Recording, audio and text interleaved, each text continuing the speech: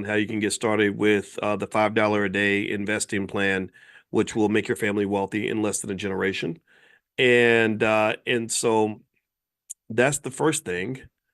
The second thing I wanted to say was I actually put together some stocks that I can share with you today that are expected to do well in the event that you are in support of a Kamala Harris presidency. If Kamala Harris is elected, these are some stocks that are expected to do well. So give me 1 second and I'll share that list with you.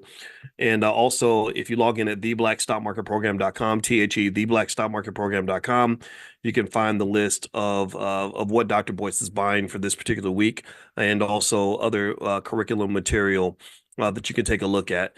All right. So anyway, I hope everyone's doing well. And so what I'll say to you right now is, in terms of the stock market, the big conversation is around interest rate cuts, when the Fed is going to make their move, what the cuts are going to look like for the rest of the year. That's very, very big. And also, the economy seems to be humming along pretty strongly. There are some indicators that it could be slowing down just a little bit. But for the most part, economists are really impressed and surprised that we were able to have what they call a soft landing, which is basically where you haven't you recover from inflation, but you don't get hammered by an economic downturn trying to control inflation. Because typically, what can happen is that when you're fighting inflation the way we had to fight inflation during the pandemic, in many cases, you'll see some sort of an economic decline or even a collapse as a result of that, because you have to pretty much slow down the economy in order to slow down inflation. Well, they've kind of pulled it off. They did a really good job of striking a nice balance between the two, and I'm super impressed by that. And so that's the first thing I'll share with you in terms of what's going on. I'm going to pull up some news stories so we can kind of talk through some of this. And also, I'll share some of those stocks in a second that I actually like right now that you can feel free to take a look at. All right. Okay. So all right, so the first thing is also those of you that are in the Prime program. Last night we did a session where we were talking about generating income from stock options. A lot of these stocks that generate options income, they are cheaper now, which is a buying opportunity. It's a chance for you to hop in and get some of those assets cheap.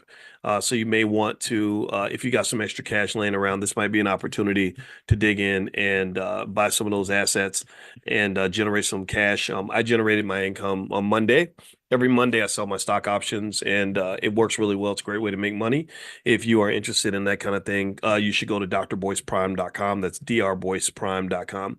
So I'm looking at right now on CNBC is that it looks like the headline is that the S&P 500 fell, but actually it didn't fall. Right now, at least the Dow anyway, which is not the same as the S. Okay, the S&P 500 fell, but the Dow went up a little bit.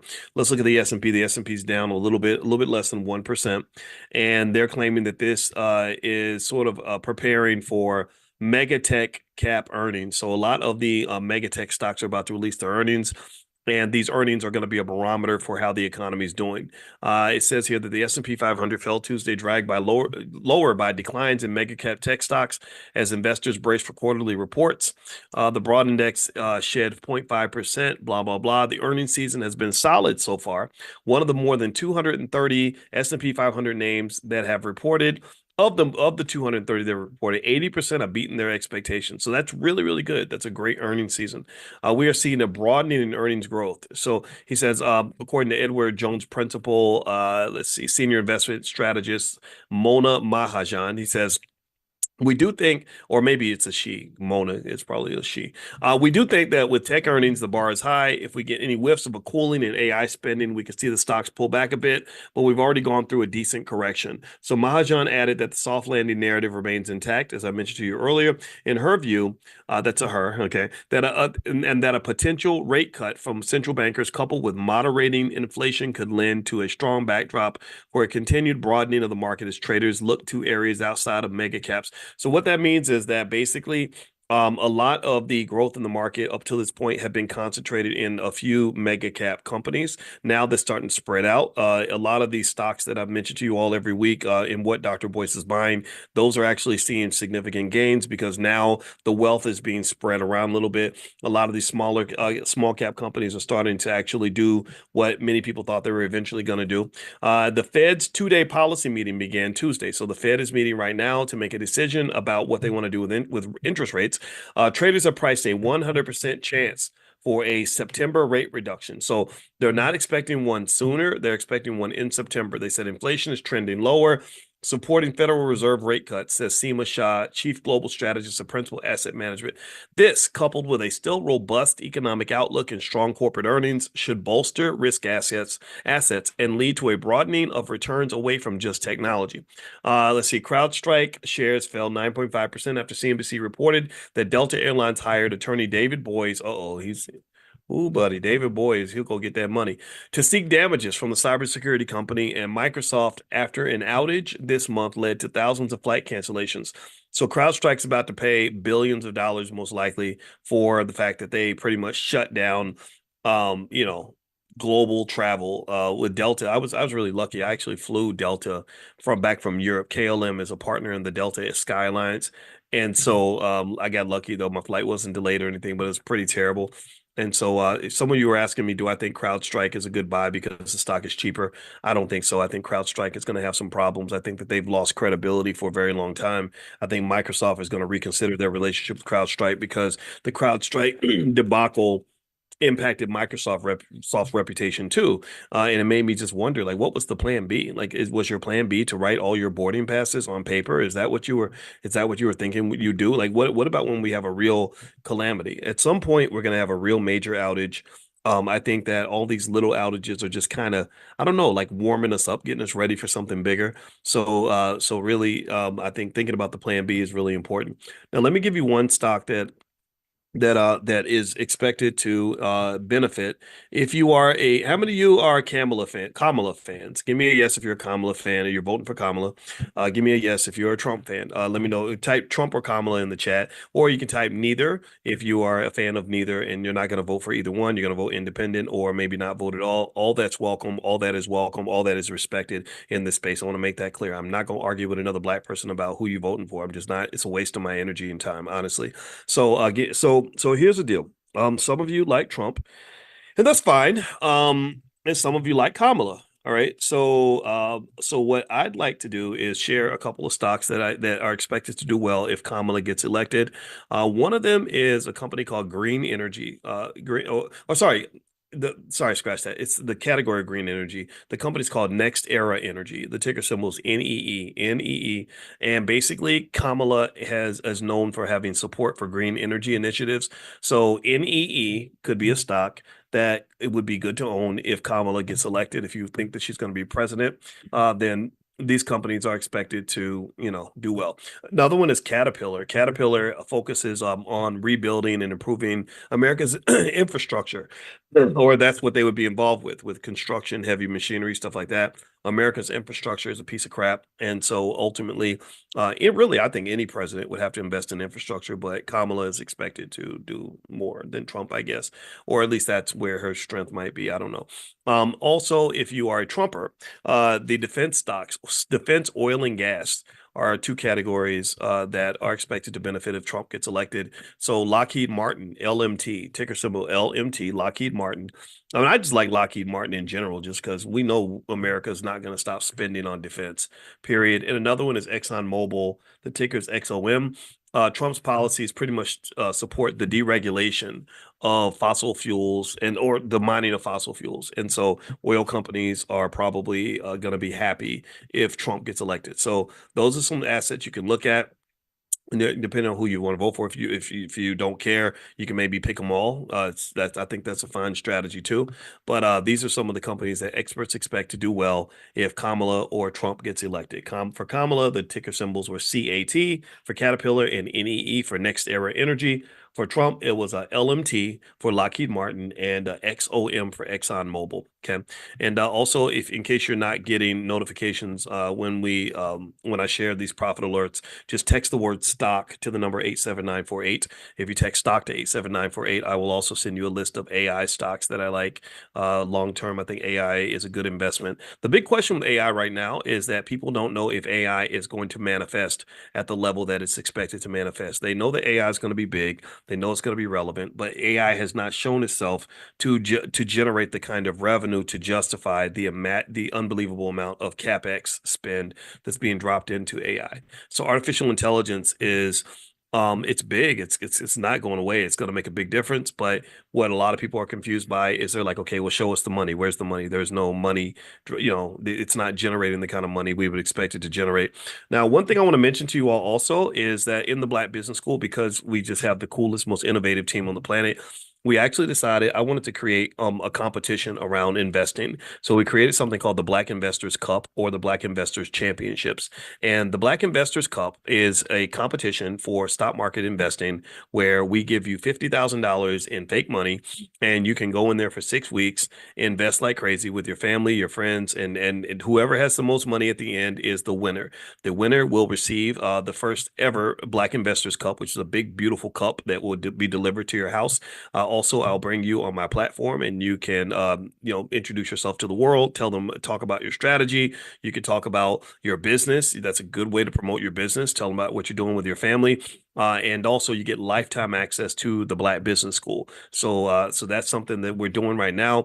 The URL that's going to be set up is going to be blackinvestorscup.com. I don't know if the URL is connected though to that platform yet, so don't use it just yet. But if you want to receive notification on how to sign up, just make sure you join the Money in the Morning Economic Consciousness Training class that we do in the morning. So you can do that by texting the word morning to 87948. If you join that class, you can join for free. You can join every morning. We do this 7 days a week, and we talk about Black economics. So text the word morning, MORNING, to 87948, and I will send you a link. And Amani's in the chat also inside the Zoom, and she's also shared the link. And is that the code? The code is Black Investors. Is that the code to get in for free? Okay. All right, great. So yeah, so hit that link, and Amani's giving you the information inside the chat. But also, if you're not inside the Zoom, you can actually just get on the text list, and I'll text this out. So text the word morning to the number 87948. And not only will I invite you to join us for the Black Investors Championship, we will also invite you to the special real estate event that we're having with Constance Carter this week, who is our Dean of Real Estate right now. So we have a lot of cool stuff going on. And Princess Gigi says she's looking forward to it. Yeah, I'm looking forward to it. I'm going to compete too. So we'll see how we can go. We're going to have a leaderboard. So we're all going to be competing with each other to see who the top Black investor in the world is. That's what we're going to. This is our world championship. We don't care what everybody else is doing. We got what we going on. We got the important stuff happening right here in our community. All right. So let me just tell you a little bit more about what's going on in the economy. This is not going to be a long session today. If you have a question, you can put it in the Q&A section if you're inside the Zoom. If you're not in the Zoom, then you should definitely join the blackstockmarketprogram.com, and then you can come into the Zoom and you can send me questions. I'll answer your questions directly. What's happening here, I'm going to read a little bit to you. It says that consumer confidence has beat expectations. The Conference Board's Consumer Confidence Index rose to 100.3 this month from 97.8 in June, even as consumers felt less optimistic about current business and labor market conditions. So what they're saying is that consumers are more confident than they expected them to be, but that does not mean consumers are more confident than they typically are. You understand? It's like they have an expectation of the level of confidence that consumers have. We exceeded the expectation, but that does not mean consumers are generally confident. And so it says here that even though consumers remain relatively positive about the labor market, they still appear to be concerned about elevated prices and interest rates. Uncertainty about the future, things that may not improve until next year, Conference Board Chief Economist Dana Peterson wrote. Expectations for future income improved slightly, but consumers remain generally negative about business and employment conditions ahead. So consumers are negative. They're just not as negative as they expected.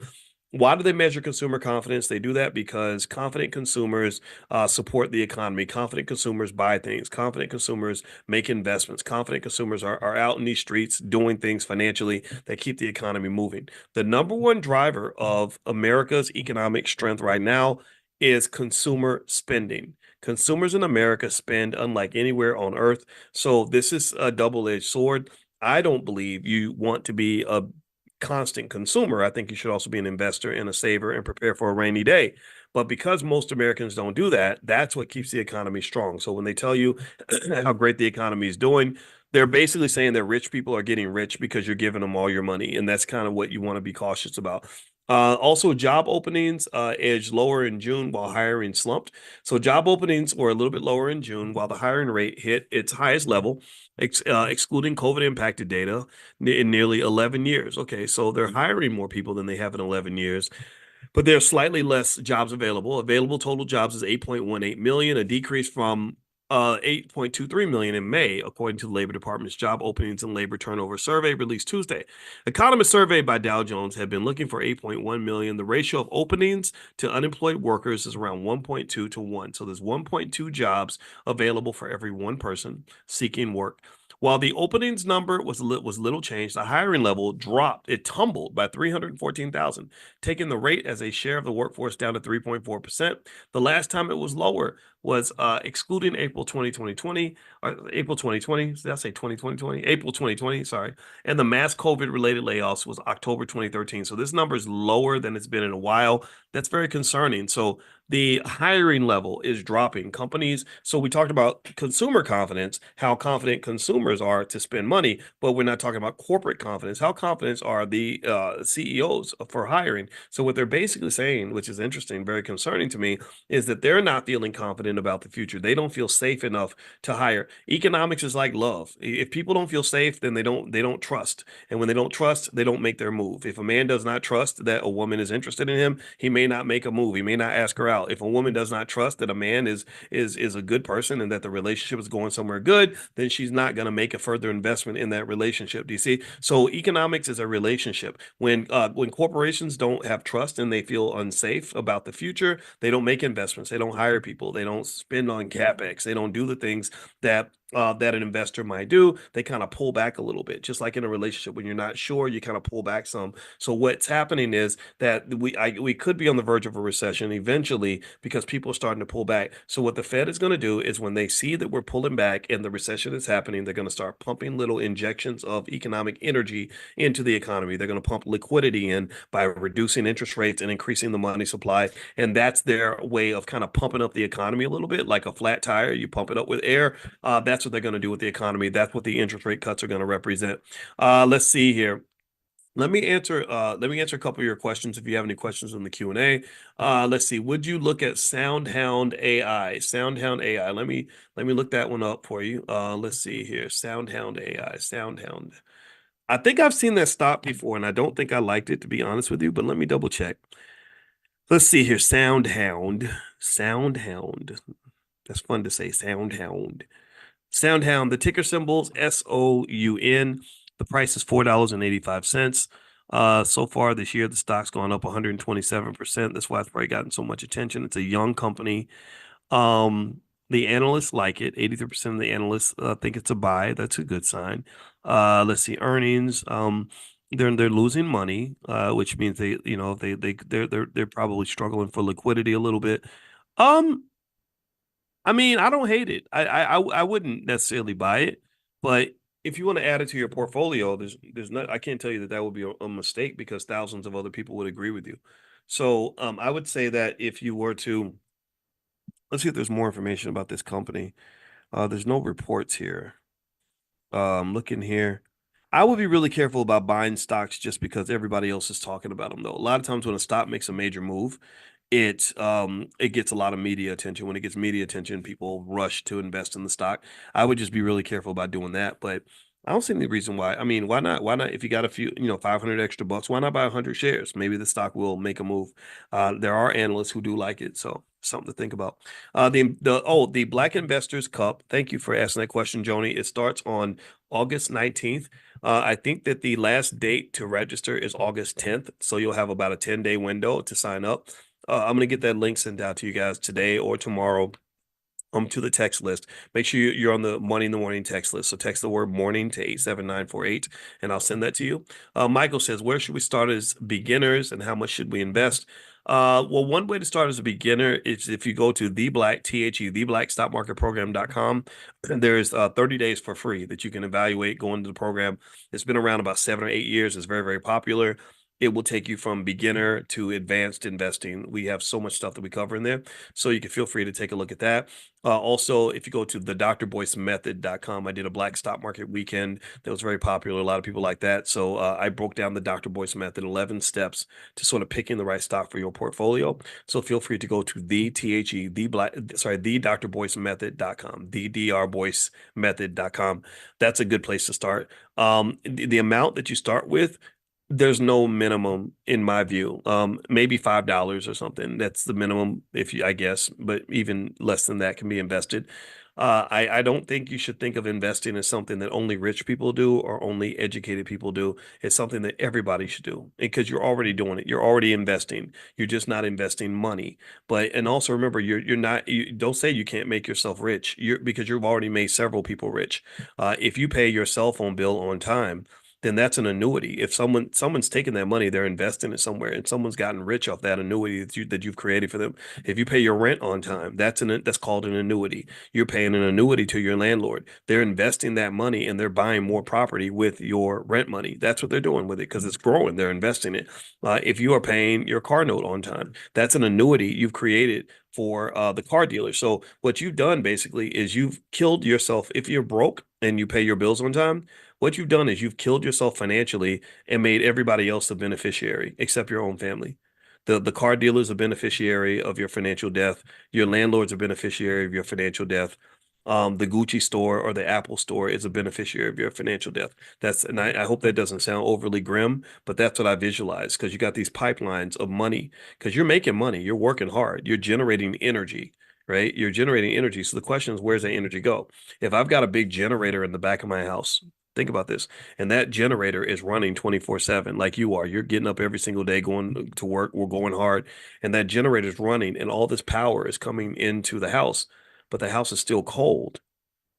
The house is still cold. You got to ask yourself, like, what's going on here? Well, probably because you got windows and pipelines where the energy is going out, it's being spread out to other places. So your economic energy, money is energy. Money is energy. Your economic energy is being sent out to other places, and some of it should be reserved for you. Some of that energy has to be kept in the house. And to keep it in the house, you got to shut the window. If you shut the window, then you'd be amazed at how quickly your wealth grows. And what do I mean by that? Well, it means that if I'm spending 500 a month with my car dealer, I should be putting 500 a month in my investment portfolio to match that. So that means that as the car dealer gets rich, I'm getting rich too. That's all I'm asking you to consider. So again, theblackstockmarketprogram.com. You can get started there. Amani put the link for the Dr. Boyce Method, thedrboycemethod.com. That's another place you can go. We got plenty of assets in the Black Business School. If you're not sure what to do, where to go next, you can email our support team. Their email address is support@theblackbusinessschool.com. That's support@theblackbusinessschool.com. So just follow the Panther. Panther's behind me and on my shirt. Follow the Panther, and the Panther will guide you to a family legacy that you can be proud of. All right, so let's see here. How many analysts do you need to consider when looking for researching stocks on Robinhood? There's no magic number. I think analyst reports are important though, because analysts know more about the company than you do. And analysts cannot predict what a stock is going to do. Don't ever believe analysts just know for sure what's going to happen. They don't. What analysts can do, though, is they can help you understand what you're getting into. Analysts can tell you, what the characteristics of that company are. They can tell you about the risk factors, the things that you got to kind of think about. So think of it like a football game where you got, two really good teams playing against each other. Let's say the Philadelphia Eagles are about to play the San Francisco 49ers or something, and you don't know who's going to win. Let's say that they're evenly matched, so you don't know who's going to win, but an analyst could tell you, you know, what makes each team great. They can say, "Oh, the Eagles, they got a great quarterback, and look at their wide receivers, and their defensive line is amazing." And look at the 49ers, "Oh, they got the best defensive backs in the league, and their special teams are really good." They can tell you, but they got to watch out because their quarterback is a little bit weak. Do you see what I mean? So they can help you describe the texture of the situation. Okay, that's what an analyst can do. An analyst report can just tell you, like, okay, this is what's going on in the company. This is what you're in for. But generally, I almost look at it like, if you date somebody and have a relationship, Nobody is going to be perfect in a relationship. Um, Everybody's going to have good and bad. And maybe when you're picking, like when I pick my wife for better or for worse on her good days and her bad days. And on her bad days, she can be pretty bad. On her good days, she can be amazing. And so maybe what you're looking for are situations where the good outweighs the bad, or at least situations where you're okay with dealing with whatever comes, because it's not just the unknown that you're dealing with. You're dealing with the known, the unknown, and then you're dealing with the unknown unknowns. So the known is the stuff that you know. You know what the company, how much money the company's made, how much they have in assets. You know how they do business right now. All that's public information, that's publicly revealed. What you don't know is how this is going to play out in the future. Maybe they're in an industry that's going to go into decline. Maybe their CEO is going to die tomorrow. Maybe they're going to make a bunch of bad decisions and have a bad 5 years like Disney did. You don't know that. But then you got the unknown unknown, and the unknown unknown is just the fact that the world is constantly changing. So while we know Disney is a big company that makes a lot of money, and they made most of their money through telling stories through with these cartoons and developing these brands that they monetize in various ways. What we did not know was that Disney was going to have like a 5 or 6 year period where they just were terrible. They oversold the Marvel franchise and made a lot of mistakes. But what you don't know. So the unknown unknown is things like streaming. The world changed. Suddenly, streaming becomes this big thing. So now Disney is trying to reposition itself as a streaming giant in a world where 25 years ago it was all about things like network television. 25 years before that, TV didn't even matter, right? So really, it's like this constant change of the economic operating environment. So this is where maybe things like having confidence in the quality of the management of the company can go a long way. So if you have confidence, like I have confidence in the management at McDonald's, that that no matter how the world changes, McDonald's is going to adapt. I believe they just have people that are smart, that know how to figure out how to sell hamburgers in a new in an ever-changing world. So things like that can go a long way in picking the kinds of companies that you want to be in bed with long term. I'm a believer in the stronger, more stable companies. These penny stocks, like that little stock your cousin recommended to you that cost 48 cents, chances are that's a company that's on the brink of bankruptcy. That's a company that's had some struggles. That's a company that doesn't always know what it's doing. That's a company that's going to have a tough time growing and surviving. So just be really careful about that kind of thing. But then again, though, sometimes you meet a diamond in the rough. Like, I'm super proud of our son who introduced me to the Nvidia stock. He convinced me to buy it years ago because when you're a bonus dad, it takes time to get to know the kids and stuff. So I saw him playing video games, so I decided to learn how to play video games. Some of y'all may have seen me play video games online for fun, and people are surprised by this, but I'm not. I love it. It's so much fun, and I got into it because I used to love it, and I saw that he played video games a lot, and I was like, oh, maybe if I learn how to play his favorite game, we'll have something to talk about. So I sat there and clumsily, I mean, I was so clumsy, I was terrible, and I learned how to play. And then it worked. We got time. We had something to talk about. We started playing together. And then one day he says, "Hey, you should buy Nvidia stock." I said, "Well, why do you think I should buy Nvidia?" He said, because I was interested in what he was doing, he became interested in what I was doing. And he knew that this guy his mom married is into stocks and investing. So he's like, "Yeah, why don't you look at Nvidia stock?" And I said, "Okay, tell me why." And he said, "Well, Nvidia makes the chips that we use in our video game." And I was like, "Oh, okay, sure." And so I bought a few shares and didn't even think about it. And I kid you not, I bought $5,000 worth of Nvidia stock that day. That stock years later was worth about $100,000. So he literally made me a bunch of money, and it was literally an investment that I didn't even think about. And that's really a lot of times where wealth can come from. It's like if you're just in the game, then you have a chance.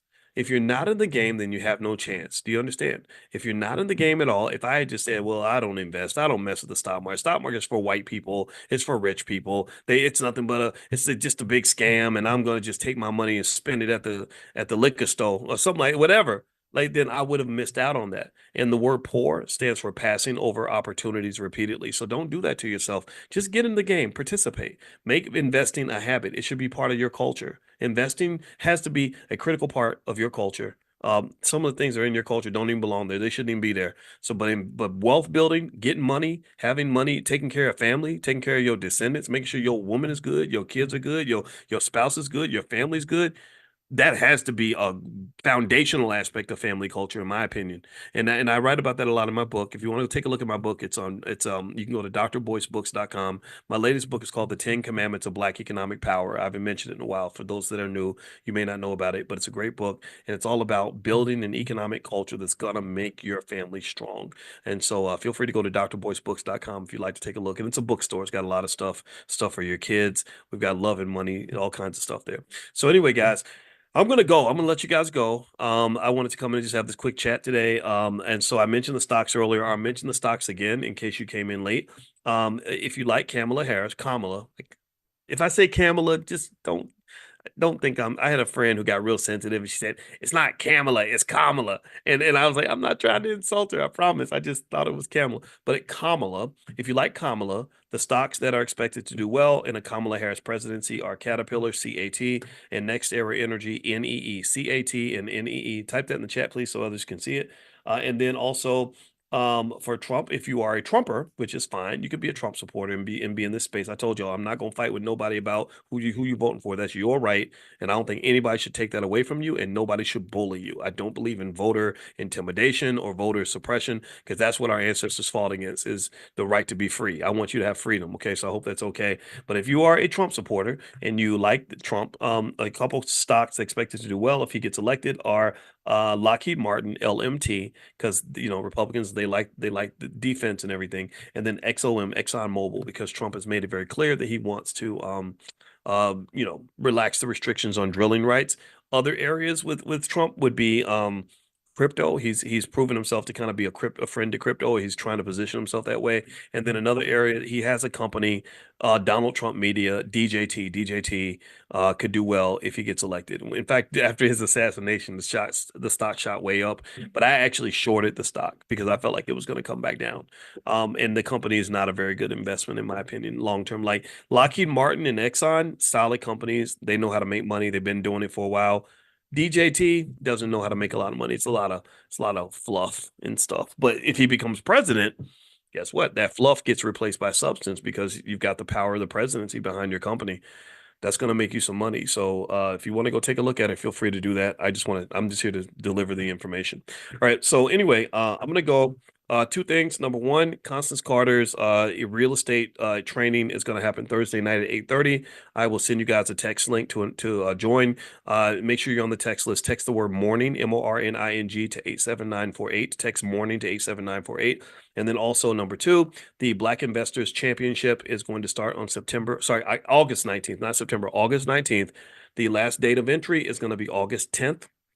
And everybody in the Money in the Morning class, the fee is $69 to join the competition, but the fee will be waived if you take a free, use the free access for Money in the Morning. So if you are a member of the Money in the Morning class, where we do economic elevation every morning, 7 days a week, it's completely free to join. You can get in for free. We will have the fee waived for you. So text the word morning to 87948, and I will put you on the Money in the Morning list. If you can't do it that way, you live in another country, just go to drboyceelevate.com. That's drboyceelevate.com. Okay, guys, I gotta go. I'm gonna be busy next week. I'm going to Egypt on our group trip. We're all doing a group trip in the Black Business School to Egypt. I'll invite you guys on the next one if you want to join us. It'll probably be South Africa. So have a good day, everybody. God bless you, and I look concepts that we can discuss in financial consciousness training, because as I mentioned to you all, in general, the world is a classroom, and in fact, everything that you ever read in a textbook, a lot of you went to college and learned a lot of stuff, but everything that you learned in a textbook really came from the real world. So rather than going to the books, I'd rather go to life and point out things in life that will help you to understand Black wealth concepts on a deeper level and elevate your financial consciousness. Also, remind me, don't let me forget. I follow closely with all this stuff going on with Trump and Biden and him dropping out and everything else. And again, I don't want to get into the politics of whether or not you think Biden or Trump or Kamala or whoever should be president. I'd rather talk about economics, Black economics. I think that's where the difference can be made. I think that's the thing. That's the one thing I've seen actually that really improves a person's life in America is where you are economically. I think I saw a study the other day that showed that the Asian community is ranked number one when it comes to wealth and economics. Their incomes are higher than even white people, and I personally don't think that their wealth is going to be I think their wealth will keep them safe in a Democratic administration or Republican administration. I think that no matter who's in the White House, they're going to be good. They're going to be okay. And in fact, actually, if you really look at the dynamics of politics and how politics works, you'll know that politics is kind of driven by the money. It's not driven by the votes. The money is the tool that is used to buy the votes. Let me know if you know what I'm talking about. Like when you talk about somebody running for office, basically what the formula is I'm going to go to all the big donors and get a bunch of money. And with this money, what am I going to do with most of this money? Well, I'm going to spend a lot of it on advertising, marketing, picking a message, marketing my message. And the more people I can market it to, the more likely I am to get votes. So, to some extent, the voter is not the driver of American politics. The voter is the commodity in American politics. Let me know if you follow what I'm saying. This is a consciousness exercise in terms of something that I think is worth sort of exploring and thinking about. When you vote, someone pretty much paid another person to be able to market to you, hoping that you would absorb the message and then show up and vote. If they had not gotten that money, they couldn't get your vote. And so what the politicians unfortunately tend to do is they will talk differently to the big money donors than they speak to the voters. In fact, if you remember, the reason Joe Biden dropped out of the election pretty much was because his big money donors told him to drop out. It wasn't because any voters told him to drop out. I mean, the votes matter, of course, but the thing is that they aren't interested necessarily in appealing directly to the people supplying the votes. They appeal directly to the people who can give them the money to go purchase the votes. Let me know if you understand the difference between the two. That's a very subtle difference. And I think it's important to understand that about politics and things like that. And again, I say this without regard to who you're going to vote for. I don't care. Just, I want you to vote for yourself. I want you to vote for your interests. I want you to take care of your family. And I hope that's okay. I hope I can say that and still be loved and not get called a Republican, because I'm not telling you everybody's got to go vote for so and so. I just don't do that. Y'all know what I do. All right. So anyway, all right, so what I'm gonna do is I'm gonna send out a text right now to everyone who's in Money in the Morning, and let you guys know that we're starting class now. And so it's because I'm a bad multitasker. Give me 1 second. You're gonna get a text from me in a second. If you want to get on the text list, text the word morning, MORNING, to 87948. Make sure you text morning to 87948. And periodically I'll send you a text to let you know when we have class, and I'll also let you know when class is canceled. Because as you guys know, when I was in Europe this week, I had to cancel class a few times, mainly because the travel schedule. I didn't know I did a father daughter kind of business trip with my daughter, and literally she scheduled, I think, us to go to about 5 or 6 cities in a 7 8 day period or something. So I was always on a train. I was always moving. I was like, okay, girl, next time let me sit still for a minute so I can handle my business. And she got it. It was my fault because I delegate things. And so the whole year she was like, so what do you think about this? What do you think about this? And I would be like, oh, I'm sure you got it. You got it. Whatever you think is best. I trust you. I should have been more hands on. I should have like looked at because I looked at the schedule and I said, "Oh my God, we're literally in this city only 12 hours. Like what?" And so she's super smart though. She went to Columbia, and she's not my biological child. If you saw two of my kids, you would know that they were not my kids, because one of them 6'2" and the boy is 6'9". But I love them like my own. My son, I talked to him this morning, and I love being a parent. I'm telling you, if you want to know the greatest most impactful thing you could ever do in life, like raise kids, man. I mean, I just think it's great. I don't think that people understand how important that is, how important that is for wealth, right? How important that is for wealth. I mean, you got to understand, if you don't raise good kids, your wealth will be depleted. Like, do you understand that? If you don't teach your kids, because your kids are your family is like this business, and your children are going to take over the business one day. And if you don't train them on how to run the business, they're going to let the business fail. The business will go bankrupt. The business will go bankrupt. And so trillions of dollars in black wealth gets lost because black families are pretty bankrupt. Black families have been destroyed on a systematic basis. And I'm very angry about this. I'm very upset about this. And I know some people may think I'm extreme about being mad about this, but to me, the problem doesn't go away just because you forget about it. The problem doesn't go away just because it's 2024, and you're not thinking about the things that happened in 1994. I think about things like the Biden crime bill all the time because I think about what devastation it caused, what kind of trauma it caused. I think about the war on drugs a lot because I every time I see some young kid, who could be out here achieving great things and building wealth and building a great family, but they're out in the streets thugging or going in and out of jail or hooked on drugs or doing horrible things to women. I think to myself and I say, gosh, if that young man had come from a stable family, he would be an asset to the community instead of a liability. He would be something positive instead of something negative. And that's what you have. Unfortunately, a lot of the reason that the community struggles, in my opinion, particularly on an economic level, is because you have a lot of little liabilities kind of running around the community. You have a lot of people that listen to stuff, that a guy like me might say, and they think it's stupid and it's ignorant. They think that planning for the future is dumb. They think that building wealth is for idiots. They're into instant gratification. They get money, throw it up in the club, and do all kinds of crazy stuff with it because nobody ever taught them anything different. Nobody ever taught them about wealth preservation. See, you got to understand. Let me just give you a quick wealth lesson on this. I saw something interesting where the founder of Starbucks, Schultz, I think it's his name. Let me see who created Starbucks. Let me see. The founder of Starbucks, he wasn't the founder, but let's just see his name. I think his name was Schultz. Uh, no, he Howard Schultz. He wasn't the founder. He bought Starbucks from somebody else. And I saw the story from Howard Schultz where Howard Schultz was explaining when he wanted to acquire Starbucks. And he said, I was a young guy, I didn't have much money, and I was kind of a squirrel trying to get a nut. And literally, he said that when he went to acquire the company, he went to some business partners to try to get them to help him raise the money to buy this company. Because he says it's a great coffee company. I think Starbucks can do great things.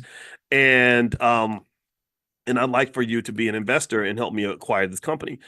And so, so what happened was he said that he found out that the person that was going to sell him the company tells him, he says, look, I got an all cash offer for this company that's better than yours. So I'm sorry, I'm going to have to sell it to this other person. Well, he finds out that the person who made the offer to buy the company was one of the business partners that he took the deal to. So literally, it's like a relationship where you go and you tell your girlfriend how great your man is, and next thing you know, she's trying to take your man, right? And literally that's kind of what happened with Starbucks. So he found out that the person that was trying to buy the company up from underneath him was literally one of the business partners that he had pitched the idea to. So he had kind of given him, and here's the thing: these accusations this kind of stuff happens all the time. Even people like Tyler Perry, unfortunately, I don't know if he does it or not, but on Fly Nubian Money the other day, they were talking extensively about the numbers of people that have kind of tried to make the argument that Tyler Perry will have these open door policies where he says, "Hey, come on in, tell me about your idea. We'll consider making a movie from it." And then next thing you know, they say, "Oh, well, we don't like your idea. It's not a good fit." But they claim that a few months later, Tyler will come out with a movie that's similar to the script that you submitted, and that's why people like attorney Nicole Compton, who actually at some point I'm gonna bring Nicole in here. She's been a part of the Black Business School a long time. She has an MBA and a JD. She had a baby at the age of 15. Her family is one of those extraordinary Black families you should know about. I think that she had literally four sisters that were all valedictorians at the same high school. Like, and she wasn't one of them. Like this is a badass family. I mean, just talk about Black excellence. You talk about Black families that we don't know about that are doing amazing things. That's the family she came from. But anyway, attorney Nicole Compton, who is on the Fly Nubian Money Show, which by the way, it happens every day at 1 p.m. Eastern. If you text the word Queens to 87948, they'll send you a link and let you know when the show's happening. So text Queens to 87948. But anyway, attorney Nicole Compton was kind of talking about ways to protect your work, right? So when you go in this space where you're pitching things, you have to know that you're vulnerable when you make the pitch.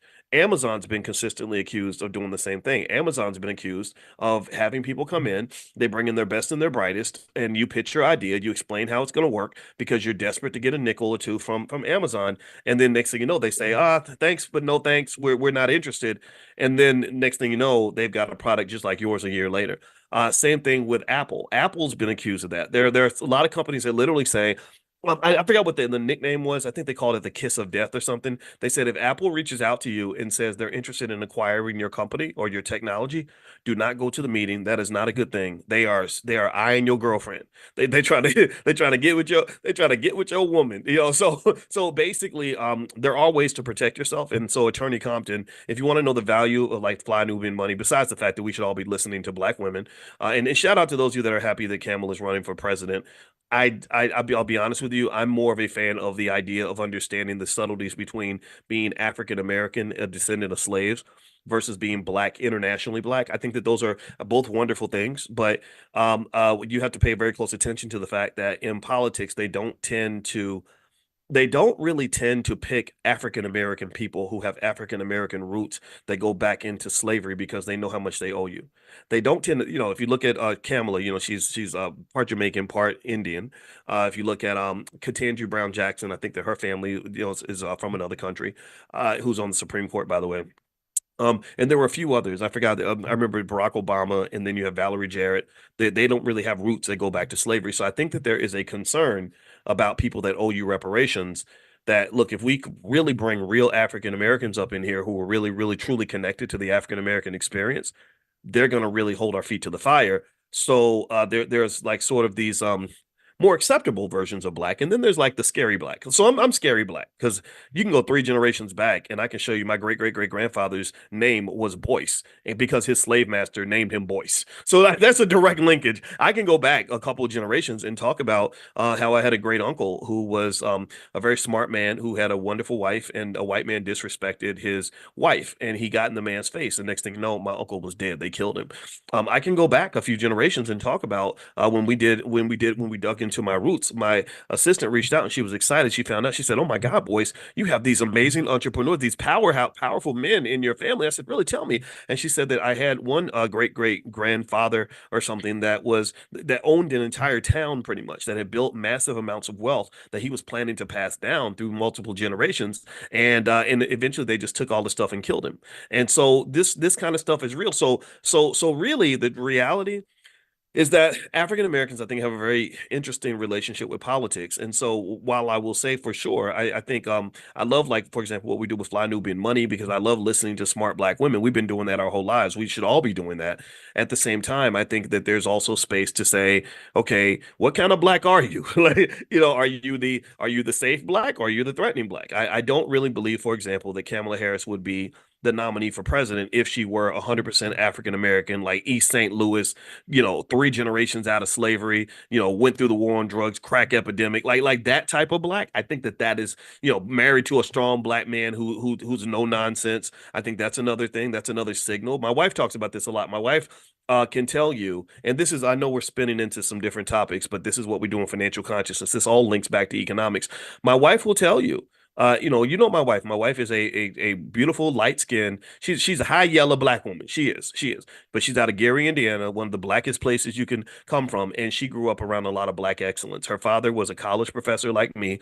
They say you marry your parents, and so it's ironic because my wife's dad was a college professor, and my mother was a social worker, which is, my wife's a social worker, and I'm a college professor like her dad. So they say you marry your parents. That's why want to have good parents. So anyway, so my wife will tell you, she'd be the first one to agree that when she married me, when the people that she works with, the white folks that she works with, who don't hire African American males, they've not hired, they don't have one single African American male in any department on the entire campus of the university she works for. When they saw she married me, they went from here to here with her. The treatment that they gave her just really changed. In fact, there was one black man from Nigeria.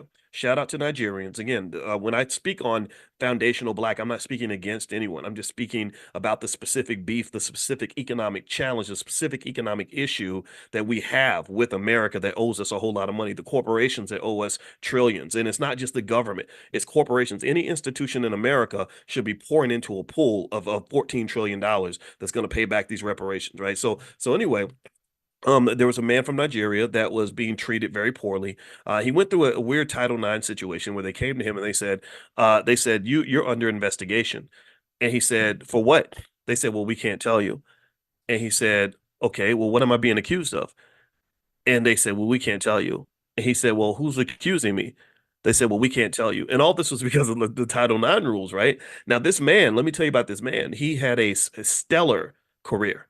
He done everything right. He has a PhD in his field. He's damn good at what he does. He's never had an incident with anybody, right? And but yet he was under this cloud of investigation, this stress. And a lot of y'all know this. A lot of y'all know about the stress and the microaggressions that happen at work. That was his stress. So he reached out to me and my wife worked with him for a long time, so she stood by him because that's what she does. She'll stand by the black man that she works with. And I remember he reached out to me because he said, "Hey, can you come and sit in on these meetings because they're bringing in this big law firm to investigate and they're going to interview me and I'm really mad about it." And I said, "Okay, I'll sit in. Sure, I'll support you." And now I told him, I told him, I said, "I think you should sue them." I said, this is crazy. This is inappropriate. They're not even telling you what you're accused of." And so let me tell you what happened. This is a true story. So they spent a whole year investigating this man who spent 20 something years in his career doing his black job and doing it damn well, and had a stellar track record, made tenure, all that stuff. They found out that the person that accused him was a student, a white girl from 2 years earlier that he didn't even remember, who said he said something in class that made me uncomfortable. I'm not kidding. That's what it was. It wasn't like he had a student in his office and he felt her booty. It wasn't like he was sleeping with a student or something. I saw that when I was at Syracuse. I saw a black man who slept with a student. And I said, "What are you doing? That's crazy." It wasn't anything like that. It wasn't like he cussed her out or harassed her. No, she literally said in class that something he said in front of everyone in the class made her uncomfortable. No one else said this. No one else agreed. They interviewed everybody. They put the microscope on this man, and when I saw what happened to him, it made me think about the book I wrote years ago called "What If George Bush Were a Black Man?" And in that book, one of the things that I mentioned, and this is another subtle point that people don't discuss very often, is that the challenge of being black in America is that you're under such a microscope that you don't have the same privilege of making the same mistakes as everybody else. That you have to be excellent and perfect. When you get attacked or scrutinized, you have to reach this bar where you're proving that you've never made a mistake, which is a damn near impossible bar to meet. Whereas, mediocre white guys get pushed through the system all the time. It ain't nothing for a mediocre white man to get an opportunity, but for black people, it's like, well, 3 years ago we found out that you broke a paper clip and you bought some pencils and didn't pay back the pencil dispensary. Like they will go up your ass over some tiny stuff. So this man was under investigation for something that he didn't do. He didn't even remember having talking to this girl. And it turned out she got a bad grade in his class. So I think this was retaliation. I think this was an attack from somebody who just was mad, maybe because he didn't give her the grade she wanted, and because what he said in the class wasn't even that bad. You know what I think it was? I think that like it was he had some students that would sometimes have babies, and they would have baby showers for the students that had babies in the class. And there was one student that was pregnant. I think he said something like, "So when do you hatch? When does the baby hatch?" And he said something like that. And I think that might have been what triggered this lady. So long story short, when my wife stood by this man, when she gave him support, oh, she got stamped and labeled as the radical black woman. See, it ain't just when the black man gets when the black man gets marginalized for being clear and honest about who he is and what his experience is, and it shows he's not afraid. It's not just him that gets hit. It's the strong women who stand by that man. They get hit too sometimes because you got to deal with the financial fallout. Or that man who don't want to help you pay no bills no more. He doesn't want to hire your husband. He doesn't want to give him opportunities. And you got to deal with the emotional trauma of him being pissed off all the time because he worked his ass off. He did everything right. He went to school. He got the MBA. He got the bachelor's degree. He showed up to the meetings on time and still did not get the opportunity, still did not get the promotion. He's still in a space where he hasn't reached a fraction of his potential. And I'm gonna just tell you that if you want to know my black experience, that's what it's been. And I can just tell you, and this is why I have such an appreciation for black women and black men who stick by each other. I really do. I think that there's a difference between and again, let's circle back with Kamala. I'm not saying Kamala didn't have a right to marry Dougie. I got people in my family that marry people who are not black. So I'm not here to speak on anybody's relationship. But I think that there's a difference between the black woman or black man who marries another black person versus the black woman or black man who says, "I'm just going to go white because it's an easier pathway to the top." I think that if you look at the pattern, if you notice the pattern, this happens a lot in Hollywood, from Lee Daniels, he had a boyfriend, not a girlfriend, but still, to Lee Daniels and to others. The lady who does that really good show, Abbott Elementary, and others, you'll notice there's a pattern in terms of the types of non-black people that they will marry. In many cases, they're from the Jewish community because there's a lot of wealth and power in spaces like entertainment, banking, and politics that you can connect it to. Ketanji Brown Jackson's husband, I don't know if he's from that community, but I know that he's like sixth or seventh generation Harvard, and Harvard is wields a lot of power. You can't get to the Supreme Court if you're not connected to Harvard, Yale, Stanford, stuff like that. Sometimes you luck out, but for the most part, you really don't. There was one point in time where I believe every single Supreme Court justice either went to Harvard, graduated from Harvard, or attended Harvard. The only exception at that time was Ginsburg, who went to Harvard, but she transferred because her husband got a job at Columbia. But still Ivy League, still very elite. And so with my wife, one of the things I thank her for is I say thank you for getting down in the dirt and down in the mud with me as a black man. I know the stress that you're probably getting when they Googled your husband and they started treating you different because they know my track record. They know I don't play when it comes to racism and all that stuff. I know what kind of flack you got when you stood by that black man on your job. I get it. That man deserves your support, and I'm so happy you stood by him. But when she did that, she got flagged, and that's what America does. See, this is an interesting commentary about America, in my opinion, where we got to understand that's what happens. You can be flagged as a certain kind of black person, and that will affect what kinds of opportunities they choose to give you. So the signals that you send in order to not be flagged might be, hey, no, no, no, no, no, my husband's white. Here's Dougie, right? Or no, no, no, I got a white wife. She's a Republican too. Whatever it is, right? And then they're like, oh, okay, you're cool. You can come into the club. Here you go. Here's your VIP pass. You can go on in. But you show up and you acting black and you got that black spouse and you talking and you really care about the black community and you really care about what's happening with us and solving black problems. It's not going to be easy for you. I think that the closest that I've seen that's really excited me actually was Michelle Obama. I think Michelle Obama just remarkably has been able to maintain a lot of popularity despite the fact that she seems to have those roots that I was talking about. But if you notice, why do you think Michelle Obama doesn't want to be president? I think it's because Michelle has the same sentiment that someone like I do. She sees what I see. She feels what I feel. And she's like, this is a bunch of BS. This is a bunch of crap. So I think that there's a disconnect in America. There's a disconnect when you're black versus when you're not black, and that divide has not been bridged. So what's the solution, right? I always talk about we talk about the problem, but I don't want to stay on the problem. I want to talk about the solution. Well, a big part of the solution is black owned businesses. A big part of the solution is start building wealth and put as much energy into things that are black owned as you put into your black job. Your black job can be taken away from you at any moment. Your black job does not belong to you. Your black job cannot be passed to your children. Your black job is not an asset. Your black job, to some extent, for some of y'all, is a liability. Your black job is a label in many cases, and we take pride in these labels. Well, what's your black job? Well, I'm the senior manager at Procter and Gamble. But your name ain't Procter and your name ain't Gamble. So what are you bragging about, dude? Like, I'm not saying that's bad. I'm not making fun of you, but you carry a lot of swag for somebody who is basically an economic babysitter. Like you're babysitting someone else's wealth. You're like like a financial security guard. Like you're guard, and there's honor in that. There's a lot of I watch Game of Thrones and stuff. There's a lot of honor in being part of the king's guard and protecting the king's wealth. But at some point, I want to know, where are the real kings out here? Where are the queens out here? And why ain't we raising more kings and queens? Because as much as we can for sure 100% agree that you need all of the workers and you need all the support systems in place, you need all of that for sure. But you also need a king. You also need some leaders. You also need to make sure that when a kid comes out, when God blesses us with $1 trillion asset, like some young child who has extraordinary capabilities as it pertains to technology or extraordinary ability as it pertains to leadership, that we groom that child and prepare them, groom in a good way, not in one of those weird ways, but groom them and prepare them for their destiny. We prepare them to be the person that can not just go seek a black job, but can figure out how to create a black job. Some of y'all got kids that are literally supposed to be Neo in the Matrix, and you're raising them up to be scrubs. You cannot, the worst crime in the world, in my opinion, is to take an extraordinary child and do everything you can to let the culture make them mediocre.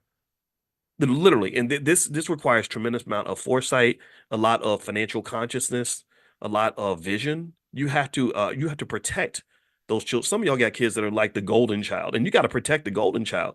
What do you have to protect them from? Well, you got to protect them from a lot of mediocrity that's in the culture. You got to protect them from the bullies that are going to make fun of them because he's really good at chess or because he wants to make good grades on his math test. You got to protect them from a lot of the people and a lot of the influences that are going to divert them or make them feel bad about who they are. So things that we think don't really matter much, things like just self-confidence and really breeding that which self-confidence is connected to self-love, self-respect, and self-awareness, self-knowledge, self. Having all that in place is very important because you don't want them to be taken off their track. Because let me tell you a story. So let me finish the story early. I was telling you all about that story with Bill Gates and or sorry, the Starbucks CEO, Charles Schultz. Is it Charles? I think it's Charles Schultz. Anyway, he was trying to buy Starbucks, right? And he goes in and he goes to these investors and says, "Hey, can you help me raise the money?" And all the investors are like, I don't know, we got to think about it. And then he goes back to the person he's going to buy the company from, and he says, "I'm sorry, man, I can't sell it to you." And he says, "Well, why not?" He says, "Well, because I got an all cash offer, and it's much better than yours." So he's like, "Well, how did this happen? Like, where did this come from?" So he finds out that the person that made the offer was somebody who he actually pitched the idea to. He asked this person to be an investor, and the person said, "Well, why would I share the money with you when I can just keep it for myself?" This happens a lot in business. It's happened to me. That's life. So here's what he does. Listen to this. So he tells the story to his friend in Seattle. His friend happens to work with Bill Gates, not Bill Gates that you know, not the Bill Gates at Microsoft. He worked with Bill Gates Sr. See, a lot of people don't know that Bill Gates is a junior. He's not the original Bill Gates. The original Bill Gates was Bill Gates Sr., who was his father, this big, tall, big, gigantic man, very bold, just very strong and a business leader in the Seattle community. He was the man before his son became the man. At that time, Microsoft was pretty much nothing. His daddy was the man. So he goes to his daddy and he gets a meeting with Bill Gates and he tells him about Howard Schultz. Thank you. I said Charles Schultz. That's peanuts. That's Charlie Brown. Anyway, so Howard Schultz sits down with Bill Gates and he tells him the story of what happened. And Bill Gates goes, "Is your story true?" And he says, "Yes, it is true." He says, "Okay." So he says, "I want you to come with me."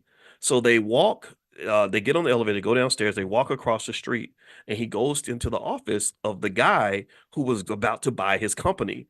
Right. And Bill Gates' dad stands over his desk and he says, "I'm gonna tell you something, I'm gonna tell you this right now. You cannot buy this company, you will not buy this company, and neither Howard Schultz nor Starbucks is ever going to hear from you again. Is that clear?" And the guy was like, "Okay, okay." And he completely backed off. He completely backed off. So as a result of this brash move, Howard Schultz was able to acquire Starbucks. And then he became a billionaire because of it. And Starbucks became the big, massive international behemoth that it is. And so I love this story for a couple of reasons. There's so many thoughts that go through my head. Oh my gosh. First is generational legacy and really opening pathways for our children. We know Bill Gates would not be Bill Gates without Bill Gates, if you know what I mean. Bill Gates Jr. would not exist without Bill Gates Sr. Martin Luther King Jr. would not be who he is without Martin Luther King Sr. If you are impressed with Martin Luther King Jr., I need you to take a moment and go study Martin Luther King Sr. He was a bad boy. He was a strong father. He held that house together in an amazing way. If he had not done that, there would be no Martin Luther King Jr. There wouldn't be. And even if you happen to be a Republican, you might find it interesting to read the story of Fred Trump. Fred Trump, who's Donald Trump's father, back in 1913. He was born in 1913 when he was 13, 14 years old. His father died. He used to go fix houses for rich people, and he realized something that I've talked to you guys about. He said, "Wait a minute, why am I fixing houses for rich people when I could go own these houses for myself?" So he started to acquire properties in New York, and next thing you know, he had all this money, and that's allowed him to clear a path for his son, Donald Trump, to become whatever Trump is right now. Again, I don't know, I don't care what your politics are, but you can learn from everybody. So that desire, that need to understand the vision and to be able to clear paths for people that you care about is something that I really want you to consider and I want you to embrace. I want you to understand how important that is for success. I do you understand? I don't know if I told you all this story, but the only reason I have my PhD is because they were beating up on me pretty bad because the racism's always been there and I'm a big mouth, so it's I'm easy to not like. I understand that. And I was having a hell of a time in my doctoral program, and there was a professor named W.C. Benton who was one of the leading scholars in the world in his field. And I told him what they were doing to me, and he went in there. I mean, he's a bad, but he's a Marine. He's brilliant, and he walked up in there and said, "Y'all keep messing with Boyce, you messing with me." And that, and like literally, when I say the Red Sea parted for my ass at that moment, I I am eternally in debt to this man. I'm eternally grateful for what he did to me, or did for me, not to me. Right. So what I'm saying is that this to me represents that power of wealth, the power of ownership, the power of mentorship, guidance, the power of actually caring about the next generation and understanding the responsibility we have to create opportunities for them. You see, opportunities, because if you don't have anybody creating things for you, then you have to go through your life as a beggar. You have to go through life kind of just accepting what life hands you. And I feel like sometimes what we get stuck in is we get stuck in beggar mode. We get stuck in like, well, I just hope that this that Mr. Charlie gives me my black job so I can pay my bills. And I just don't think that that's the best of us. I don't think that's the best that we can do. I would definitely say that when you're talking about the next generation, which is more important than our generation for sure, I really think it's important that we really think about how we're going to clear the path for these kids. So one way that you can clear those paths is that it's easier to create opportunities for others if you have a certain level of financial vision. If you have a high level of financial consciousness and institution building, a commitment to institution building, starting with things like family. Family is an institution. Your family, if it's done properly, is a multi-million dollar asset. So if you ever want to get rich and you ain't got no money, I need you to remember that most wealth does not show up in the form of money. I need you to understand that your wealth is right around you. The gold is buried in your backyard. When you spending time with them damn kids, and you say those kids are gonna grow up and become like little stormtroopers for you. They're gonna protect the family brand, but it's up to you to be clear. You have to have a clear vision and a clear path of what the family brand means. You have to be very, very certain about that. For example, the Rothschild family. Y'all know the Rothschild name. The Rothschild name is an important name because there was a Rothschild in the 1750 or something who had four sons and told his sons the Rothschild name is very important. It wasn't. No one cared what a Rothschild was, but he told them that he manifests that. Do you understand? Like I believe that the word man is short for manifest, but women can manifest also, right? Y'all are the original givers of life, so we all have the power of God to manifest. So he manifests that. He manifests that. He told the little Rothschild boys, I know you ain't nothing now. I know we struggling. I know we broke. But that name is very important. And we're going to go show the world why that name is important. We're going to go carry that banner and we're going to fight for that. And now, if you say the name Rothschild, people get scared. They're seen as this sort of secret, powerful family that owns everything, right? You talk about the Rothschilds. Go Google the Rothschilds one day, and I want you to look how deep the conspiracy theories go. That literally this family just controls everything, right? But remember, it started from nothing. So my question would be, what is in your life? What do you have? What's going on right now that looks like it's nothing, but it really could be something? Where are you going to pour life into that thing? What are you going to fight for? Because I can tell you that if you're fighting for that black job, I don't know if that's the best investment of your time. I understand we got to go to work, we got to pay bills. I get all of that. I done paid many, many bills. I understand all this. But if I spend more time with my black job than I spend with my black child, the black job ain't really going to give me a long-term ROI. The black job is something that they can take away from me in a moment. If I mess up, they're going to fire me. And if I die at my desk because I've dedicated so much energy to my black job, they're just going to replace me. They're going to haul my dead body out of the office and replace me with someone else within a week. But if I take a lot of the energy that I put into my black job and put it into my black child, well, that child's going to remember me. That child is going to be grateful to me. That child is going to go out and carry the family banner in a way that I cannot. When I'm 85 years old, that child will still be young and be able to do what I would have done if I was in my 40s. But now I'm 80 something, so I can't do it no more. And that's important. See, pouring into people is important. And let me give you a real life example. Dr. Claude Anderson, y'all see how loyal I am to him. I'm very loyal to this man. I'm also very loyal to Dr. George C. Frazier. Let me tell you why I'm loyal to these men.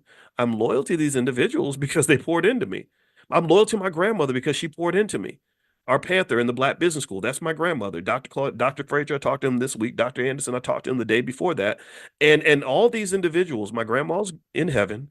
Dr. Frazier is approaching 80. He looks like he's 60, but he's almost 80. Dr. Anderson is 86, 87, and he's tired. Well, guess who's carrying the banner for them? I ain't tired. I don't get tired. I don't get tired. You understand? And I bring their names to you on a regular basis and carry the banner because to do things they cannot do. So so and it's because they invested in me. That's what it was. Dr. Anderson, he was kind to me. He taught me things. When I went to him and I wasn't sure about stuff, he helped me gain certainty about what I was doing. I remember saying to him in 2006 when I first met him, I said, "Gosh, I'm at Syracuse, and you know how they get when they see that you're all into pro-black stuff, they treat you like you're radical." And he said, "Ain't nothing wrong with being radical." He said, "Being radical is good." He said, "You should be radical." He said, "To fix problems in the black community, you have to be radical. They were radical when they created the problem. You got to be radical to fix it." So I was like, "Yeah, I'm radical. That's right." Like sometimes kids need that. And sometimes it's not even about teaching them specific skills and sciences. Sometimes it's about just giving them that boost of confidence and letting them know who the hell they are. Do you understand what you representing? Do you understand how important this is? Do you know how we do it? They not like us, but we like each other. We're gonna go out here and make some things happen. So I believe deeply that a lot of the battle that we have is partly intellectual, but a lot of it is really spiritual, and a lot of it also is about sacrifice, commitment, and discipline. If you have a vision and you are a spiritual person that believes in what you're doing, then you're going to eventually develop the discipline to commit to the things and fight for the things that you believe in. So similar to the way Bill Gates's father fought for Howard Schultz to be able to buy Starbucks, I think that we should all be fighting for something that relates to somebody that we care about, somebody that we want to see succeed in the world. What the hell are you fighting for? Because I can just tell you, I some things I don't fight for. I'm not interested in fighting for a black job because I don't care about Massa's company the way I care about my own or care about something that's in my community. I'm not really fighting for the Democrat Republican stuff. I know some of y'all get mad, and I hate this. I hate it hurting your feelings like this, but I've never seen any benefit. I have not seen. I I had a chart. I gotta show y'all this chart. When people ask me like, why do you not care about the elections and all that? I think it's interesting. Like I analyze it like you analyze a football game, like whether the Cowboys are going to beat the Eagles. Like I can speculate on it all day, but it's not that important. It's not gonna change my life. Let me show y'all a chart. I'm gonna pull this chart up. And by the way, I wanted to mention if you're not on the text list to be invited to our morning class, we do this every single day at 10 a.m. You can text the word morning to the number 87948. Text morning to 87948. Also, for those of you that do believe Trump might win, for example, I did pull together a list of stocks that they say you should buy if you think Trump is going to win. And I'll text that list out later on this afternoon. So feel free to text the word morning to 87948. I'll send that to you. All right, so let me share my screen and show y'all this. Let me show y'all this real quick. So this is a chart here with black wealth versus white wealth. And if you look here on this chart, you can see that basically nothing has changed. You can see on this chart that literally, if you go all the way back to the 1950s, you'll see white people had a whole lot more wealth than black people. And as you proceed forward, you'll notice that this gap has not shrank at all. And what you'll also observe is that all these years, with the elections of many Democrats and many Republicans and us getting into watermelon and chicken fights over who we think we should vote for, uh, after all these years of your pastor getting paid by politicians to get everybody to go vote, nothing has changed. This gap is still it's not just what it used to be, it's actually bigger. It is bigger. Look at this. White people have, this is according to the Federal Reserve Bank of Minneapolis. White wealth is literally more than 10 times greater than black wealth. White people up here at 149,703, $149,703. Black wealth is $13,024. So here's what I'm thinking about. Here's what I want you to kind of process. Number one, I'm not going to fight you over who you voted for because I don't think it matters when it comes to the things that really matter. I just don't. I think that if you like Trump, Kamala, good luck. I hope your team wins. The other thing I want you to understand, here's what I need y'all to process. This is what I see. This is the curse of having a PhD in finance. It's very difficult because I see things sometimes, and it's like seeing dead people. It's like seeing ghosts because I can see things other people don't see, and they tell you that you're crazy. Do y'all understand that number 149,703 is not a massive number when it comes to wealth? Do you understand that any person in this room if they make a very basic generational wealth plan, I'm talking about basic, not advanced, not fancy, not specific asset allocation strategy. I'm talking about some basic stuff where you literally invest at the level of a 4-year-old monkey. You could easily pass that 149 number in half a generation.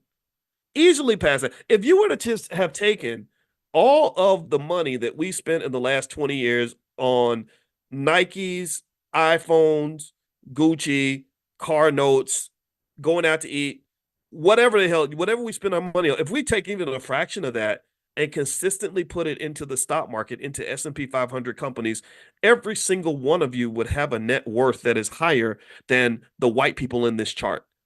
There's nothing magical about being white. There's nothing magical about it. Then they got a head start because they can pass wealth down. Remember, let's not forget their community has to own up to the fact they spent hundreds of years stealing our stuff. They owe us money. You owe us. When can we expect payment? You're not an ally until you give me my money. But if you decided that you wanted to fix that, if you just decided, hey, I want my kids to have some real privilege in this world, all it takes is a little bit of investing on a regular basis. All it takes is for you to get past whatever psychological barrier you have that's made you afraid of the stock market because somehow you think it's some magical place that's only for people with bachelor's degrees who happen to be white, or the fact that you think that you've been raised to believe that it's only for rich people. If you get past yourself and do basic things, that number is easily passable. 149,703 is not a big number. It's very easy. If I was president for the day. I know that I'd never be elected president. I don't want to. I wouldn't even want to be president of the United States. That's a terrible job. If I was president of black people, if I could be like the CFO of the black community or the minister of finance for the black community for like a couple of days and have one rule that I could make everyone follow no matter what. You know what that rule would be? I would say, okay, I want every single person to take 10% of their income, the same amount you might give to the church or you might give to your Gucci or buying your iPhones or whatever, 10% of that income and buy some stock in the S&P 500 every single week and do that consistently. And you cannot sell that stock. Literally, if you did that, if you literally took that 10%, you would actually have, you'd be right up there with the Asians, the Jews, and everybody else. So wealth is something that is very straightforward if you allow it to be. But if you want it to be too complicated, if you want to believe that it's only for white people, if you want to believe that you can't do it, then guess what? You're going to be right. Whether you believe you can or believe you can't, you're almost always correct. So anyway, let me I was gonna, you know what, I was gonna actually talk about CrowdStrike and what happened with Microsoft and kind of link that back to some of the topics we discussed. But I think I don't want to do that today. I feel like we've said enough and I've given you enough to think about, and maybe we can hit that later. I've made a whole page of notes, and this is how financial consciousness goes. I want you to and just chalk it up to my ADHD. I was like this in school. I was like the confusing kid that used to piss my teachers off. But I just go with the flow. I'm okay with that. And so maybe I'll save that for tomorrow because we've been talking about 45 minutes and I don't want us to be overwhelmed. I want us to just absorb those basic ideas, and then tomorrow maybe we can pick it back up. And also, again, I'll if you text the word morning to 87948, I will send you that list of the Trump stocks, the stocks that are expected to do well if he gets elected. I still think it almost looks like it's still favoring him, but then again, maybe that can change. And maybe I can go find a list of Democratic Party stocks, some Kamala stocks as well. In fact, I'll do that. That way we can just be balanced about it. Because here's the deal: I want your wealth to go up. Period. That's it. That's what I care about. I don't, the other stuff. It's all personal and stuff like that. You have a right to believe that, but I really want you to have more economic freedom because that is linked to your ability to be who you want to be, do what you want to do, and live the life that you want to live. And that's what I believe. Okay. So anyway, guys, I'm about to get out of here. And a quick reminder. Let's see. This week we partnered with Urban Intellectuals. They have a Black Math Genius program that they are doing, and we want to support that. And it's all, they're linking it to economics. They're doing a great job. Freddie Taylor actually runs this company, and he's extremely good at what he does. So he's partnering with us in the Black Business School. I think I'm gonna bring Freddie to the platform maybe tomorrow, and they're gonna do an event tomorrow night. I'll text you all the link to the information where you can join it. I think that we got to get our kids ready for for success. Period. I believe that we should educate our own children. Also, don't forget the All Black National Conventions, October 25th through the 27th in Lombard, Illinois. I just had a conversation yesterday with oh gosh, Dr. Ken Harris. Dr. Ken Harris is the head of the Black Business League, which is the largest organization of Black-owned businesses in the country. It was started by Booker T. Washington 125 years ago, and he just made an astonishing offer that I cannot wait to reveal what we talked about. Ken is just a great guy. He has a PhD in economics from Michigan State, and Ken Harris is one of those guys everybody should know about. He's wired in. He's good at what he does. He does business delegations back and forth to Africa, stuff like that. So I'm honored to know him as my friend. And there's some other things that we have sort of cooking for the convention. And then, of course, you guys know we have the Egypt trip coming up in a couple of weeks. I'm sorry I can't invite you because it sold out very quickly, but we are going to do another trip, probably South Africa, and we'll announce all those details and give you a chance to sign up at the convention. So if you want to learn about the convention, you can go to allblacknationalconvention.com. That's allblacknationalconvention.com. So I hope to see you there. Hey, good morning, everybody. Good morning. Good morning. Good morning. So great to see everybody. I hope you're doing well. Come on in. Come on in. Welcome to Money in the Morning Financial Consciousness Training. My name is Dr. Boyce Watkins, in case you're new. And the goal is every morning, every single morning, 7 days a week, we discuss the art of economic elevation and just what that looks like, what it means to elevate your finances, what it means to become the absolute best you can be from a financial standpoint. And also, if you want to get text notifications when we start, and I send them out a couple of times a week, just text the word morning, MORNING, to 87948. Text morning to 87948, and I will send you a reminder, like kind of a wake-up call to kind of get you started so that you'll know that we are about to do the thing.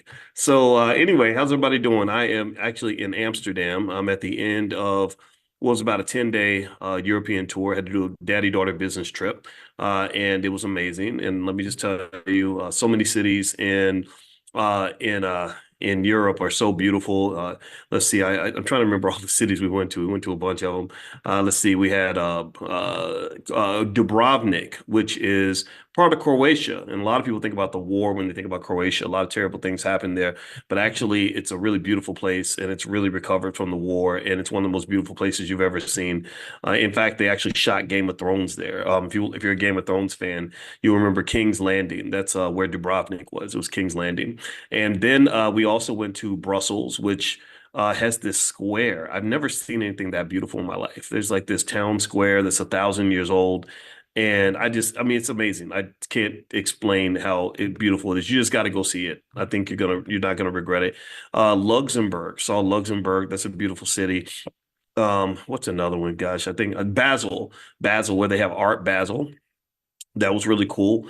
And now it's Amsterdam, and now we head back home. And then I got to take another trip next week. We're going to Egypt, a group trip with the Black Business School. We're taking a trip to Egypt, thanks to Jay Cameron. I would invite you guys to go, but unfortunately, immediately all the tickets sold out. And so if you want to join us on the next trip, though, it's going to be South Africa. And I'll announce that first here because I'd rather travel with people that know me well and that I know you well and we're connected. So you guys will get first dibs if you want to join us in South Africa. We're probably going to make that available at the All Black National Convention, which is going to happen October 25th through the 27th in Chicago, Illinois, which is actually Lombard, Illinois, which is a suburb of Chicago. So give me a quick yes if you guys can hear me okay. I am traveling, so I want to make sure that my Wi-Fi is okay. Give me a quick yes in the chat if you can hear me. How you doing, James Keller? I see you. Jamila Cook, Travis, Stephen, Pilar, Mia, Claudia, John Peacock. Good to see you. Jackie Myers, Sharon, Josephine Rainwater, Juanita, Rochelle. I see you in here. Sheila. Good to see you. Della Montez, Clarence, Rebecca Lee. So great. It's always great to see all of you. And I want to apologize for the other day. I think there was a day where I could not actually formally cancel class. I didn't get to send out the text. And I just want to say I'm sorry if you came in and I wasn't here. That's not the way I should be doing things. And it is completely my fault, my responsibility, and I apologize for that. But if you want to keep joining us, just so you know, we do this every single day, 7 days a week. because I believe that for us to be a serious community, we got to be serious people, right? And I think that's a great place to begin.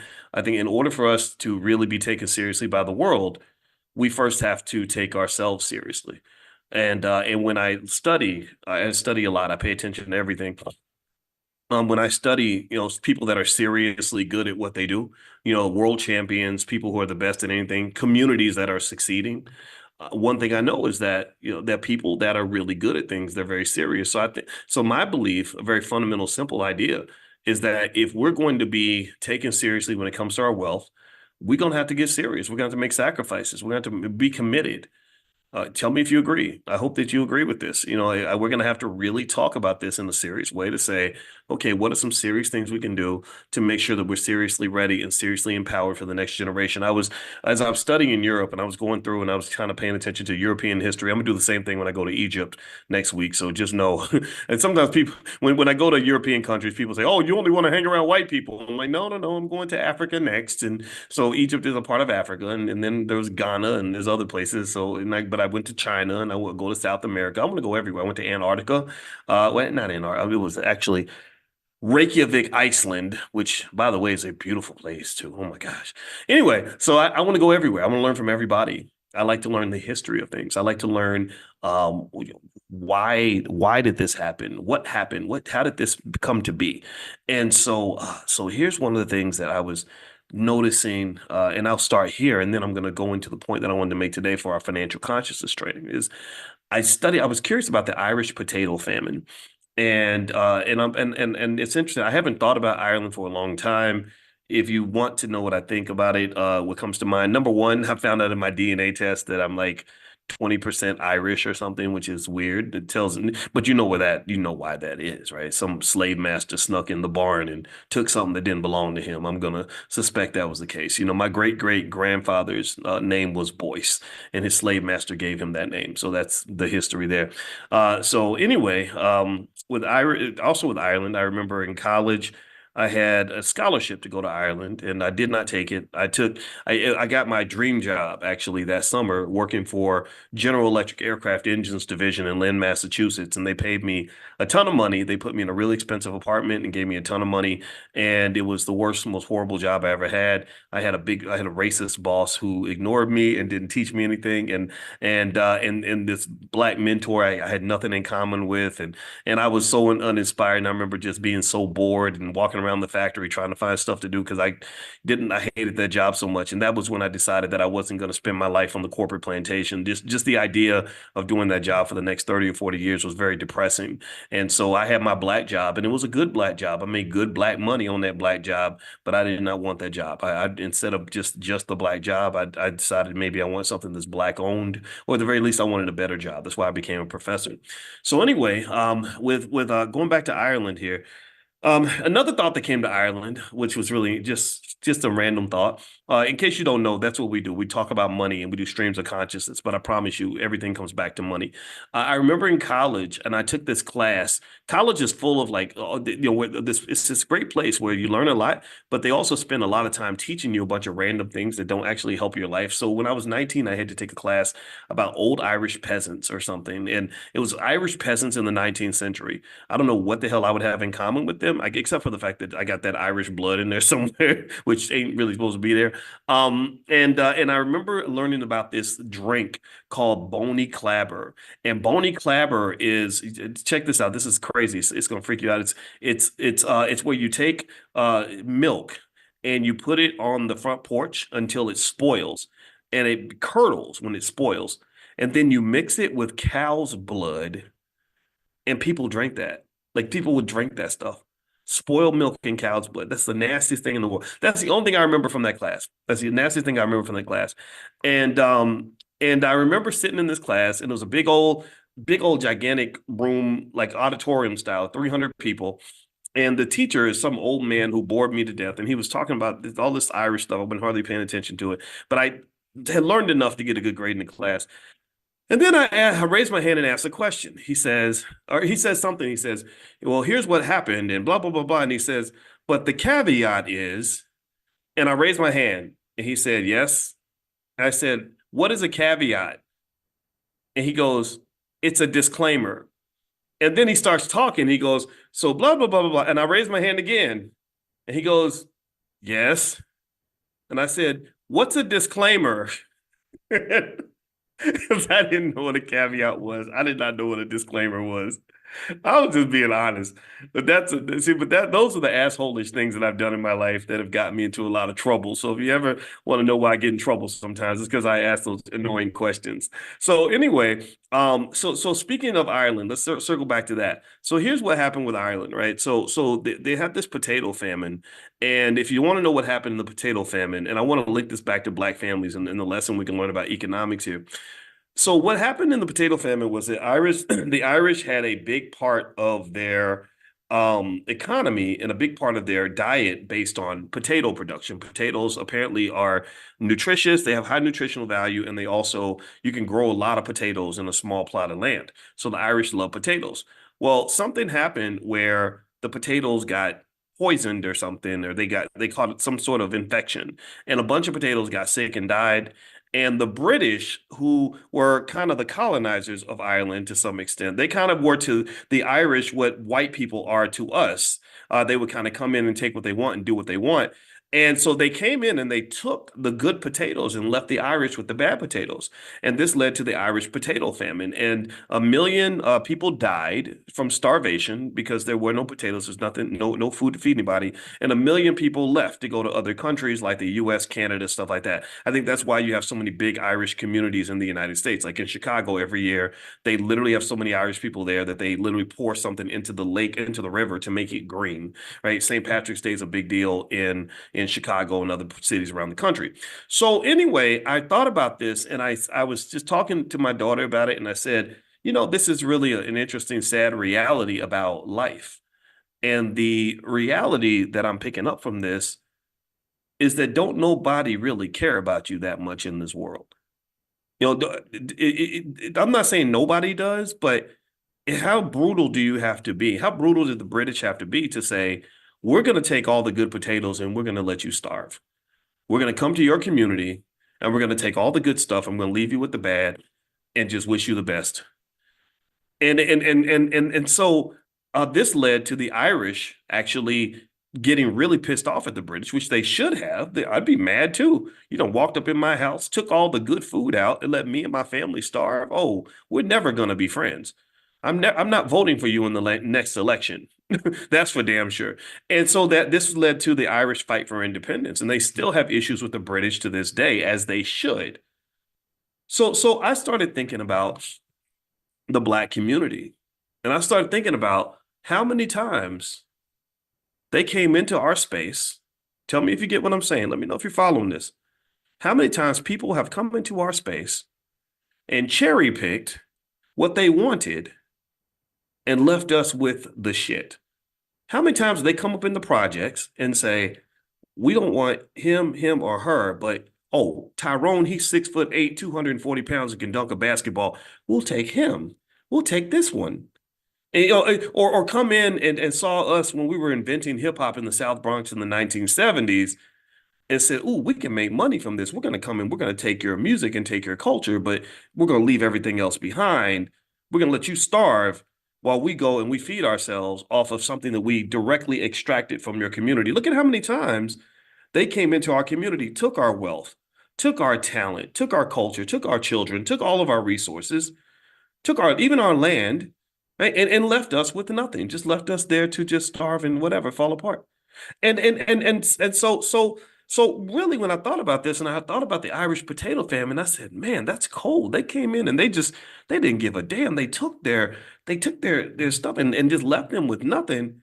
I started thinking about all these Jackie Robinson moments that we've had in our community where you had a prosperous enterprise, a growing prosperous enterprise that would have become a multi-billion-dollar asset called the Negro Leagues, where you had the most talented, most extraordinary athletes in the world, in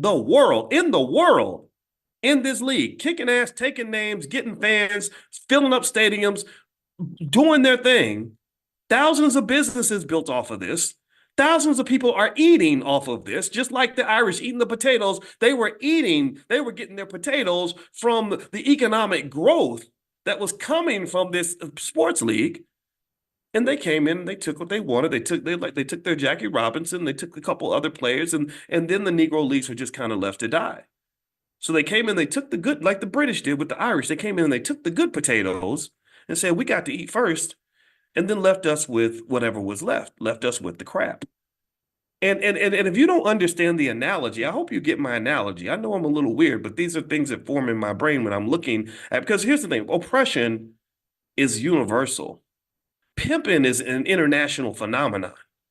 Exploitation happens in multiple languages across multiple societies all throughout the world, all throughout history.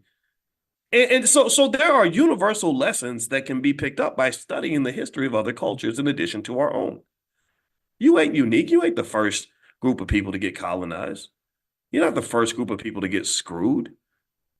You're not the first group of people to have somebody mistreat you or hate you or take your stuff. What I think has to be understood and what we got to learn, and going back to what I was saying in the very beginning, is that maybe this also means you got to get serious. Maybe this means you also have to be able to defend yourself. Maybe this means that you have to kind of look at the pattern here and say, okay, what's going on here? What is it that made us so vulnerable that somebody could come in here and just take our stuff like that? What happened with what was the thinking in the ownership of the Negro Leagues that made them not negotiate a better deal? Like, why didn't they say to the Yankees or the Dodgers and say, you can get a piece of this, but you can't own this. But we'll do a trade. You come play in our stadium, we'll come play in yours. You bring we'll ship a player or two over to you, but you ship a player or two over to us. Whatever. You own this, we own that. What led you to think that it made sense to say, we're going to take our most valuable assets, we're going to take all of our good potatoes, and we're going to give you all the good potatoes, and we're going to keep the rotten ones? That don't even make no sense. That makes absolutely no economic sense. And that is why you were left to starve. Because Major League Baseball, they eating good. They eating good. They got multi-billion-dollar franchises, and you can't own none of them. You got black people like Magic Johnson. I think Magic was able to own 5% of a team or something. They're like, we'll give you some crumbs. We'll give you the piece that we don't really want that much, and we'll give you a little bit just for the sake of diversity. We'll give you a little DEI here and there or something. Right? And now they don't even want to give you the DEI. And you trying to live off the crumbs, and they living off the feast. I think that there's something to learn there in terms of knowing who your friends are and who really doesn't care about you that much, and knowing what your responsibility is to defend what you have. You have a responsibility for that.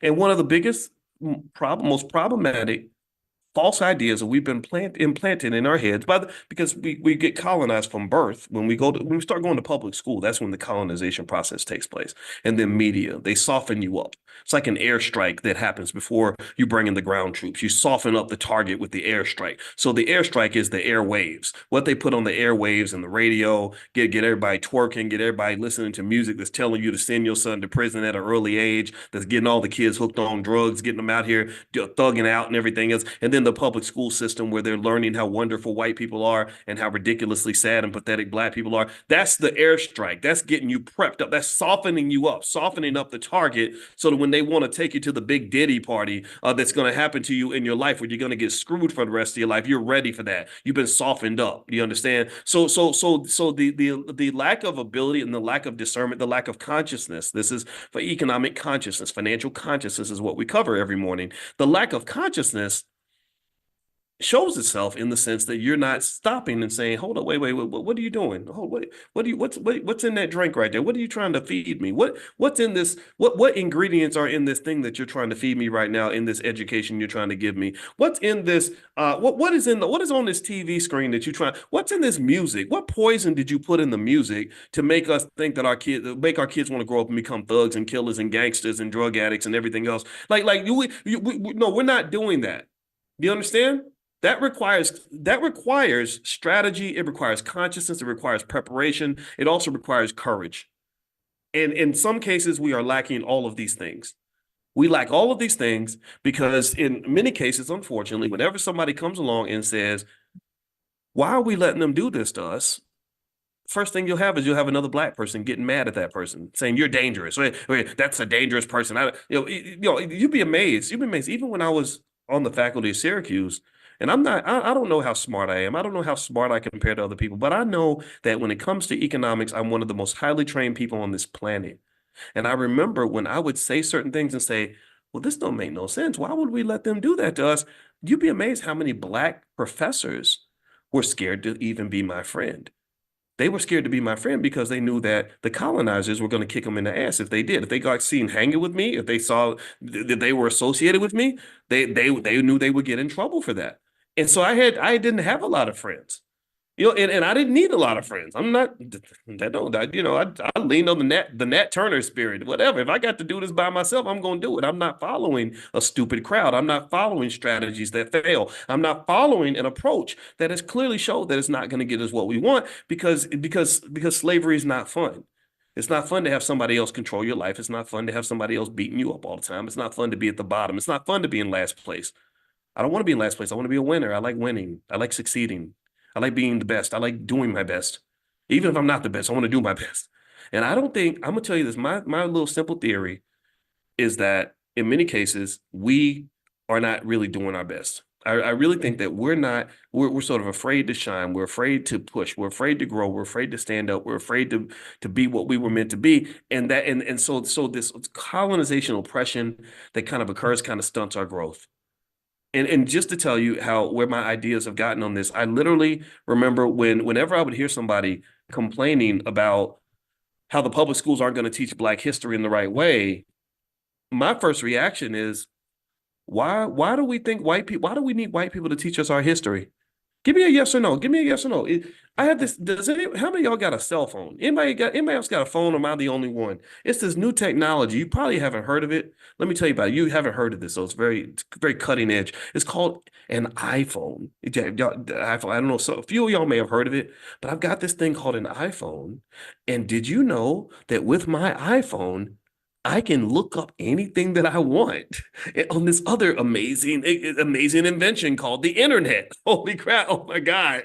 And I know this is freaking y'all out. This is new stuff, man. This is the new stuff. And so if I use this thing called the internet on my iPhone, I can look up anything that a teacher could teach in a classroom. Did y'all know that? Did y'all know that? And I don't even need a white man's permission to do that. I don't have to, I don't got to ask massa to let me do nothing. So go tells your friends, tells your family, tells your children that we can teach ourselves now. We don't need to go to this building with some crusty lady from the suburbs who don't even know who the hell I am, who don't understand me, my struggle, my family, my children, or nothing, teaching them a bunch of very biased, false facts about who I am. I don't need to abuse my children by exposing them to that nonsense. I'm not saying your kids shouldn't go to school. I'm not telling you to go take your kids out of school. I'm not that extreme. But at the end of the day, we can educate ourselves. And not only can we do that, we should be doing that. We should do that. Do you understand? We should do that. Not because again, I'm not saying take a kid out of school. Don't think some of y'all are doing homeschooling, and I applaud you. I think that that's a great solution. But don't think I'm telling you like, oh, you're a sellout for sending your kid to school. I'm not here to judge any of that. So let's just do we understand each other, please? Because I don't want people to take what I'm saying and make it into an extremist argument. This is not extremism. This is not extremism. This is called common sense. Common sense says that when they are giving you Kool-Aid that's filled with pee and rat poison, you should probably think a little more carefully about what you allow your children to drink. And that's what they're giving them the Kool-Aid and it's got some pee in it. It does. It's got this thing called white supremacy, this idea that somehow everything wonderful that's ever happened in the world was done by a white man, and black people, the only thing you've ever done is you were freed from slavery, which you didn't even do because there was this bearded white guy named Abraham Lincoln who did it for you. That's the best that ever happened to you. So you celebrate Juneteenth every year like it's the greatest thing you've ever accomplished because the best thing you ever accomplished was letting white people free you and get you out of jail. And so now to this day, we still carry the same mentality. We carry the same mindset that says, yeah, we can make progress, but we need their help. We need them to do this for us. We need them to open doors for us. And that bred that whole industry of these anti-racism speakers that pretty much go to big white universities and they don't really talk to a lot of black people. They talk mostly to white people and explain to white people how to treat black people better because you are defined as this relentlessly oppressed minority group who has no fate or no ability to control their own fate. And what I want you to understand is that is very, very dangerous. It does not mean that good white folks who truly want to heal and truly want to do the right thing can't play a role. There's nothing against that. Some of you are white in this room, and I applaud you for having the courage to hear from a loud, angry black man every morning. I respect that immensely. Your family too, if you got the right energy. But what I am saying is that you have to also ask yourself, can we do this if they never help us? If no one ever comes in and saves us, if we're the Irish, if we are where the Irish were, with British oppression under British rule, where the British were coming in, taking their resources, taking their women, taking their food, and kicking their asses, if we are the Irish and the British are just being the British, what if the British never help us at all? What if they never change their behavior? What if they never shift? What are you going to do? At that point, it's all on you, Jack. It's all on you. Do you understand? Like this whole time, everything I go, every experience I have, because I think a lot, it can be transformative. You never know what day I might come in here and have a whole different set of ideas because of something I experienced. And let me just tell you a little something. Every city I went to this week, when I went to Dubrovnik in Croatia, when I went to Luxembourg, Basel, Brussels, and Amsterdam, in every single city, every single country, every single province, all I would hear are stories about how they had to defend their freedom. Every single place. Every place there will be a history of they fought this war to stop these invaders. They built this wall to go and stop these other people from there. See, this is what you need to understand is that bullying and pimping are universal. The bullying is something that's happened internationally for thousands of years. If you don't have a plan for you and your family, if you don't play defense, then somebody else is going to play offense. Do you get what I'm saying? If you can't protect what you got, some asshole's going to come along and try to take it. And this false idea where we're raised to be victims and we're raised to sit there defenseless and without a plan, without a strategy, without a sacrifice, and just hope that our oppressors decide to be nicer to us, that is by design. That is by design.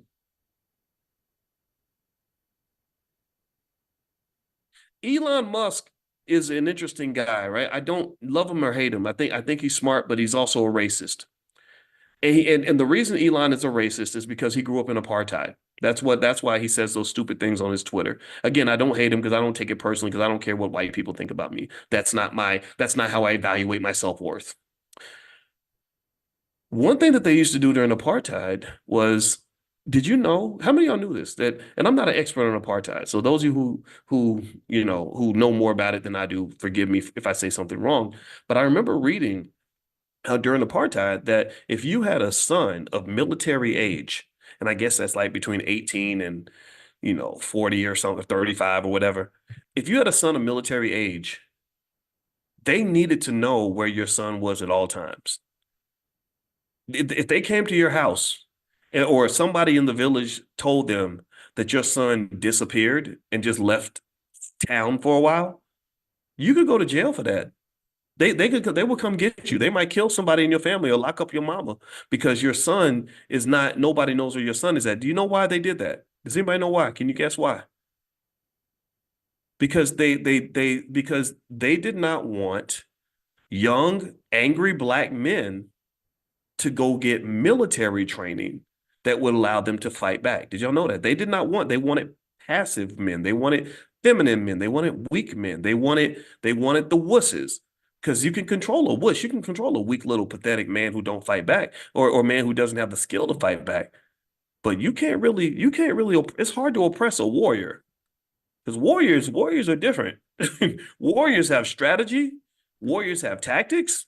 Warriors ain't scared to die. They're ready to die. They're ready to go down for what they believe in. So you can't. It's hard to oppress a warrior. It's easy to oppress a punk. So do you think that it's a coincidence that we suddenly have this rise in the feminization of black men all throughout this society? Has anybody been to Atlanta and see how many? And no disrespect, this is not anti nobody. I'm not trying to hurt nobody's feelings, but you go to Atlanta, you can't help but notice how many brothers want to walk around in mini skirts with high heels and wigs on. You think this is an accident? You think this somebody was, you think this kind of was part of the plan? What do y'all think? So here's the deal. It's one thing if the bully can beat you up. Sure, but beating you up is hard to do if you fight back. It's easier for the bully to soften you up so that you are scared to fight in the first place. And the reality is that a lot of our people are scared to fight. And then if they're not scared to fight, they don't know how to fight because you never had conversations like this. You never sat down with your father or your mother and had them explain to you that preparation is the key to success. They never told you that the way to prevent a problem is to prevent a problem. They never told you that the way to overcome the attack is to get ready for the attack. They never taught you that in Sun Tzu's book, The Art of War, that battles are won before they even begin. They never taught you that. You just get spilled and flooded with a culture from the BETs of the world, who are white-owned companies that pretend to be in blackface. They spill a culture of instant gratification, very sloppy living, very irresponsible choices, so that you simply are just sloshing through life, being a victim of problems that sometimes you created yourself. Like, so when you're that guy that's 36 years old and you can't figure out how to pay your child support because you got seven babies, mamas, well, you made those babies, and nobody ever talked to you about sexual discipline and the importance of that as a form of economic preservation. Nobody talked to you about that. Or you sitting in a bad situation because you chose not to get an education because you out thugging and following the crowd and getting into street life and all this other stuff because that was marketed to you. They packaged that up and marketed that to you. And then now you 30 something years old trying to play catch up because you spent your 20s in the streets. That was all by design. They marketed that to you. So what I'm here to say on this is that when you're talking about the accumulation of black wealth, that is something that requires discipline and planning. When you talk about the preservation of that wealth, that also requires discipline and planning. It requires a mindset where you understand that your economics is a form of self-defense. See, money is used to enslave people all throughout the world. Economic warfare is very, very real, not just in the United States, but it happens all over the globe. And so my question that I would ask you is, have I at least convinced you to consider that your choices in terms of how economically intelligent and economically prepared you and your children are is a really important part of your self-defense strategy? Have I convinced you that this is connected, that a lot of the victimization occurs because we're not thinking in terms of preparation and strategy?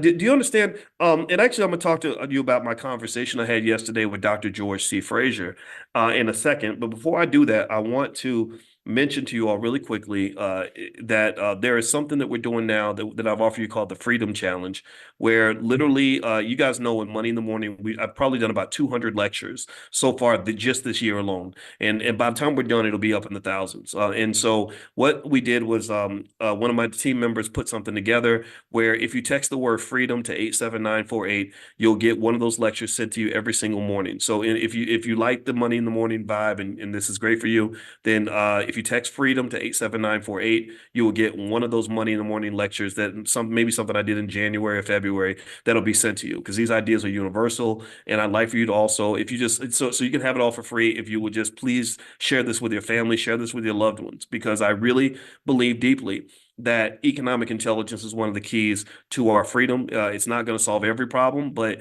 having resources, having money makes a big difference in your life. It makes a big difference in the options that you have. So just text freedom to 87948 and we can send that to you. And also just a reminder later on today, and I'm not going to keep talking for too long, but later on today, I am going to do a Q&A for those of you that are interested in stock options and learning how to buy and sell stock options to make money. It's really more so for beginners.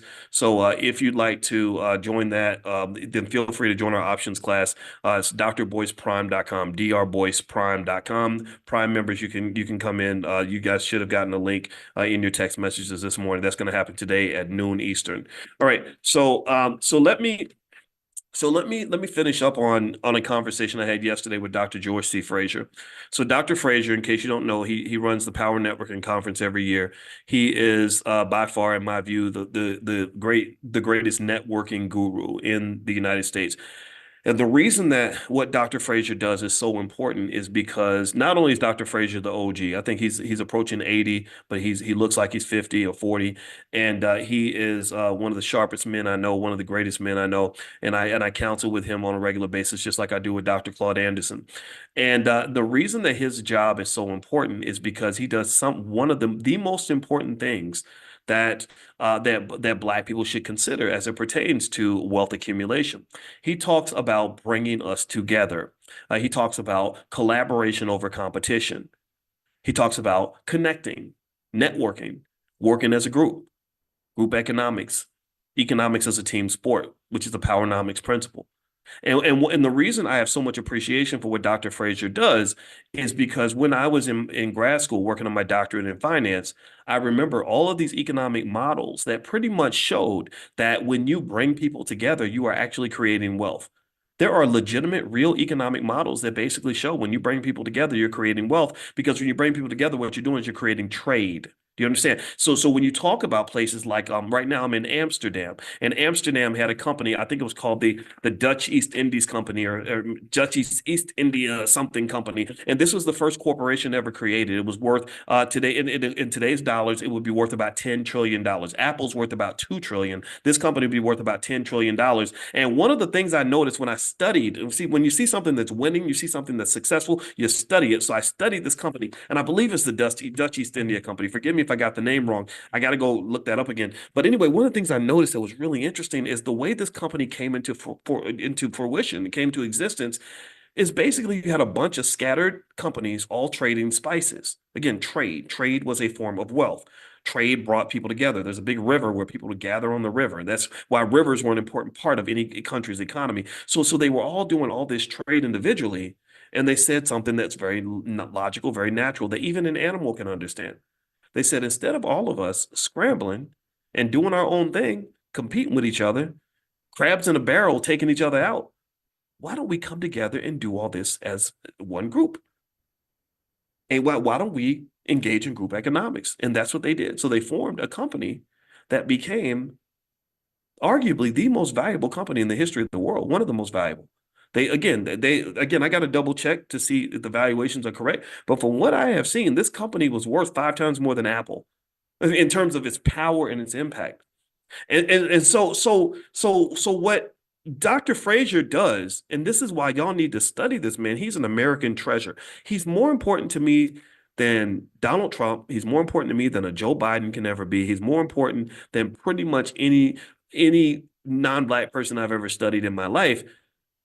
Definitely for the purposes of what we're trying to do. The reason you should pay attention to this man is because he's giving you the keys to the kingdom by helping you understand the very same philosophy that led to the creation of the most valuable company in the history of the world, or one of the most valuable. He's explaining that if you embrace the right ideas that lead to collaboration with family, collaboration with friends, collaboration with other people that have similar interests, you can accomplish a whole lot more than you can by competing with that Negro across the street, or competing with that lady that's on the other Black person on your job. Collaboration is far superior to competition. And so when you take this and you blend this with other things that we talk about, like in the Black Business School, we have the first ever Black Financial Therapy Department. The reason we created the Black Financial Therapy Department is, I said, we have so much undiagnosed, untreated trauma in our community, so many generational curses, so much fear, so much anger, so much hostility that it keeps us from being able to collaborate. Because in order to collaborate, you need trust. In order to collaborate, you need to calm your ass down and resolve disputes in a peaceful way. In order to collaborate, you can't get into this whole gangster mentality that's being promoted to us where we're constantly trying to beat each other out. I mentioned to you all the difficulty that I had trying to partner with Kanye West because everything he did was about trying to dominate me, and I just don't respond well to that. That was a very difficult conversation. So collaboration, that's one of the keys. That's one of the things. So here's the thing. I told Dr. Frazier, and we didn't just talk about that. We talked about one other thing, and I'm gonna bring this up in a minute. Is I said, so to me, the point of education is not just so you can go to school, get a bunch of degrees, and get a good job. To me, the point of education in the middle of the type of oppression that we are faced with, in the middle of the type of economic bullying that we experience, in the middle of the challenges that we experience, I said the goal of education is to prepare you to have the skill set that you need to accomplish a specific goal. If you can't figure out what is at the end of that tunnel, if you're going into education blindly just saying, I'm going to go study a bunch of books because somebody told me to, then you're missing the point. What you're supposed to do is actually do what they call in mathematics. They call this dynamic optimization. You start at the end. You say, why? Why am I doing this? What is this going to help me do? And then you work your way backward to figure out what you need to do. So to me, here's what I'm thinking. I said, okay, so we started talking about family. And one thing Dr. Frazier brought up, and this is the conversation we had last night while I was in Amsterdam. He was on the phone with me. I said, he said, and then we both agreed, he said that when you look at wealth across different communities, he said East Indians have the highest wealth in America. And I could have sworn he said that their marriage rate is like 95% or higher. And then when you go down to Asian communities, which are right up there too, they have a very high marriage rate. And then he talks about white people, other communities. He said, then when you get to the very bottom of the economic list, pay attention now. Let me know if you're following me now. I hope you're following me. He said, when you get to the bottom of the wealth race, you got black people. Well, the marriage rate has been declining for 40, 50 years. The ability to keep a family together has cost you $10 trillion in economic value. And I said, yeah, I get what you're saying. I just sat there and listened. I didn't say a single word when he was talking because I said, you know what? I'm smart enough to know that when the teacher's teaching, you shut up and listen. And I listened. I listened to every word. I hung on every word. And I think I was so quiet. I think he thought I wasn't paying attention, or maybe I was getting bored. And I said, no, I'm not bored. I'm meditating on every word that's coming out of your mouth because I got 1,000 things that I'm thinking about, but I wanna let you finish all this because I really want to hear all this. Then I'm going to tell you how you were correct on every single point. I mean, I want you to process this. Did y'all know the lowest median net worth in America is that of a single black mother with children? Did y'all know that? She has the lowest median net worth in America. And right there with her is the single black father that's got a whole bunch of babies, mamas, and is giving all his money to the child support court. When your families break up, when your families fall apart, that is an economic win for those who are extracting and plucking resources from the black community. It's a win for them because now all 5 of y'all are out there scrambling. All 5 of y'all are paying rent to a different landlord. All 5 of y'all are working for a different master. All 5 of y'all are out here buying consumer products with your extra money. And there's no coordinated collaborative effort to accumulate wealth that is going to be collected and preserved within the family unit. There's nothing. There's no plan for that. There's no conversation around that. That's a foreign idea. It's a very foreign idea to say, how do we build wealth for our family? But it's a common idea to say, how am I building wealth for the landlord? Or how am I building wealth for the store down the street? How am I building wealth for my boss? I love my boss. So here's what I said to Dr. Frazier. I'm gonna go back to this point. As I said, okay, first off, I think black people should be educating black people. I don't apologize for that. I don't care how evil it sounds to some people. Some people, that's a foreign concept. They can accept the idea that white people would educate us, but they can't understand why we want to educate each other. That's just what a Negro teaching Negroes, like that's not appropriate.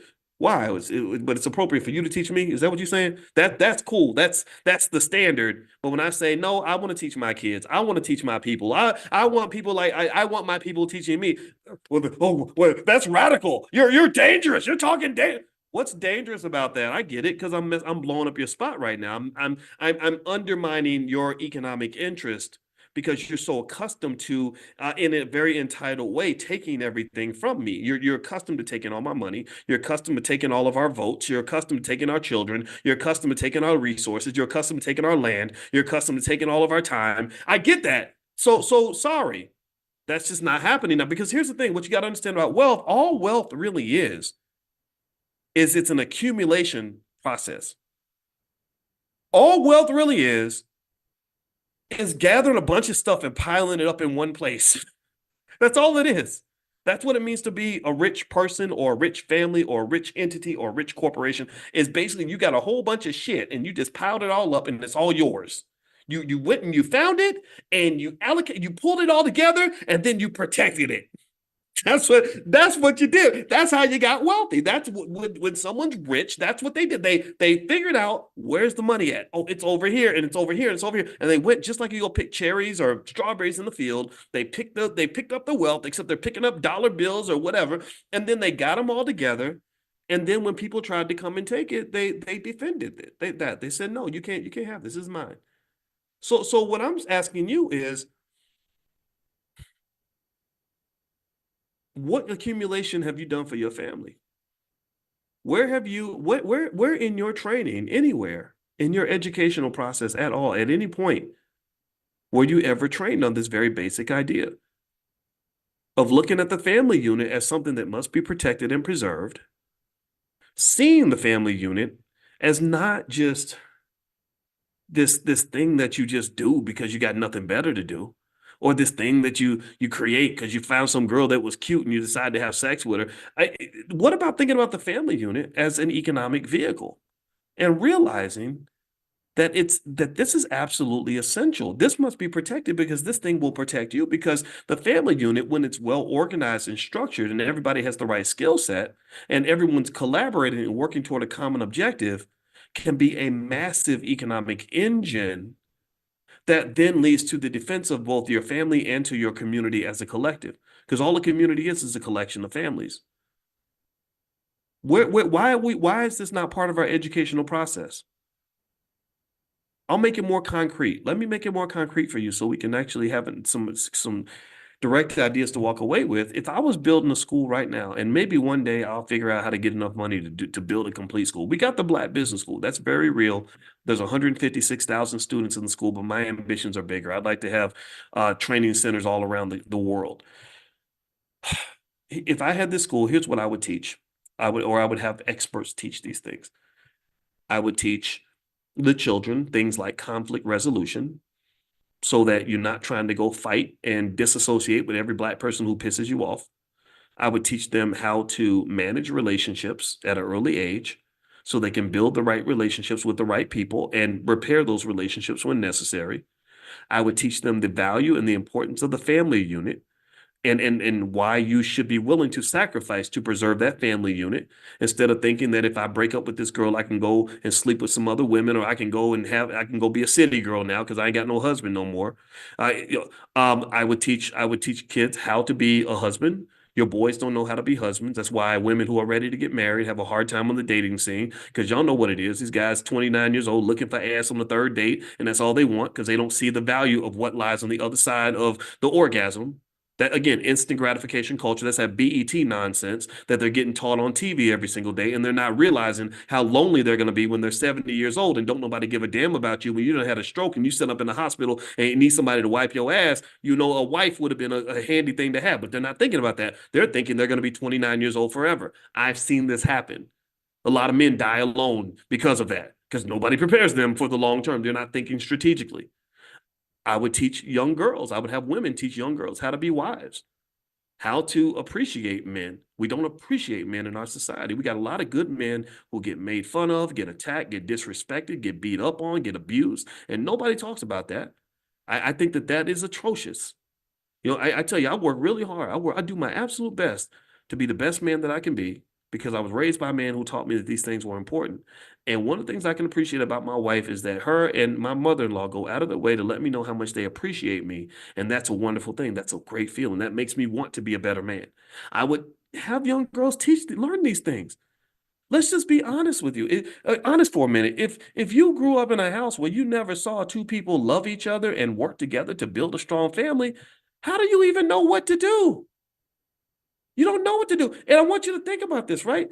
We spend years and years and years getting training to learn how to work for massa. We will spend 4 or 5 years learning how to do a skill so we can get a degree, so we can go get a job working for a white man. We'll dedicate years in training for that. But we give no time to train on how to do the thing that's most important, the most important task of your life, which is the nurture and reproduction of children, the protection of a family. That's far more important than your job at Ford. But you'll go to school 4 years to go work at Ford, but you won't spend 10 minutes learning how to be a good spouse or learning how to be a good parent. So education, I think, should be reshaped. I really think we should literally start education by saying, what are the most important things? What are the top 5 priorities for any African American person between, say, the ages of 30 and 50? Let's start there. Okay, so let's, and then once we figure out what those top 5 priorities are, we're going to train the kids and get them ready for this. And there are some cultures that already do this. That's why they have things like the debutante balls and all that stuff. You're teaching the ladies and the men how to interact with each other because they understand the importance of reproduction. Because when you don't have these things, when you don't have the training, then what you get is what you see all throughout society. You just see sloppiness. Some dude just making a bunch of babies everywhere because he's being led by his penis. Girls laying down with guys that have absolutely no future whatsoever, but still think that somehow he's a great man to be with because he looks like my favorite rapper. And it just creates a big mess. And then in the mess, you can never build wealth in the middle of mess. You can't build wealth in the middle of chaos. You can't build wealth in the middle of war. You can't.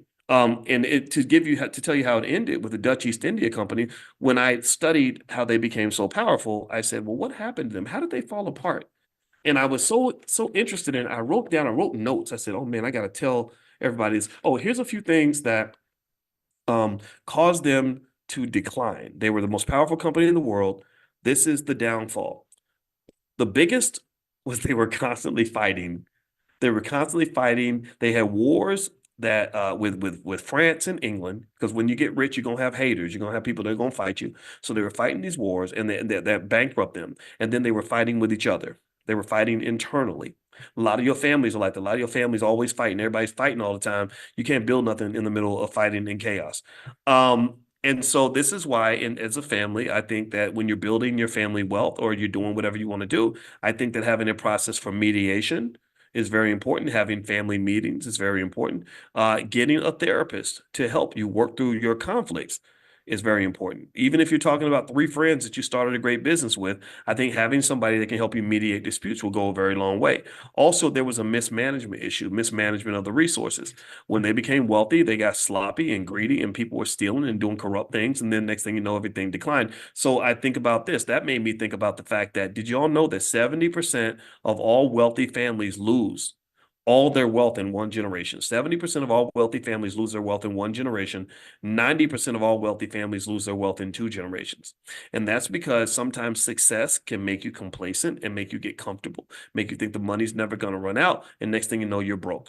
Just ask a lot of these professional athletes who do these ESPN 30 for 30s, where they talk about how much they had and then they eventually lost it all. And this is a common story that you see. So not only does climbing to the top require a certain type of collaborative effort, a certain type of planning and strategy, but protecting your position once you're at the top is also important. So things like estate planning and having a generational wealth plan, things like that, really important for every family. And I want you to think for a second about how many times you see people that die that didn't even have a will.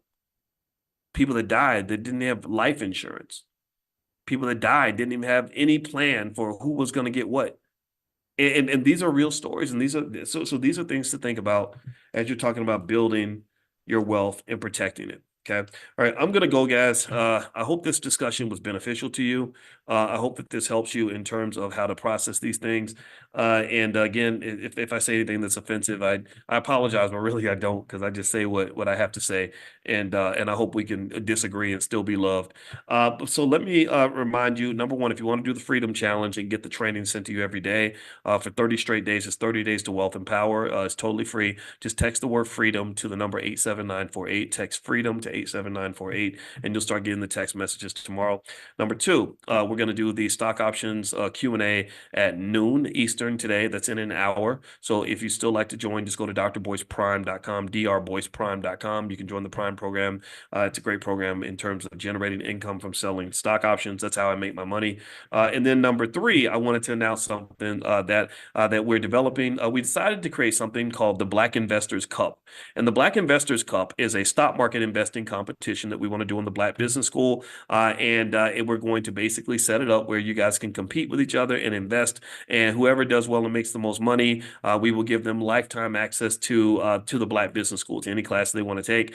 So the Black Investors Cup, we're going to announce that soon, and that's going to be kind of a cool big thing that we want to do, because I kind of like competition and stuff that makes investing fun. So that's something we came up with. So anyway, I'll let you guys know how that goes, and I'll brief you on all of that. And also, don't forget, the All Black National Convention happens October 25th through the 27th in Chicago, which actually is in Lombard, Illinois, which is right outside of Chicago. So if you'd like to come to the convention and join us and hang out with us, it's usually about 600 or 700 people. So enough people to have a big, a decent crowd, but not so big that it becomes impersonal. We're not interested in something that has thousands of people. I'd rather have 500 or 600 of the right people with the right mindset. And we bring together the best experts in the community for one purpose, and that is to solve problems in our community with our people first. And that's it. That's all that matters. That's the Black agenda. As far as I'm concerned, the Black agenda is the only agenda, because it requires that much effort, that much focus, that concentration in order for us to do this. Now, let's see, Gigi, I did not see your question. Let's see, Gigi says, can you please talk about how to purchase bonds for monthly income? You know what, Gigi, that's more so for a stock market class. So you can bring that into class at noon, or you can bring that into Stock Market Tuesdays, and we could talk about that. I didn't, this class is more so to talk about financial consciousness and economic elevation from a broad perspective. The specifics of any type of investing is not something that we really do in this particular gathering. I like to keep things focused, okay? But there is plenty of information. If you go to theblackbusinessschool.com, theblackbusinessschool.com, you can log in. There's plenty of classes on how to pretty much do anything that you'd like to do. All right, guys. So have a great day. God bless you, and I will see you all soon. Your own supporters, including Republicans on Capitol Hill, have labeled Vice President Kamala Harris, who is the first Black and Asian American woman to serve as vice president and be on a major party ticket, as a DEI hire.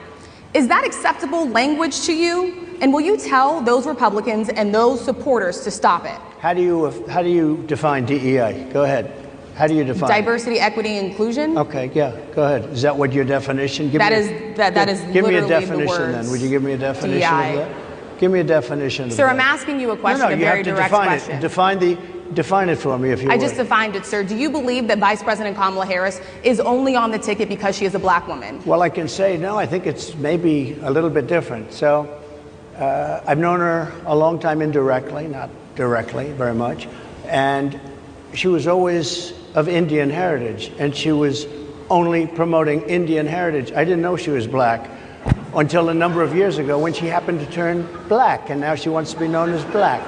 So I don't know, is she Indian or is she Black? She is always identified as a Black woman. She went to a historically Black college. I respect either one, but she obviously doesn't, because she was Indian all the way, and then all of a sudden she made a turn, and she became a Black person. Just to be clear, sir, do you believe that I think somebody should look into that too when you continue in a very hostile, nasty tone. It's a direct question, sir. Do you believe that Vice President Kamala Harris is a DEI hire, as some Republicans have said? I mean, I really don't know. Could be. There are some, and there are plenty.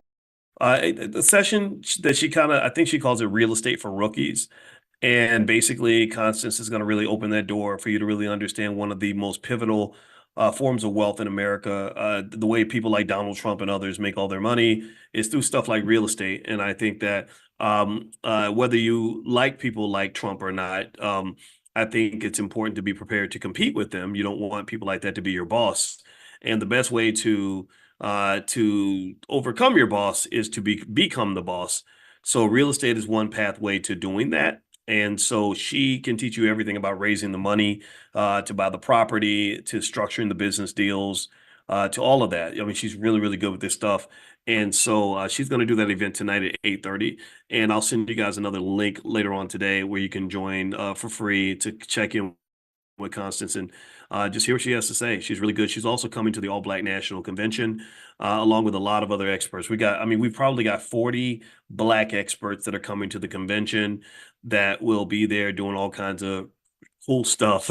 Everything from health and fitness stuff like people like FitBrit to finances in the Black church. Pastor James Wilson is coming in to structuring your family in a productive and successful way. I got to double check, but I believe Dr. Mary Stoddard and her daughters are coming. I got to double check that though to be sure. And then also, if you're interested in trading, Michael Edwards, who does Forex trading, he's going to be there. And they're going to have a ton of financial experts. So the Errol Semengal, I know he's going to do a session for the prime students and talk about stock options. So there's going to be a lot of good stuff at the convention. If you haven't registered for the convention, it's going to be in Chicago, October 25th through the 27th. You can go to allblacknationalconvention.com. That's allblacknationalconvention.com. So what I want to talk about really quickly is something that was on my mind. As you guys know, I do Money in the Morning financial consciousness just based on what I'm seeing in the media. And one thing I'm really not going to do now is I don't want to talk about the stuff at the election. If you've been following me on social media, you'll know I had a lot to say about some of the election stuff, but I just really don't want to bring that into class right now because I feel like that's I don't know, that's just such a weird topic to talk about. But here's something I saw. I saw this video from a little Asian kid, brother Ben X, who's a friend of mine, a guy I respect. He shared this video. And I thought it was the most interesting video, and he was talking about the 9 to 5 job. He was talking about just his perception as a 10, 12-year-old, whatever age he was, of the whole 9 to 5 culture, and just this whole idea that we are supposed to do these 9 to 5 jobs, and that's what we're taught as children to commit our lives to, and how that just doesn't work out. And then what I'm also going to do is explain to you a couple of pieces of data and information that really will hammer the point that 9 to 5 culture really isn't working. So whenever they have a conversation about Black jobs and getting more Black jobs, I kind of squirm a little bit because I'm like, ugh, not that Black jobs are bad. I guess a job is better than nothing for sure, but that's not really the way to build wealth in America. At least that's not what the evidence supports. So let me just play this video. Give me a yes if you can hear the video. I'm going to try to share the sound. Hopefully I won't mess up the technology. I might play it twice just to make sure everybody can hear it. And give me a quick yes in the chat if you're able to hear once I play this video. Here we go. 9 to 5, 9 to 5, 9 to 5, 9 to 5. Everyone here is a 9 to 5ers, guys. Now, having a 9 to 5 job is completely fine. But you have to understand that there's going to be some consequences to it. And what do I mean? First off, you have no freedom at all. Your boss determines when you're going to get up. Your boss determines what time you're going to arrive at the office. Your boss determines when is your shift going to end. And that's not how you should be living life, bro. You're destined to be great. You're destined to be powerful.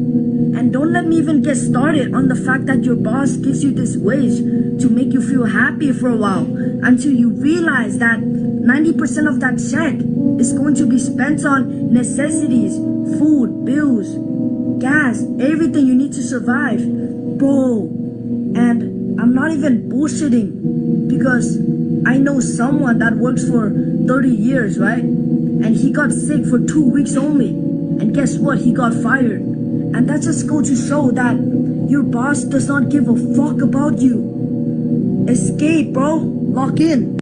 9 to 5, 9 to 5, 9 to 5, 9 to 5, 9 to 5. Everyone here is a 9 to 5ers, guys. Now, having a 9 to 5 job is completely fine. But you have to understand that there's going to be some consequences to it. And what do I mean? First off, you have no freedom at all.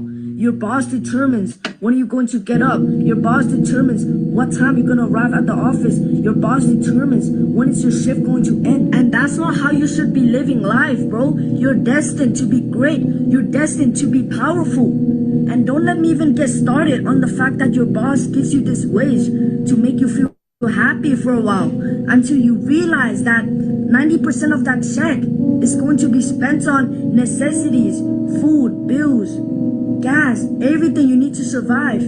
Bro, and I'm not even bullshitting because I know someone that works for 30 years, right? And he got sick for 2 weeks only. And guess what? He got fired. And that just goes to show that your boss does not give a fuck about you. Escape, bro. Lock in. Okay. So did everybody hear that? Let me know. Give me a yes if you heard that. If that was okay, great. Thank you. Thank you for the yeses. That helps me. Um, okay, that video was very cool. I really liked it. I like the points that the kid was making. I don't know who taught him all this stuff, but to me, it's not surprising that a little kid made that video because kids have a type of wisdom sometimes that we lose as adults. You know, kids sometimes they have common sense that we don't have because we started off as children and we saw the world in a certain way where if it made sense, it made sense. But then what happens is that the things that make sense to you, somebody says, no, that doesn't make sense. That's not what you want to do. You want to do this. And because you're afraid of your own truth, you don't have the courage to pursue your own truth. You say, okay, that's the way it's supposed to be done. So next thing you know, you end up doing something that doesn't make a lot of sense, but it makes sense to you now because everybody's doing it. You know what I mean? Do you get what I'm saying? Like you start off, I believe, when they say a child is born with no state of mind, blind to the ways of mankind. Remember that? God is smiling on you, but he's frowning too because only God knows what you'll go through, right? So a child to me has a type of clarity that isn't polluted by society, right? Children can see things that we can't see as adults. Like children understand basic things like you ever see those parents that are really rich and famous and doing all these amazing things, but they're not spending time with their kids. They're missing their daughter's ballet recital. Or when the little boy wants to throw the football, the dad's too busy making $1 million deals to throw the football with his son. And then the kids grow up and the kids are like, my childhood was terrible. And the parents are like, what are you talking about? I gave you everything. I gave you a big house. We had plenty of money. We had, servants and butlers. And the child's like, no, all I wanted was for you to throw the football with me. I just wanted you to come to my school on show and tell day and just be around me. That's what I wanted love. I wanted time. I wanted your attention. I didn't want all this stuff that somebody taught you was important, and I get it. Sometimes as adults, we work so hard for this stuff, and that we end up forgetting about the really important stuff, the really important things. I think it's so ultimately, I think that this video being made by a kid really makes it that much more powerful because what he's basically saying is something that isn't really a complex idea. It's not a complicated idea to say that freedom is better than slavery. You don't need a bachelor's degree, master's degree, or PhD to know that slavery sucks. Slavery meaning a lack of freedom. I'm not talking about being unpaid. I'm not talking about the slavery our ancestors went through. I'm talking about just not being able to do what you want to do. That you don't have to go to school to learn that freedom tends to make you happier because you can do the things you want to do that are going to actually fulfill you, right? Instead of doing what you're told. Even animals understand freedom is superior to incarceration. That's why you let a dog out the cage, he's going to run away. He may never come back. So anyway, one of the things that I want to explain is why your black job is killing you. I want to explain this. I want to, and I don't want to sound cynical or mean. I don't want to start anybody's day off in the wrong way. But what I will say to you is, we have a whole lot of focus, a whole lot of conversations. Like when I see people talking about the elections and all that, there's the idea of jobs always comes up, and you need to give us more jobs. And we've done these things for black people because we've given them plenty of jobs. And I kind of feel like there's more. I not feel, I know that there's more. So I can't say I feel this because I'm a financial scientist. That's what I do. So I know that there's more. I know that I'm not telling you I feel that there's more. I know that there's more. And what I want to do is help us to kind of just really take a moment and do a financial meditation and just kind of consciously assess whether or not the blueprint that we're given for our lives is really the right one. If it, if it's really is it really consistent with God's plan, or is this massa's plan? And do we sometimes become so connected to massa that we think that massa's plan is the same as our plan? And I can tell you that I saw a meme the other day that was really interesting, and it showed a lady driving a car. It was Viola Davis in a movie, and she was crying and she was driving, and the meme said, "This is me driving to the job that I prayed for every day." Right? So you prayed for this job, you got your dream job that you prayed for, but you're shaking and crying and having a meltdown, having an anxiety episode because you are so stressed out about going to this dream job. I mean, think about that. I want y'all to really think about this the fact that there are people who cry when they drive to work every morning to go to their dream job. You prayed for this. You wanted this. You asked for this life, and then you got it, and you're not happy. So what gives? What gives? What do you um where do you find the balance? How do you understand that? So I'm going to introduce a financial concept to you that you will not find in any textbook that I know of. You've never even heard it from me, because every morning God downloads data to my brain, because maybe yesterday I was 53 years, 122 days old, and now I'm 53 years, 123 days old. So I'm entering into new territory. The Boyce that you saw yesterday is not the same as the Boyce you're seeing today. I'm every single day I'm a different guy because I'm a day older than I was the day before, and I've never been here before. So some of this is new to you and to me. So this concept I want to introduce you to, and I'm going to connect it to this video with this child, is a concept that I would refer to as economic self-esteem. Economic self-esteem. And I'm gonna start off by explaining it like this. I was on the airplane, and my wife and I were flying to New York to get ready for that group trip to Egypt.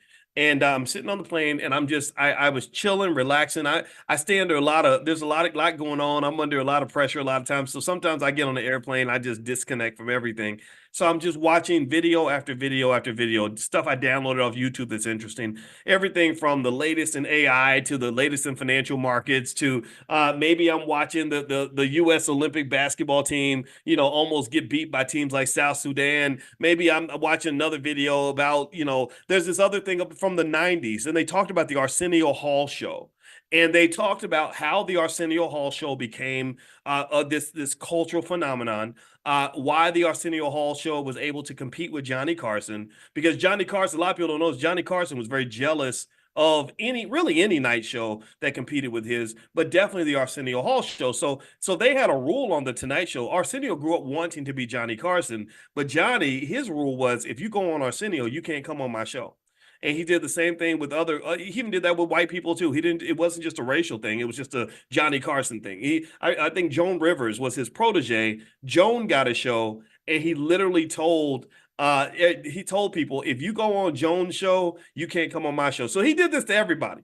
So anyway, so Arsenio was in this position where he was trying to compete with Johnny by getting people that Johnny didn't want anyway, right? Because a lot of the A-listers wouldn't come on his show. So he went to the black community. He went and he brought in a ton of black people that rappers and people that you never would normally see on nighttime TV, and everybody loved it. If you remember, woo, woo, woo, woo, woo, woo, and things that make you go, If you haven't watched it, if you're too young to remember it, I encourage you, go watch some of those old episodes. They were really good.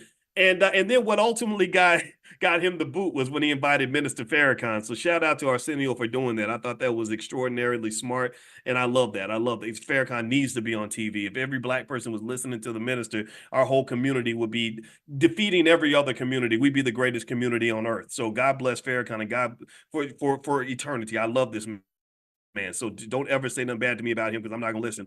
But anyway, with that said, though, here we go. So with Arsenio, one thing that was interesting was a couple of things that came up that relate to this concept of economic self-esteem. One was when I saw where Arsenio got offered a show because he sat in for somebody. They tested him out. He did well, so they were like, "We want to give you a show." And Arsenio looked at the contract. He thought it over. He came back with a counter offer. They didn't like it, and he said, "Well, no, no, thanks. I'm okay with that. I'll pass." And then later on, he did some more stuff, and he became more popular. They were like, "Okay, well, we really want you to do the show."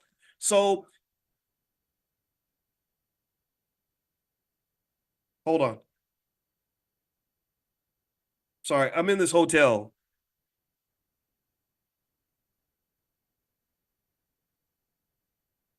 Okay. Sorry, they're telling me that, of course, right during our conversation, they want to test the fire alarm system.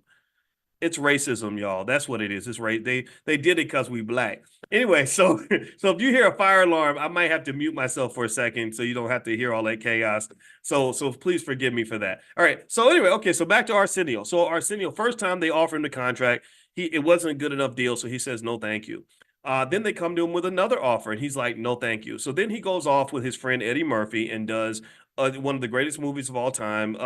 Was it Harlem Nights? Yeah, because he's like, quick. No, but it wasn't Harlem Nights. The first one he did was Coming to America. My mistake. So he goes off and he does Coming to America, and then he becomes a really big star. So now he comes back and he's able to negotiate the deal he wants. And the deal that he wanted executive producer level control of the show. He wanted to control who was hired, he wanted to control who the guests were going to be, and all this other stuff, right? In addition to getting a big salary. So they gave him all that, and then they let him kind of do his show the way he did it.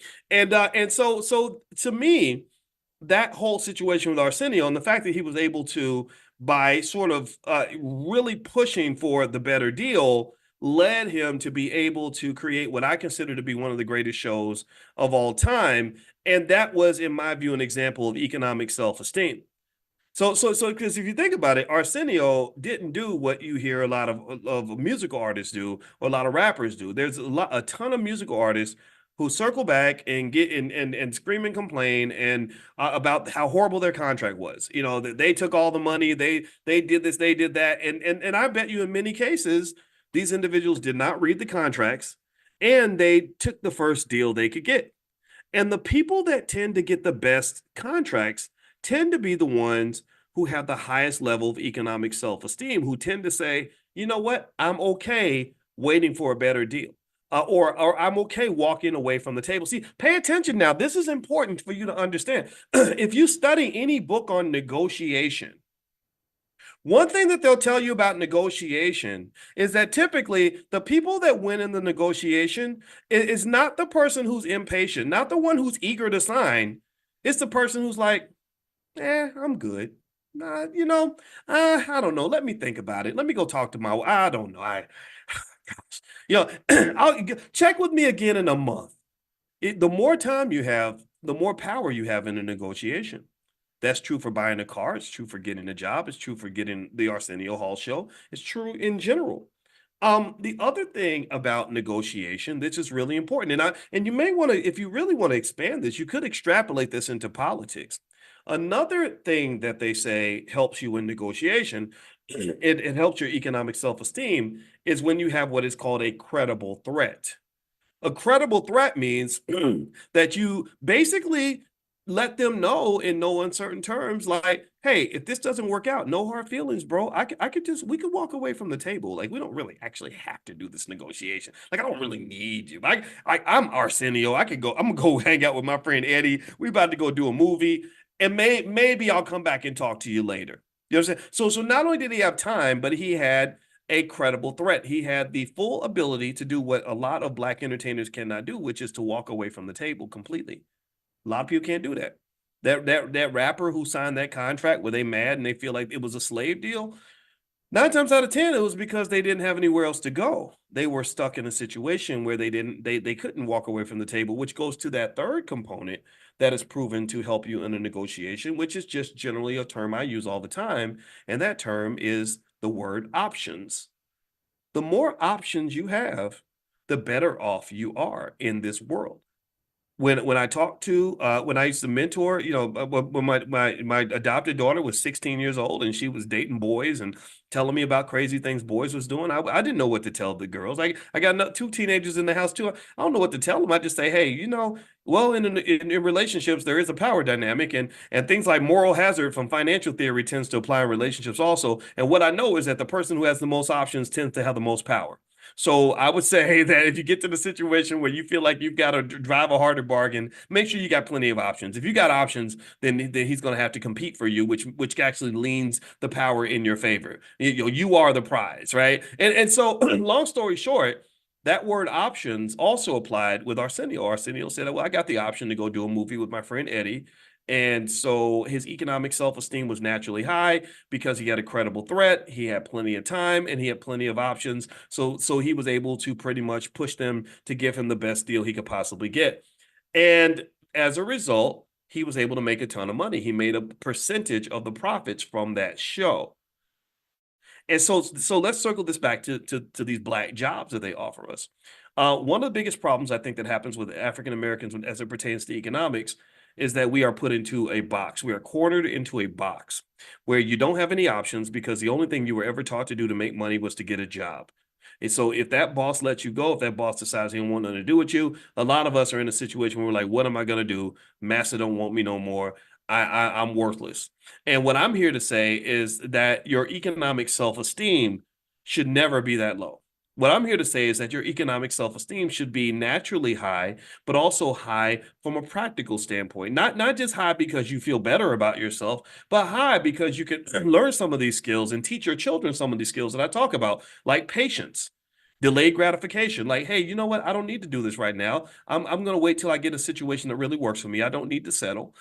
Maybe a credible threat, like, hey, you know what? I got a plan B in case plan A does not work out. I think that that's actually a good thing. That's a great thing to do. Or maybe having options for yourself, where it's like, if I can't get you to hire me and pay me what I need to be paid, it's okay. I'm going to go with my friends and we're going to go start a business because we were all trained on entrepreneurship when we were children, and I've always wanted to start a business with my cousin anyway. That's going to be a blast. So either way, I'm going to be happy. I'll either be happy working with you or I'll be happy working over here. Either way, it's going to be totally fine. It's going to be okay. So generally, economic self-esteem is something that I think sometimes is lacking, particularly when you look at the context under which integration happened.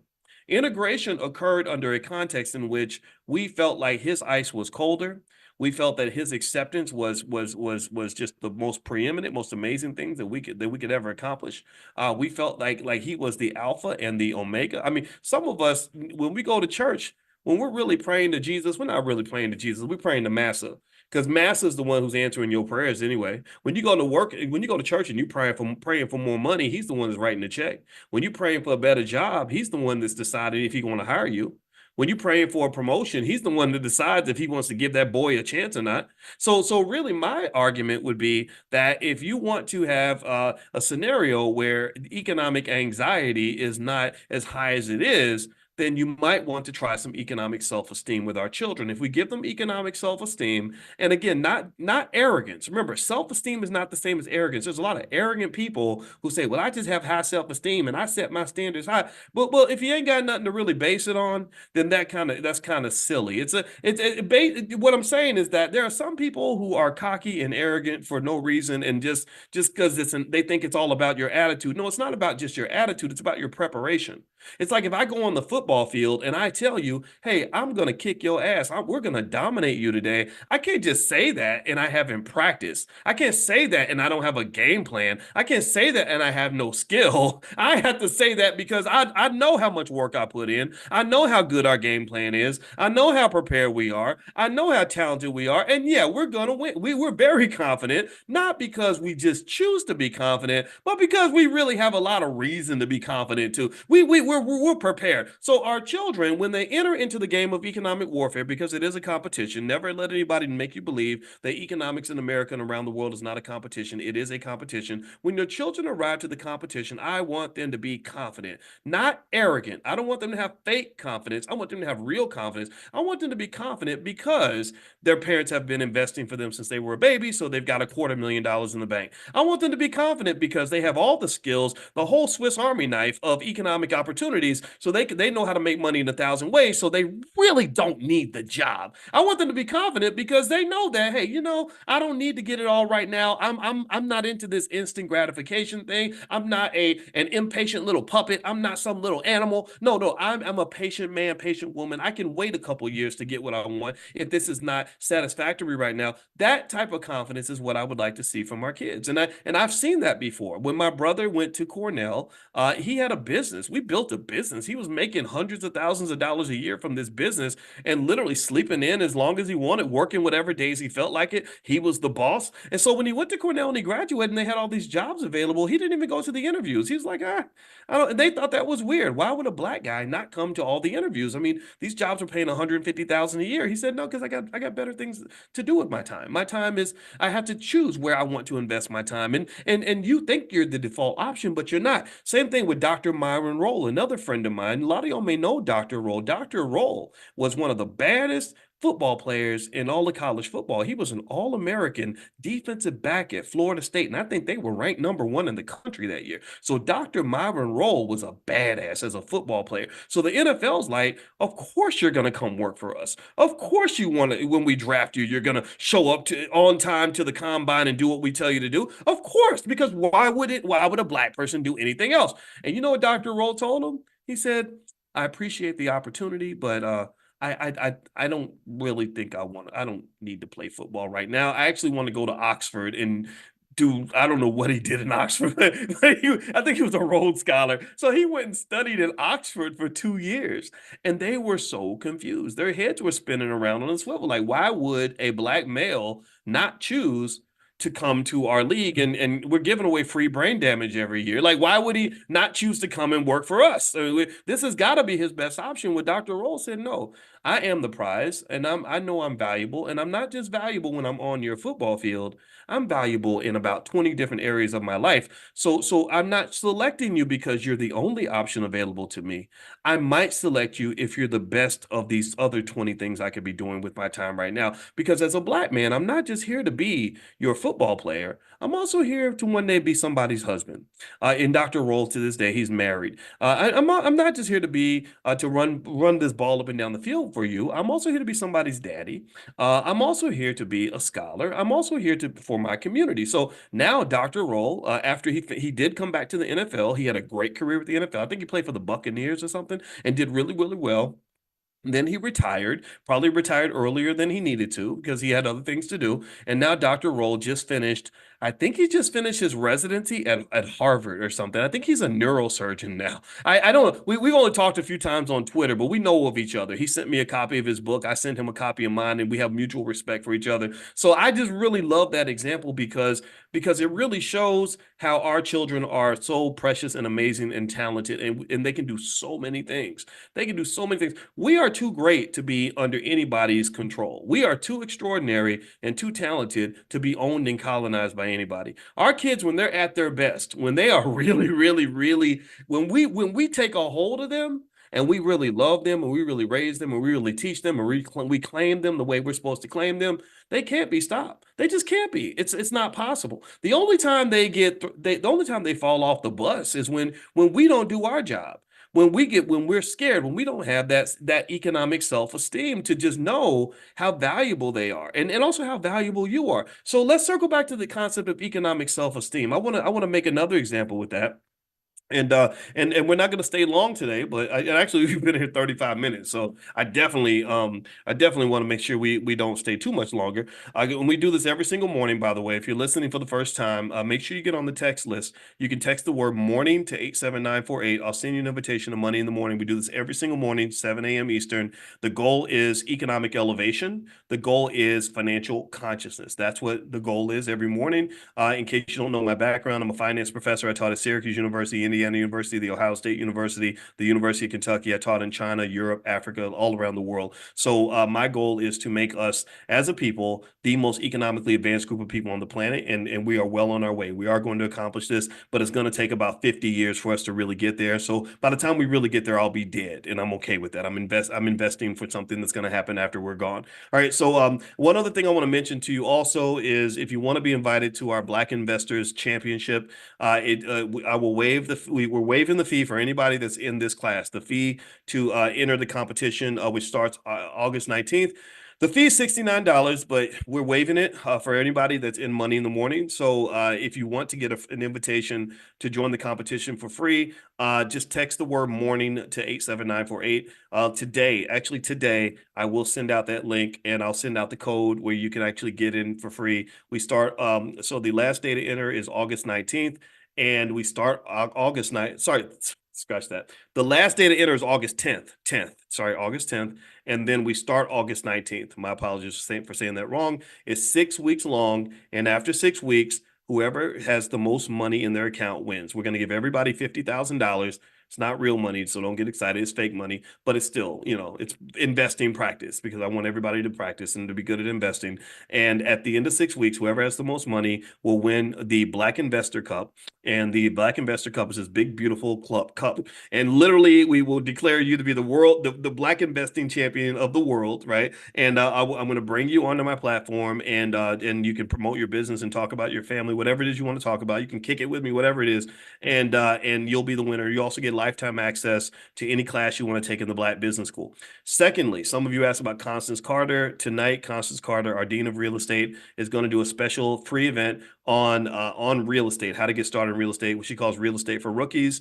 And she's made millions of dollars invested in real estate. She knows how to do pretty much everything, and she's got lots of friends that can do the same thing. So I'm going to text both of those links out today. So if you want to know how to sign up for either one of those things, Constance's event is tonight, Thursday, August 1st at 8:30 p.m. Eastern. I'll text you that link today. And then also the competition starts August 10th. I will text you that link as well. So if you get on the text list, you will get a couple of text messages from me. So and make sure you click some of them because if you don't click on them, then we stop bothering. We assume you don't want to be bothered. So just make sure you click and feel free to take a look or something just to make sure you stay on the list if that's what you want to do. Okay. And if you aren't on the list, you can get on the list by texting the word morning to 87948. Text morning to 87948. All right. So last point I want to make about this economic self-esteem issue is this. As I was watching this Arsenio Hall documentary, on it was on Vice actually. I think it was on Vice because they had this whole series called The Dark Side of the '90s, which is kind of interesting actually. And they were talking also about John Singleton, who was an intern with Arsenio Hall. I didn't know that. So John Singleton came in as an intern with Arsenio. And I think that during that time was when he met Ice Cube, who Ice Cube, I know Ice Cube, his number's in my phone. He's come on my platform a few times. He's a very nice guy. And he also met Tupac. And anyway, John Singleton was when he came in as an intern, they basically told him to do something like make photocopies or something. And he said something like, well, that's not what I do. Like, I'm a film student at USC. I'm gonna make hit movies. And so John, as you know, eventually went on to make Boys in the Hood, amongst many other extraordinary movies through the years. And so while I can't say I agree with the idea of not I don't know how I feel about the idea of saying that you're too good to make photocopies because that's not my personal style. Like I would still make the photocopies and still I think you can make photocopies and still be great, right? I think that greatness and leadership might mean service. But what I did like about it though was that his economic self-esteem was very high in the sense that John Singleton understood something that's really important that a lot of us need to understand is that people who tend to be high achievers are people who tend to set the bar high in the first place. It's very hard to be a high achiever if you set the bar really low. You understand? Like it's really hard. Typically, on average, people who think big and think tall and think high tend to be the ones who have the big accomplishments. Because it's hard to hit something that you ain't aiming for. I mean, sometimes you luck out. Sometimes you luck out. Sometimes you just shooting in the wind and you just happen to hit the bullseye and you're like, oh my God, I never expected this. I never tried for this. But it's really hard to hit something that you're not aiming for. So typically, one little tip I would throw out to you, and this is related to economic self-esteem, because I think as Black people, I don't know if our economic self-esteem is what it should be. A lot of times we're trained to play survivornomics and not powernomics. If you go to a lot of the Ivy League schools where rich white people send their kids, they're not really talking about how they can get a job working for other people. They're talking about raising financing to create companies where other people are working for them. Elon Musk and his old racist ass. He is a stone cold. I mean, straight up South African apartheid racist. But because I don't care what white men think about me, I'm not offended by what he thinks about me because I don't like him. I'm sure he doesn't care that I don't like him either. So it's no harm, no foul. Like I can still tell you a million things I like about Elon, but yeah, he doesn't like black people very much. But then again, y'all heard me say stuff about white folks, so whatever. It is what it is. But one thing that Elon used to do that was really interesting was he came up, there was this house. I forgot what they called the house. They had a nickname for it, and it was a house with 23 dudes all living in the same house. And in this house, all they would do is sit around and create companies in this house. So out of this house, they were saying that all these billion-dollar companies were created by a bunch of dudes just living in a house, basically almost like a frat house. I can't remember what they called it. It had a nickname. And they took some picture like they were some big mafia gangster group or something. And it was like 23 dudes. And I kid you not, all these dudes, like they were naming these companies. I'm going to name some companies of that caliber. I don't remember the specific ones, but obviously you've got Tesla and SpaceX. But then there was like they were like, oh yeah, LinkedIn and Snapchat and they named like about 6 or 7 multi-billion-dollar companies that you would know about that came out of this house because all these guys got together in this house and they all came in with high economic self-esteem. They weren't sitting around figuring out how they could get jobs. They weren't looking for black jobs or even white jobs. They were looking to create jobs. They see, and here's the thing: I bet you that not every one of these guys was like some magical genius. Maybe some of them were extraordinarily smart, but a lot of them just were big thinkers. They were thinking big. If you think big, big things are more likely to happen. I'd rather be a person of average intelligence who thinks big than to be a super smart person who thinks. Let me say that again. I'd rather be a person of average intelligence who thinks big than to be a genius who thinks small. And the reason that that statement is important to me is because when I got my doctorate, I met people that were stone cold geniuses. I met some of the smartest people you can ever imagine. I told you I sat next to a girl who got the 8th highest math score in China. It crazy, just stuff, just insane stuff like that. Stuff that was like I felt like I was in a Marvel superhero movie or something because these people were so smart. That forget the little stuff like straight A's and all that. No, the like I went to college when I was 10 type of stuff. People like that, right? And let me tell you that some of them I'd be sitting there and I'd be like, wow, you could be out conquering the world, but you're sitting here solving this stupid little problem that nobody cares about. It's like somebody who's so brilliant that they sit around, they count the number of tiles in the ceiling, and they spend 30 years doing it, and they come back and they say, I found out that there was 400,822 tiles in the ceiling. And you're like, who cares? That's not an important problem. That's not gonna change anything. That has nothing to do with the price of tea in China. That ain't changing nobody's life. So in academia, but this was part of our training. When we were trained as scholars, and this is something for those of you that are getting like a PhD, I'm talking about people that are in real research level programs, like the ones me and my wife went through. I can't speak for people that are in like they got these now. They want to give everybody a PhD. You go give a couple dollars. They're like, oh, you're a doctor, this, and you're honoring talking about the real PhD stuff where you're really going through like some serious hell for 4 or 5 years to get your degree. Um, One thing that they did was number one, they encourage you to always think small and really focused. And I understand why, because they want you to go deep, but sometimes you're going deep and you're drilling a hole in something that doesn't matter to anyone. And so you're kind of you can end up wasting a lot of genius doing that. But then also there was like this weird elitism where we almost like being a monk, like we were in this monastery where they told us that the real world wasn't important, that people in the real world just weren't smart enough to even relate to people like us. So, for example, um, if you were studying finance to get a PhD in finance, and someone says, well, I was a real investor, I was actually on Wall Street and I traded stocks on Wall Street, they didn't really respect that. They'd be like, yeah, you were in the real world, but you don't understand finance, right? Because you were actually doing it, you weren't really studying it. But it's like, but if I'm doing it, I am studying it, and there are things you can learn from everybody. So stepping out into the real world was actually an adjustment for me. I had to defy that. And I remember listening to my instincts, and I said, I'm learning all this stuff. It makes no sense for me to learn all this stuff, to spend all my time sitting in my office writing all these research papers that nobody's ever going to read. I'm not doing that. And then number two, I learned that you can learn from everybody. Everybody has a perspective, everybody has an experience. People that are not trained can show you ways to kind of think about things that maybe your training can't show you. So, for example, I'll give you a real life example. I only had one conversation with Tyler Perry. He called me for some random reason. I don't know why, but we talked on the phone. And one thing I remember Tyler mentioning was he said, I never went to film school like all these other people, because he was talking about Spike Lee. At that time, Spike Lee was really criticizing him for a legitimate reason, because y'all know those Tyler Perry movies. I mean, come on now.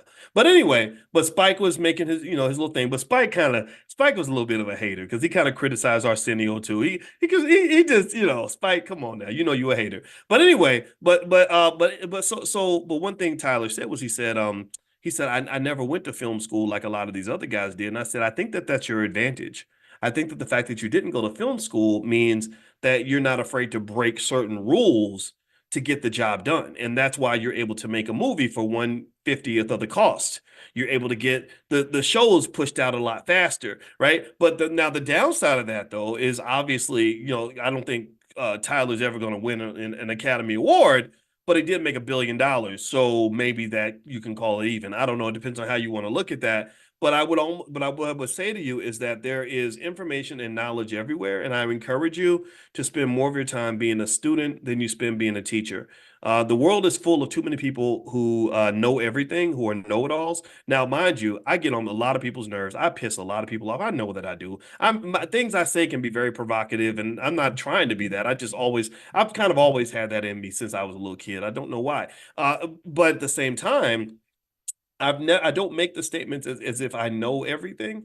I really kind of want to hear your perspective so I can understand your point of view. Because even if somebody disagrees with you and someone doesn't like you, you're still in a better position if you can really understand, legitimate, and appreciate why they're coming at you from that point of view, why they're coming at you from that perspective. So, what I would say to you, let's get back to economic self-esteem. Here's what I want you to kind of get. Here's what I want you to get. Let's circle back to the economic piece of this.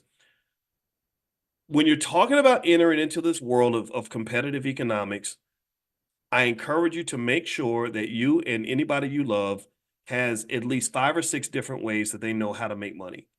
Everybody needs to know how to make money in a lot of different ways. If all you do is if all you know how to do in this economy is make money with a 9 to 5 job, this economy will screw you and kill you, and kill you financially, and probably kill you spiritually too. Let me tell you, I just saw something the other day. I forgot where I saw it, because I take in the economic information all the time. I don't remember where I got it, but I remember them saying something that did not surprise me one bit.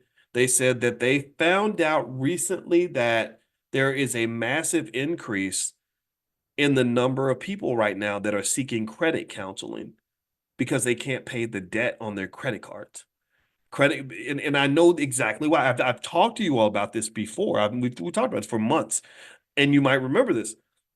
The economy has been doing really well, and the number one driver for why the economy's been doing well is consumer spending, because people are spending. They're going to work at the 9 to 5 and they're spending.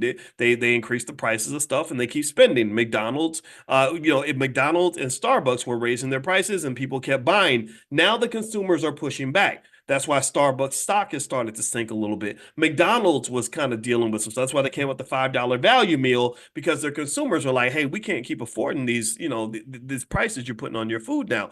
So what's happened now is that the consumer is slowing down, largely because their pathway to maintaining their spending level has been disrupted, which was the credit card. So eventually, when they hit the limit on their credit cards and they're trying to manage all this debt, now they're struggling to repay the debt, which is why there is an increase in the numbers of people seeking credit counseling.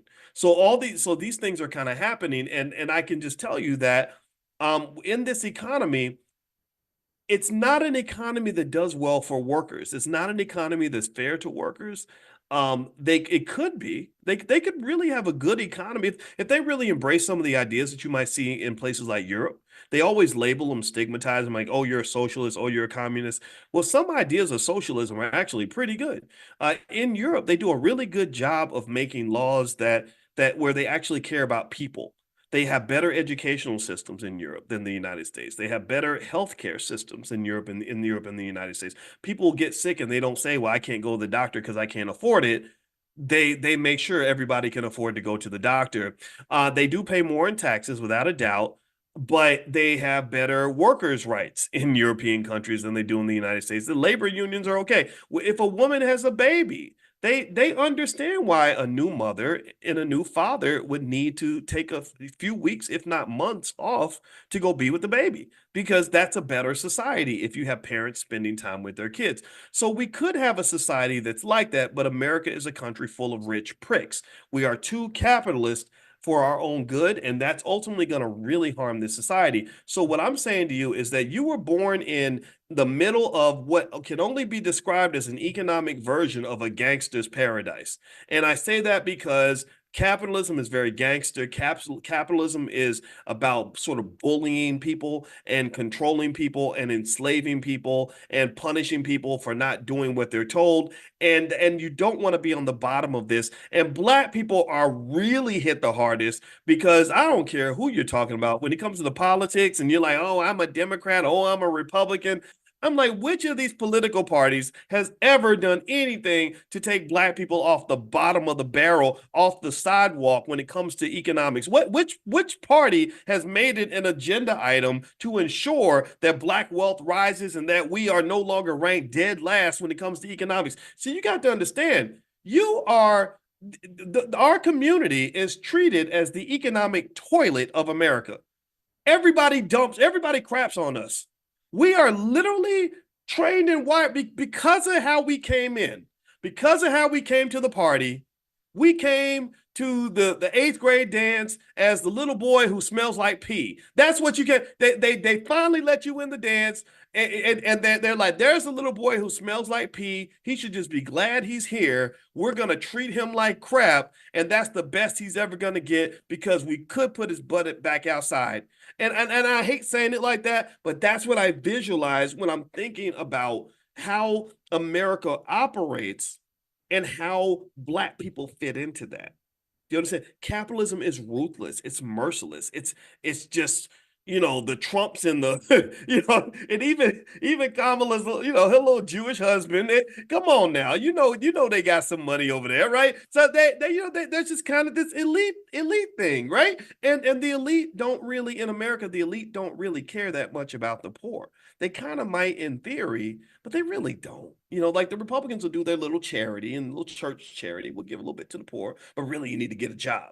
And then the liberals, they'll kind of support things like homelessness and stuff, but they don't want homeless people in their neighborhood. Whenever they try to build affordable housing in the neighborhoods of liberal people, they're like, ugh, no, we don't want that here, right? No, put it over there, right? So it's kind of like, maybe in theory you might have someone that cares, but really, unfortunately, the sad reality is that not many people care. So because we are the untouchables, the least respected in a very domineering economic environment in the middle of this gangster's paradise of capitalism. You better learn how to fight. If you're born in the middle of gang territory and you got the Crips over here and the Bloods over here, the Democrats over here and the Republicans over here, and you're in the middle of this, you better know how to fight. You better learn how to fight. So how are we fighting for ourselves? How are we fighting for our children? How are we fighting for our community? What does that look like? I think that economic fighting, the beauty of it is that you do have what is a semblance of a free country. You do have a country that at least on some levels has some elements of democracy and fairness, that and to the extent that you have freedom and free will to kind of choose how you want to prepare yourself for the competition, how you want to prepare your children for the competition. So if I'm preparing my children, if I told my wife, I said, I love you, baby, but if I was 22 years old again, the mistake I made is I didn't go out and have a bunch of kids. I should have had like 8 kids on a farm or something, and then just like I homeschooled my kids with my wife or something. That's what I really wish I'd done with my life. But unfortunately, life don't always give you what you want, and then sometimes you don't realize what you want until you're like 30 years down the line. But anyway, I said so if I was 22 again and I met some amazing black woman and had like 8 kids on a farm, you know what I would do with those kids? I would train them to, number one, have this high economic self-esteem that we talk about.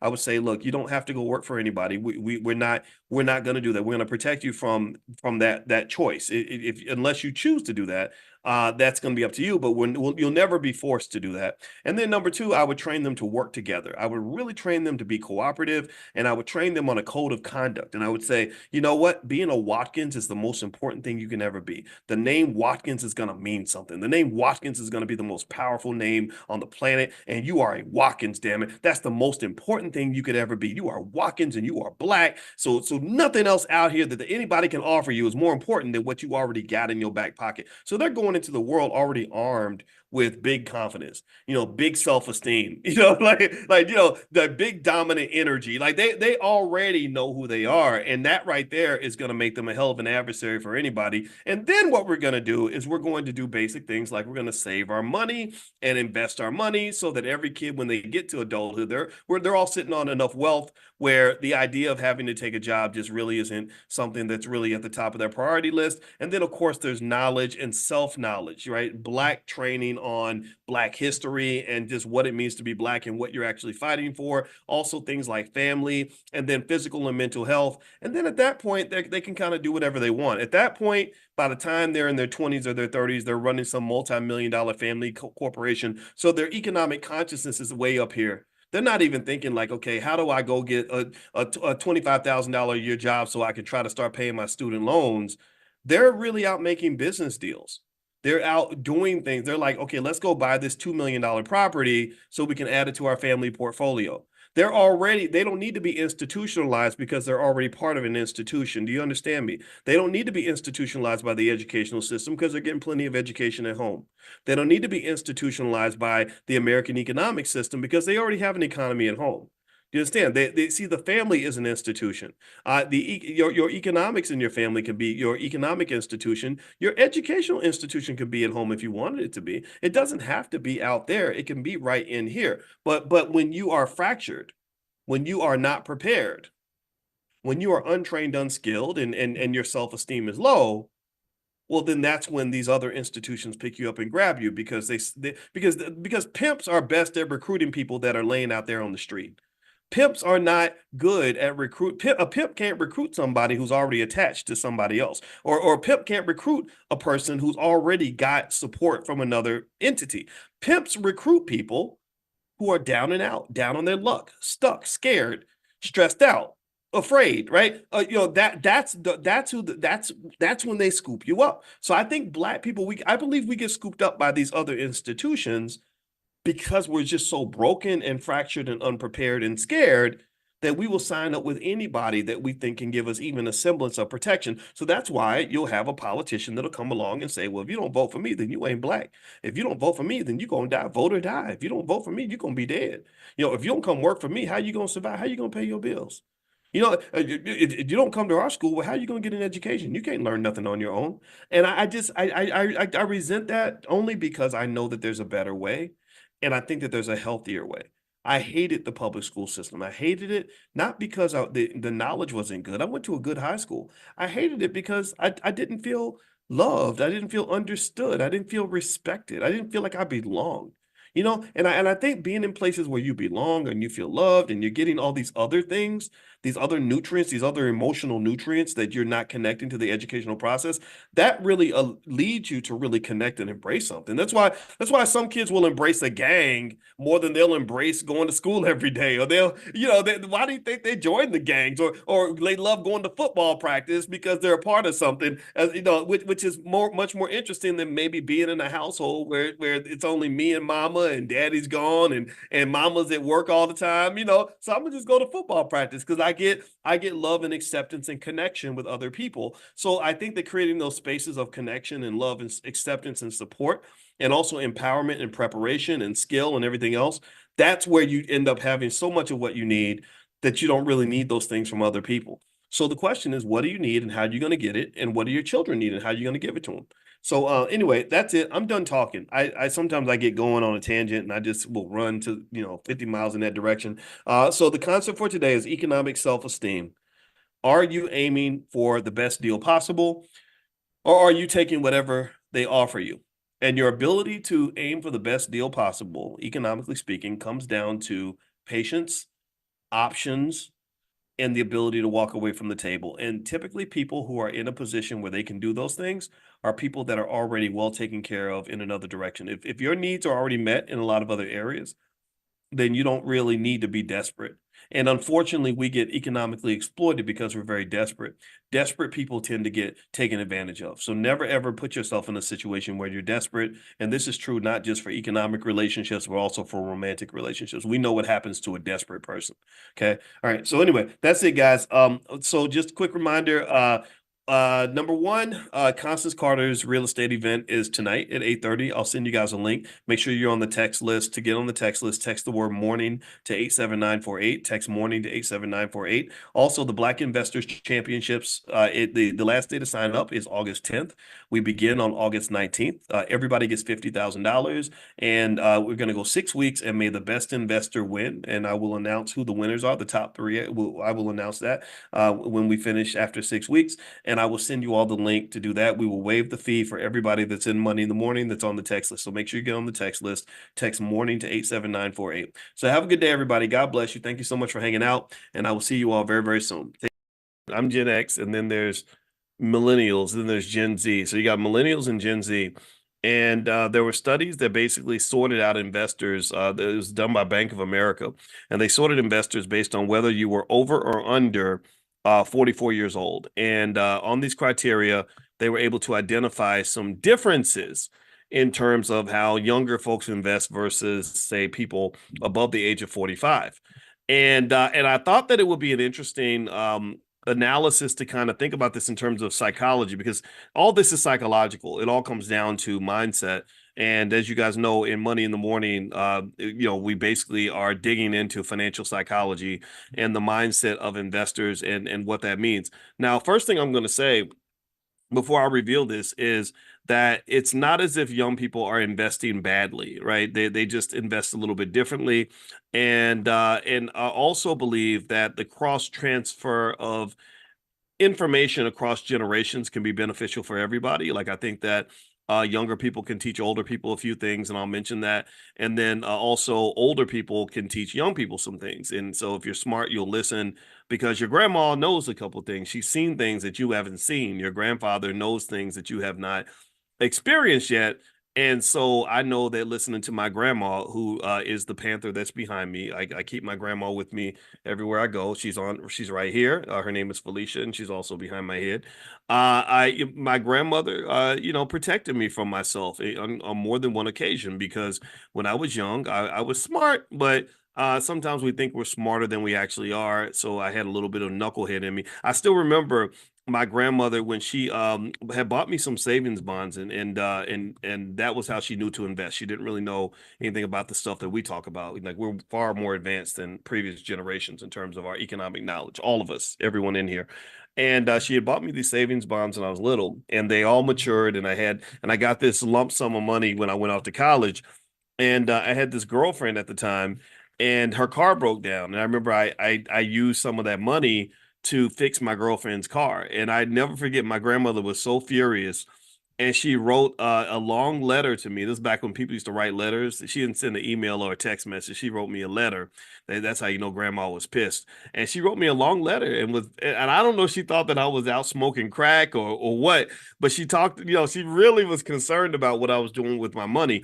And it was that experience that reminds me of why I think personally that as you're building this wealth, as you're making these smart decisions to prepare your family for their strong economic future, getting your kids ready, you're doing the $5 a day plan, or even beyond that, and really preparing a wealth egg or a nest egg for your kids so they can be financially safe. I don't believe in giving all that money over to them when they turn 18. I cannot reemphasize that enough. This is not their wealth. This becomes their wealth when you decide it's their wealth. And this is family wealth. You understand that we are a team, we are a collective. Just like we're gonna give we have cars right now. We have a couple cars in our garage, and it's a little bit tough because now we got four people in the house that are of driving age, and everybody's got an agenda. Both of the kids have to get to work, and me and my wife have stuff to do, so we're having a car issue, right? So we're trying to decide how to navigate that. Do we buy them a car? And I said, hell no, I don't want to just buy them a car and give them a car. I don't do that. Again, I'm not saying there's anything wrong with you if you've done that. I'm just saying that that's not where I come from. You earn what you get. That's it. I don't know if anybody else feels this way, but I just believe that you're better off if you earn what you get. That way you can get the pride of knowing that you did this. And also, I think that spoiling kids just never seemed to work out right. You know what I mean? I don't know. It just it never seemed to really work out when the kid was spoiled, that they would be better off than they would have been if they hadn't been spoiled. I've just not seen that. So my position on it was no, no, no, no, no, we're not buying anybody a car, but we are going to buy a car. So this is, don't tell the kids. If you meet my kids at the convention or something, don't tell them that this was the master plan. Okay, we got to, like, you know how the man be making plans for black people and they don't tell you what the plans are. Well, in this house, I'm the man and she's the woman, and so we make these little secret plans. This is the conspiracy theory that we always know there's a conspiracy. Well, in our house, there are lots of conspiracy theories. This is one of them. So if you meet the kids, don't tell them this was the plan. So anyway, here's the plan. The plan was, I told my wife, I said, go out and go to the dealership, find a car that you want to get, whatever, just whatever you want to do. I support it. Um, and so we're gonna have three cars, and then we'll be able to allow the kids to share the third car, the 10-year-old car that we don't want to use as much anymore, but we're not giving that car to anybody. That's still our car. So this, again, this is a mindset. I'm not telling you what to do, but the thinking was, look, this is not your car. This is the family car. But because we bought it, then we have a little more say in what happens with this car. So you're gonna get everything that you need, but you're not going to be able to say, get out of my car, or I'm taking my car. Because for you to say, to have a car that you say is your car, you're going to have to put some skin in the game. You're going to have to make some investments in this process in order for you to say that is my car. Because but again, that's a personal bias, right? Everybody has a bias. But I would say whatever your bias is, however you were raised, or whatever you think is best as the leader of the household, and a lot of you are either parents, or you're going to be parents, or maybe you're grandparents or something. I encourage you to think about the accumulation of any asset, whether it's a vehicle that's declining in financial value, right? Cars are depreciating assets, but they're important assets because you need them to get around. Or you're talking about the stock portfolio. That's family wealth. When you're building this wealth for your kids, that money belongs to primarily you. If you did it, if you're the one who built all this, then that should be yours. That's your empire that you're building. And then also, when you're talking about the transfer of that wealth onto the kids, you have to have discernment in terms of how you do that. Because if you do it wrong, let me just say, if you do it wrong, you're gonna lose it all. If you do it wrong, if you're sloppy, if you just say, oh, well, because you're a certain age and because you're my child, I'm gonna give you everything. That don't work out too well. And people react differently when you give them stuff. Again, that goes back to what I was telling you guys in finance. There's all these research papers written on what they call the moral hazard problem. The moral hazard problem basically says that when you get one of the dimensions of the moral hazard. It's a very complex idea, but one of the dimensions of it is that when you give people stuff, they start acting stupid. When you give people stuff, their behavior changes. I remember when that football player Antonio Brown that played for the Steelers and the Patriots and the Raiders. And I think the poor guy has CTE. That's what I think is really going on because he's the Negro. The Negro is crazy. But anyway, Antonio Brown, he was a great wide receiver. He was very disciplined. He worked really hard. He showed up to practice on time, and so because he was so good, they were going to sign him to this massive contract. And there was somebody who said something that was true, but there's not much you could do about it. But he basically said, when you give him all this money, he's going to act a fool. You're not going to be able to control him anymore.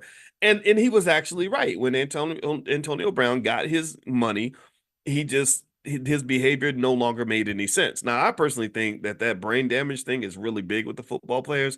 So when I see them commit a crazy crime, like there was one guy, Kellen Winslow Jr., I think, who went to prison because he was literally sexually assaulting like old ladies, like 75, 80 years old. That just seems kind of weird. I'm not saying that any type of assault is okay. It's never okay, but it was just weird. It made me think something's got to be going on with his brain. And Aaron Hernandez, who played the same position as Kellen Winslow Jr., who definitely was confirmed to have tremendous amounts of brain damage, was just going to the club and killing people. Like, and it didn't make, and it was weird. They didn't even consider him a suspect because they were like, why would a guy who just won a Super Bowl murder somebody? That doesn't make, but it turned out that he had significant mental illness that came from all those hits to the head. So anyway, with that being said, though, just circling back to moral hazard, people act differently when you give them resources and you give them money. Especially true. That's especially true when you talk about your kids. So when you're talking about how to kind of deal with your children and just sort of what way to sort of distribute the assets, I think it's important to really think it through carefully because if you don't, you're going to lose everything. There's a show I've been watching. Anybody watch the show on Netflix called The Gentleman? Anybody watch it? It's got one of my favorite actors, Giancarlo Esposito, one of the best actors out here. He played Big Brother Almighty back in School Days. I don't know if y'all remember him. Everybody, if you haven't seen School Days, like remember when Biden said, "If you don't vote for me, you ain't black." If you ain't watched School Days, I'm gonna have to check your black card because that movie's a classic. We know it is. But anyway, if you're young, then that's your excuse. So go watch School Days. You'll love it. So anyway, Giancarlo Esposito is in this show called The Gentleman, and it's about this it starts with this guy who inherits this massive estate and all this wealth from his father, who was the duke of something or whatever, and they call them my your grace or my lord and all this other British crap. And anyway, one of the things that happened was the way the story starts is that you had the older brother. The oldest was supposed to inherit the estate, and this had been the tradition in the family for 600 years. And so all this wealth that had been accumulated over half a millennia of 5 to 600 years was all going to go to the oldest son. And the problem was that the oldest son is an idiot and a drug addict who makes terrible decisions. So the father skipped the oldest son and passed all the wealth down to his second son, who was the one that was the most responsible because he knew his second son wasn't going to mess up the family estate. And so this is what this whole show's about. It's all about money and choices and everything else. And all those things are deeply connected. And so as you're building your empire and preparing what to do with it, and managing risk, we've talked about risk management. I did that whole training with you guys called storm-proof investing. And we talked about diversification and the use of stock options to protect your portfolio. But the biggest protector in terms of risk is just making good decisions and then making the good decision to put your wealth in the hands of people who are going to make good decisions, who are going to who are skilled at three major things. There are three major skills that make you into a wealthy person. One is the ability to acquire wealth. Two is the ability to preserve wealth. Three is the ability to grow the wealth.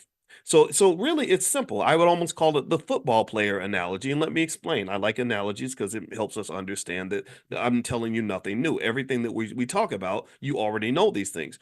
Well, if you think about it, what makes a great football team? Well, if you have the ability to get the ball, to acquire the ball, which means you got a good defense. Your defense can get fumbles and sacks and interceptions. Two, you can protect the ball. The quarterback does not fumble. They don't make mistakes.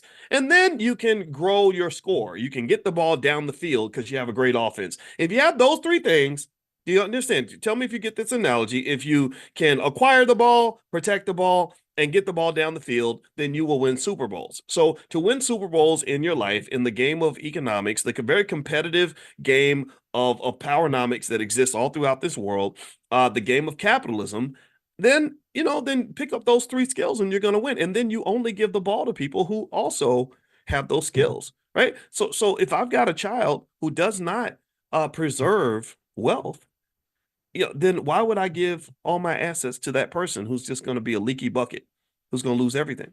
And this is what that whole show's about. The Gentleman. There's so many shows. If you watch, there's so many shows you watch that there are really straight economic lessons. There's so many shows you watch. Every time you watch a show where money is discussed and there's a money problem, or people are doing crazy stuff because they need to get money, that's a financial lesson. There's so many different shows I could point out on Netflix right now where money pops up everywhere in these conversations. And and this is where you learn it. This is your training ground. All right. So let me dig into some of this study. This is what I kind of wanted to hit on today. And by the way, if you want to copy my book, The 10 Commandments of Black Economic Power, or Financial Flashcards for Kids, we're halfway through the summer. It's not too late for you to give them something that's going to last for the rest of their life. You can go to drboycebooks.com, and there's a discount code, book club, the word book club. If you use a code book club, you can get 30% off anything in the store. So it's drboycebooks.com. Also, make sure you get on the text list for Money in the Morning. If you want to join the private Zoom for free, or get a notification. A lot of you just got a notification from me. Just text the word morning, MORNING, to the number 87948. Text morning to 87948. All right. So here are a few things that are going on. Basically, a Bank of America study found that young people under the age of 44 are more likely to choose investments that differ from those that are over the age of 44. People over the age of 44 are more likely to lean on the traditional investments, top three being stocks, real estate, and then emerging markets, right? So stocks, the stock market's number one, then real estate, and then if you want to go further, maybe emerging markets, meaning like third world countries. There are funds you can invest in that will let you benefit from other countries. I made a list for you guys of funds you can invest in to make money in India, Africa. I made a list for Africa. I'll text that out to you guys again if you'd like to see it, or you can email support at theblackbusinessschool.com and they can give you access to that. I don't have it in front of me now. Either way, if that were the case, I'd give it to you now. That's kind of what people do over the age of 44, right? So, and it makes sense. The stock market is the number one wealth builder in America. Those who don't participate in the stock market don't tend to build very much wealth. Also, real estate is very, very powerful. Real estate is a great way to have literally a real asset, something you can actually touch, something that's very tangible. So shout out to everybody who owns real estate. I think real estate's fine. I don't personally enjoy being a landlord. I think I've talked to you guys about that. So I choose to make my money by selling stock options and all that to get my income. But still, real estate is fine. And then also emerging markets are nice because emerging markets can give you that excess return because you're investing in these small countries that may grow very, very quickly. Now, here's the thing. The truth though is that younger people, typically every generation, they do something different from what their parents did. And a lot of the decision in terms of what they choose to do is informed by their experience, right? So a person that's under the age of 45, they've grown up with a lot of technology, so they're very comfortable with technology. Younger people tend to be more comfortable with risk because they have a longer time horizon for investment, but then also they are comfortable with risk because sometimes it's because they haven't gone through certain experiences. My grandmother went through the Great Depression, so she was very, very risk averse, very risk conscious. People like Warren Buffett, they saw the effects of the Great Depression, so they're always thinking about the downside. They're thinking about what could go wrong Whereas if you're a young person and you've only seen the market boom, you've only seen low interest rate regimes, which is what we had going all the way back to 2010, where you could just go borrow money and amazing things will happen after that, then a person like that is more likely to take on leverage and debt and kind of just gunsling a little bit, right? Because they haven't really gone through, in fact, the last 20 years, 25 years or so, you really haven't seen too many major economic calamities. You did have the decline in 07, 08, which was pretty bad for the real estate market. But for the most part, young people haven't really gone through like some sort of like significant economic hell in terms of the stock market, in terms of watching your portfolio go, just drop 60% right before your eyes. They haven't really experienced a lot of that. So a lot of times that can lead to um, different investment behavior of young people, right? And so here's what they found in the study that young people do when it comes to investing. They said that young people they tend to allocate toward real estate at the top of the list, crypto and private equity. That was what Bank of America mentioned in particular. Real estate, crypto, and private equity, as opposed to stocks being at the top of the list. Private equity might be, in some cases, just, your own business or investing in other people's businesses or some of these websites where you can put money in and they can, like I think Fundrise does that, where you're raising money for startups and stuff like that. And what's actually driving a lot of this is that also younger people tend to have a little less patience when it comes to wealth building. They sort of, especially on social media, where there's a lot of incentive or a lot of what's the word? A lot of flashiness in terms of people showing you how much money they made and how they made it quickly. It can make someone feel stupid for doing things like getting up and going to work every day, or waiting 5 or 10 or 15 years for something great to happen. Why would you wait 15 years when you can make it happen in 15 days? And so the lure of the fast money a lot of times can drive certain investments that are extremely risky. And then also they mentioned that younger people have an interest in various kinds of collectibles like watches and classic cars and stuff like that, or even sneakers. And all that's fine, right? Again, I'm not here to tell you that those things are bad. I think that what is interesting though to me is that you should know that there's something that everybody can learn from each generation, and generally speaking, things like crypto are incredibly risky, probably riskier than people can recognize. And they said that some of the reasons that younger people are more likely to deviate toward things like crypto is a lack of trust, a lack of trust in the government. You hear a lot of people talk online about how the dollar is gonna collapse and the whole economy is gonna go to shit and everybody's gonna lose everything, or the government is manipulating you in this way or that way. And I'm not saying those things aren't true. I'm not gonna say that America, I do, I really completely agree with you that America is a country where there are conspiracy theories. There are people in the elite class that make certain decisions that affect the working class that are unfair. I've mentioned to you a few factors. For example, I think they've completely screwed a lot of people when it comes to student loans. So you have a lot of disillusioned people who say, "Wait a minute, I went into debt to go to college so I can do everything right, and here I got all this debt and I'm stuck and I'm not making the money I expected to make." Like all that's real and all that's by design. We've talked about that.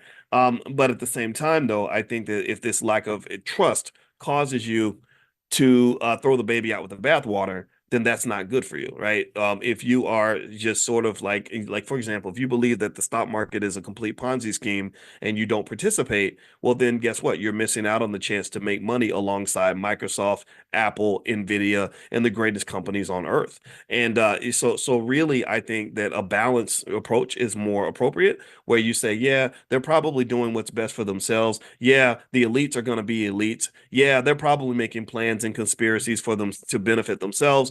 But that does not mean that I still can't participate in this economy and do well. Also, younger people tend to be more tech savvy. They're more comfortable with technology, which is why things like crypto can be appealing, as opposed to older people who don't trust crypto. I've heard older people talk about crypto like it's just fake money and it's complete garbage. And I think that that's an inappropriate approach, because typically a lot of times the people that will say things like that are people that they know a lot about investing, but they don't know a lot about crypto. Do you understand? Like, so they'll know a lot about stocks and real estate and business. So that gives them their credibility, but then they won't take the time to really try to understand what's really happening with crypto. Like, what is it? Like, what's really going on here? And I think that that's a little bit problematic and disingenuous. It's almost like somebody who won a Super Bowl who then tells you that tennis is crap or a pickleball is garbage, right? So if I am a guy who won a Super Bowl, I don't know who's a guy I'm trying to think. I can't name any Super Bowl winners right now. I don't know. Shannon Sharp.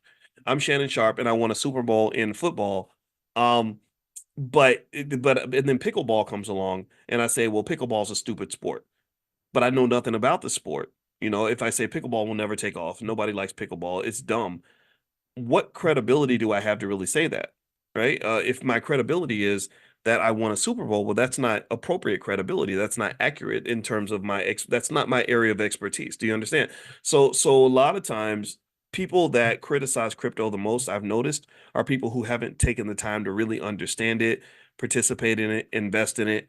Like, why would you if you think it's stupid, if you think it's garbage, if you made that assessment from the very beginning? So, one of the things I can say that was with crypto, in order for me to critique it, I felt like I needed to understand it. So, to understand it, I read a couple books about it and did a lot of research, talked to a lot of people, looked into a lot of stuff. I'm still not an expert on it, but I know a lot more than I did.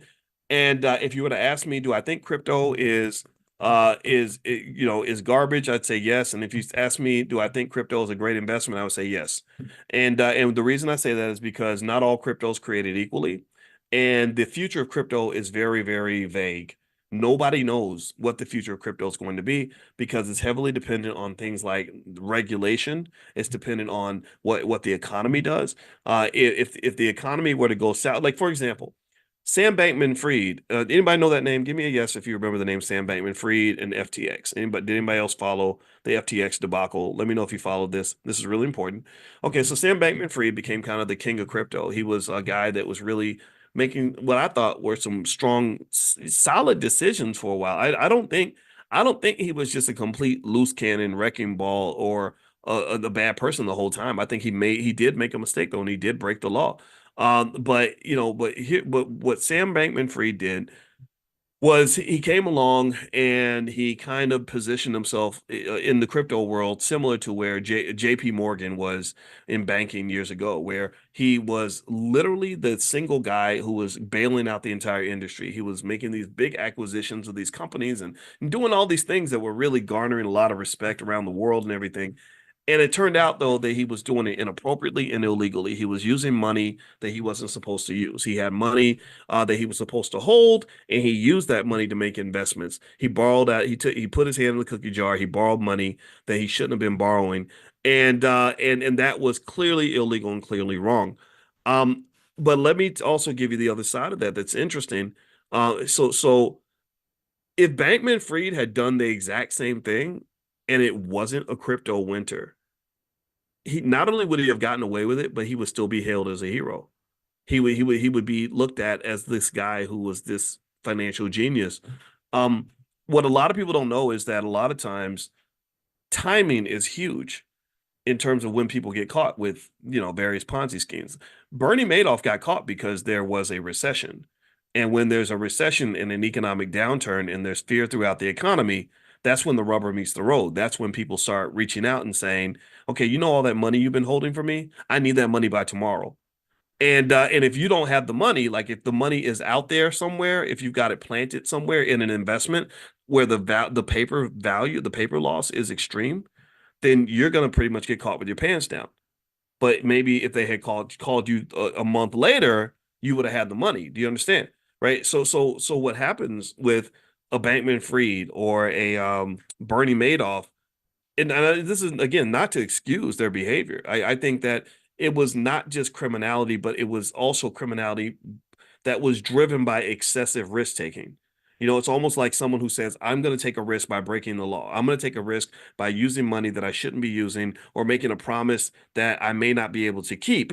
And I'm hoping that you don't ask me the wrong question at the wrong time. Do you understand? Or maybe somebody who I don't know if your wife has a boyfriend and she brings him by the house and she's hoping that you're not home, that you don't come home at the time her boyfriend's at the house, right? So basically, because if you come home, then you're going to break down the illusion. You're going to say, wait a minute, you were cheating on me, right? Whereas if you come home an hour later, you would say, my wife is wonderful and she's perfect and she's an amazing person, right? So the thing that's really um that I see with that is that crypto's future, similar to the future of a Sam Bankman-Fried, is highly dependent upon what happens with other factors that are unrelated to the quality of their ability as an investor.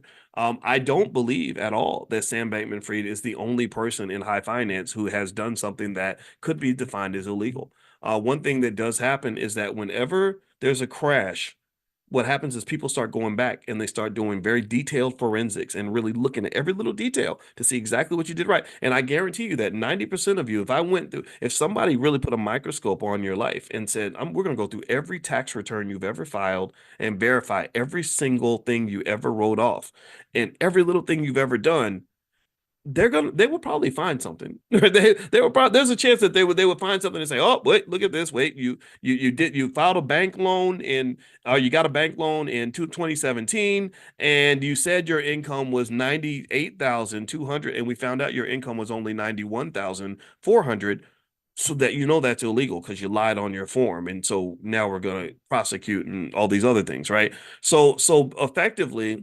when I think about the future of crypto, I think about the Sam Bankman-Frieds in the sense that a lot of people don't even know, for example, that the investments that Bankman-Fried made with the money that he was not supposed to use. So again, I want to be 100% clear. He did break the law. He deserved, what he got, and I'm not here to defend any of that. But a lot of the investments he made with that fake money or the money he wasn't supposed to have, those investments did extremely well. Once the sky cleared and once the crypto winter ended, they had a dilemma. They said, okay, so we're claiming this guy stole people's money, but what do you do if the money is there? Like, what do you do if like, what do you do if you say, hey, you took $1 billion? That was the biggest critique, right? You stole billions of dollars from people, right? Which again, he did. But what do you do if the thief puts the money back and puts an extra $100,000 in the bank account just for good measure, right? Again, I'm not saying that he didn't break the law. Again, I keep going back to that so we don't misinterpret the discussion here. But but that's what he did, right? So it's crazy. So I don't know what Bankman did or how much he took exactly. So let's say he took $1 billion, right? And then the market crashes because what he did with the money is he took the money, he invested it in stuff, and those investments all plummeted at the same time. Right? So that crypto that he bought for $1 went down to 10 cents. So then the crypto winter ends. So then they say, oh, so you took $1 billion from people because you took the billion, you made these crappy investments, the investments sank down to zero. You're a loser. You stole this money. You're a crook. So while he's on trial, the crypto winter ends. That 10 cent, asset that he bought is now $1.20, and so all the money's back and then some.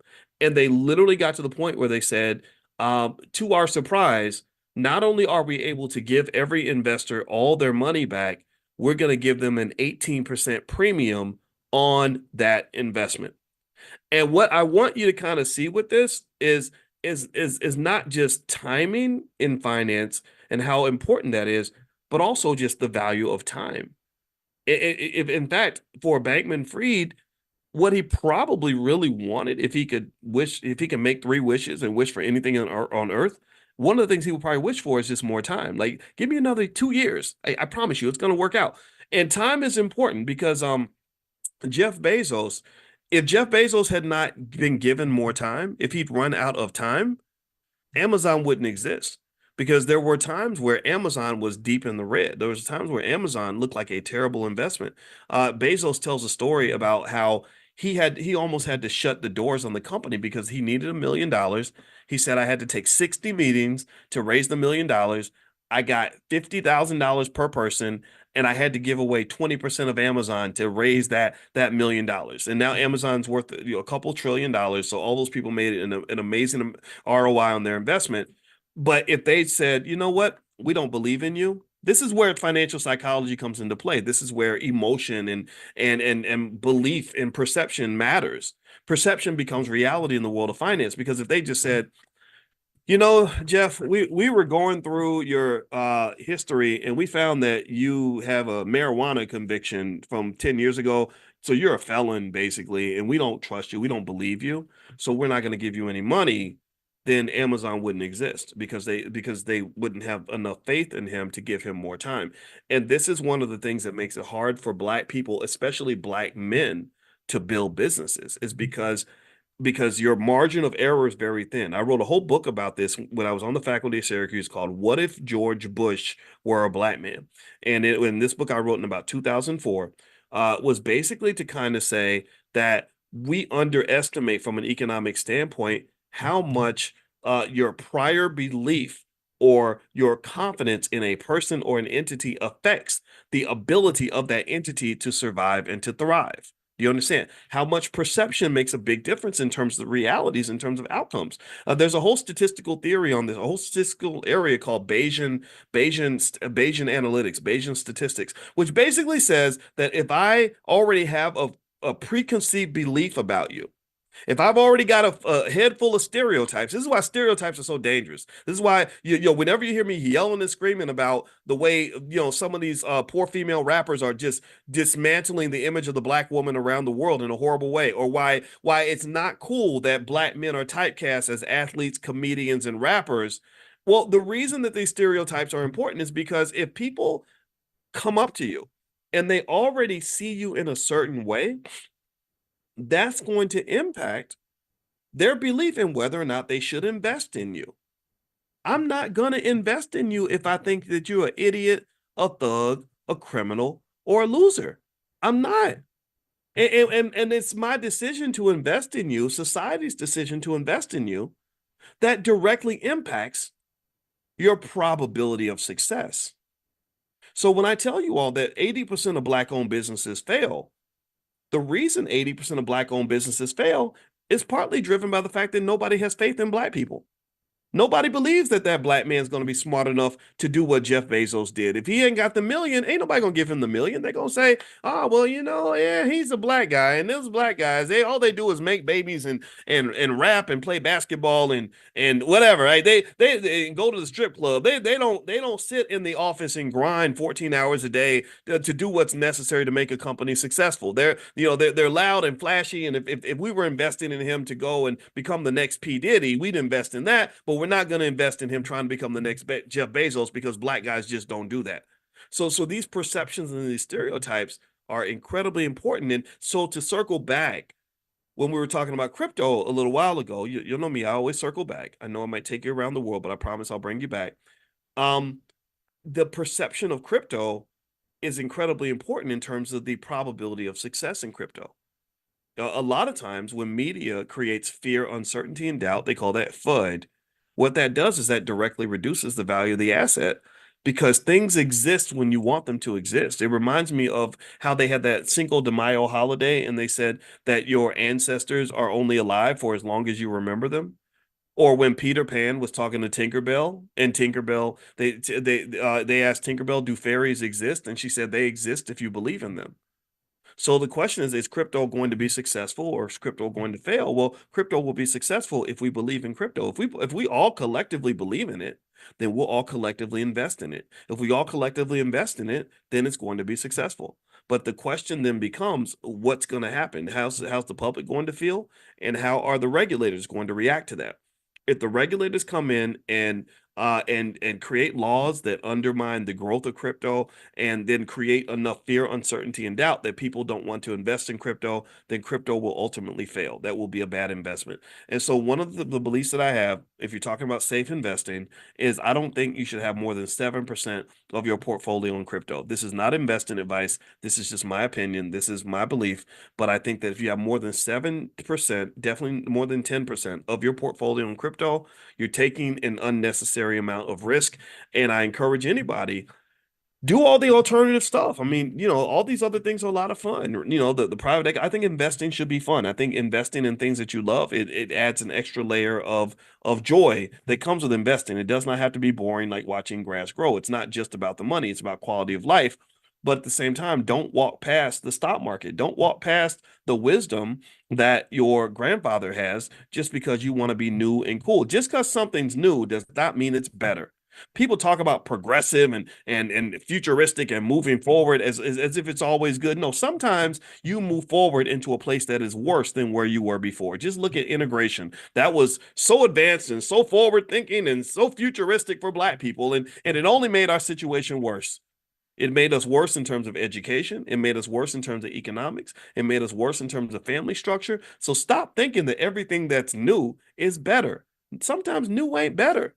And stop disrespecting the wisdom of your elders. Your elders know they know some shit, and you need to listen. You need to listen.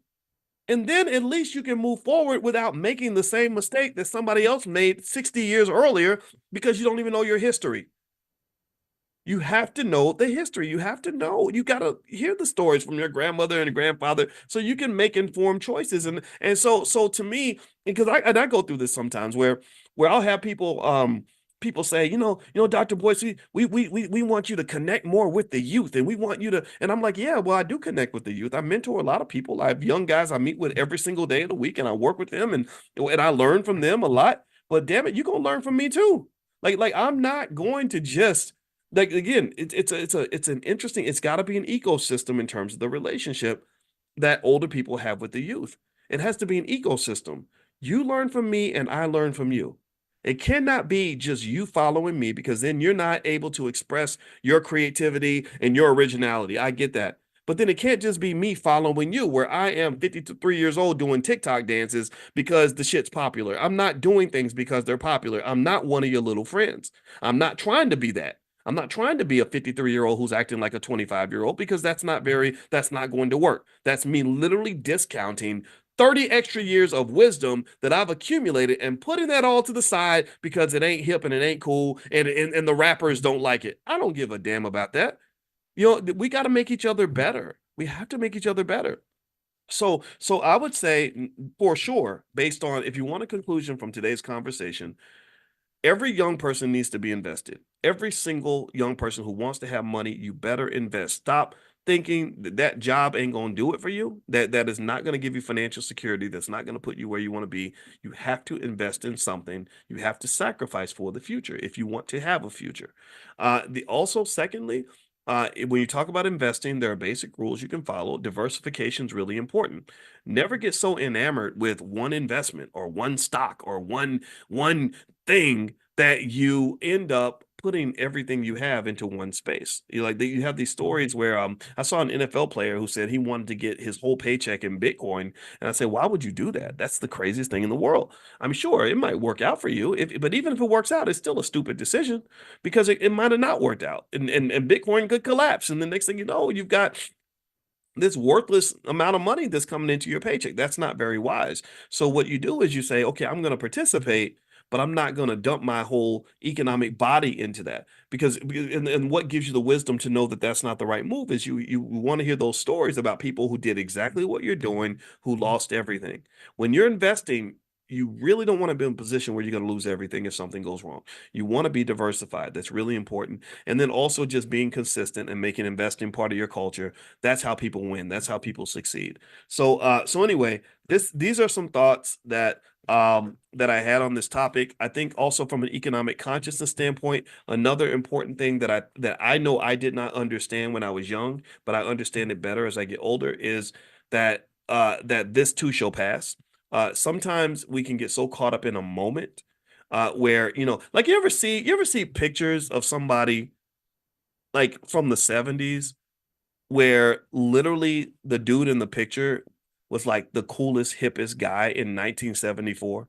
Like, he literally, maybe he looked like Bootsy Collins or something from I don't know, it wasn't Earth, Wind and Fire. It was the P-Funk. Like, you ever see those P-Funk dudes and how they dressed? Like, let me find a pic. I gotta find a picture. It was the craziest thing. Let me see if I can find. Hold on. Let me see. All right. Um, Let me see if I can find one. And just so you know, I love P Funk, and I also love, the greatest group of all time was Earth, Wind and Fire. Like, Earth, Wind and Fire is the greatest. I met the guy who was one of the guys from Earth, Wind and Fire, the one that played the guitar, that had the big hair. I met him in Los Angeles, and I was going up to get his autograph, and it was kind of cool. Like he was signing all these autographs with all these people, and he saw me in the crowd, and he just stopped and he said, brother, he said, I watch you every day. And that was kind of cool. That was like my clout moment because all the Hollywood people were like, who is this guy? Why is he paying attention to him? But so I'm kind of like an acquired taste.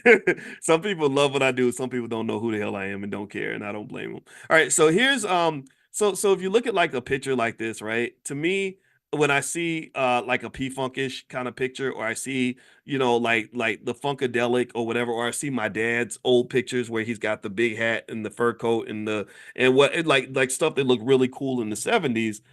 I really wonder, like, I wonder if they would, how they felt taking that picture, right? Like in the moment, everything that you're doing is completely lit. Everything you're doing in the moment is hip and cool, and you're the coolest guy on the block. But if you look at that same picture 20 years later, it looks crazy. You look ridiculous, right? And at that point, you can only laugh at yourself. You don't take yourself nearly as seriously as you did when you took that picture.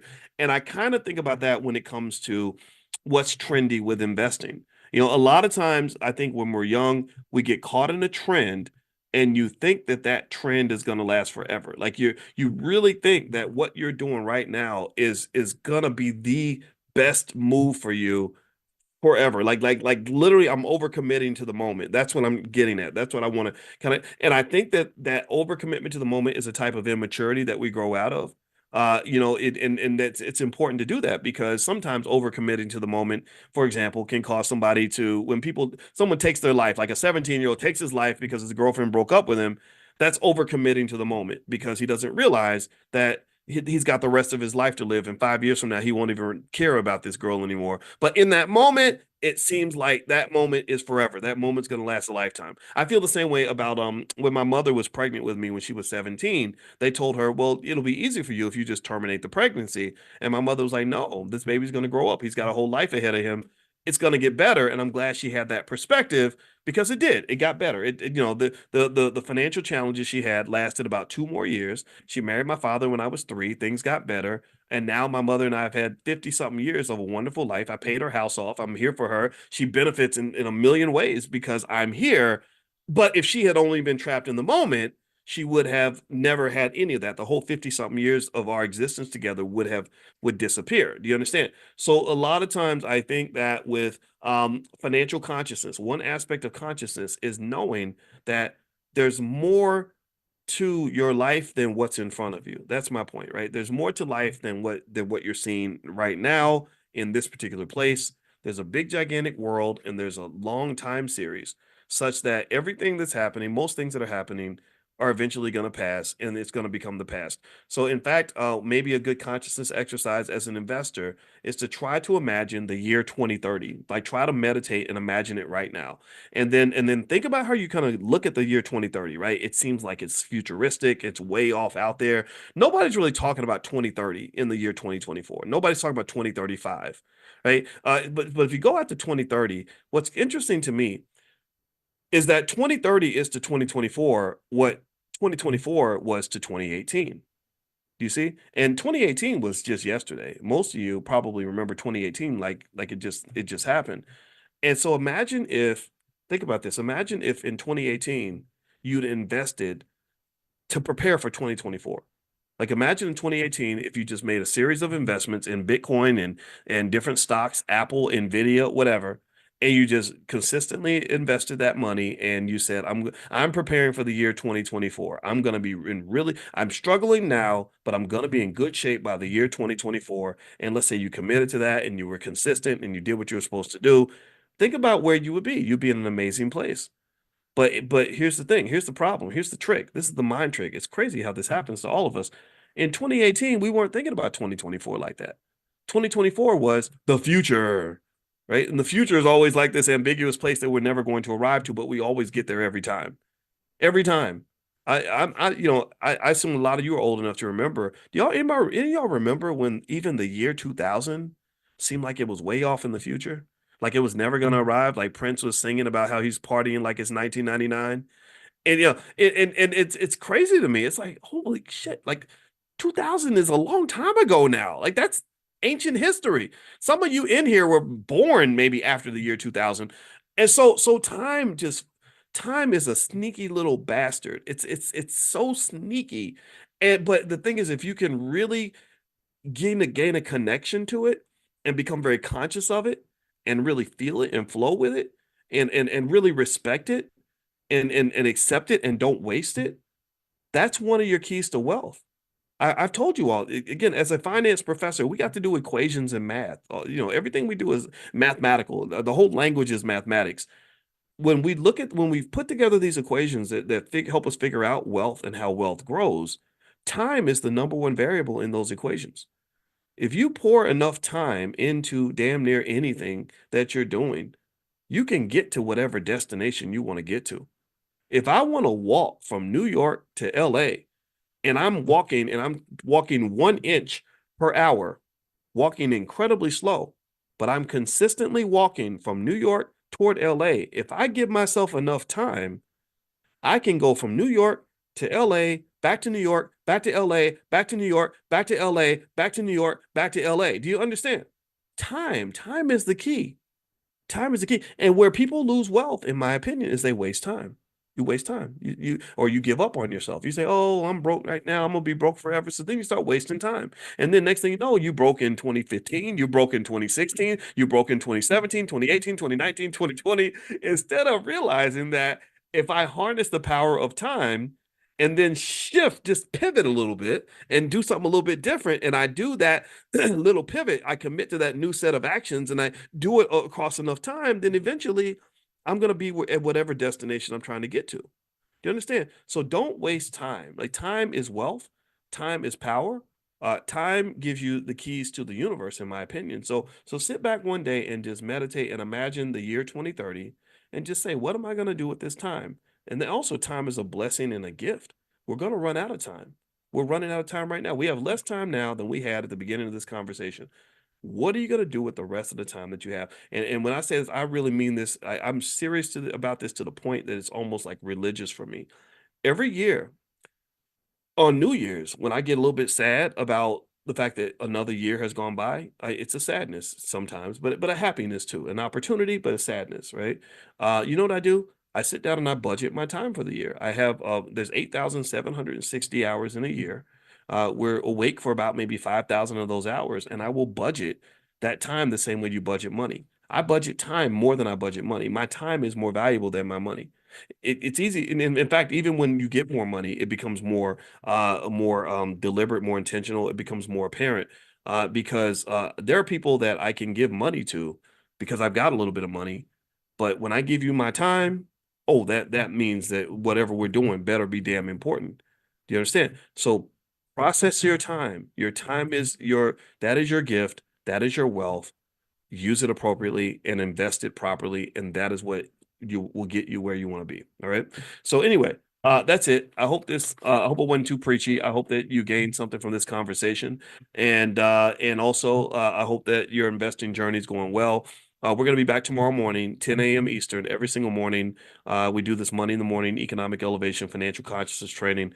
If you want to get notified when we meet, get on the text list.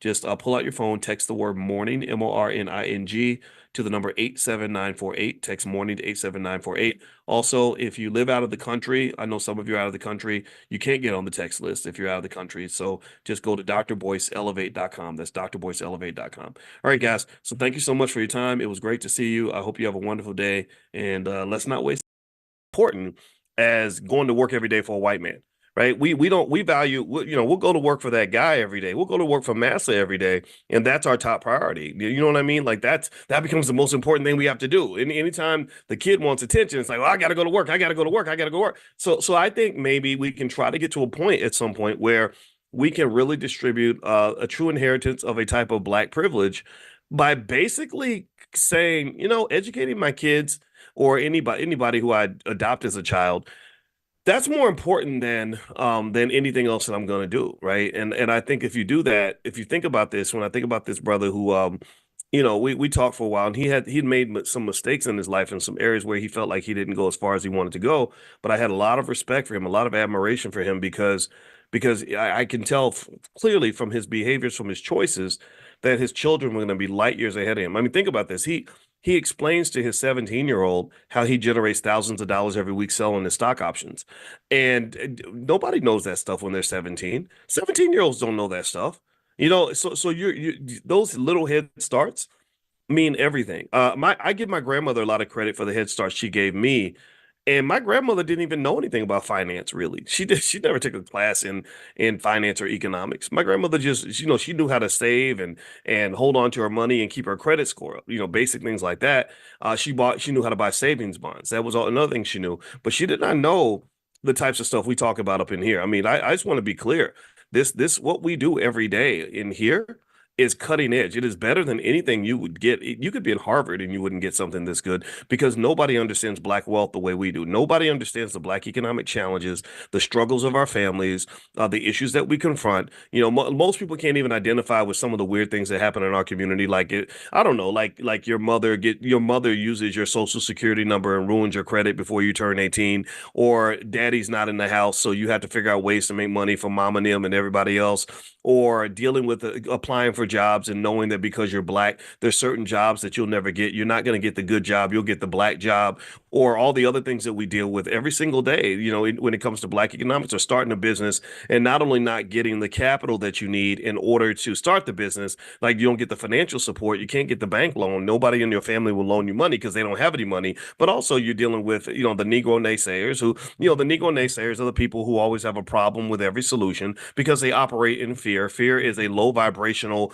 low frequency, sort of lower level instinct, right? And because they're all living on this low vibrational frequency, when you try to rise, they emotionally weigh you down without even trying to. You get emotionally weighed down because everybody dumps their fear on your back and you're trying to fly like an eagle, but you got 80,000 pounds of fear on your back. And it's really hard. It's really, really hard. So I'm going to say this too.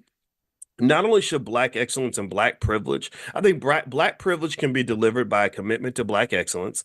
Excellence comes through preparation, but also I think that Black success is not the same as white success. Like I think that when we succeed, when we win, when we overcome it all and become successful, there's nobody in America anyway that can really match that in terms of understanding what we had to go through to get there. Like yeah, there are some white guys out here that have PhDs in finance like I do. But I told my chairman when I was 29 years old, I went into I was kind of cocky when I was young. I was kind of like because I'm from Louisville. We got that Muhammad Ali in us. And so I was kind of cocky, and I remember telling my chairman, I said, you don't understand. I'm not like the other students here. Not I have I'm the best. I know stuff better than everybody else, sure, but you're looking at us as a group as if we all started in the same place. You don't understand. They didn't start where I started. You don't have another student who could say he was born in the projects. You don't have another student who could say my daddy was on drugs, so he wasn't even there on the day I was born. You don't have any other students who can say that they overcame the things I went through in terms of growing up with growing up with roaches and stuff in the house. You don't have any students that can say that. So don't put us in the same category. We're not the same. Like Kendrick says, they're not like us. I was saying that 25 years ago. So long story short, I'm going to just say to you, that your uniqueness, your individual experience, the things that you overcame, to me, those are your superpowers. If you study, the storyline of any superhero on a Marvel comic book or not Warner Brothers, the other one, DC Comics, you'll notice every superhero has a horrible origin story, right? Something really terrible happened to that superhero that made them great. So really, what I've noticed is that the difference between a struggle that weakens you and a struggle that makes you stronger is your attitude. How do you really embrace it? Do you embrace it and say, okay, this is what's going to make me stronger, or do you look at it and say, oh my God, this is what's going to give me another reason to feel sorry for myself? If you're in the latter category, then I hate to say it, but you're it becomes wasteful energy. It's like if I eat a bunch of food and then I just sit on the couch, then I'm taking a bunch of sugar or whatever, and I sit on the couch. Well, that sugar is gonna just sort of sink into my body and become almost like a type of poison. It's gonna make me fat, whatever. But if I get up and I go use that energy to work out, then that's going to really fuel me and make me stronger, right? So I would encourage you, take those experiences that you have and just really understand that that really is a type of training camp that God created for you that gives you an opportunity to be as great as you want to be. And it's really hard to remind yourself of that because sometimes we go through hard stuff. And I think that the energy, the attitude, one of the reasons that Black wealth does not grow, um, and I'm going to explain why black wealth doesn't grow. There's a lot of reasons, but one of the reasons why black wealth doesn't grow is because there is a pessimism that sort of seeps over us from the time that we're born. And the pessimism is not just that fear that I told you about. You see, what you got to understand is that economies don't grow in fear. It's like trying to grow a flower in terrible soil. If you have really nasty soil and it's dry and it's toxic and whatever, and there's no nutrients in it, nothing's going to grow in that soil. You're trying to create life in a dead space. So to some extent, there are sectors of the black economy that are just dead. They're dead largely because of the way we perceive time, the way we perceive risk, the way we perceive our circumstances. For example, I've talked to you guys extensively about how Warren Buffett and people like that will always tell you that a lot of wealthy people are made wealthy by basically buying assets extensively when the market's down. When the market goes south, they don't sit around and cry about how bad the market is. They say, "Oh, wow, there's so much cheap stuff out here I can go purchase." So they start moving, they start activating when times get tough. They don't sit there and just cry about it or just say, "Oh, well, look, they done did it to us again, y'all. They done took it from us again." I can just tell you that a lot of economics is really built on uh, psychology. This is why when they measure the state of the economy, they measure things like consumer confidence. How confident and optimistic are consumers? Because they know that an economy where consumers are optimistic and confident, which is connected, right? When you're a confident person, you're optimistic about yourself, your life, and your prospects. They notice that when consumers are optimistic and confident, the economy goes up. So I think you got to ask yourself that question. When you look around at your family, look at your family and economic consciousness exercise. This is what this is going to be. And when you hear them talk about struggles and challenges, do you pick up on optimism and confidence? Like, oh, we got this. We're going to go get this. We're going to make this happen. I'm feeling good today. Or do you pick up on pessimism and negativity? The negativity, oh, it's just so hard out here. How you been doing, man? Oh, man, just surviving, man, just surviving. Well, if you're just surviving, I mean, the truth of the matter is that's called survivalnomics or strugglenomics. That's not powernomics. You can't play powernomics if you're just surviving. It's like if I'm trying to win the Super Bowl and I have a great football team, and I think that we have the ability to win. But our goal is to just survive each game and not die by the end of the football game, just to survive. Like we might lose by 30 points, but at least we made it. At least we didn't get injured today. That's not an attitude. That's not a winning attitude. A winning attitude that leads to positive outcomes tends to be based on your prior perception of your self-worth, your odds of winning. I think a lot of people don't succeed because think about it. Why would you try hard to do something difficult if you believe that you can't do it? If you don't believe you can succeed, why? Like I didn't get up this morning with the plan to go climb Mount Everest because I think that if I tried it, I would probably freeze to death.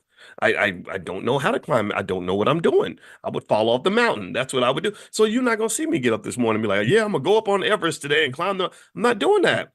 Partly because I know I don't have confidence in my ability to climb Mount Everest.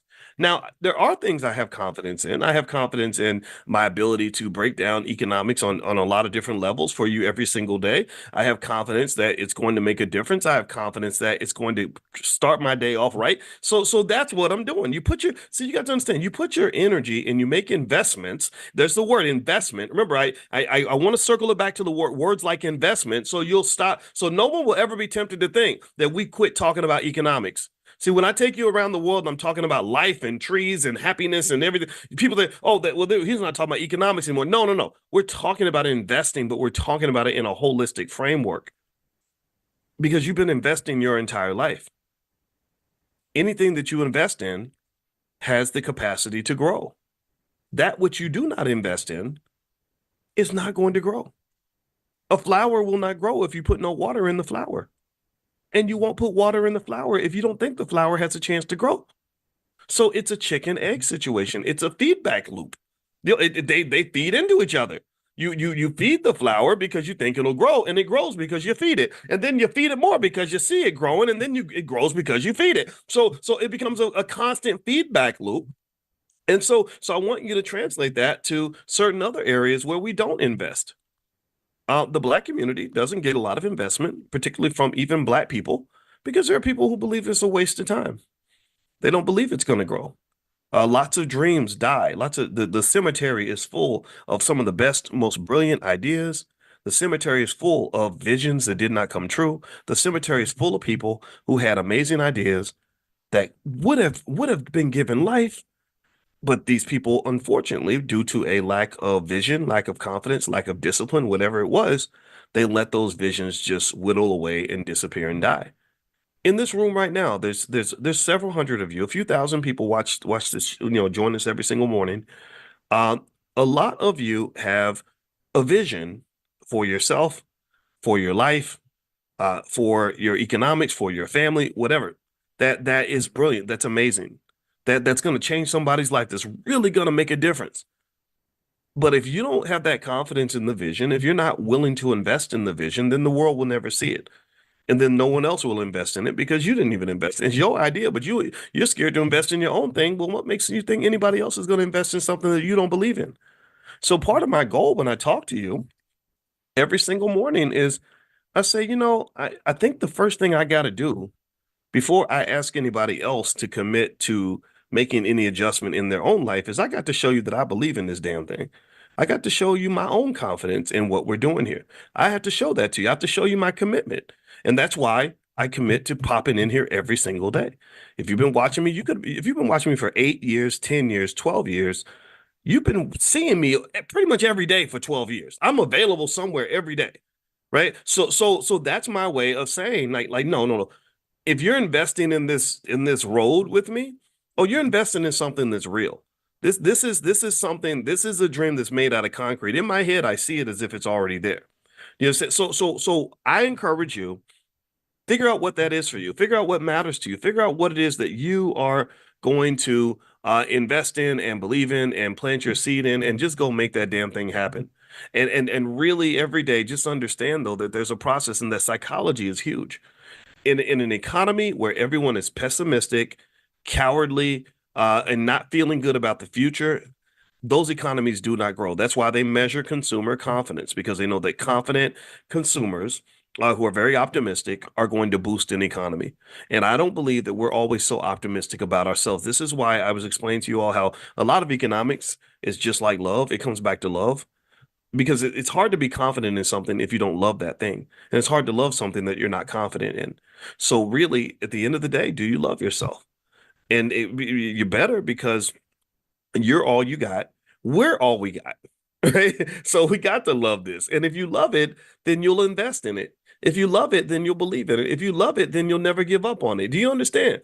And if you do that and you position yourself where that's a consistent strategy, then guess what? You get to a point where you're kind of insulated from all the BS that's out here in the world. I've had scenarios where if somebody got mad about something I said and they tried to cancel me, and I was like, you can't cancel me.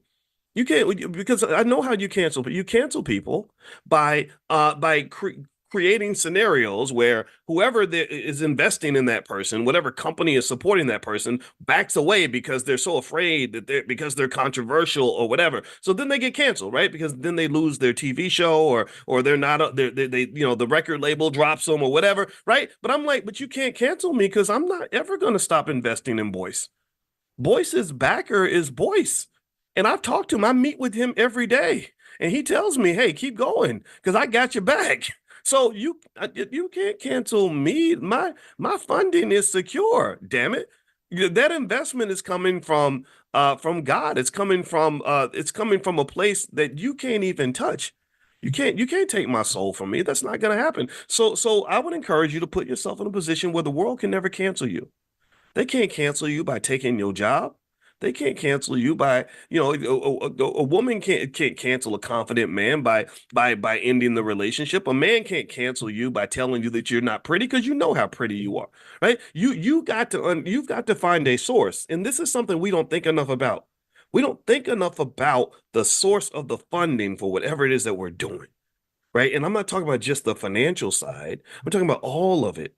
When you are reliant upon funding sources for your vision, your dream, your empire, if you're dependent upon sources that are not reliable, that are not stable, that are not sturdy, that are going to back away at the sign of any problems or any trouble or any disappointment, then you're very vulnerable. That's a risk factor. Remember, when I studied under Renee Stoltz at The Ohio State University, he's one of the greatest risk management experts on earth. So we spent a lot of time talking about risk and understanding how risk works, how risk shows up. So one of the biggest things about the Black community in our economics is we don't understand risk. Because if you did, you would understand how risky it is that the number one funder of your dreams, of your education, and of your economic success is the same group of people that put you in chains, raped you, beat you, stole all your money, castrated you, hung you from trees, and all this other. If you understood risk, you would not be dependent on people who have harmed you in the past in the way that you do right now. You wouldn't. You would not. Nobody, that doesn't even make, that's not even logical. That is not logical. So the truth of the matter is that we will make these risky moves. You know, we'll have a job and we'll be working for massa and we'll think we're secure because massa's sending the paycheck on time every Friday. And then we're like in shock when massa decides, Tyrone, I found out about your conviction for possessing weed when you were 19 years old, and we're gonna have to go in a different direction, Tyrone. And then next thing you know, Tyrone's devastated because his financial backer has backed away. He no longer has his investor anymore. And I'm the guy who kind of says, yeah, Tyrone, but I don't think they really ever liked you that much anyway. I think that they're not like us, Tyrone. They're different. You have to find some other way to get what you need without going to the people who don't give a damn about you. That's why that's literally the whole premise of my life. And it's hard for me to explain because when I explain it this way, people get nervous. They think I don't like white people. No, I don't have any problem with white people at all. I got many white friends. Isn't that what they always say? I got a lot of white friends, and I'm very nice to them. And as long as they're nice to me, I'm nice to them. It's just I'm not gonna trust you to make sure my family gets fed. I'm not trusting you to make sure that I get to be a man. I'm not doing that. I'm not predicating my self-confidence and my self-respect and my self-esteem on whether or not you validate me or not. Because I know how y'all do. I know how you are. I read the history books. I've been kicking it with Dr. Claude Anderson for damn near 20 years. I understand that I know where the bodies are buried. I've read the secrets. I've read the real history books that really tell you about how you used to use black babies as alligator bait. So I don't expect more from you than anybody should expect from you with the history that you have. Your credit score is very low, so the trust is not there. I'm not loaning you anything. I might partner with you. I'll be friends with you. I can even work with you. I have nothing against people who are not black. And that's something I have to keep on explaining because people think that in order to love yourself, you got to hate somebody else.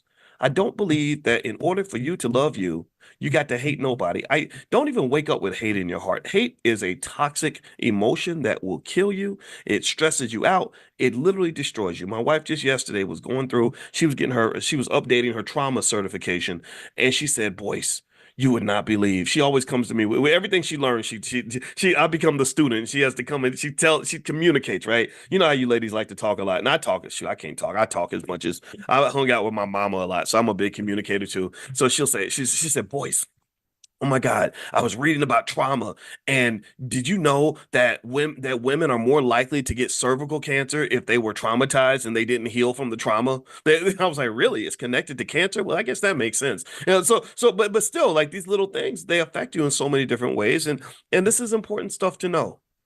This is important stuff to know. Now, let me move into one thing I wanted to bring up today. I wanted to bring this thing up because I was running with my wife. I run very slowly. My back was hurting and I'm fat, so I'm not a good runner. But I did cover my 3 miles, and that's great because as long as I cover my 3 miles, I know I'll never look like Roland Martin. So that's the goal. As long as I never have to, I'm playing. I'm being just so petty today. Anyway, but anyway, so here I was running with my wife. I shouldn't have said that, but I don't care. It was funny. Um, and we're running, and I told her we were talking about jobs and working and working for people, and especially working for massa, right? Working for people who don't like you very much. And I said, I said, really, I my dream and my vision is one where I don't believe black people. I think if we did right by our children, we could position all of our kids where they never have to work for anybody. I really believe that. I really believe that that's quite doable. A disciplined parent can do that. Any disciplined parent can really do it. The things of the $5 a day plan and all that. We've talked about that. So we won't go into the specifics of that today. If you go to blackwealthmasterplan.com, that's free. It's all right there. Blackwealthmasterplan.com. That'll explain everything. And and she was, when we were kind of going back and forth. And she was saying, somebody said, you still have a neck though. Aha, Brandon. Okay, Brandon's got jokes. Well, my neck, I think my neck comes from lifting weights. I've been lifting so many weights that all my shirts don't fit no more. So, I'm doing my thing. So don't make fun of me, Brandon. Anyway, so my wife and I were talking about this. And I said, because it really still bothers me deeply that we spend so much time in these spaces that we don't want to be. We spend so much time at work, and being at work becomes the dominant force in our lives. If you add up, I'll do the math really quickly. If you work 40 hours a week, and then let's say it's 50 hours a week, really, because you're spending time not just at work, 8 hours a day, let's say, but you have an hour to work, or an hour getting ready for work and getting there, and an hour kind of coming home and decompressing. So let's say each week you're spending 50 hours at work, coming home from work, getting ready for work, whatever.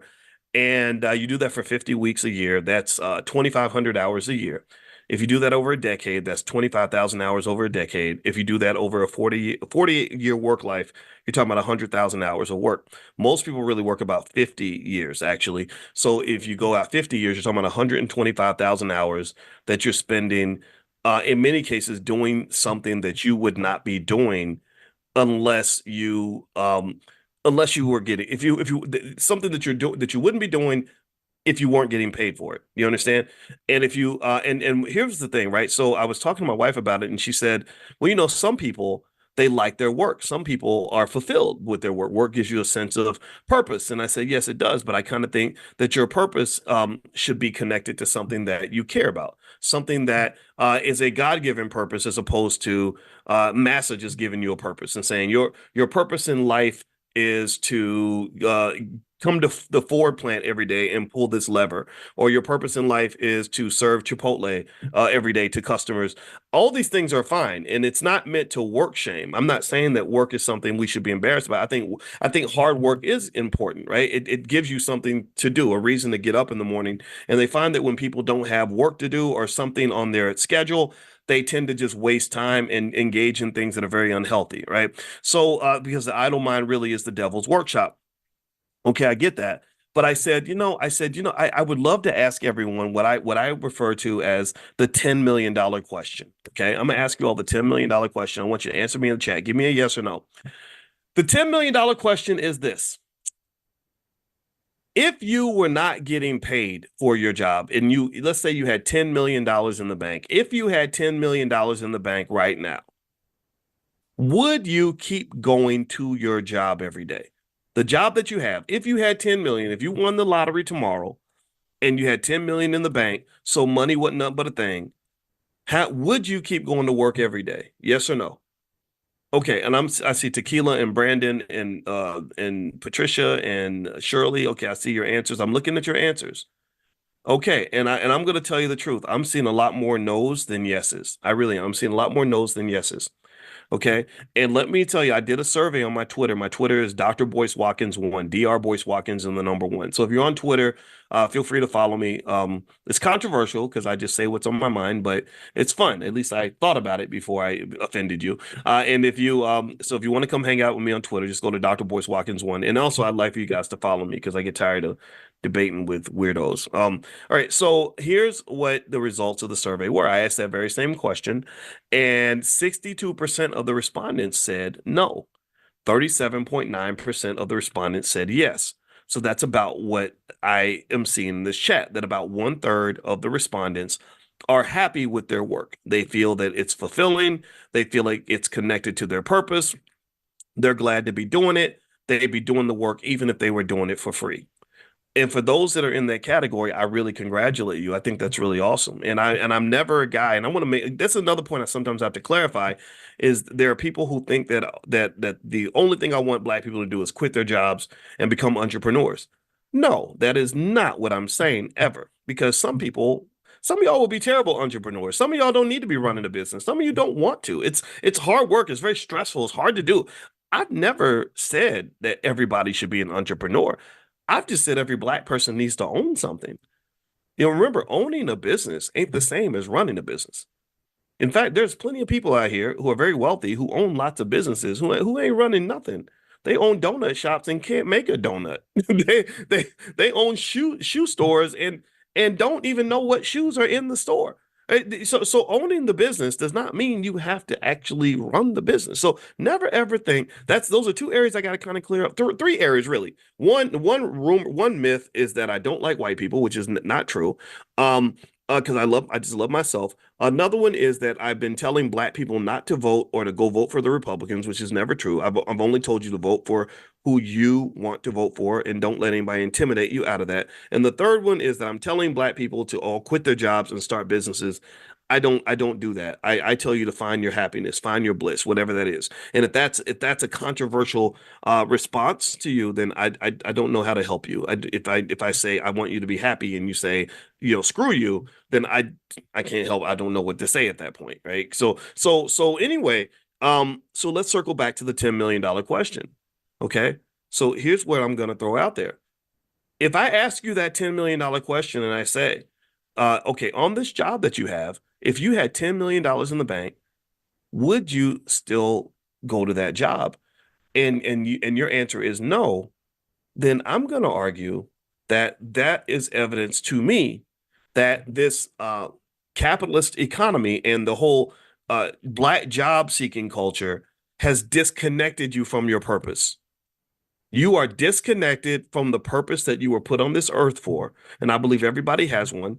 To me, a purpose is just something that you're passionate about, maybe something that you're also good at. It's something that achieves a goal that matters to you, right? My purpose is to be a great parent and to raise my kids and love them and make them feel safe and happy in the world so that their lives are better. That's a great purpose to have. Maybe another purpose might be something in the community. Maybe your purpose might be art.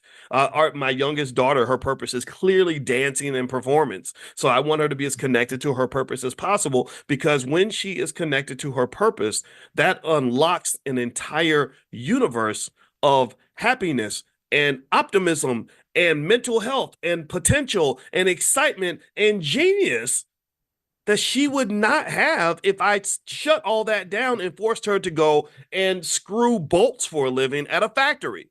Do you understand?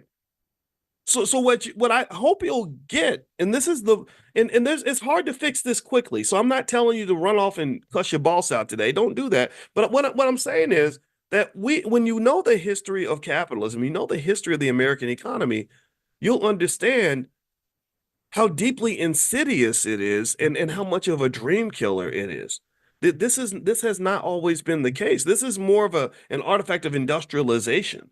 If you go back before the Industrial Revolution, you really didn't have this culture where people were leaving their kids behind so they can go and spend their whole day in the factory. Like you had to be trained, you had to be brainwashed to believe that that makes sense.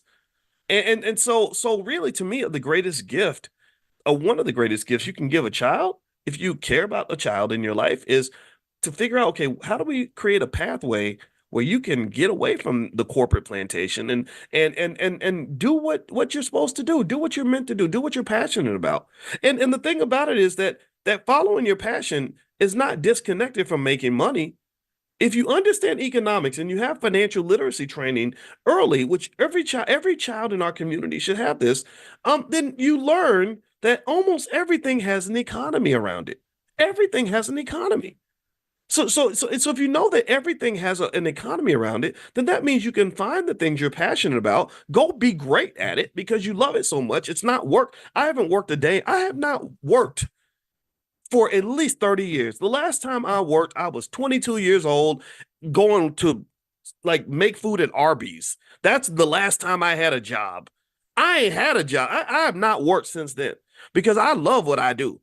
And I'm great at what I do because I'm passionate about what I do. And I'm passionate about what I do because this ain't work.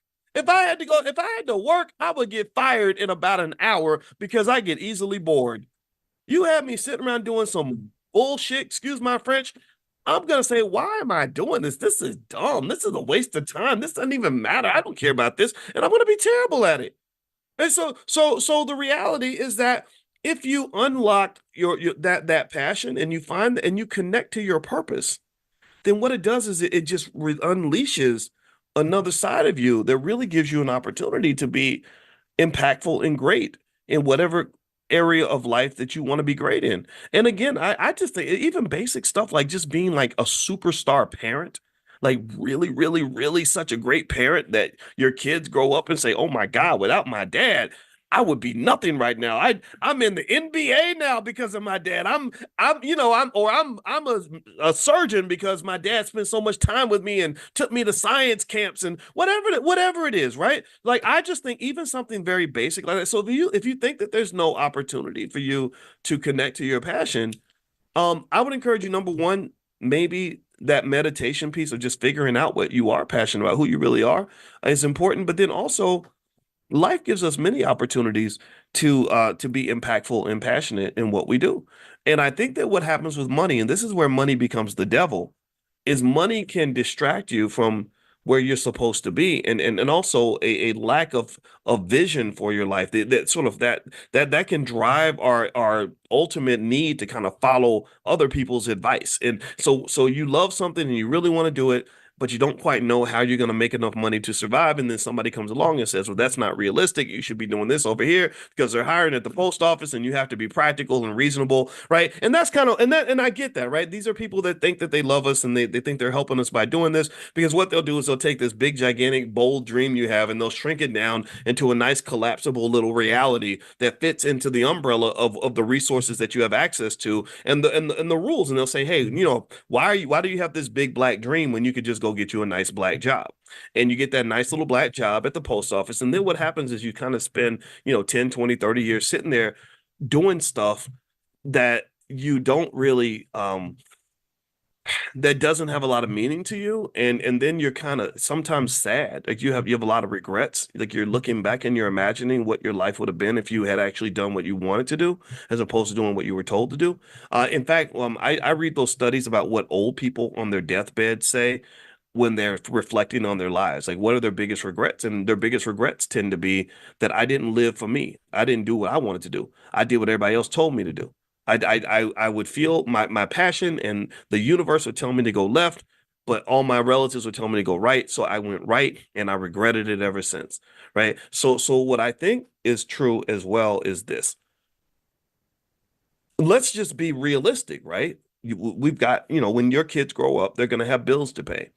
Um, we have to have money to survive in this economy. This is why I love teaching and talking about money is because money is really important. Money's critical. Money's life or death for some people. Um, so if you are financially literate, then what you're able to do is you're able to understand that it doesn't have to be an either or conversation for yourself. It can really be a both and. So when I talk to our youngest child who loves to dance and loves to sing, and every now and then I'll hear her say something, or I hear someone say something to her, like they'll say, well, dancers don't make very much money. I instantly interrupt and I say, no, but that's not going to be your situation because I'm going to show you how to make money. So you'll have all the money that you need. You'll make as much money as a medical doctor or whatever you want to do. And then you can go dance all day. Right? We can get the money part out of again, let's go back to the basics. Money's not the be all end all. In a capitalist society, they make you think that as long as whatever you're doing is making you plenty of money, then you're doing the right thing. And the shittiness of that trade-off, that just the thing that infuriates me to no end is what they get you to do is they get you to the point where you're trading things that money should not be able to buy. You are 25 years old. You should be enjoying your life, traveling, living, learning, having experiences. But instead, you're sitting in a warehouse all day, or you're you're in an office and you're bored to death all day, or you're surrounded. And even worse for Black people, you're surrounded by these microaggressions and all this racial hostility that we have to deal with every day at the job that's not supposed to be your life. So if you feel this sort of tingling with you, is that you know in your heart that you're in the wrong place. You know that there's another parallel universe, there's another reality out there that was supposed to be your life. That was supposed to be your life. And this goes back to when I was talking to you guys about the difference between God's plan, your plan, and Massa's plan. Right? Massa's plan for you is to put you in a nice little black job and keep you there so that you can contribute to the economy in the way that he sees fit. But that has to be superseded by your plan. But your plan is still limited. I encourage you to even go deeper and to rise, whether you want to call this spiritually or consciously, and really see if you can connect to God's plan. You can't tell me that it wasn't God's plan for me to be talking to you right now, doing what I do right now. In fact, and it was and that whole idea was even inspired by the fact that my 17-year-old mother, when she gave birth to me, she's not 17 now, but she was 17 back then. And she put me on the altar. She went to church and she was pregnant. And if you know, in the 1960s, when a black girl got pregnant, it was terrible. They didn't treat you well. People would call you dirty names and all that, which I think is an absolute sin because there's no more valuable of a job in all of humanity than the job of being a mother, right? I just don't understand how we lost connection to this very basic idea. It's insanity to me that we will look down on a woman for becoming a mom. Like, I just don't understand that. There's nothing more important that a human being can give us than life, right? Like, that's literally the most important thing that anyone has ever given me, is the chance to live. And and so anyway, so my mother was dealing with this nonsense, of people, that were going to judge her because she was pregnant.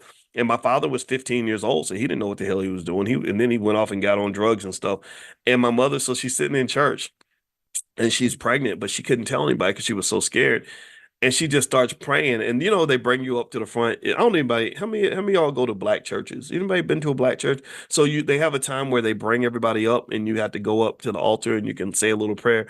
And my mother sit up there praying, and she just kept praying and praying and praying. And then everybody went back to their seat and sat down, and she's still sitting up there just praying because she's so scared of, like, having this baby, and so anyway, she said that she just felt something. She said that God told her, like, she just felt it. She said that she just said, "Okay, I'm good. I'm giving this baby to you, and I just need you to do this because I don't know what to do." I can't tell this story. Every time I tell a story, I get emotional. I don't know why. I gotta stop that. Stop it, boy. Stop it. Okay. So she literally said she gave me to God. She said I had a feeling in my heart that I had to have this baby, that you were going to do something important in the world, and I had to give birth to you. And so she said, I gave you to God, and that was it. And so, long story short, here's the thing that's interesting, right?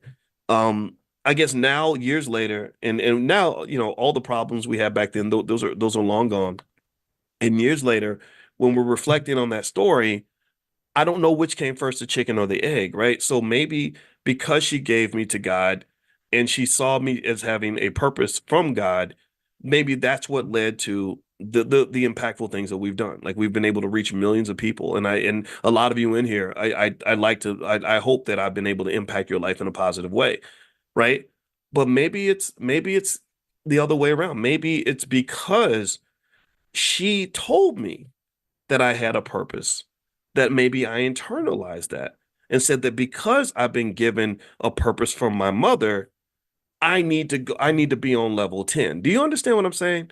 So maybe it's all in my head. Maybe it's all just a self-fulfilling prophecy. Like, okay, I was told that I'm the chosen one, so I better go out and do some important stuff, right? And here's the thing, though. At the end of the day, it doesn't matter. It doesn't matter, like, why it happened. All that matters is that it happened. And this also speaks to the power of our children. When we talk about giving them black privilege is not just giving them a bunch of money. Black privilege might be instilling in them the specialness that they will carry with them through life, to know that because I'm representing something important and because I am an important human being, and I was important enough for my parents to spend lots of time with me and teach me things and prepare me. Oh, I got to go do something important in the world. It's mission critical that I uphold the standard. Do you understand?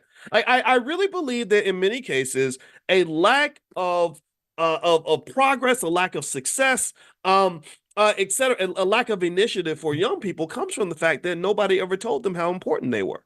Nobody told them that they were special. Nobody told them that this is the tradition that you're upholding. This is what makes things like the educational system so dangerous for Black people, is that from the very time I remember learning Black history, all I would hear is that you used to be slaves until Abraham Lincoln freed you, and now you should spend your life being grateful to white people for letting you go eat at the same lunch counter as them. I don't want to hear that shit. That's not inspiring to me. That means that I wasn't nothing until you decided that I was going to be somebody. You lifted me up and gave me my self-esteem. You gave me my identity. You made me relevant in the world, and then we carry that through life. The same person that brought you in this world can take you out. The same person who gave you your self esteem can take it away from you. The same person who gave you your validation can rip it away when they get mad at you and you're not doing what you're told anymore. The same person who gave you your financial security can take it away if they're not happy with your behavior. So every time the situation calls for you to stand up, somebody says, sit your Black ass right back down. This is the dilemma that we run into when we don't take control of what happens with our young people. If we don't inject them with the Black privilege that they need early, to know, no, to no, no, no, no. You are somebody, whether they say you're somebody or not. You were born somebody. You were born special. You know, you're a Miller, you're a Smith, you're a Watkins, you're whatever, right? That's the standard you're upholding, and you don't need nobody out here validating none of that. You got the juice already. Don't go looking for the juice. The juice is inside of you. Look inside yourself to find out who you're supposed to be. Don't look at the world. The world don't. The world's full of people that don't know who the hell they are, where they're going. All they know how to do is look around and see what everybody else is doing. What's everybody else doing? I'm gonna go follow the crowd. That's, to me, is not that's not the goal. That's not the objective, right? So the same way my mother, she gave me the story about giving me to God as a baby, and I believe her. It sounds like a real story, and she was really scared. And I thank her all the time. I say thank you for not aborting me. I appreciate that. But still though, I don't know. Maybe her telling me that is one of the things that made me say, okay, you know what?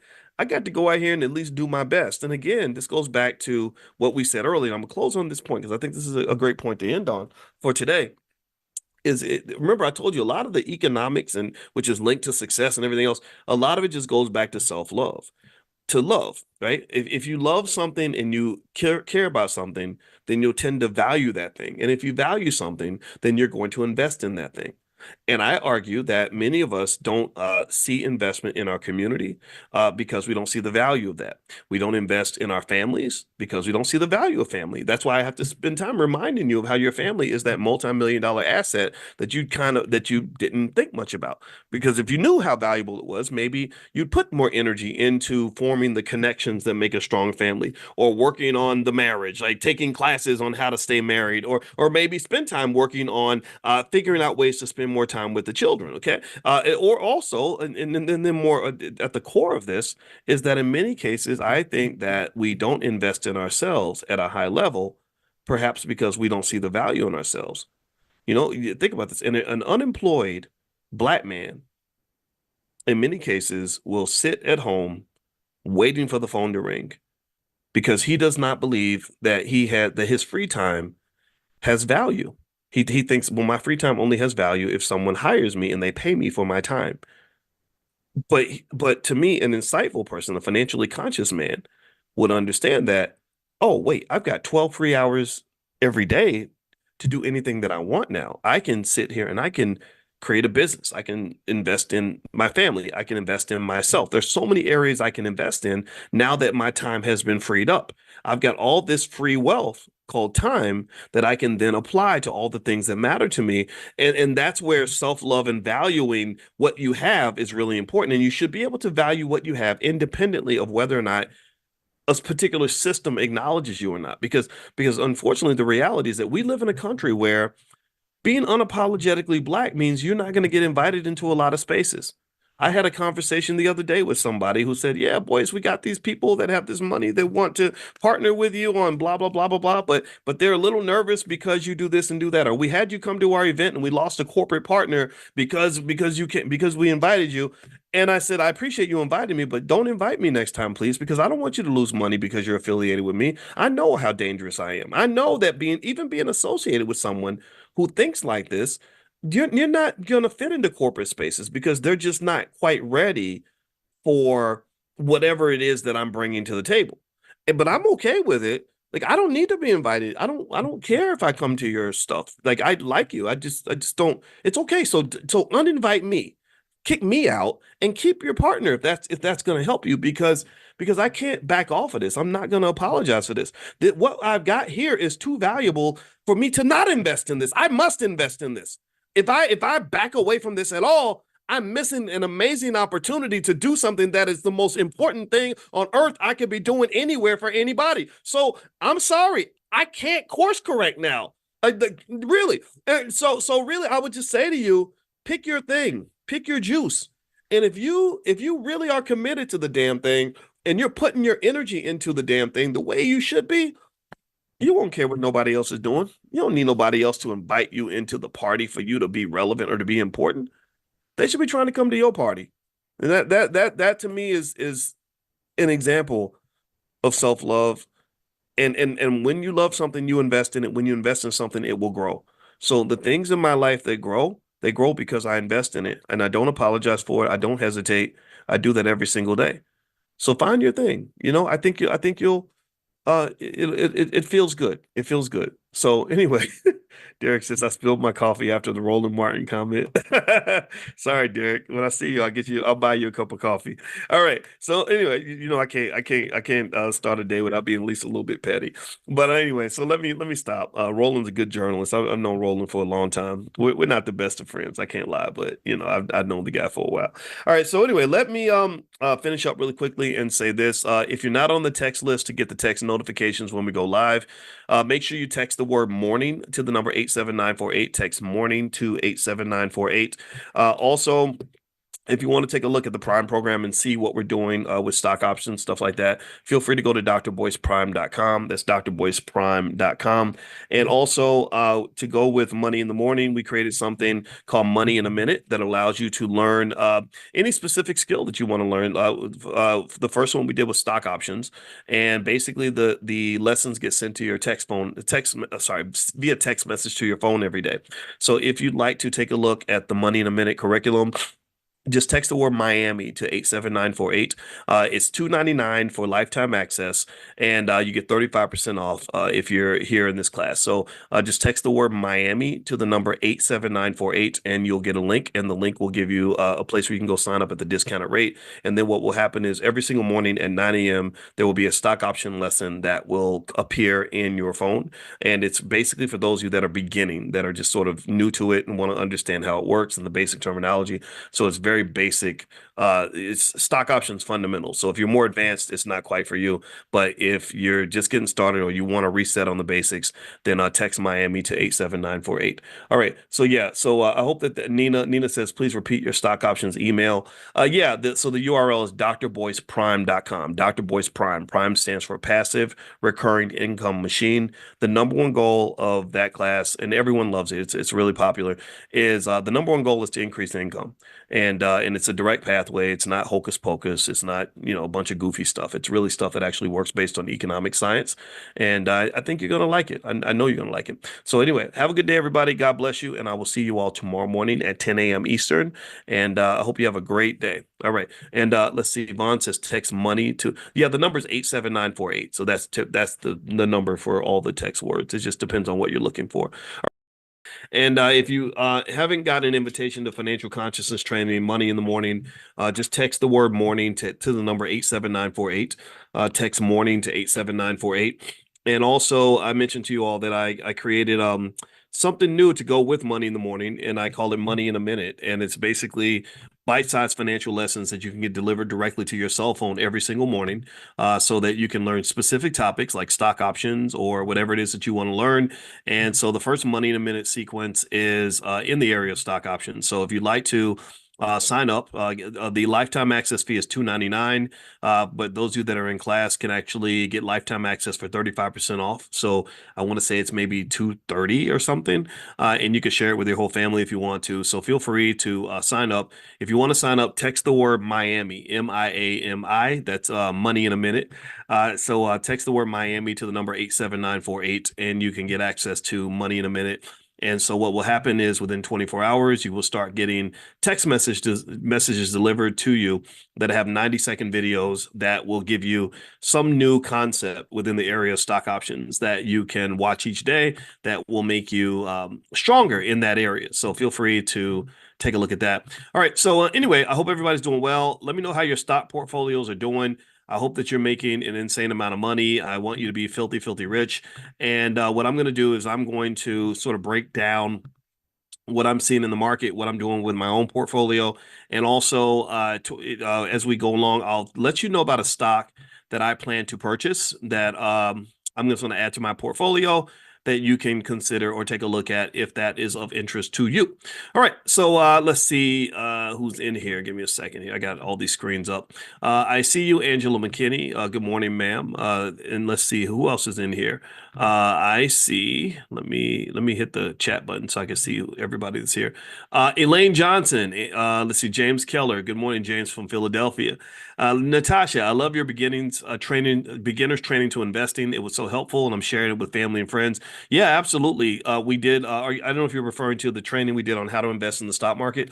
But everything, is each one teach one in the Black Business School. We do our financial education like soul food. This is like financial soul food, except it's healthy and won't kill you or give you diabetes or nothing.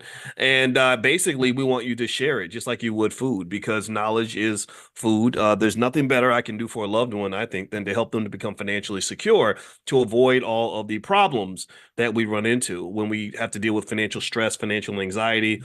I know people who've been killed for $50, so to me, if somebody needs killing, you shouldn't kill them for $50. Make it at least 5,000 or something. I mean, I'm playing. Don't kill nobody. Don't go kill nobody. But seriously though, when you when you talk about economic desperation, you can see scenarios where people do desperate things because of money. And I just don't think that should be our story. I don't think that has to be our narrative, right? Long term or short term. All right. So what I'm going to do is I'm going to pop in and look at some of your questions. And if you have a question, I only ask that you kind of keep it kind of tight and condensed so I can make sure I answer as many questions as possible. And then also in a second, I'll talk about the stock that I like for today that you can take a look at if you'd like. And also, let's see here, what else? Oh, and also if you're in the Black Stock Market program, you can log in and I have a new set of stocks that I picked this week under what Dr. Boyce is buying. So for those of you that are in Prime or in the Black Stock Market program, the Prime members have free access as well. You can look it up there as well. All right. So in those who want to join Prime, where we generate income from selling stock options, feel free to go to drboyceprime.com. That's drboyceprime.com. All right. So let's see. I'm hopping in. I'm going to start answering questions here. All right. So the first question I see. Oh, there is no first question. Okay. So put your question in the Q&A section. That way I can see it. I thought I saw the chat and I thought those were a bunch of questions. Okay. So what I'll do is I'll start in the chat and then I'll work to the Q&A. So if you have a question, put your question inside the Q&A section so I'll see it. Natasha White says the May and June training for introduction to the stock market. Oh yeah. That was something we did and it seemed to go really well. You guys really liked it. I always like to make sure that I'm giving you what you need and I'm glad you guys enjoyed it a lot. And also we had our stock option summit in California. And I think at some point we'll just do a stock option summit online. So the stock option summit, we call that the SOS. Well, maybe the stock option summit online can be called the SOSO, the SOSO, right? So we're going to do it, not a SUSU, we're going to do a SOSO, where we're going to do some sort of stock option summit online where we'll spend the whole weekend going from A to Z with stock options. I'll talk you through it. I'll pull out the slides. We'll take a field trip. I'll break it down for you. And you know me, I always have the analogies and stuff because I think money is connected to life. And I want your regular life to help you understand your economics because they kind of go hand in hand. I'm not teaching you anything new. I'm only igniting the things that you've always known your whole entire life. All right, so let's see here. Okay, so the first question is, King May, Chipotle is down. What do you think? Chipotle is interesting because I saw where Chipotle was getting beat up online a little bit. with all these, I guess Keith Lee, the food critic, was talking about how little food they give, and apparently this guy's got a lot of weight in the food. It's crazy, and so after that happened, Chipotle ended up kind of getting blasted online pretty bad, where people were making fun of the fact that the food portions were not big enough. But I can tell you, I have made tens of thousands of dollars from Chipotle stock. I invested. I did a stock option strategy with Chipotle, where I don't like to take the risk of buying a lot of stock options. So what I did was I did a what it's called a stock replication strategy. So I did a long term, deep in the money call spread. That's what it's called in stock options on Chipotle, where basically it was set up where I had 2 years for Chipotle stock to recover, and it recovered in about 2 months. It didn't take 2 years, it took 2 months. So basically, I just had this position, and it did really well. I did the same thing with Amazon. It worked really well. And Chipotle is just a strong company. And my belief is that when you invest in strong companies that have strong earnings and strong earnings growth, and you hold those companies for 5 years or more, it's very, very hard to lose. It's very, very hard to lose, because these companies are going to survive and do well. Chipotle is one of those companies. So I think Chipotle is a solid investment. Although you can't predict things, I don't think this stink that's kind of on them now is going to last. They're just really good at adapting. They have great management. So do I think that it's a good price to buy? The fair price is 40, according to Robinhood, says Natasha. I don't think that's, let me see, what's the price of Chipotle? Um, Chipotle, Chipotle stock is trading at 61. Um, a lot of analysts really like it. I didn't see anything that says the fair price is $40. I don't think it's $40. I think it's higher than that, but I see that here. I see the research report says, now this is just Morningstar. So one thing you got to remember about analyst reports is that analysts in many cases are just wrong. Nobody really, just so in case you want to know, no one really knows the fair price of a stock. Nobody knows. I sat in the lab with the best financial scientists on the planet, with the best equipment, the best mathematical models at the highest levels, and seen people sit around and try to come up with the fair value of a stock. Nobody really knows exactly what the fair value is, and no one knows what the market is going to pick as the fair value of that stock. For example, Donald Trump's company is pretty worthless. That stock is worth about $1, maybe, if you want to be nice. It's trading right now, probably in the 40s or something. Why? Nobody knows exactly. Can you really explain why human beings, do what they do? Humans be human and humans be human in, right? So basically, we just the market just picks the value that it wants. What tends to happen though is that when the economy starts to crash or the market starts to collapse, you see stocks tend to gravitate back to their fair market value and the cream rises to the top. That's when you begin to scrutinize. The market becomes much more financially conscious. It's almost like at a party when everybody's drinking and getting high. Nobody's really paying attention to what's going on. Everybody's doing whatever they want to do. But after the party, when the police have arrived and the drugs have worn off, everyone's suddenly extremely aware of every little detail of their lives. And that's what a market crash, that's the visual I get when I see a stock market crash. The market becomes sober. So right now, with the market doing so well, the market's a little financially drunk. There are some stocks in there that are a little overpriced. The AI stocks are at the biggest risk of overpricing, although nobody knows for sure because everyone knows that AI is going to be this big, gigantic economic boom. That's no secret. That's no secret. Everyone knows AI is going to be a massive. What you don't know is you don't know who the winners are going to be in this new industry. You also don't know how much exactly how massive it's going to be. You may think it's going to be mega massive, and it may not be mega massive. It may just be massive without the mega, right? Which would be a disappointment, which could lead to a correction, which feels like a crash. So effectively, you just don't know. So a lot of market growth has been collapsed into these magnificent seven stocks, the big tech stocks, the Nvidias, Apples, Microsoft, stuff like that. And there is a school of thought that says that it's at some point it's going to have to spread out. But then again, there's another school of thought that says maybe they really have the juice like that. Maybe their juice is that strong that they're going to just maintain this sort of market power for a long time. I doubt it. So to basically summarize with Chipotle. I'm looking at the report here on it. I'm a big fan of Chipotle. I'm sorry. I think the company has great management. They're run very well. The stock, it looks like it's gone down 5% this week, 1.3% this month.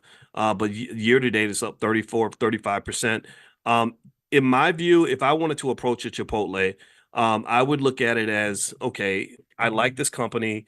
That means I'm going to go ahead and marry this stock. And marrying the stock might mean I'm going to dollar cost average my way into this stock, which means that I'm going to consistently buy a certain number of shares every month or what every week and just keep doing that for the next 5 or 10 years. That means when the stock goes down, I'm buying a little bit more. When it goes up, I'm getting a little bit less. But either way, I'm in bed with Chipotle financially. That's where I'm going to use as my store of value.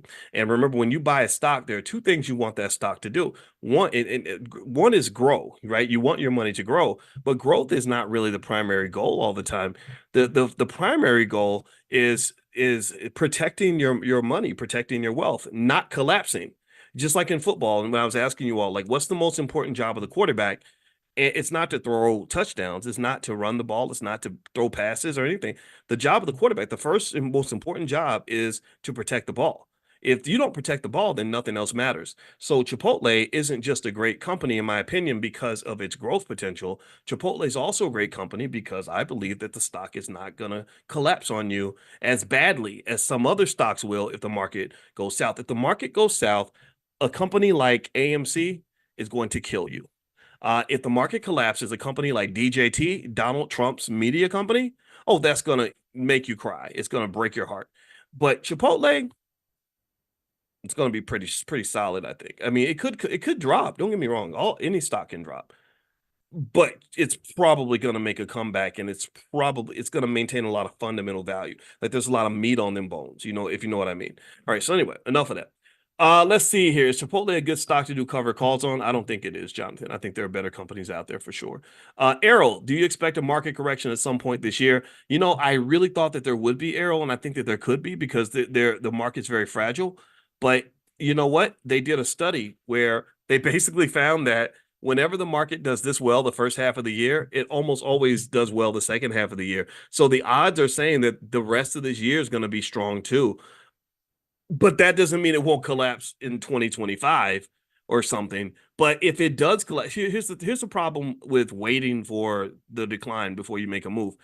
When you sit on the sidelines waiting, what happens is that you're missing all of the upward trajectory that occurs while you're waiting, right? So if let's say that I want to buy stock and the price is $20, and I say, oh, I think it's gonna go down. I'm gonna wait till it gets cheaper. So then it goes to 22. And you're like, oh, I'm going to keep waiting. 24, you keep waiting. 26, you keep waiting. 28, 29, 30, 34, 35, 40, right? It hits 40, and you're like, I'm going to keep on waiting because I want this stock to go down. And then then it collapses, right? Then you have like the worst day ever, right? Then the stock drops from 40 to 33, right? That's a massive drop. But 33 is still higher than the 20 you could have bought it at 2 years ago. Do you understand what I'm saying? Yeah, you had a little bit of a win if you're not financially conscious. You have a recency effect. You think, oh, well, it went down from 40 to 33, so this stock is cheap now. But what you've forgotten is that stock also went from 20 up to 40, then down to 33. So you missed that whole climb. It's like relationships. You know what people, they have a breakup and they say, I'm never gonna date again. I'm gonna stay in my house and never date a man, date a woman, whatever, for the rest of my life. And then someone comes along and says, well, it's better to have loved than to have lost than it is to have never than to never have loved at all. I said it wrong, but you get the point, right? Well, what does that mean to me? What that means to me is like it's better to have invested in the stock and lost a little money than to have not invested at all or to have waited until the crash. If you wait until the crash, you're sure you're getting the stock cheaper, and you miss the overpricing of it, but you also miss the climb. You missed that whole climb from 20 all the way up to 40. Now maybe the last seven was garbage. The last seven kind of got taken away, but you had the previous 20 points of that stock that you missed out on. People do that in real estate all the time. I never understand that where people say, I'm not going to buy a house now because I'm going to wait for housing prices to go down. I need you to go look at any major area in the United States and look at the real estate market. And I want you to show me one decade where the real estate in that major city was cheaper 10 years later than it was 10 years before. You're not going to be able to find it. real estate always goes up in price. And this is where, when we do our financial consciousness exercises in the morning, this is the kind of stuff I want you to be able to think about, because money consciousness is a very important part of money acquisition. If you can't acquire something and control something if you're not conscious of how it works. So part of financial consciousness is just knowing that, knowing little things like I remember seeing this news story from 1983 where they had some serious experts that were talking about how overpriced the San Diego housing market was. And they said, according to recent studies, the average home in San Diego costs $88,000. And they're like, oh my God, that's so insane. Who would ever buy a house for $88,000? And that looks ridiculous to us now. It's like a joke now. But some of your parents went and bought that house for 88,000 in 1983, and that house is worth $1 million today, or half a million. So don't get I wouldn't get caught up in trying to time things. If you want to invest in Chipotle, then I would consider investing in Chipotle. Not This is not investing advice, but if you overthink it, you're gonna mess it up. That's a part of consciousness too, is knowing when to kind of tone it down and not talk yourself out of doing what you need to do. All right. Okay. Let's see here. Natasha says also Ian Dunlap from Earn Your Leisure said that the price to get an Nvidia is 107 or 112. Your thoughts? You know what? I never met Ian, but I like him. And I'll tell you that the research says that trying to predict an individual stock price is kind of a fruitless exercise. It's widely done by market analysts all the time, and the reason it's done is because people believe it's possible. It intuitively seems like you should be able to just, someone says, "Oh, the stock price is too high," or "It's going to go down," or "It's going to go up." It's not so easy to do. It's not. In fact, there's a whole theory around this. They won a Nobel Prize on this, called the random walk hypothesis. And the random walk hypothesis basically says that stock prices move in a random walk, like a drunk person. Like a drunk person, his walk is random. You don't know if he's going to go left or right, forward or backward. You can't really predict individual stock prices like that. And also another thing that I can tell you as a person who's just kind of gone through all the math on how a stock price is formulated, nobody really knows what the true value of Nvidia is. That's the enigma of Nvidia. The price right now of Nvidia is 122.09. That price could either be incredibly high or it can be incredibly low. You will not know probably for another 5 or 10 years. Just like right now in 2024, we could look at prices in 2016. We could look at Apple and we could say, holy crap, in 2016, what was Apple trading in 2016? Let me see here. Apple, let's look up the history of Apple stock. Let's go on a little digital field trip here. Okay, Apple stock. Okay, Apple stock price. Okay, so let's pull this up. The price of Apple right now is $219. Okay, I've owned a substantial stake in Apple. I think I sold some of my Apple, not because I hate it, but because I wanted to do something else with my money. But anyway, so you look here and you see that Apple stock is trading for 219. Now, if I look a year to date, it's gone up by 18%. The last year has gone up 14%. Last 5 years it's gone up 329%. So the last 5 years, so that means if you bought Apple in 2019, you could have got it for $50. And now it's trading for $219. That would have been a beautiful investment for you. If you bought Apple in, say, 2016, you could have bought it for $29.41. Now, here's what I want you to understand from a financial consciousness standpoint. Let's move up right here. Let's look at September 21st, 2018. Apple stock was trading for $54.42. Give me a yes if you can see this chart. Let me know if you can see this on the screen. Can y'all see my screen? Give me a quick yes so I can just know that this is visible for you guys. Hold on. Give me a sec. I'm trying to look at the chat. Just a minute. Okay. All right. Thank you, Claudia and Angela. I see you in there. All right. So here, if you go right here to 2018, September 21st, that price is $54.42. Now, I want you to imagine yourself living in the year 2018. It wasn't that long ago. For a lot of you, it felt like yesterday. At this point, I guarantee you that there were analysts that were looking at the price right here, because you hit what they call a local maximum. That's what they call it in mathematics. It's a local maximum that is of limited perspective. I bet you there were people who said, okay, Apple's overpriced. You need to sell Apple because Apple is too high. Now, and why would they think that? Well, I don't know. Let's see. The stock is at $55 or $55 a share. And if you went back, say 5 years, it was trading at 15. So they're thinking, oh my God, this stock went from 15 to 55. Holy crap, it's overpriced. It's time to sell. So let's say, for example, that they, did sell. So here you notice that the stock goes from 54, and then in 2019 it drops down to 38. So that makes you feel redeemed. Like, haha, I'm so smart. Look at me. I sold my Apple stock before the price went down. I'm a genius. I'm a financial genius, right? This is these are the financial geniuses that you find all over the internet. There were financial geniuses all over the internet who said, "Ha ha! I told you. I told you that you should have sold your Apple. Look at it now. Look at Apple now." Well, I call some of these geniuses don't know what they're talking about, to be honest with you.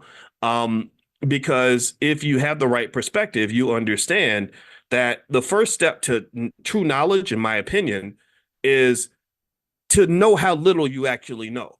The the first step to knowing anything, in my opinion, is that you must acknowledge that there are some things that you just don't know. You don't really know shit. You think you know everything, but you don't know shit. So I'm a professor. I have more education than 99% of all people, but I never walk into a room assuming I'm the smartest guy in the room, because the first thing I'm thinking about is how little I know, not how much I know.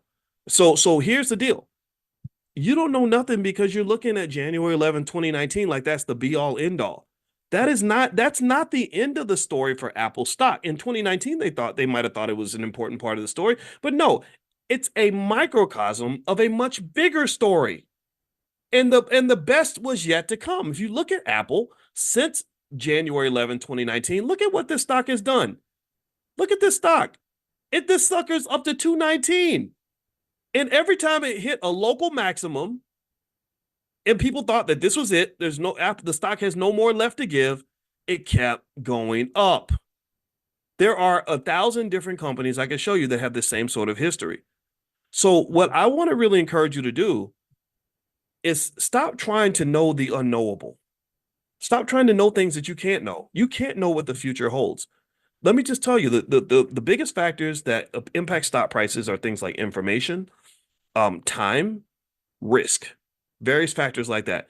And in fact, when I say the words information, time, and risk, you don't understand that my brain goes 30 years deep in each of those areas. I don't when you say time, I literally go into a trans like meditative state because I've thought about time from so many different angles and perspectives, mathematically, theoretically, philosophically, all that, right? Same thing is true with information. Information is one of the most important variables in the financial universe. That's why information is so closely guarded in financial markets. That's why Martha Stewart is doing TV shows with Snoop Dogg, because she went to prison because she had access to information she was not supposed to have. Because information is money, right? This is why, as I believe, as Black people, we should have as much information as possible. Same thing is true with risk. Risk is interesting because with risk is a very complex idea. You know what it means to be in a risky situation. A lot of you know that. My wife talks about in the 90s when she went to a Tupac party in Vegas and she walked in and she saw girls with mini skirts and being dragged into the VIP room and all that. And she said, I got to get out of here because I'm feeling a little risky in here. This does not feel like a safe space for me. So she wouldn't beg for her money back. It was her last $20 and the bouncer gave her $20 back, even though they have a no refund policy. So she felt the risk in the room, right? So we know what risk is. But risk is very, very deep. Risk is like the boogeyman, where you have the things that you know, the things you don't know, and then you have the things you don't know you don't know. So you have the risk that you're aware of, but then there's a universe of risks that you can't see because it has not presented itself yet. These are called black swan events. So the risk that I see in the stock market right now are the numerous infinite number of black swan events that might present themselves and suddenly become the thing to think about when it comes to stock prices. Like, for example, how many of you really thought that 2020 and 2021 would be dominated by a pandemic that would pretty much shut everything down economically? None of us thought about that in 2019, 2018. That wasn't even in our consciousness, but that was a risk factor that was always there. And just because you don't see it there doesn't mean it's not there. But also, here's the other crazy thing about risk is that just because you see it doesn't mean it's actually there. Like we watch the local news. My mother-in-law watches the local news and she thinks that everybody's getting killed. Why? Well, because she turns on the TV and there's always somebody dying. So she thinks that she walks on the porch, something bad could happen to her. But we know that that's not the case. But here's the thing.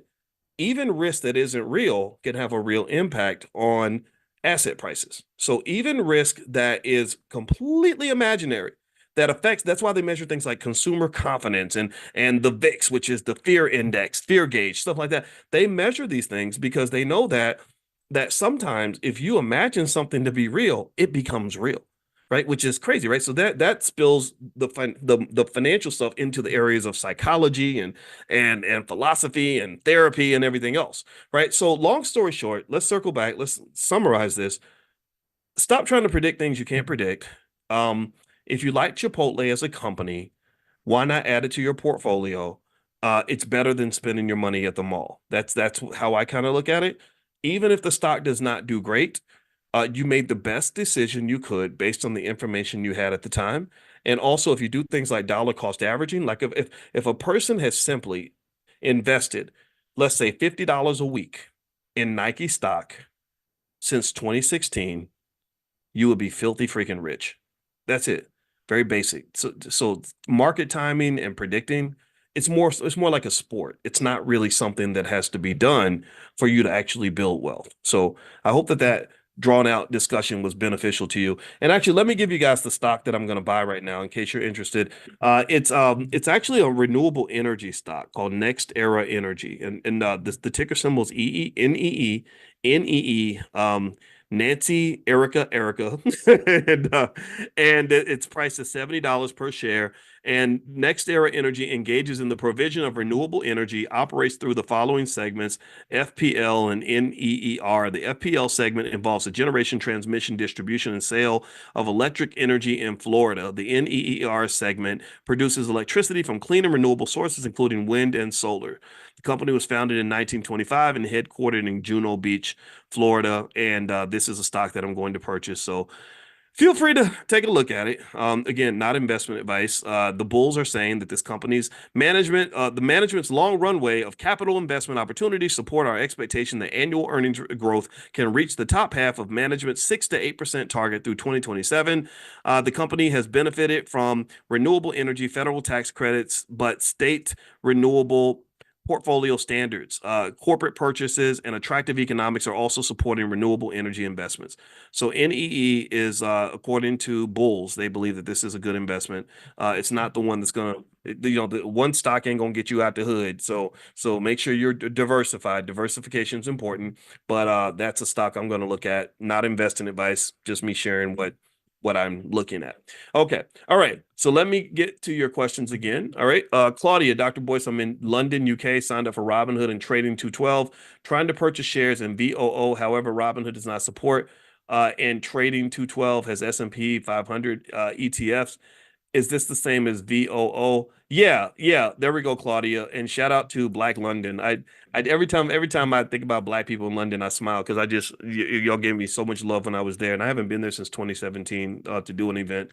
Well, actually, when I was there with my wife, I did do like kind of a pop-up event, and a lot of you came out. I appreciate that very much, and I just love y'all. I love London. I think Black Americans, we can learn a lot from what's happening in Black London because I saw a lot more stable families. I saw a lot of Black professionals that just really are doing amazing things, and I really think that you should be proud of that. So anyway, but yes, if you're investing in an S&P 500 index fund, that's very close to VOO. The $5 a day plan, which is, again, that's free. Blackwealthmasterplan.com is where you can go. Blackwealthmasterplan.com.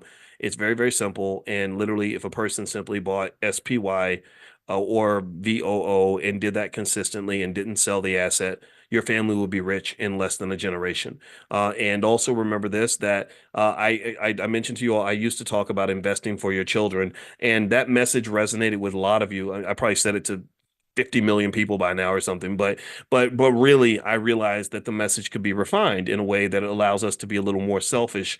So even if you're a parent who hates your kids, then this can work for you, because remember, wealth is it's an asset. It's a thing. It's this thing that can be used to achieve certain goals and to meet certain needs, similar to like a car. And so in our household right now, our biggest dilemma is we have two cars, and but we got four grown-ups in the house, or two kids who think they grown, and then me and my wife, we really are grown-ups. And all four grown-ups want to use the two cars. Well, you know what? We share cars. When one of us isn't using the car, the other one is. And wealth is the same way. When you're investing for your children, you're really not just investing for them, you're investing for yourself. But but I sat with a couple yesterday. We did a consultation, and it was a young couple. The father was 30. Well, not the father. They don't have kids yet, but the man was 33. His wife was 29. And I just, had so much fun talking to them about, the next 20 years, because I was 33 20 years ago, and I was just sharing everything I could share with him about that. And I said, you're gonna have kids, right? And they said, yeah. I said, okay. So yeah, so when you're investing now, you're investing for your kids, and time is your greatest asset. So the sooner you get started, the sooner you can build that wealth. If you give me enough time, I can make anybody into a millionaire. It's very easy to make anyone into a millionaire if they have time and consistency. Just like it's no different. It literally mathematically is no different from walking from one side of the city to the other. If you have enough time, it doesn't even matter if you're walking really slow. If you give yourself enough time, there is a certain amount of time that if you keep walking and you walk consistently in the right direction, you will have an accumulation where will have covered any distance that you can imagine. So you give me any distance, any rate of progress, and even the slowest walker on the planet, you give me enough time, I can get them to any destination. So think of wealth as a destination. If you think of wealth as, I don't know, I want to have $1 million in the bank, that's your destination. Well, if you give yourself enough time and you're very consistent in the accumulation process, then you will eventually reach that $1 million mark. So don't let anybody make you think that wealth is elusive, or that wealth only comes to the rich or whatever. They got rich because somebody made a plan and somebody executed the plan. Somebody got to the destination. And then once you accumulate that wealth, you're able to give that to the kids after you finish using it. So I told them, I said, look, this is your money. You're making the investments for you, but then your children are a part of you. So whatever benefits you is going to benefit them. On the negative side, whatever harms you is going to harm them. If you're not healed and fixed, and you're doing terrible things to yourself, then chances are you're going to be doing terrible things to your children. If you're making bad choices, then those bad choices will curse your children. So make the good choices, and then you can bless the kids, and they can have this wonderful life, and then their kids will have a wonderful life. And that's how wealth kind of gets created. Another reason that people don't build wealth tends to be either they don't believe they can do it, because the propaganda is that it's impossible unless you were born rich.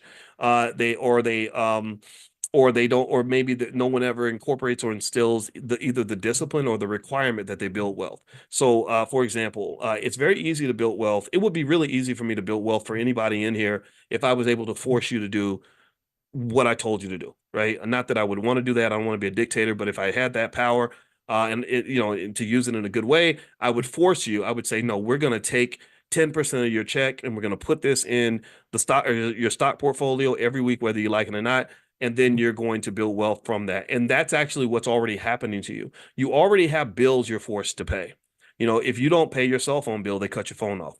You don't pay your car note, they come and take your car. If you don't pay your rent, then you have no place to live. So you already have forced savings in your life. The only difference, unfortunately, is that forced accumulation is going to the benefit of other people. It's not going to your benefit.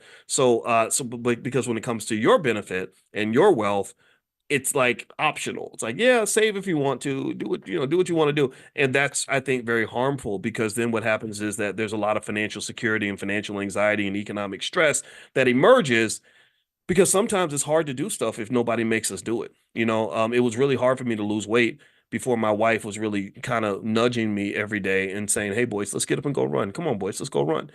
Before, when I made the decision, I never did it, and that's why I kept getting fat. All right, so let me keep reading here.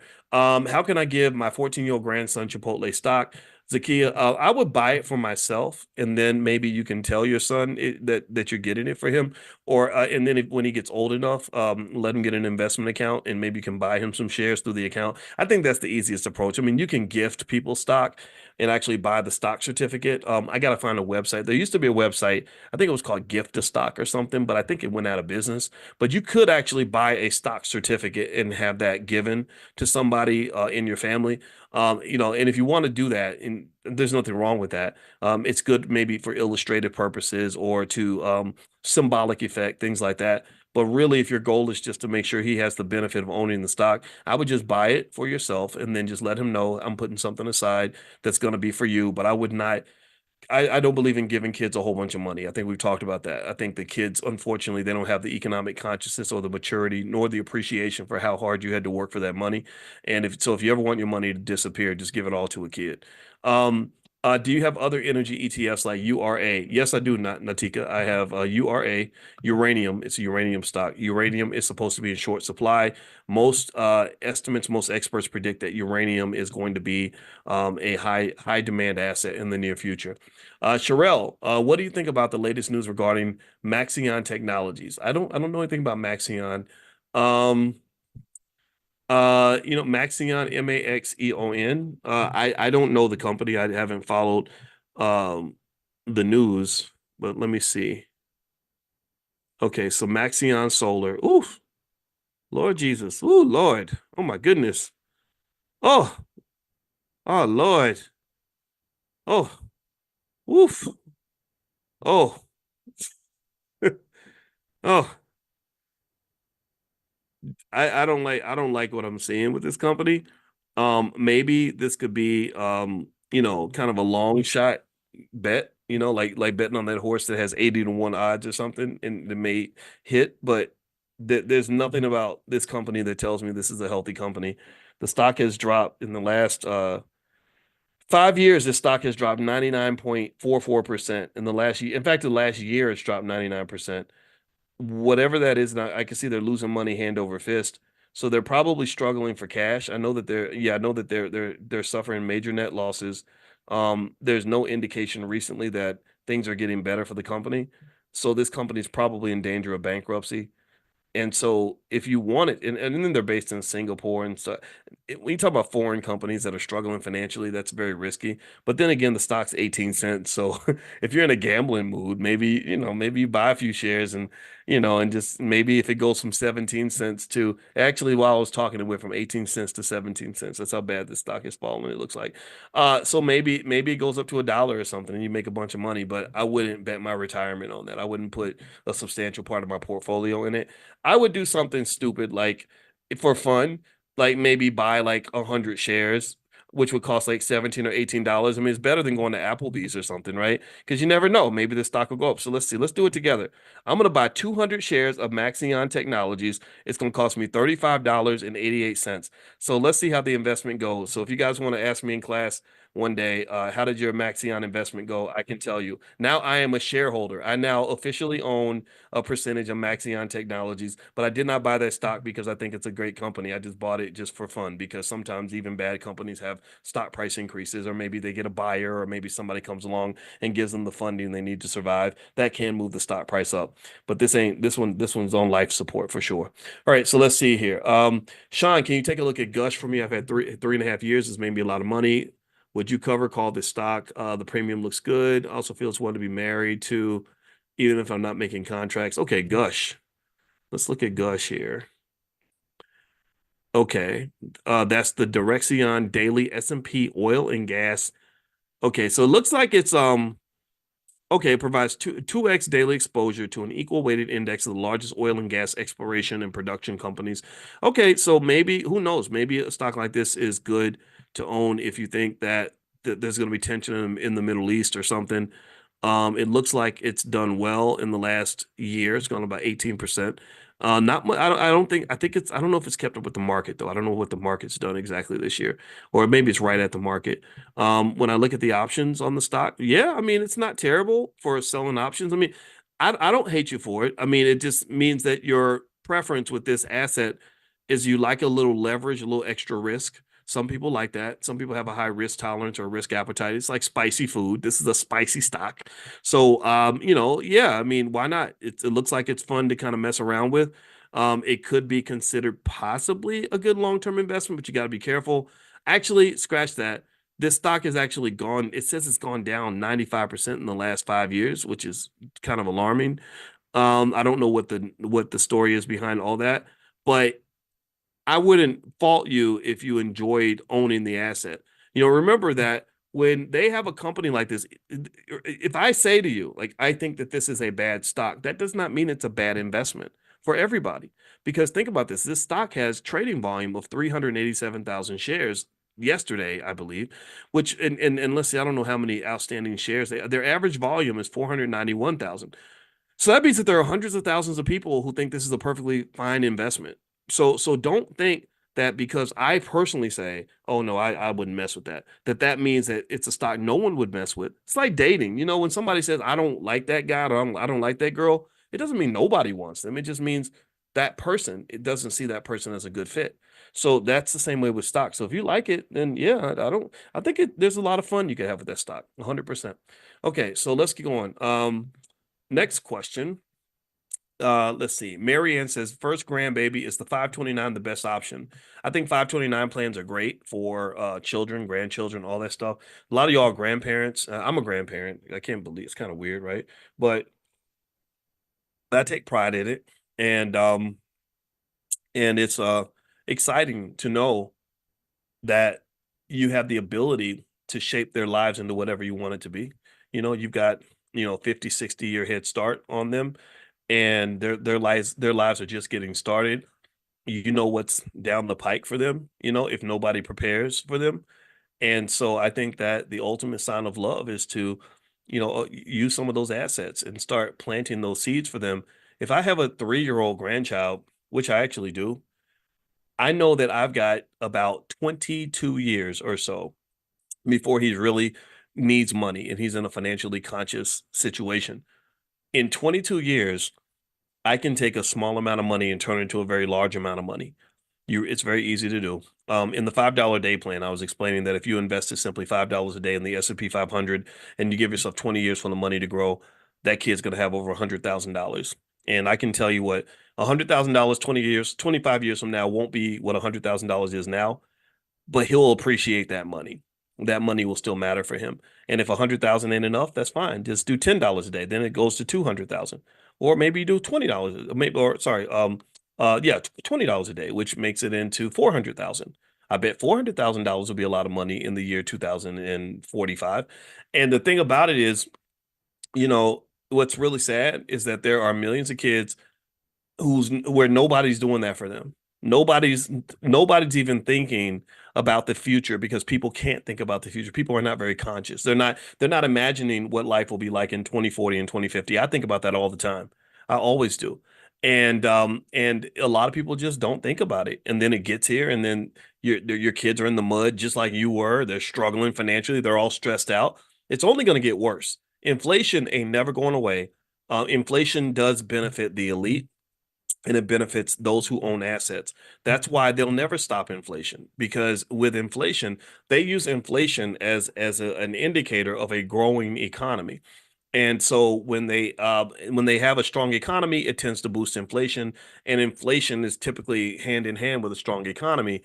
And the problem is that it's very strange because it's like we'll see the inflation and we'll say, wow, the economy's really taken off.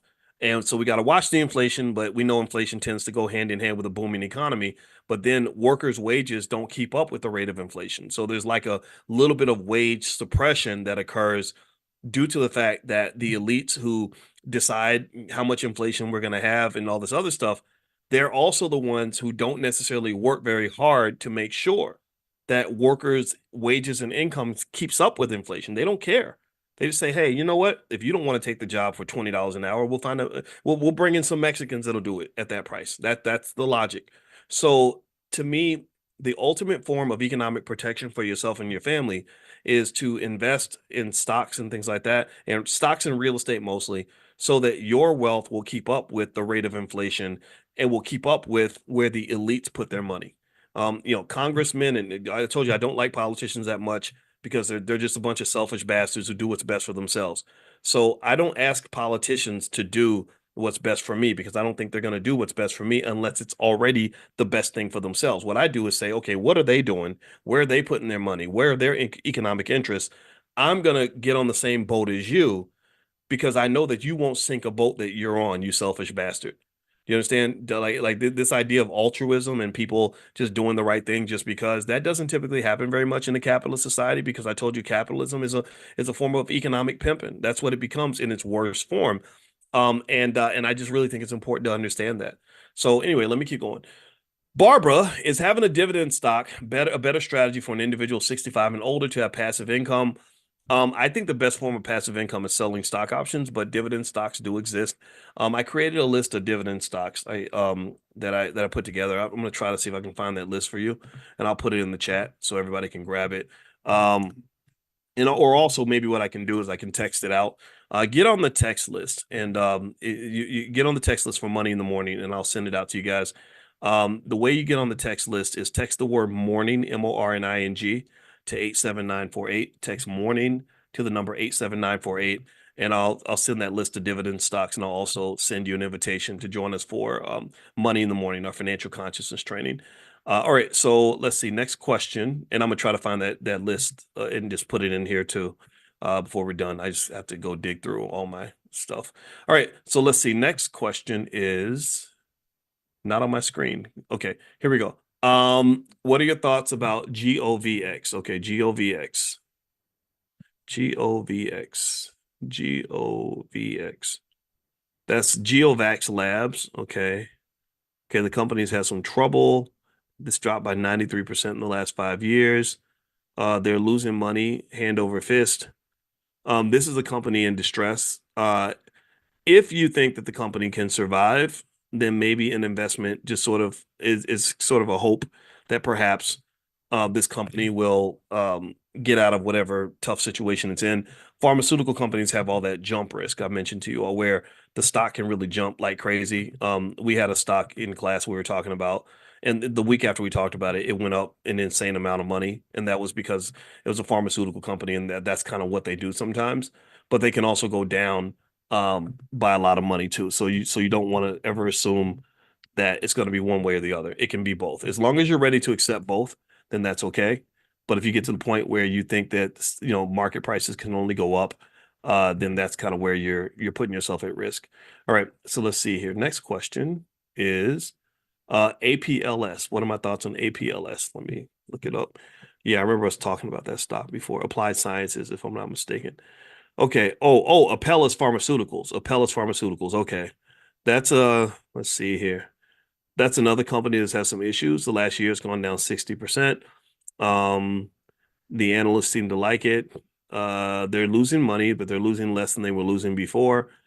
I don't think it would be a terrible, a terrible risk or a terrible investment to make if you're into pharmaceutical stuff, based on the caveats that I mentioned before.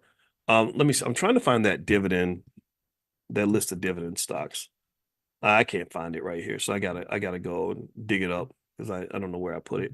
All right, so let's see. Next question is from Natika. Okay, what do you think about Samsung Electronics? I think Samsung is a great company. I like Samsung. I like, I mean, they compete with Apple. They're good at making money. I don't see anything wrong with that organization. I think it's just in terms of solid companies.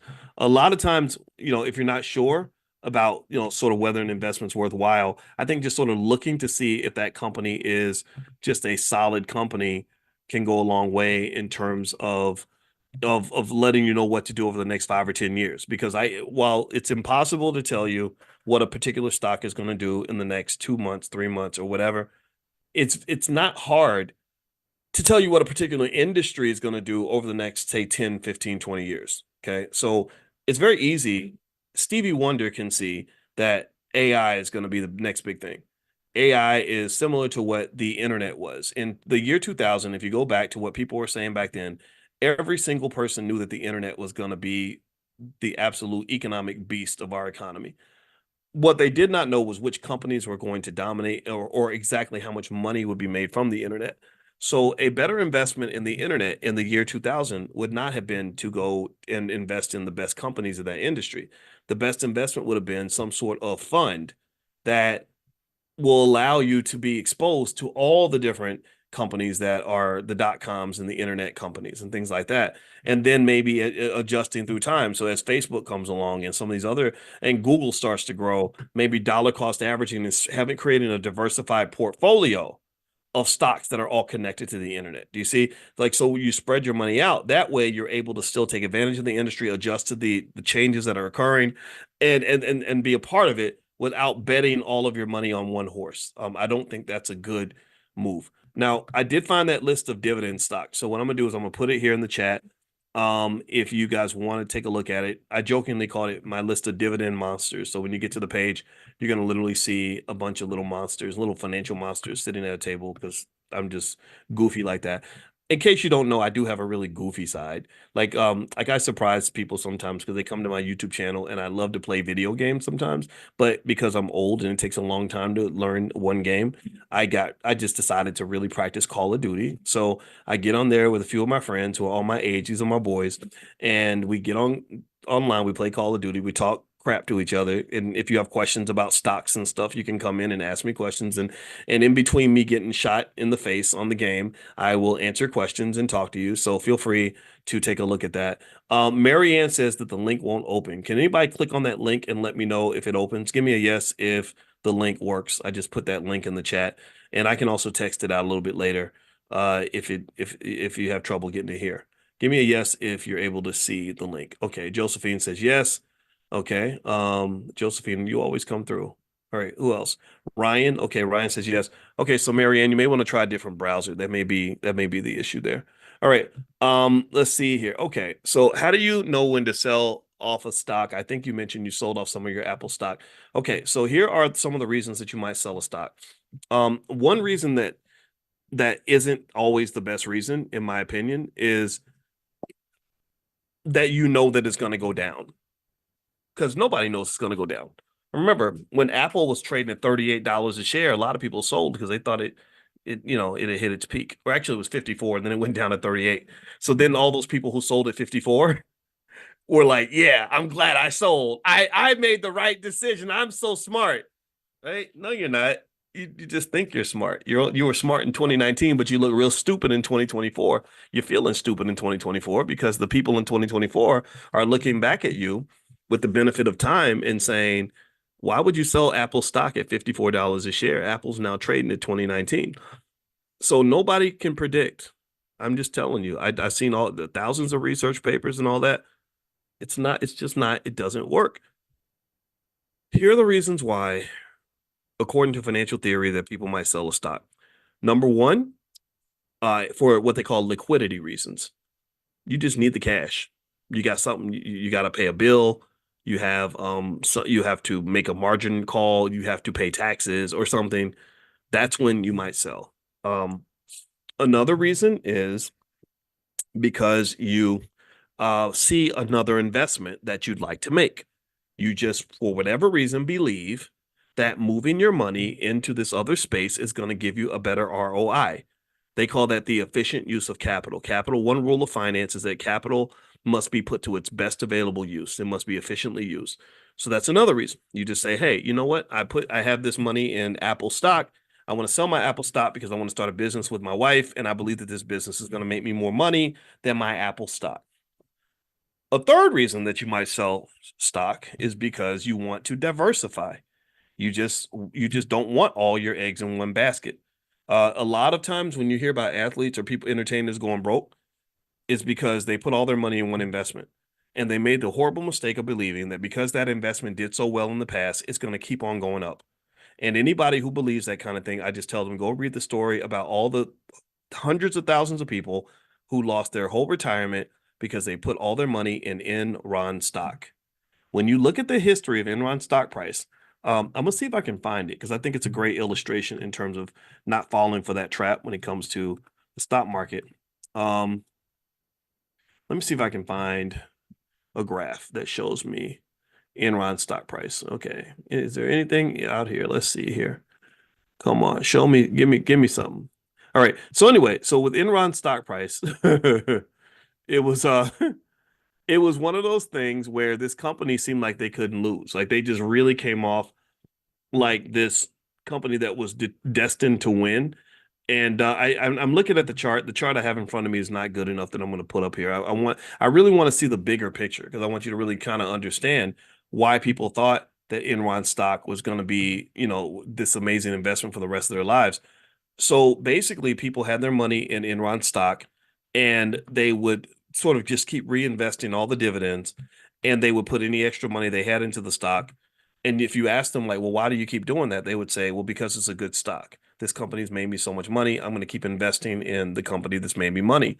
And what they did not know, they hadn't read the thousands of research papers that say that past performance is not an indicator of future performance.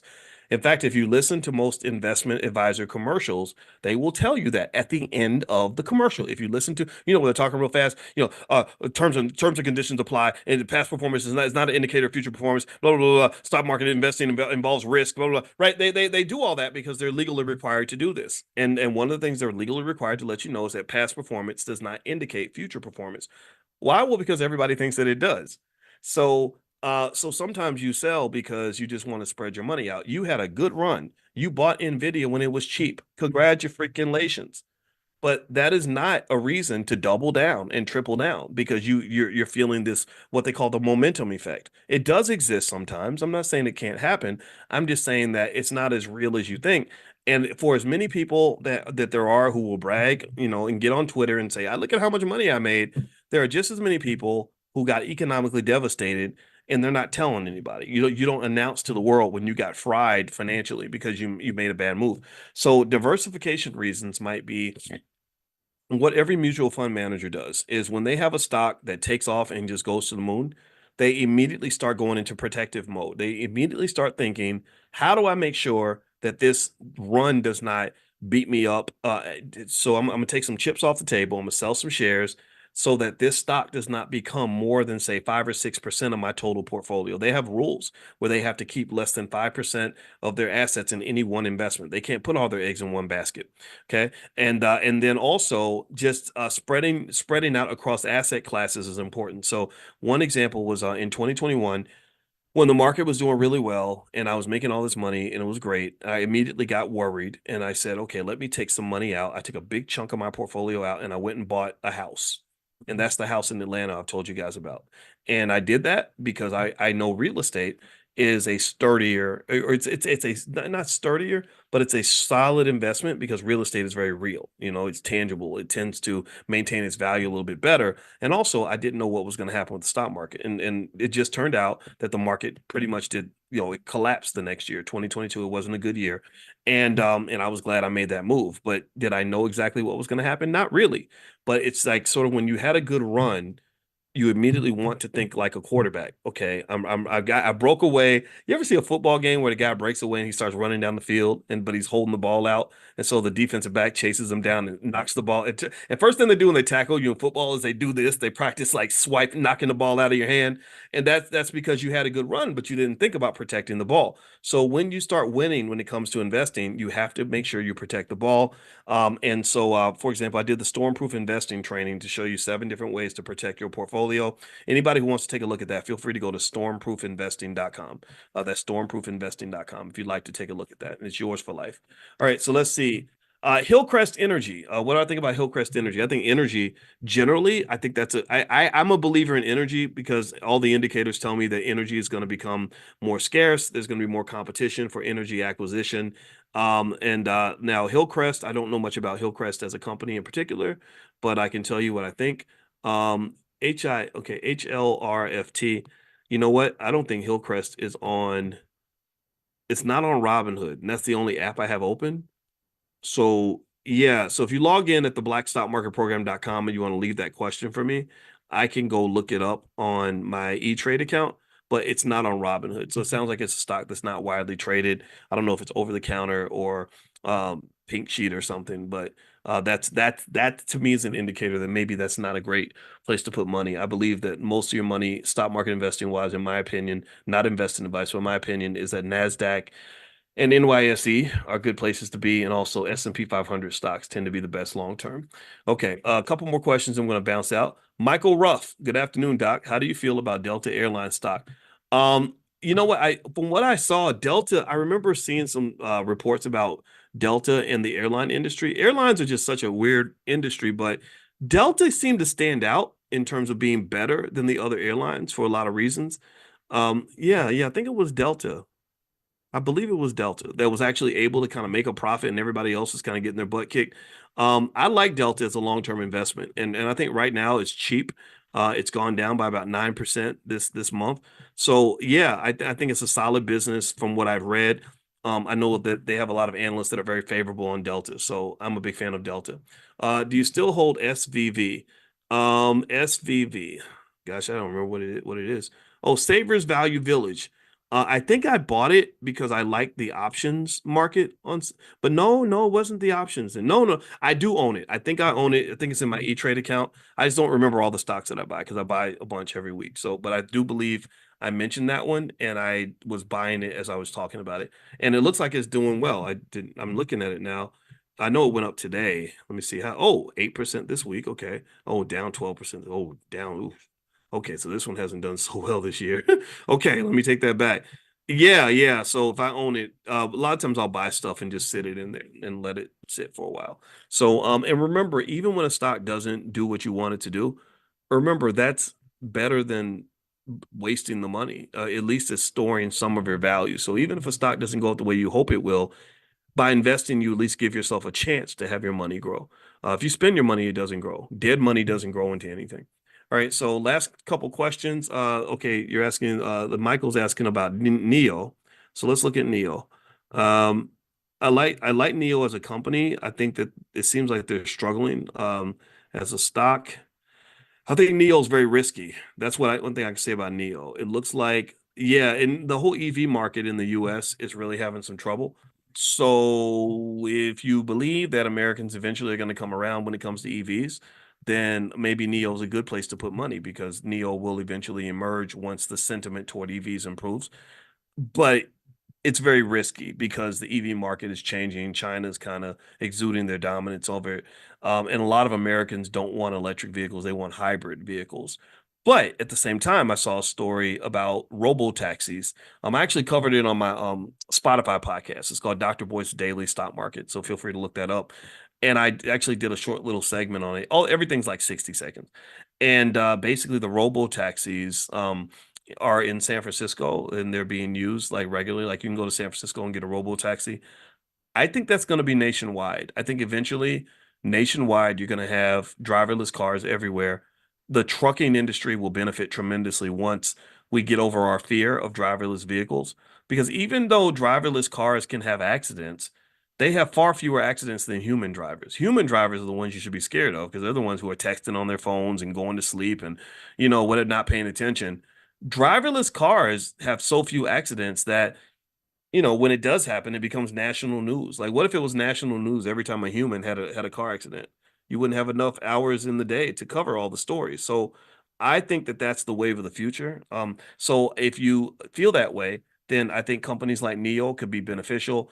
Maybe some sort of portfolio though, with a lot of companies in that industry might be good. So, for example, on Stash, they have different areas where you can form portfolios by just buying like a few shares of some asset that they kind of pull together for you. And I think investing in the industry might be better than investing in just individual stocks. But yeah, I think EVs are going to come back. Also, just AI and all that stuff. I mean, it's all connected, right? EVs and AI. Um, you're not going. You can't put that back in the Pandora's box. It's only a matter of time. Amazon has bought what 750,000 robots, and they've replaced 100,000 jobs already. And that's going to become 200,000, 300, 400, 500,000. They're not stopping. Jeff Bezos is a technologist. Elon Musk is a technologist. Mark Zuckerberg is a technologist. These guys and their teams are on top of AI, and they're going to use AI every chance they get because all these men, every single one of these men, has been accused of workers' rights violations in one form or another. Zuckerberg has been accused of misusing people's data, mistreating workers, and all this other stuff. Elon Musk is just a big old prick. He don't even like black people. He's a apartheid South African guy and who's all up into technology and AI. He fired 75% of the workers at Twitter when he took Twitter over. And then Jeff Bezos has been accused of abusing Amazon workers, where they say that they have to work so hard they don't have time to go to the bathroom. Remember that where the truckers were saying they had to pee in a bottle and all that stuff. They don't want to deal with all that. These wealthy industrialists want to use robots and they want AI as soon as it's available, and the government is not going to stop them. If you notice, all of these people, almost all of them, I don't think Bezos was, but all these people were like brought before Congress and they had all these big hearings And nothing happened after the hearings. It was just like, okay, let's do the dog and pony show. Let's pretend like we're being tough on them. And then let's let them go do whatever they want. They didn't do anything. There was no follow-up to that. And then also, what's interesting from a political standpoint is that what one political dynamic, just as a side note, that's actually happening that was really surprising to me is that Silicon Valley is actually embracing Donald Trump now, which is very surprising because before Silicon Valley was known to be very liberal and they've actually leaned right. And the reason they're leaning right is because Trump has pretty much said, I'm not really going to regulate you. I'm not going to push antitrust violations on you or anything like that. So they're going to go gangbusters. They're not going to be stopped. So the AI thing is here. I encourage you to learn it, invest in it, all this stuff, connect to it because that's not going to back up. It's only going to get stronger every year or every month, literally. And in fact, actually, I put together a list of AI stocks if you want to take a look. If you text the word stock to 87948, then you can get the list sent to you. A lot of you may already be on that list, but text the word stock to 87948. And also, as a companion to Money in the Morning, we're doing something called Money in a Minute, where every single day I send you a 90-second training on some topic related to stock options each morning to kind of help you learn it within the flow of your day. So if you're interested in that, just text the word Miami to 87948. Miami stands for Money in a Minute. So that's something that we're testing out in the Black Business School to make financial literacy more of a part of our daily flow. Like I want you thinking about this stuff every single day. That's how you become a financial expert, financial genius. All right.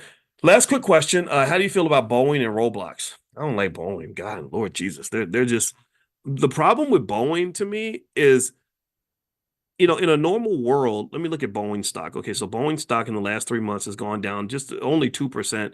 It's gone down 28% this year, 12% in the last year, 50% in the last 5 years. Um, all that would normally say that this stock is undervalued, possibly, that maybe the market just can't appreciate a great, airline production company.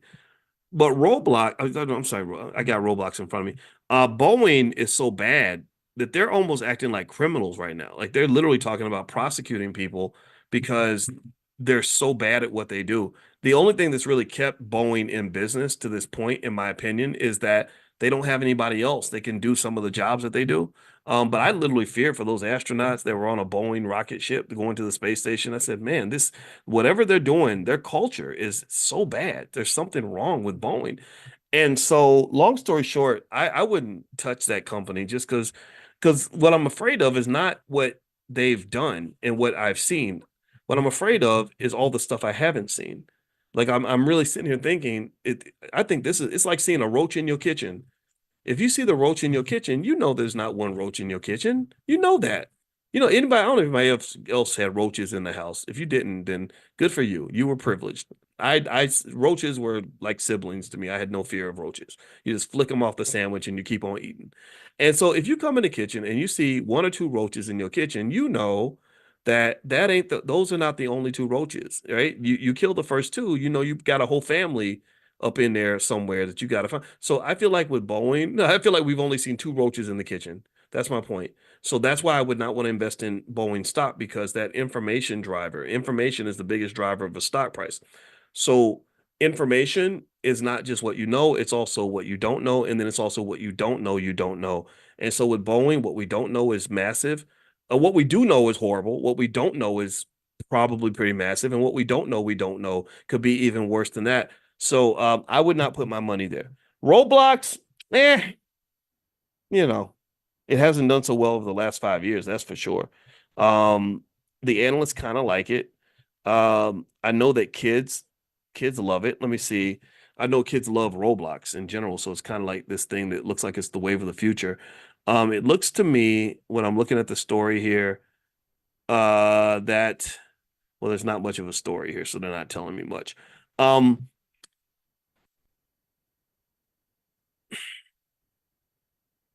I don't have much of an opinion on Roblox. I wouldn't buy it myself, but I don't see it as something that if there are many places you could put your money, I will say this: there are better places to put it than Roblox. How about that? There are so many other companies that are better industries, have better management, where there's much more certainty.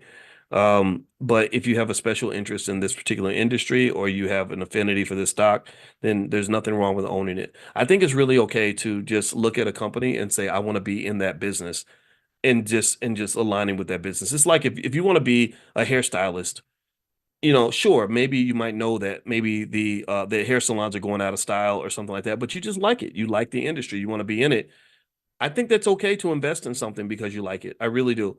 I don't think everything has to be about the money all the time. You don't want to put your money in places where you're going to lose money. But remember, one thing about stock prices is really important. When I was explaining to you all the random walk thing, how nobody can predict what a stock price is going to do. Well, one other thing about stock prices is that the price that you see is the right price at that time. The price that you see is the right price at that time. It's like when I think about my dating life, for example, and you might go back 20 years and say, Boyce, why were you dating this other person instead of dating your wife?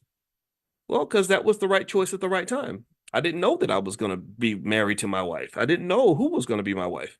I just made the right choice, which felt right at the right time. Right. So basically, stock prices are the same way. If you ask me, do I think that Roblox is undervalued? The stock is lower. Do I think it's undervalued? I could speculate on that, but I'm speculating on nonsense. I'm speculating on something I don't know. Because remember, information is like, you could think of information flow like a door. There's like a magic door where the information comes out, and when the information arrives, all the analysts put that information into the model and they say, oh, no, this is the new stock price based on this information. But most information about that company is behind the door of time.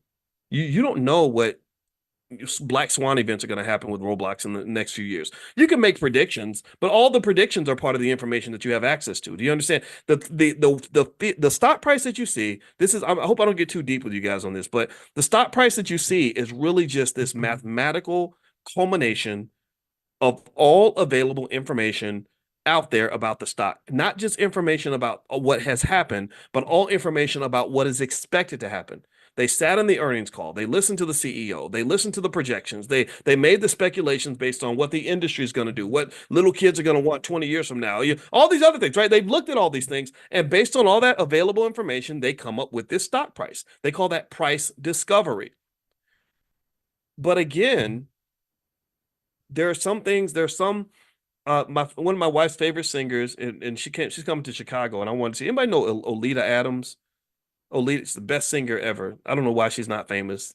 Everybody at the BET Awards was twerking. They should have had Alita up there. Alita would be better for the black community. And she has this song where she says, everything must change, right? And she says, the young become the old, mysteries do unfold. That's the way of time. I can't sing, but Olita can sing it better. But it's a great song. I used to listen to the song over and over again. The most beautiful song I've ever heard. Well, the thing about that is that's how stock prices kind of operate.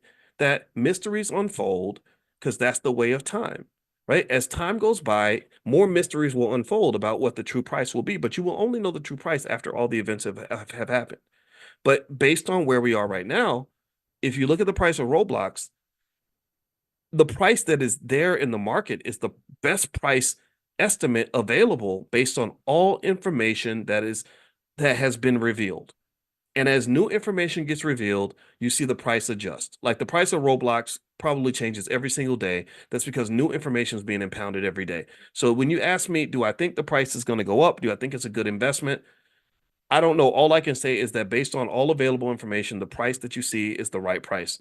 If I tell you what I think, that is merely an opinion of my assessment of where I think things are going to go from here. That's me saying, this is what I think will probably be behind the door, but nobody will really know until somebody actually knows.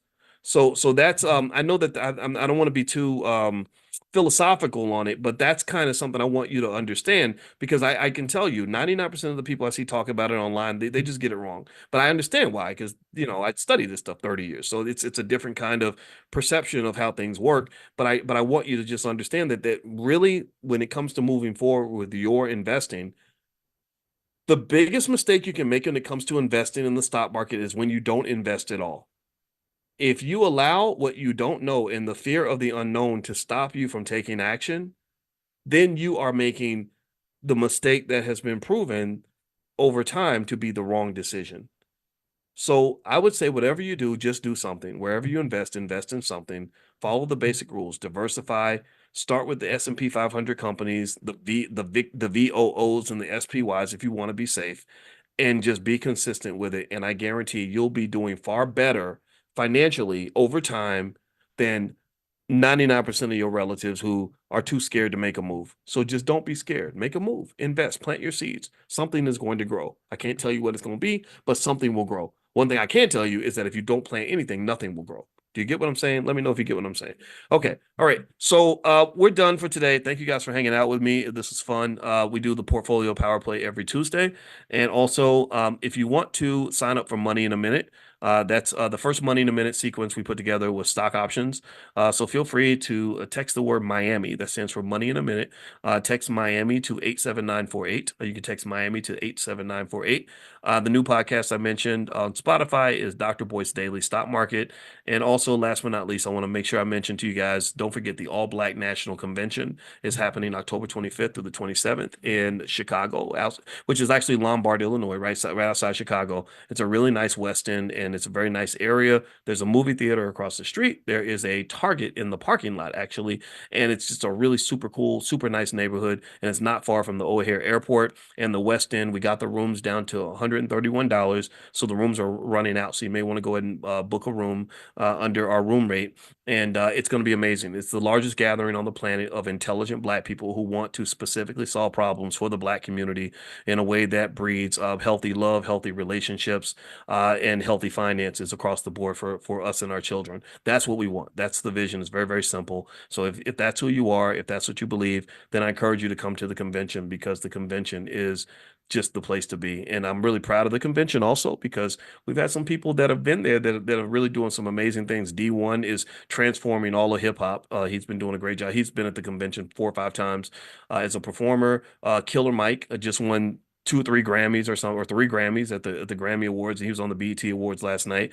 I don't like the BET Awards, but I like Killer Mike. Who else? Infinity Song, who actually was at the BET Awards last night. They performed 2 or 3 times, and so it's kind of become this awesome launching pad of really successful people. And also, in addition, but it's not just the performers we have during the ball, the B1 ball, where we all get dressed up and fancy. We also have tons and tons of learning and connecting. So it's not just a big party at all, but it feels good. It feels more like a family reunion. So we do have fun at the ball, but there's also a ton of experts in every area, from crypto to real estate, to therapy to science to attorneys, just whatever, right? So if that's who you are, then join us at the convention. I know you're going to love it. So anyway, if you want to learn more about the convention, you can go to allblacknationalconvention.com. That's allblacknationalconvention.com. So have a good night, everybody. Good day. And I hope you guys have a great day. I'm going to go hang out with my wife and eat some lunch. I'm Gen X, and then there's millennials, and then there's Gen Z. So you got millennials and Gen Z. And there were studies that basically sorted out investors. That was done by Bank of America, and they sorted investors based on whether you were over or under 44 years old. And on these criteria, they were able to identify some differences in terms of how younger folks invest versus, say, people above the age of 45. And I thought that it would be an interesting analysis to kind of think about this in terms of psychology, because all this is psychological. It all comes down to mindset. And as you guys know, in Money in the Morning, we basically are digging into financial psychology and the mindset of investors and what that means. Now, first thing I'm going to say before I reveal this is that it's not as if young people are investing badly, right? They just invest a little bit differently, and I also believe that the cross transfer of information across generations can be beneficial for everybody. Like, I think that younger people can teach older people a few things, and I'll mention that. And then also older people can teach young people some things. And so if you're smart, you'll listen, because your grandma knows a couple of things. She's seen things that you haven't seen. Your grandfather knows things that you have not experienced yet. And so I know that listening to my grandma, who is the Panther that's behind me, I keep my grandma with me everywhere I go. She's right here. Her name is Felicia, and she's also behind my head. My grandmother, protected me from myself on more than one occasion, because when I was young, I was smart, but sometimes we think we're smarter than we actually are. So I had a little bit of knucklehead in me. I still remember my grandmother when she had bought me some savings bonds, and that was how she knew to invest. She didn't really know anything about the stuff that we talk about. Like, we're far more advanced than previous generations in terms of our economic knowledge, all of us, everyone in here. And she had bought me these savings bonds when I was little, and they all matured, and I got this lump sum of money when I went off to college. And I had this girlfriend at the time, and her car broke down. And I remember I used some of that money to fix my girlfriend's car. And I never forget, my grandmother was so furious, and she wrote a long letter to me. This is back when people used to write letters. She didn't send an email or a text message. She wrote me a letter. That's how you know grandma was pissed. And she wrote me a long letter, and I don't know if she thought that I was out smoking crack or what, but she talked, she really was concerned about what I was doing with my money. And it was that experience that reminds me of why I think personally that as you're building this wealth, as you're making these smart decisions to prepare your family for their strong economic future, getting your kids ready, you're doing the $5 a day plan, or even beyond that, and really, really preparing a wealth egg or a nest egg for your kids so they can be financially safe. I don't believe in giving all that money over to them when they turn 18. I cannot reemphasize that enough. This is not their wealth. This becomes their wealth when you decide it's their wealth. And this is family wealth. You understand that we are a team, we are a collective. Just like we're gonna give we have cars right now. We have a couple cars in our garage, and it's a little bit tough because now we got four people in the house that are of driving age, and everybody's got an agenda. Both of the kids have to get to work, and me and my wife have stuff to do, so we're having a car issue, right? So we're trying to decide how to navigate that. Do we buy them a car? And I said, hell no, I don't want to just buy them a car and give them a car. I don't do that. Again, I'm not saying there's anything wrong with you if you've done that. I'm just saying that that's not where I come from. You earn what you get. That's it. I don't know if anybody else feels this way, but I just believe that you're better off if you earn what you get. That way you can get the pride of knowing that you did this. And also, I think that spoiling kids just never seemed to work out right. You know what I mean? I don't know. It just it never seemed to really work out when a kid was spoiled, that they would be better off than they would have been if they hadn't been spoiled. I've just not seen that. So my position on it was no, no, no, no, no, we're not buying anybody a car, but we are going to buy a car. So this is, don't tell the kids. If you meet my kids at the convention or something, don't tell them that this was the master plan. Okay, we got to, like, you know how the man be making plans for black people and they don't tell you what the plans are. Well, in this house, I'm the man and she's the woman, and so we make these little secret plans. This is the conspiracy theory that we always know there's a conspiracy. Well, in our house, there are lots of conspiracy theories. This is one of them. So if you meet the kids, don't tell them this was the plan. So anyway, here's the plan. The plan was, I told my wife, I said, go out and go to the dealership, find the car that you want to get, whatever, just whatever you want to do. I support it. Um, and so we're gonna have three cars, and then we'll be able to allow the kids to share the third car, the 10-year-old car that we don't want to use as much anymore, but we're not giving that car to anybody. That's still our car. So this, again, this is a mindset. I'm not telling you what to do, but the thinking was, look, this is not your car. This is the family car. But because we bought it, then we have a little more say in what happens with this car. So you're gonna get everything that you need, but you're not going to be able to say, get out of my car, or I'm taking my car. Because for you to say, to have a car that you say is your car, you're going to have to put some skin in the game. You're going to have to make some investments in this process in order for you to say that is my car. Because but again, that's a personal bias, right? Everybody has a bias. But I would say whatever your bias is, however you were raised, or whatever you think is best as the leader of the household, and a lot of you are either parents, or you're going to be parents, or maybe you're grandparents or something. I encourage you to think about the accumulation of any asset, whether it's a vehicle that's declining in financial value, right? Cars are depreciating assets, but they're important assets because you need them to get around. Or you're talking about the stock portfolio. That's family wealth. When you're building this wealth for your kids, that money belongs to primarily you. If you did it, if you're the one who built all this, then that should be yours. That's your empire that you're building. And then also, when you're talking about the transfer of that wealth onto the kids, you have to have discernment in terms of how you do that. Because if you do it wrong, let me just say, if you do it wrong, you're gonna lose it all. If you do it wrong, if you're sloppy, if you just say, oh, well, because you're a certain age and because you're my child, I'm gonna give you everything. That don't work out too well. And people react differently when you give them stuff. Again, that goes back to what I was telling you guys in finance. There's all these research papers written on what they call the moral hazard problem. The moral hazard problem basically says that when you get one of the dimensions of the moral hazard, it's a very complex idea, but one of the dimensions of it is that when you give people stuff, they start acting stupid. When you give people stuff, their behavior changes. I remember when that football player Antonio Brown that played for the Steelers and the Patriots and the Raiders. And I think the poor guy has CTE. That's what I think is really going on because he's the Negro. The Negro is crazy. But anyway, Antonio Brown, he was a great wide receiver. He was very disciplined. He worked really hard. He showed up to practice on time. And so because he was so good, they were going to sign him to this massive contract. And there was somebody who said something that was true, but there's not much you could do about it. But he basically said, when you give him all this money, he's going to act a fool. You're not going to be able to control him anymore.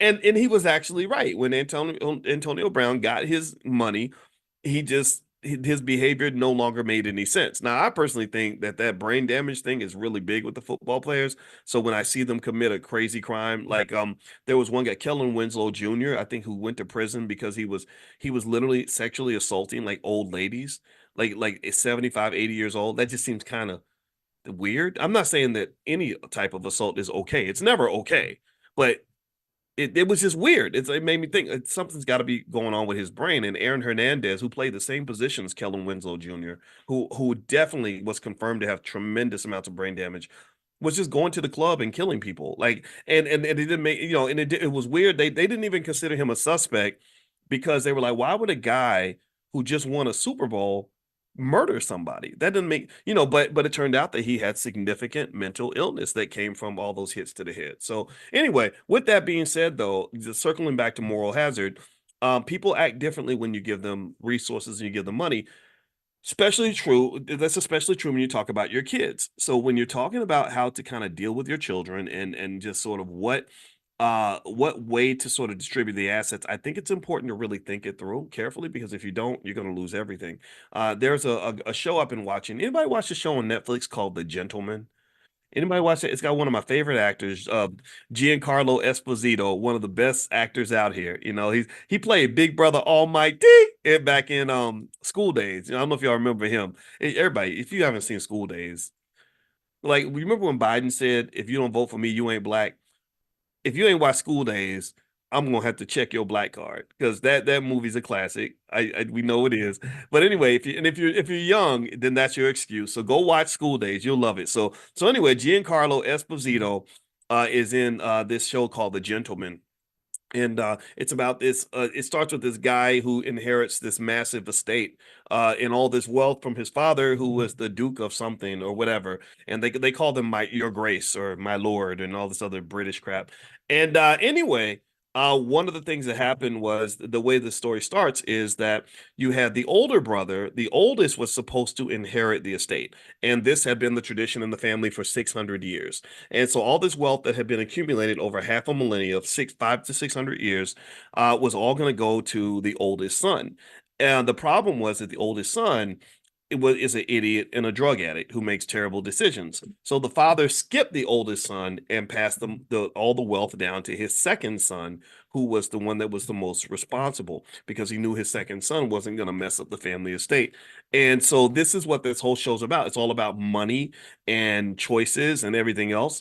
And all those things are deeply connected. And so as you're building your empire and preparing what to do with it, and managing risk, we've talked about risk management. I did that whole training with you guys called Stormproof Investing. And we talked about diversification and the use of stock options to protect your portfolio. But the biggest protector in terms of risk is just making good decisions and then making the good decision to put your wealth in the hands of people who are going to make good decisions, who are going to who are skilled at three major things. There are three major skills that make you into a wealthy person. One is the ability to acquire wealth.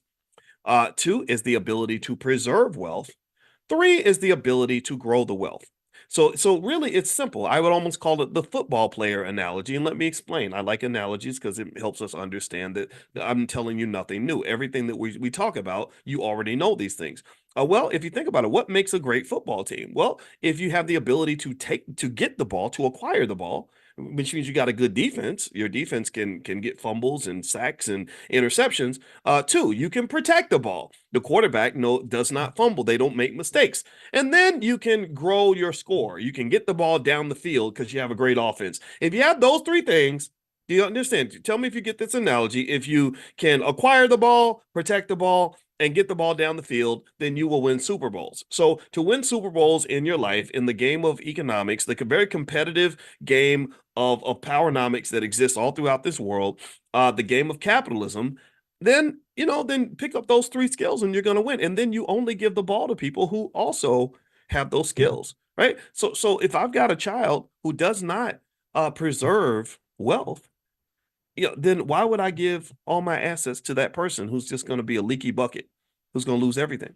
And this is what that whole show's about. The gentleman. There's so many shows. If you watch, there's so many shows you watch that there are really straight economic lessons. There's so many shows you watch. Every time you watch a show where money is discussed and there's a money problem, or people are doing crazy stuff because they need to get money, that's a financial lesson. There's so many different shows I could point out on Netflix right now where money pops up everywhere in these conversations. And this is where you learn it. This is your training ground. All right. So let me dig into some of this study.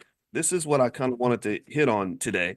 And by the way, if you want to copy my book, The 10 Commandments of Black Economic Power, or Financial Flashcards for Kids, we're halfway through the summer. It's not too late for you to give them something that's going to last for the rest of their life. You can go to drboycebooks.com, and there's a discount code, book club, the word book club. If you use the code book club, you can get 30% off anything in the store. So it's drboycebooks.com. Also, make sure you get on the text list for Money in the Morning. If you want to join the private Zoom for free, or get a notification. A lot of you just got a notification from me. Just text the word morning, MORNING, to the number 87948. Text morning to 87948. All right. So here are a few things that are going to basically, a Bank of America study found that young people under the age of 44 are more likely to choose investments that differ from those that are over the age of 44. People over the age of 44 are more likely to lean on the traditional investments, top three being stocks, real estate, and then emerging markets, right? So stocks, the stock market's number one, then real estate, and then if you want to go further, maybe emerging markets, meaning like third world countries. There are funds you can invest in that will let you benefit from other countries. I made a list for you guys of funds you can invest in to make money in India, Africa. I made a list for Africa. I'll text that out to you guys again if you'd like to see it, or you can email support at theblackbusinessschool.com and they can give you access to that. I don't have it in front of me now. Either way, if that were the case, I'd give it to you now. That's kind of what people do over the age of 44, right? So, and it makes sense. The stock market is the number one wealth builder in America. Those who don't participate in the stock market don't tend to build very much wealth. Also, real estate is very, very powerful. Real estate is a great way to have literally a real asset, something you can actually touch, something that's very tangible. So shout out to everybody who owns real estate. I think real estate's fine. I don't personally enjoy being a landlord. I think I've talked to you guys about that. So I choose to make my money by selling stock options and all that to get my income. But still, real estate is fine. And then also emerging markets are nice because emerging markets can give you that excess return because you're investing in these small countries that may grow very, very quickly. Now, here's the thing. The truth though is that younger people, typically every generation, they do something different from what their parents did. And a lot of the decision in terms of what they choose to do is informed by their experience, right? So a person that's under the age of 45, they've grown up with a lot of technology, so they're very comfortable with technology. Younger people tend to be more comfortable with risk because they have a longer time horizon for investment, but then also they are comfortable with risk because sometimes it's because they haven't gone through certain experiences. My grandmother went through the Great Depression, so she was very, very risk averse, very risk conscious.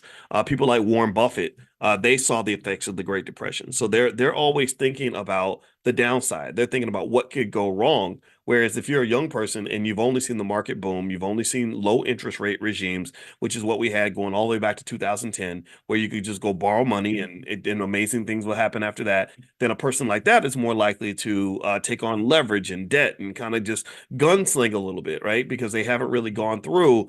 In fact, the last 20 years, 25 years or so, you really haven't seen too many major economic calamities. You did have the decline in 07, 08, which was pretty bad for the real estate market. But for the most part, young people haven't really gone through like some sort of like significant economic hell in terms of the stock market, in terms of watching your portfolio go, just drop 60% right before your eyes. They haven't really experienced a lot of that. So a lot of times that can lead to um, different investment behavior of young people, right? And so here's what they found in the study that young people do when it comes to investing. They said that young people they tend to allocate toward real estate at the top of the list, crypto and private equity. That was what Bank of America mentioned in particular. Real estate, crypto, and private equity, as opposed to stocks being at the top of the list. Private equity might be, in some cases, just, your own business or investing in other people's businesses or some of these websites where you can put money in and they can, like I think Fundrise does that, where you're raising money for startups and stuff like that. And what's actually driving a lot of this is that also younger people tend to have a little less patience when it comes to wealth building. They sort of, especially on social media, where there's a lot of incentive or a lot of what's the word? A lot of flashiness in terms of people showing you how much money they made and how they made it quickly. It can make someone feel stupid for doing things like getting up and going to work every day, or waiting 5 or 10 or 15 years for something great to happen. Why would you wait 15 years when you can make it happen in 15 days? And so the lure of the fast money a lot of times can drive certain investments that are extremely risky. And then also they mentioned that younger people have an interest in various kinds of collectibles like watches and classic cars and stuff like that, or even sneakers. And all that's fine, right? Again, I'm not here to tell you that those things are bad. I think that what is interesting though to me is that you should know that there's something that everybody can learn from each generation, and generally speaking, things like crypto are incredibly risky, probably riskier than people can recognize. And they said that some of the reasons that younger people are more likely to deviate toward things like crypto is a lack of trust, a lack of trust in the government. You hear a lot of people talk online about how the dollar is gonna collapse and the whole economy is gonna go to shit and everybody's gonna lose everything, or the government is manipulating you in this way or that way. And I'm not saying those things aren't true. I'm not gonna say that America, I do, I really completely agree with you that America is a country where there are conspiracy theories. There are people in the elite class that make certain decisions that affect the working class that are unfair. I've mentioned to you a few factors. For example, I think they've completely screwed a lot of people when it comes to student loans. So you have a lot of disillusioned people who say, "Wait a minute, I went into debt to go to college so I can do everything right, and here I got all this debt and I'm stuck and I'm not making the money I expected to make." Like all that's real and all that's by design. We've talked about that. But at the same time, though, I think that if this lack of trust causes you to throw the baby out with the bathwater, then that's not good for you, right? If you are just sort of like for example, if you believe that the stock market is a complete Ponzi scheme and you don't participate, well, then guess what? You're missing out on the chance to make money alongside Microsoft, Apple, Nvidia, and the greatest companies on earth. And so really, I think that a balanced approach is more appropriate, where you say, yeah, they're probably doing what's best for themselves. Yeah, the elites are going to be elites. Yeah, they're probably making plans and conspiracies for them to benefit themselves. but that does not mean that I still can't participate in this economy and do well.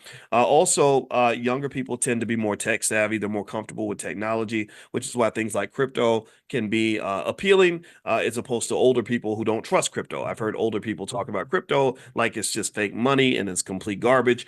And I think that that's an inappropriate approach, because typically a lot of times the people that will say things like that are people that they know a lot about investing, but they don't know a lot about crypto. Do you understand? Like, so they'll know a lot about stocks and real estate and business. So that gives them their credibility. But then they won't take the time to really try to understand what's really happening with crypto. Like, what is it? Like, what's really going on here? And I think that that's a little bit problematic and disingenuous. It's almost like somebody who won a Super Bowl who then tells you that tennis is crap, or a pickleball is garbage, right? So if I am a guy who won a Super Bowl, I don't know who's a guy. I'm trying to think. I can't name any Super Bowl winners right now. I don't know. Shannon Sharp. I'm Shannon Sharp, and I won a Super Bowl in football. Um, but and then pickleball comes along, and I say, well, pickleball's a stupid sport, but I know nothing about the sport. If I say pickleball will never take off, nobody likes pickleball, it's dumb. What credibility do I have to really say that?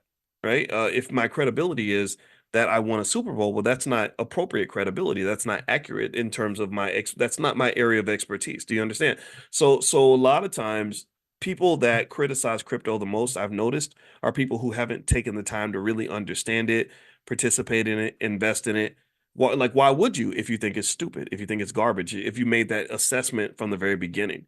So one of the things I can say that was with crypto, in order for me to critique it, I felt like I needed to understand it. So to understand it, I read a couple books about it and did a lot of research, talked to a lot of people, looked into a lot of stuff. I'm still not an expert on it, but I know a lot more than I did. And if you were to ask me, do I think crypto is garbage? I'd say yes. And if you ask me, do I think crypto is a great investment? I would say yes. And the reason I say that is because not all crypto is created equally, and the future of crypto is very, very vague. Nobody knows what the future of crypto is going to be, because it's heavily dependent on things like regulation. It's dependent on what the economy does. If the economy were to go south, like for example, Sam Bankman-Fried. Anybody know that name? Give me a yes if you remember the name Sam Bankman-Fried and FTX. Did anybody else follow the FTX debacle? Let me know if you followed this. This is really important. Okay, so Sam Bankman-Fried became kind of the king of crypto. He was a guy that was really making what I thought were some strong, solid decisions for a while. I don't think he was just a complete loose cannon wrecking ball, or a bad person the whole time. I think he did make a mistake though, and he did break the law.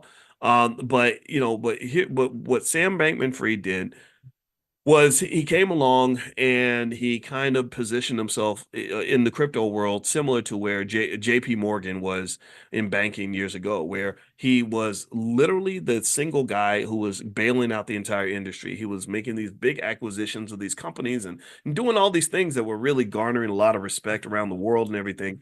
And it turned out, though, that he was doing it inappropriately and illegally. He was using money that he wasn't supposed to use. He had money that he was supposed to hold, and he used that money to make investments. He borrowed out. He put his hand in the cookie jar. He borrowed money that he shouldn't have been borrowing, and that was clearly illegal and clearly wrong. Um, but let me also give you the other side of that. That's interesting. So if Bankman Fried had done the exact same thing, and it wasn't a crypto winter, he not only would he have gotten away with it, but he would still be hailed as a hero. He would be looked at as this guy who was this financial genius. What a lot of people don't know is that a lot of times timing is huge in terms of when people get caught with, various Ponzi schemes. Bernie Madoff got caught because there was a recession. And when there's a recession and an economic downturn and there's fear throughout the economy, that's when the rubber meets the road. That's when people start reaching out and saying, okay, all that money you've been holding for me? I need that money by tomorrow. And if you don't have the money, like if the money is out there somewhere, if you've got it planted somewhere in an investment where the paper loss is extreme, then you're going to pretty much get caught with your pants down. But maybe if they had called you a month later, you would have had the money. Do you understand? Right? So what happens with a Bankman Fried or a Bernie Madoff, and this is again not to excuse their behavior. I think that it was not just criminality, but it was also criminality that was driven by excessive risk taking. It's almost like someone who says, I'm going to take a risk by breaking the law. I'm going to take a risk by using money that I shouldn't be using or making a promise that I may not be able to keep. And I'm hoping that you don't ask me the wrong question at the wrong time. Do you understand? Or maybe somebody who I don't know if your wife has a boyfriend and she brings him by the house and she's hoping that you're not home, that you don't come home at the time her boyfriend's at the house, right? So basically, because if you come home, then you're going to break down the illusion. You're going to say, wait a minute, you were cheating on me, right? Whereas if you come home an hour later, you would say, my wife is wonderful and she's perfect and she's an amazing person, right? So the thing that's really um that I see with that is that crypto's future, similar to the future of a Sam Bankman-Fried, is highly dependent upon what happens with other factors that are unrelated to the quality of their ability as an investor. I don't believe at all that Sam Bankman-Fried is the only person in high finance who has done something that could be defined as illegal. One thing that does happen is that whenever there's a crash, what happens is people start going back and they start doing very detailed forensics and really looking at every little detail to see exactly what you did right. And I guarantee you that 90% of you, if somebody really put a microscope on your life and said, we're going to go through every tax return you've ever filed and verify every single thing you ever wrote off and every little thing you've ever done, they will probably find something. They will probably, there's a chance that they would find something and say, oh wait, look at this. Wait, you filed a bank loan in you got a bank loan in 2017 and you said your income was 98,200 and we found out your income was only 91,400. So that that's illegal because you lied on your form. And so now we're going to prosecute and all these other things, right? So effectively, when I think about the future of crypto, I think about the Sam Bankman-Frieds in the sense that a lot of people don't even know, for example, that the investments that Bankman-Fried made with the money that he was not supposed to use. So again, I want to be 100% clear. He did break the law. He deserved, what he got, and I'm not here to defend any of that. But a lot of the investments he made with that fake money or the money he wasn't supposed to have, those investments did extremely well. Once the sky cleared and once the crypto winter ended, they had a dilemma. They said, okay, so we're claiming this guy stole people's money, but what do you do if the money is there? Like, what do you do if like, what do you do if you say, hey, you took $1 billion? That was the biggest critique, right? You stole billions of dollars from people, right? Which again, he did. But what do you do if the thief puts the money back and puts an extra $100,000 in the bank account just for good measure, right? Again, I'm not saying that he didn't break the law. Again, I keep going back to that so we don't misinterpret the discussion here. But but that's what he did, right? So it's crazy. So I don't know what Bankman did or how much he took exactly. So let's say he took $1 billion, right? And then the market crashes because what he did with the money is he took the money, he invested it in stuff, and those investments all plummeted at the same time. Right? So that crypto that he bought for $1 went down to 10 cents. So then the crypto winter ends. So then they say, oh, so you took $1 billion from people because you took the billion, you made these crappy investments, the investments sank down to zero. You're a loser. You stole this money. You're a crook. So while he's on trial, the crypto winter ends. That 10 cent, asset that he bought is now $1.20, and so all the money's back and then some. And they literally got to the point where they said, to our surprise, not only are we able to give every investor all their money back, we're going to give them an 18% premium on that investment. And what I want you to kind of see with this is not just timing in finance and how important that is, but also just the value of time. If in fact, for Bankman-Fried, what he probably really wanted, if he could make three wishes and wish for anything on earth, one of the things he would probably wish for is just more time. Like, give me another 2 years. I promise you, it's going to work out. And time is important because Jeff Bezos, if Jeff Bezos had not been given more time, if he'd run out of time, Amazon wouldn't exist because there were times where Amazon was deep in the red. There was times where Amazon looked like a terrible investment. Bezos tells a story about how he almost had to shut the doors on the company because he needed $1 million. He said, I had to take 60 meetings to raise the $1 million. I got $50,000 per person, and I had to give away 20% of Amazon to raise that $1 million. And now Amazon's worth a couple $1 trillion. So all those people made an amazing ROI on their investment. But if they said, you know what, we don't believe in you. This is where financial psychology comes into play. This is where emotion and belief and perception matters. Perception becomes reality in the world of finance, because if they just said, you know, Jeff, we were going through your history and we found that you have a marijuana conviction from 10 years ago. So you're a felon, basically, and we don't trust you. We don't believe you. So we're not going to give you any money. Then Amazon wouldn't exist, because they wouldn't have enough faith in him to give him more time. And this is one of the things that makes it hard for Black people, especially Black men, to build businesses, is because your margin of error is very thin. I wrote a whole book about this when I was on the faculty of Syracuse, called "What If George Bush Were a Black Man?"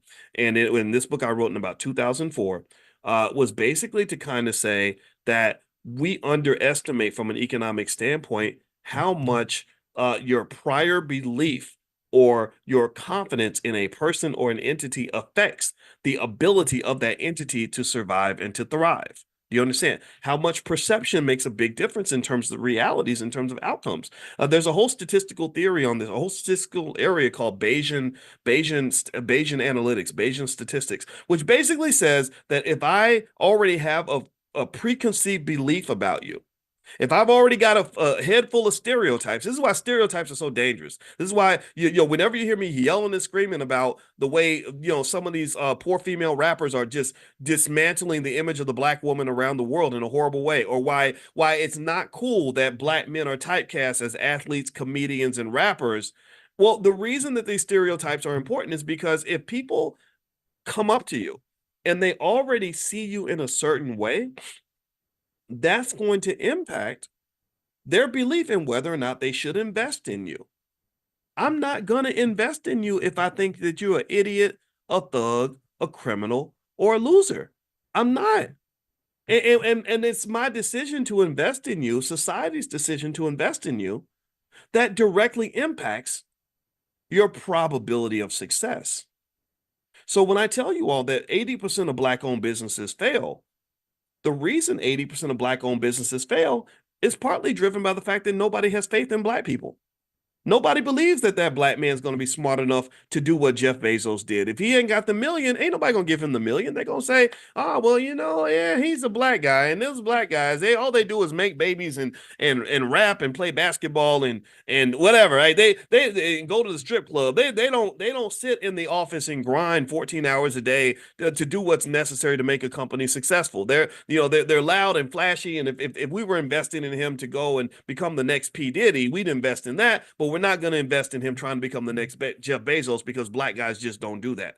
So these perceptions and these stereotypes are incredibly important. And so to circle back, when we were talking about crypto a little while ago, you'll know me, I always circle back. I know I might take you around the world, but I promise I'll bring you back. Um, the perception of crypto is incredibly important in terms of the probability of success in crypto. A lot of times when media creates fear, uncertainty, and doubt, they call that FUD. What that does is that directly reduces the value of the asset, because things exist when you want them to exist. It reminds me of how they had that Cinco de Mayo holiday, and they said that your ancestors are only alive for as long as you remember them. Or when Peter Pan was talking to Tinkerbell, and Tinkerbell, they asked Tinkerbell, "Do fairies exist?" And she said, "They exist if you believe in them." So the question is crypto going to be successful, or is crypto going to fail? Well, crypto will be successful if we believe in crypto. If we all collectively believe in it, then we'll all collectively invest in it. If we all collectively invest in it, then it's going to be successful. But the question then becomes, what's going to happen? How's the public going to feel? And how are the regulators going to react to that? If the regulators come in and create laws that undermine the growth of crypto, and then create enough fear, uncertainty, and doubt that people don't want to invest in crypto, then crypto will ultimately fail. That will be a bad investment. And so one of the beliefs that I have, if you're talking about safe investing, is I don't think you should have more than 7% of your portfolio in crypto. This is not investing advice. This is just my opinion. This is my belief. But I think that if you have more than 7%, definitely more than 10% of your portfolio in crypto, you're taking an unnecessary amount of risk.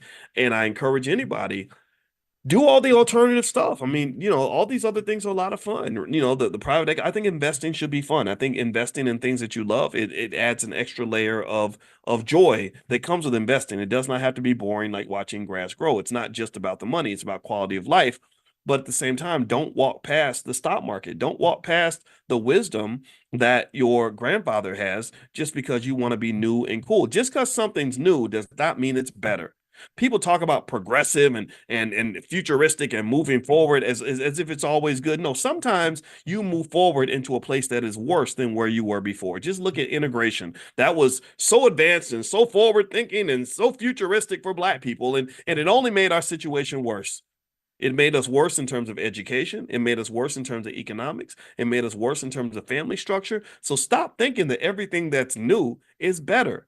Sometimes new ain't better. And stop disrespecting the wisdom of your elders. Your elders know, they know some shit, and you need to listen. You need to listen. And then at least you can move forward without making the same mistake that somebody else made 60 years earlier because you don't even know your history. You have to know the history. You have to know. You got to hear the stories from your grandmother and grandfather so you can make informed choices. And so to me, because I go through this sometimes where I'll have people say, Dr. Boyce, we want you to connect more with the youth, and we want you to, and I'm like, yeah, well, I do connect with the youth. I mentor a lot of people. I have young guys I meet with every single day of the week, and I work with them, and I learn from them a lot. But damn it, you're gonna learn from me too. Like I'm not going to just, like, again, it's an interesting, it's got to be an ecosystem in terms of the relationship that older people have with the youth. It has to be an ecosystem. You learn from me and I learn from you. It cannot be just you following me, because then you're not able to express your creativity and your originality. I get that. But then it can't just be me following you, where I am 53 years old doing TikTok dances because the shit's popular. I'm not doing things because they're popular. I'm not one of your little friends. I'm not trying to be that. I'm not trying to be a 53-year-old who's acting like a 25-year-old, because that's not going to work. That's me literally discounting 30 extra years of wisdom that I've accumulated and putting that all to the side because it ain't hip and it ain't cool, and the rappers don't like it. I don't give a damn about that. We got to make each other better. We have to make each other better. So I would say, for sure, based on, if you want a conclusion from today's conversation, every young person needs to be invested. Every single young person who wants to have money, you better invest. Stop thinking that job ain't going to do it for you. That is not going to give you financial security. That's not going to put you where you want to be. You have to invest in something. You have to sacrifice for the future if you want to have a future. Secondly, when you talk about investing, there are basic rules you can follow. Diversification is really important. Never get so enamored with one investment or one stock or one thing that you end up putting everything you have into one space. You have these stories where I saw an NFL player who said he wanted to get his whole paycheck in Bitcoin, and I said, why would you do that? That's the craziest thing in the world. I'm sure it might work out for you, but even if it works out, it's still a stupid decision, because it might have not worked out, and Bitcoin could collapse, and the next thing you know, you've got this worthless amount of money that's coming into your paycheck. That's not very wise. So what you do is you say, okay, I'm going to participate, but I'm not going to dump my whole economic body into that, and what gives you the wisdom to know that that's not the right move is you want to hear those stories about people who did exactly what you're doing, who lost everything. When you're investing, you really don't want to be in a position where you're going to lose everything if something goes wrong. You want to be diversified. That's really important. And then also just being consistent and making investing part of your culture. That's how people win. That's how people succeed. So anyway, these are some thoughts that I had on this topic. I think also from an economic consciousness standpoint, another important thing that I know I did not understand when I was young, but I understand it better as I get older, is that this too shall pass. Sometimes we can get so caught up in a moment where, like, you ever see pictures of somebody like from the 70s where literally the dude in the picture was like the coolest, hippest guy in 1974. Like, he literally, maybe he looked like Bootsy Collins or something from I don't know, it wasn't Earth, Wind and Fire. It was the P-Funk. Like, you ever see those P-Funk dudes and how they dressed? Like, let me find a pic. I gotta find a picture. It was the craziest thing. Let me see if I can find. Hold on. Let me see. All right. Um, Let me see if I can find one. And just so you know, I love P Funk, and I also love the greatest group of all time was Earth, Wind, and Fire. Like Earth, Wind, and Fire is the greatest. I met the guy who was one of the guys from Earth, Wind, and Fire, the one that played the guitar, that had the big hair. I met him in Los Angeles, and I was going up to get his autograph, and it was kind of cool. Like he was signing all these autographs with all these people, and he saw me in the crowd, and he just stopped, and he said, brother, he said, I watch you every day. And that was kind of cool. That was like my clout moment because all the Hollywood people were like, "Who is this guy? Why is he paying attention to him?" But so I'm kind of like an acquired taste.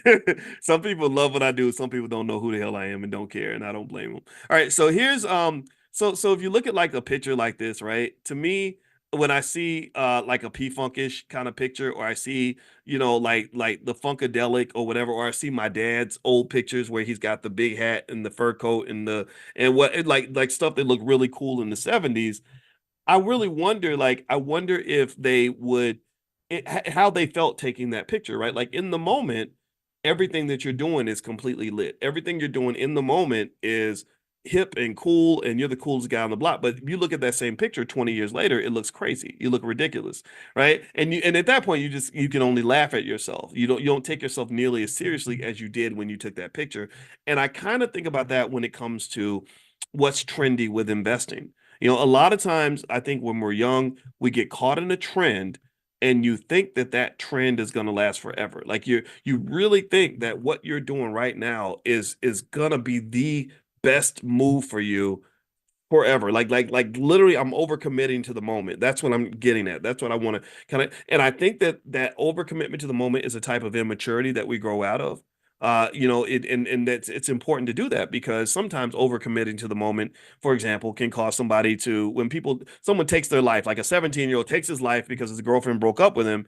That's overcommitting to the moment because he doesn't realize that he's got the rest of his life to live. And 5 years from now, he won't even care about this girl anymore. But in that moment, it seems like that moment is forever. That moment's going to last a lifetime. I feel the same way about when my mother was pregnant with me when she was 17. They told her, well, it'll be easy for you if you just terminate the pregnancy. And my mother was like, no, this baby's going to grow up. He's got a whole life ahead of him. It's going to get better. And I'm glad she had that perspective because it did. It got better. The financial challenges she had lasted about 2 more years. She married my father when I was 3. Things got better. And now my mother and I have had 50 something years of a wonderful life. I paid her house off. I'm here for her. She benefits in a million ways because I'm here.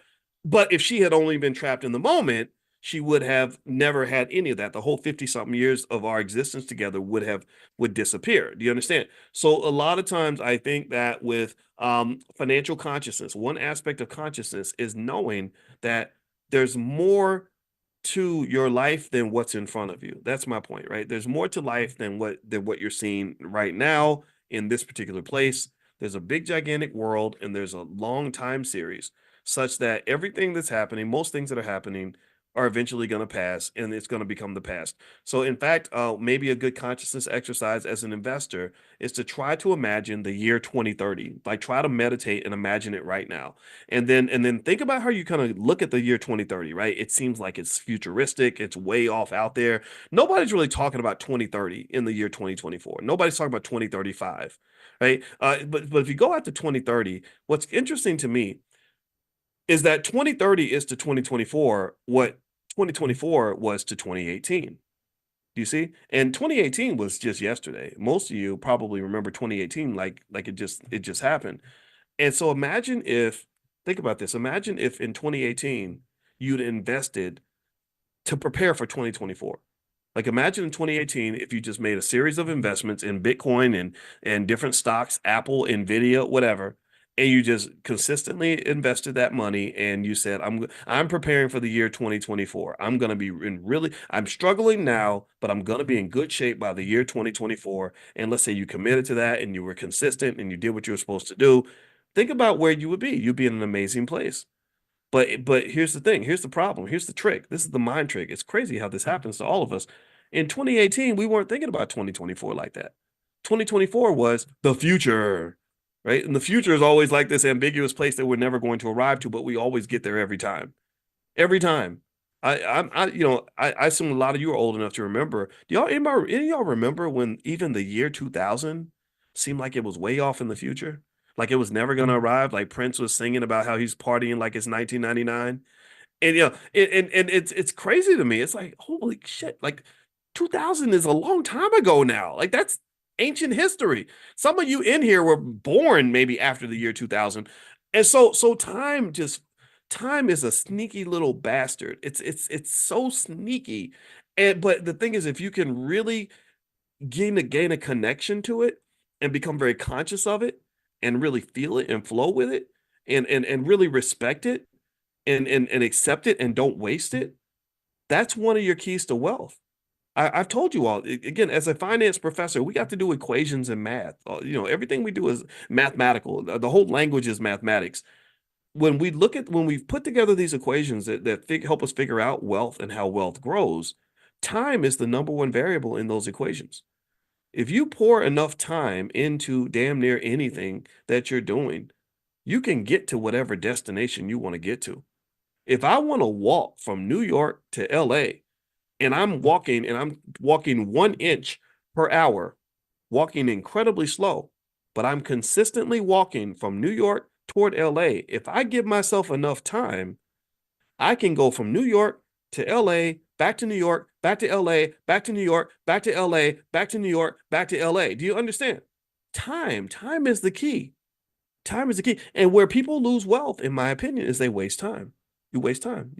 Or you give up on yourself. You say, "Oh, I'm broke right now. I'm gonna be broke forever." So then you start wasting time. And then next thing you know, you broke in 2015, you broke in 2016, you broke in 2017, 2018, 2019, 2020. Instead of realizing that if I harness the power of time and then just pivot a little bit and do something a little bit different, and I do that little pivot, I commit to that new set of actions and I do it across enough time, then eventually I'm going to be at whatever destination I'm trying to get to. Do you understand? So don't waste time. Like time is wealth, time is power.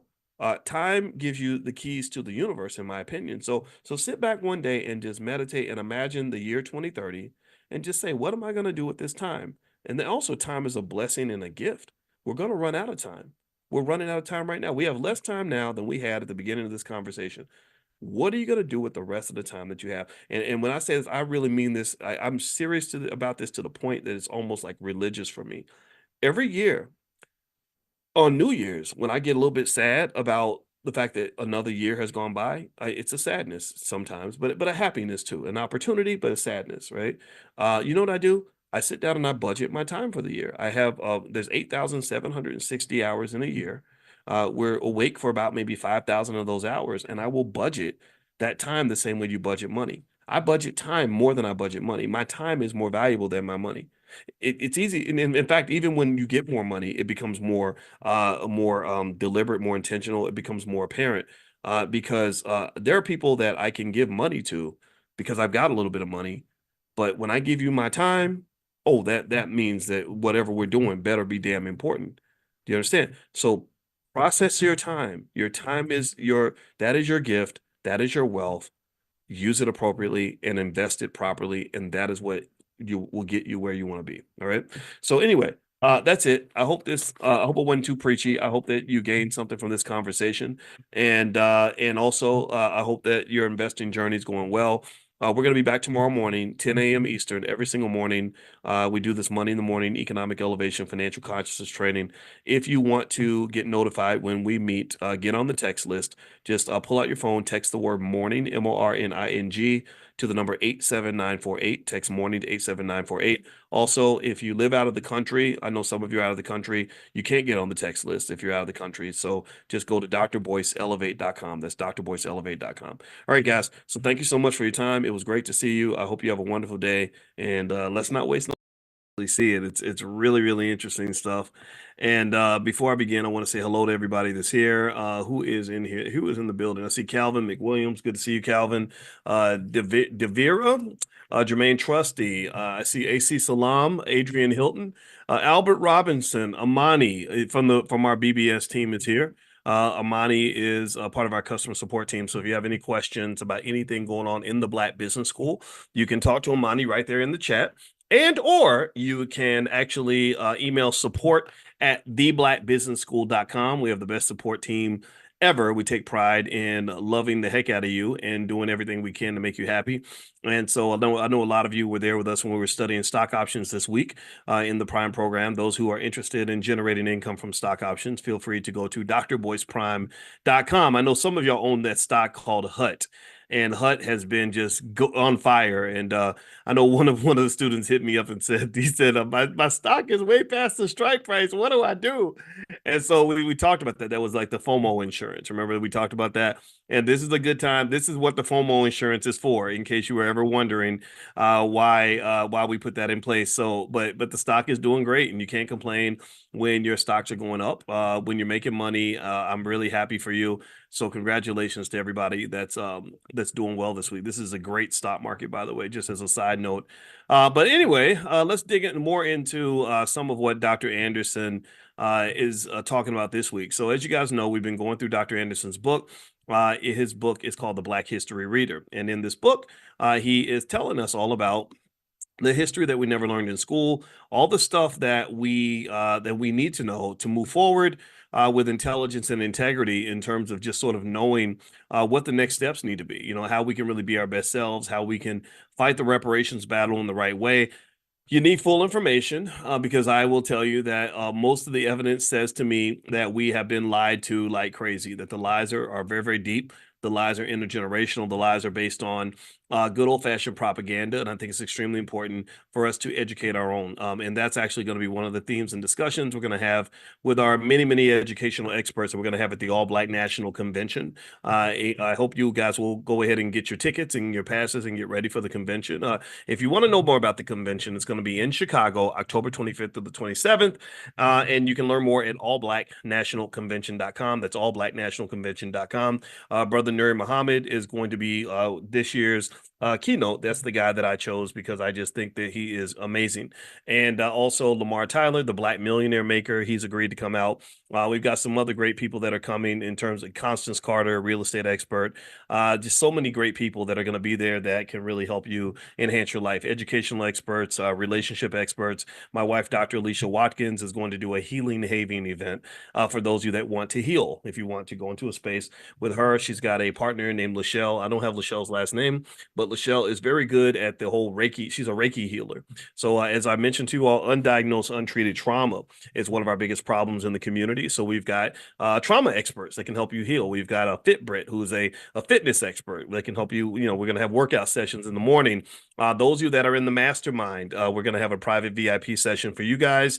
Also, those of you that are in the Prime program, we're going to have a gathering for the Prime members. So to participate in all of that, I see some of you are asking about it. Just go to allblacknationalconvention.com, get your ticket, and also the discounted hotel rooms are going to run out very soon. So you should probably get on the website, get your discounted room. It's at the Westin, so it's very nice and classy, but not too expensive, right? So like in 2021, it was an amazing convention in Orlando. It was right after the pandemic, kind of still in the middle of it a little bit. And it was really nice, very glamorous and luxurious and beautiful. But I kind of felt like it kind of went a little too far to that end. And so when some of you reached out, I heard you, and when you said that you'd like something that's more affordable for families. So we wanted to sort of find that middle range, you know, nothing dusty, but nothing snobby, right? And so this Westin hotel is very, very nice and comfortable, and the rates, the rooms are about 130, and we are well designed for kids and everything else. So we're going to cover everything: economics, real estate, crypto. We got crypto experts coming. We've got people that are experts in, again, health and education, relationships, family, all kinds of stuff, because we believe we should be learning from ourselves and from each other. So if you'd like to join us, just go to allblacknationalconvention.com. Half of the tickets, almost all the tickets, I say about 60% of the tickets are sold. So you can kind of make that of that as you wish. I don't think there'll be tickets at the door. Because we're not trying to have a blowout convention. I don't want thousands of people there. I kind of want the right people there. They have the right attitude, so we can keep the right energy. So feel free to go to allblacknationalconvention.com. All right, so here is where we are in Dr. Claude Anderson's book. Dr. Anderson wrote a book called The Black History Reader, and you can get a copy of this book at powernomics.com. Every black child in America, every black person in America should read this book. Every white person in America needs to read it, but they may not want to read it. But you know what? Hey, it's okay because this is black history, the black history reader, not the white history reader. And so, by the way, I want to mention to everybody that just because we love black history and love black people, give me a yes if you understand that that means I don't sit around here talking about how much I can't stand white folks. Now, I'm gonna be honest about you. I'm gonna tell you what you did because y'all stole our money. You need to cut that check expeditiously, in the words of my friend Ti, who actually bought some. I found out Ti bought some flashcards from some of our financial flashcards for his kids, which I thought was really cool of him. But anyway, yeah. So someone was asking, do we still have the business school for children? Yeah, it's called Black Millionaires of Tomorrow. It's really, really good. Kids that go through our program, they know more about finances than 90% of all adults. So feel free to go take a look. It's blackmillionairesoftomorrow.com. We also have financial flashcards. If you go to drboycebooks.com, you can find the flashcards, workbooks. We got a lot of tools that you can use to educate your kids in economics. You guys know I'm a finance professor, a real PhD, not an honorary PhD, not a weekend PhD, like a real PhD. This is what we do. And so we got a ton of educational material. So feel free to take a look at that. But anyway, let's keep reading here. So in this book, which is the Black History Reader on page 150, Dr. Claude Anderson talks about something that's a really interesting, delicate, and really very powerful emotional issue in the community, which is the way policing is done toward black people, the way cops are trained to treat us. And my father, was a police officer for many years, so I saw all sides of that. I saw I saw officers at their best and I saw officers at their worst. The racism is 100% real. And I was a guy did explain to me that the historic job of police officers is to protect the rich from the poor and the white from the black. And so, especially back in the day, if you were black and you were in a special session or special section of the city, you would be stopped just because you were there, right? All these things are very, very real. We know the history here. Now, here's what Dr. Anderson says. He says there is a pattern to this. There's a historical precedent of this, and understanding this can help us understand what's happening now. So let's read this. He says here, question 49 on page 150 of the Black History Reader. He says, why is the pattern of black men killed by white law enforcement personnel so acceptable and so entrenched in society? He says, for centuries, America has been a killing field for young black men, especially by white law enforcement. Although a long historical pattern, incidents in recent years have been troubling. In nearly every instance, courts and juries allowed those who profile, beat, or kill young black men to go unpunished. Why? Because the underclass status of blacks, which caused them to have unique historical experiences, is codified in this nation's revered founding documents. The Constitution of the United States and the Bill of Rights declare America a land of exceptionalism, the cradle of democracy, and a nation that values immigrants. Blacks were exceptional too. They were the nation's only non-immigrants. They were valued only as human property, entitled to be treated just like field animals. This lack of respect for a black man's life, rights, and contributions became infused into the nation's national spirit and codified into the legal and political infrastructure. America's perception of black men was framed by the U.S. Supreme Court's infamous 1857 Dred Scott decision. A black slave declared that he was free because he had visited and temporarily lived in a free state. The Supreme Court ruled, however, that, quote, a black man has no rights which a white man is bound to respect. This infamous ruling, never reversed in over 150 years, has been locked into the culture and collective American psyche and passed down from generation to generation of ethnic whites. The first lesson immigrants learn when they come to this country is that they are prized and valued over native black Americans. This prevailing attitude impacts every aspect of how our political and law enforcement systems view and treat blacks. This nation's public policies of benign neglect and political correctness further depreciated the value and rights of black Americans. Those policies were constructed to kill off the black civil rights movement of the 1960s and to make all forms of blackness invisible. The policy of benign neglect, this is where they neglect you and just kind of ignore you, and rather than say directly addressing you, just no attention, no interest, you're just there. This policy of benign neglect took the focus off of blacks and over the course of the next half century morphed into political correctness and diversity, policies that do not distinguish or aid blacks. The views of law enforcement and society in general carry the legacies of slavery, Jim Crow semi-slavery, and the Dred Scott decision. Having relinquished the few concrete gains made during the civil rights movement, blacks have slid back into a powerless underclass status. Blacks, however, should not be treated as guests in America. This nation was founded on the blood, sweat, and labor of millions of blacks who were denied their very humanity and the fruits of their labor. The newly fabricated class groups, especially immigrants, inherit unearned benefits, respect, and rights to which blacks were entitled but never received. The larger society adds further insult to injury when it participates in public dialogue that gives the false impression that all people and groups have contributed equally to the development of this nation. This is a convenient myth. The racial problems between law enforcement and black men will not abate until this nation addresses the exceptional history and achievements of black Americans. Police power is freely exercised against black men who are perceived as obsolete and powerless to do little more than march or riot. The larger society has a responsibility to resolve the long-standing dehumanization of blacks that is contained in the foundation documents and to erase the emanating legal precedents. The tension between law enforcement and blacks will never abate as long as whites own and control 98% of all the nation's wealth. 98% of all the nation's wealth, income, businesses, land, privileges, and all levels of government. The Dred Scott decision must be considered in any serious efforts to analyze the relationship between blacks and law enforcement.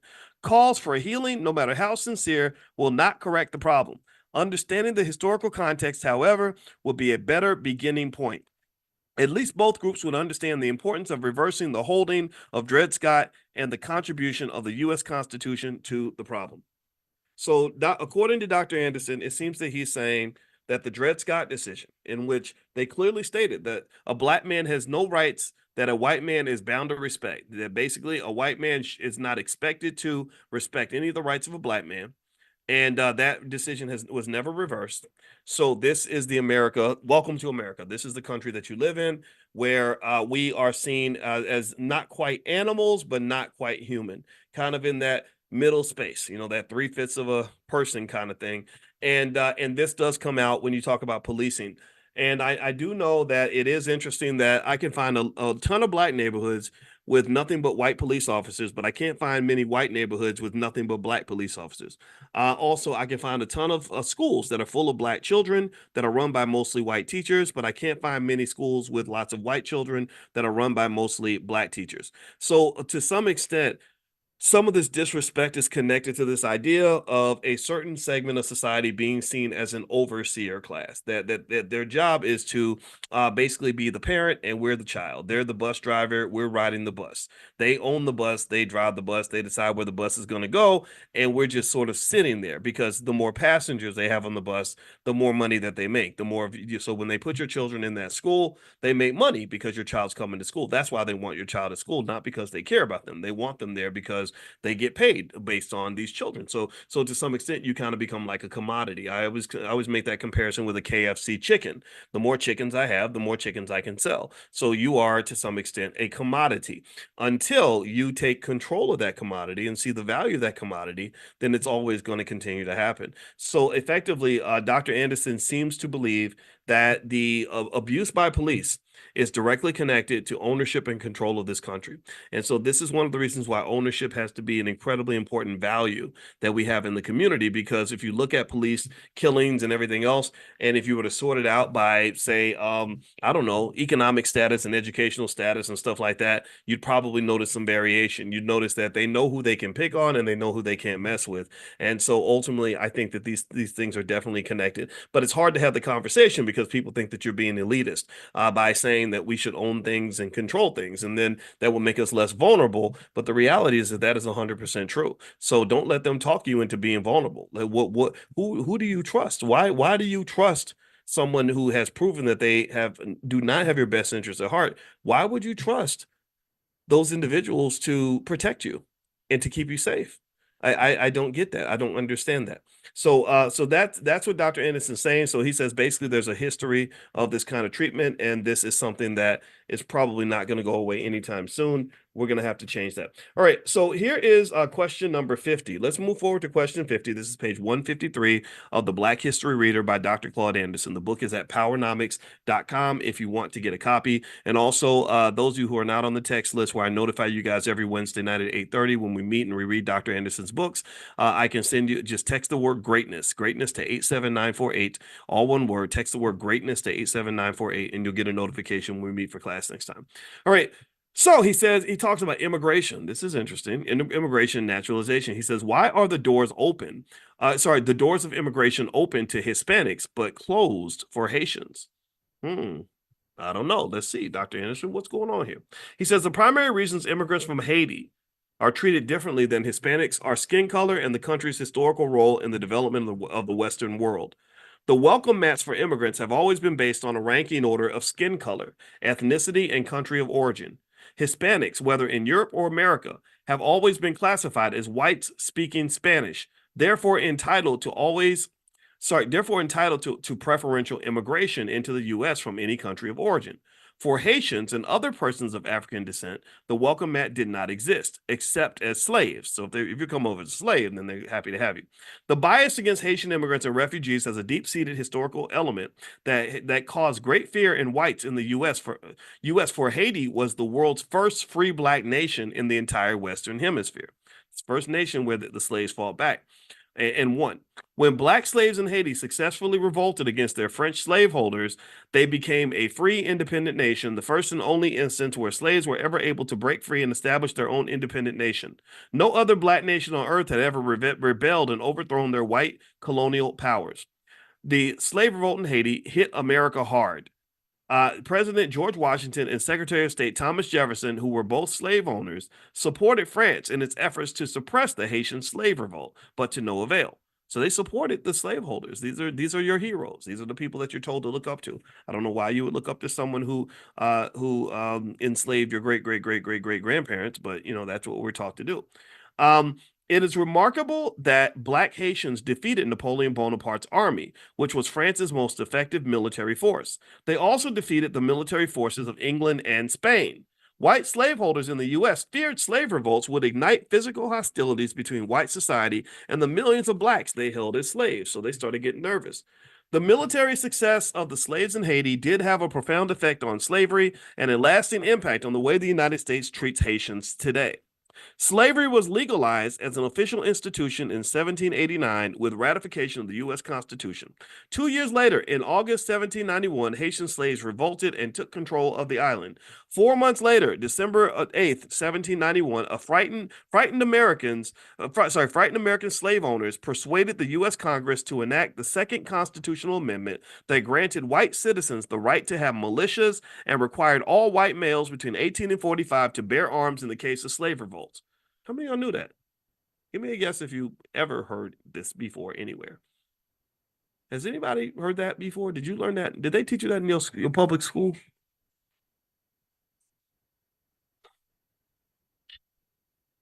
I didn't learn it. They didn't tell me that. That's interesting, right? So according to Dr. Anderson, a lot of these Second Amendment rights are driven by this fear of black people, it sounds like. So let me read that again. This is really interesting. So 2 years later, in August 1791, Haitian slaves revolt. So let me go back. Slavery was legalized as an official institution in 1789 with the ratification of the U.S. Constitution. 2 years later, in 1791, Haitian slaves revolted and took control of the island. So we ratified slavery, we put in the Constitution, and then the Haitians revolt 2 years later. 4 months after that, in December 1791, frightened American slave owners persuaded the U.S. Congress to enact the Second Constitutional Amendment. So the Second Amendment, according to Dr. Anderson and his book, The Black History Reader, which everyone should own, get extra copies. We need to support this man because he did this for us. He's saying that the Second Amendment, all these Second Amendment rights, literally came right out of a fear of controlling black people. That is quite fascinating. So let's keep reading. So he says, So frightened slave owners persuaded the U.S. Congress to enact the second constitutional amendment that granted white citizens the right to have militias and required all white males between 18 and 45 to bear arms in case of a slave revolt. So they started getting nervous. They said, oh my gosh, one day these people are going to realize that we aren't their friends. The fear of possible slave revolts was omnipresent and triggered southern states to organize militias. So they put together militias because they were so afraid that we were going to wake up. There were a few slave revolts in the U.S., but none of them succeeded. The key point in this historical recitation is that the fear generated by the successful Haitian revolt produced a hate and fear in whites toward Haitians. Haiti paid a high price for its military successes. The country was reviled, feared by all white nations of the world precisely for its successful slave revolts, and Haiti was therefore isolated and crushed into deep poverty. The difference between the treatment of Hispanics and the treatment of Haitians seeking citizenship in America reflects racism and the lasting memories of the astounding victories of the Western Hemisphere by the poor, almost defenseless dark people in the most isolated nation in the Americas. The punishment to Haiti for its military achievements and the embarrassment that it inflicted on world power superpowers is incorporated into America's enduring international policy. For instance, the 1823 Monroe Doctrine defined any intervention by external powers in the politics of the Americas as a potentially hostile act against the U.S. This prohibits Haiti from getting much foreign political aid from other countries. They cannot help themselves, and the U.S. will not allow others to help them. As recently as May 2017, the Washington Post reported that President Donald Trump's administration was treating Haitians in this country differently from other immigrants. To decide whether Haitians here in temporary protected status should be allowed to stay in the U.S., the administration is taking the unusual step of seeking data on criminal backgrounds and Haitian use of welfare benefits. Ooh, and that hits funny knowing that they just having a free for all down at the border right now, and everybody and their mama's coming over here. That's interesting. I'll tell you what was really fascinating to me was when I talked to two Latino women. One was Puerto Rican, and another one was from another country. I don't know. And somebody and I think someone had made the suggestion, yeah, Dr. Boyce, you should get your book translated into Spanish. This was years ago, maybe 7, 8 years ago. And she talked to the other lady and she said, well, we need to talk to Boyce about the fact that Hispanic people are really racist. And that was, and I kind of knew it, but I kind of asked her about that. She said, yeah, she said there's a difference between white and black. And it's a myth that because they're from south of the border, that they're somehow in this alliance with black people. If you go down, when I would go, and some of you have been south of the border, but I'll tell you what my experience was. Most of the countries I went to in South America or even Central America and all that, pretty much you would see the areas where it would be all white, nothing but white people, just white people speaking Spanish. And the black people would always be like over in some other neighborhood. Like they would be on the black side of town. And if you saw a black person on the white side of town, it was usually somebody who was working for a white person. It's like a Spanish plantation, basically. That's kind of the feeling, the vibe that I got. And so maybe because we were Americans, we didn't feel it quite as much. But then again, though, I'm not good at picking up on whether or not somebody likes me or not because I don't give a shit. So basically, it's like maybe they didn't like me. Maybe they looked at me and said, that Negra, blah blah blah blah. I don't care. You can think whatever you want about me. You don't like me, I don't like you either. So what? I like myself. That's enough for me. All right. So let me keep going here. All right. So here, the first naturalization law of 1790 permitted Wait. Let me make sure. Okay, the first naturalization law of 1790 permitted immigration only by Europeans. So this is how America went from being, I want to say 30 or 40% black to being like 13% and dropping. It's dropping. It's dropping a lot because the policies. I mean, you know what's happening right now, right?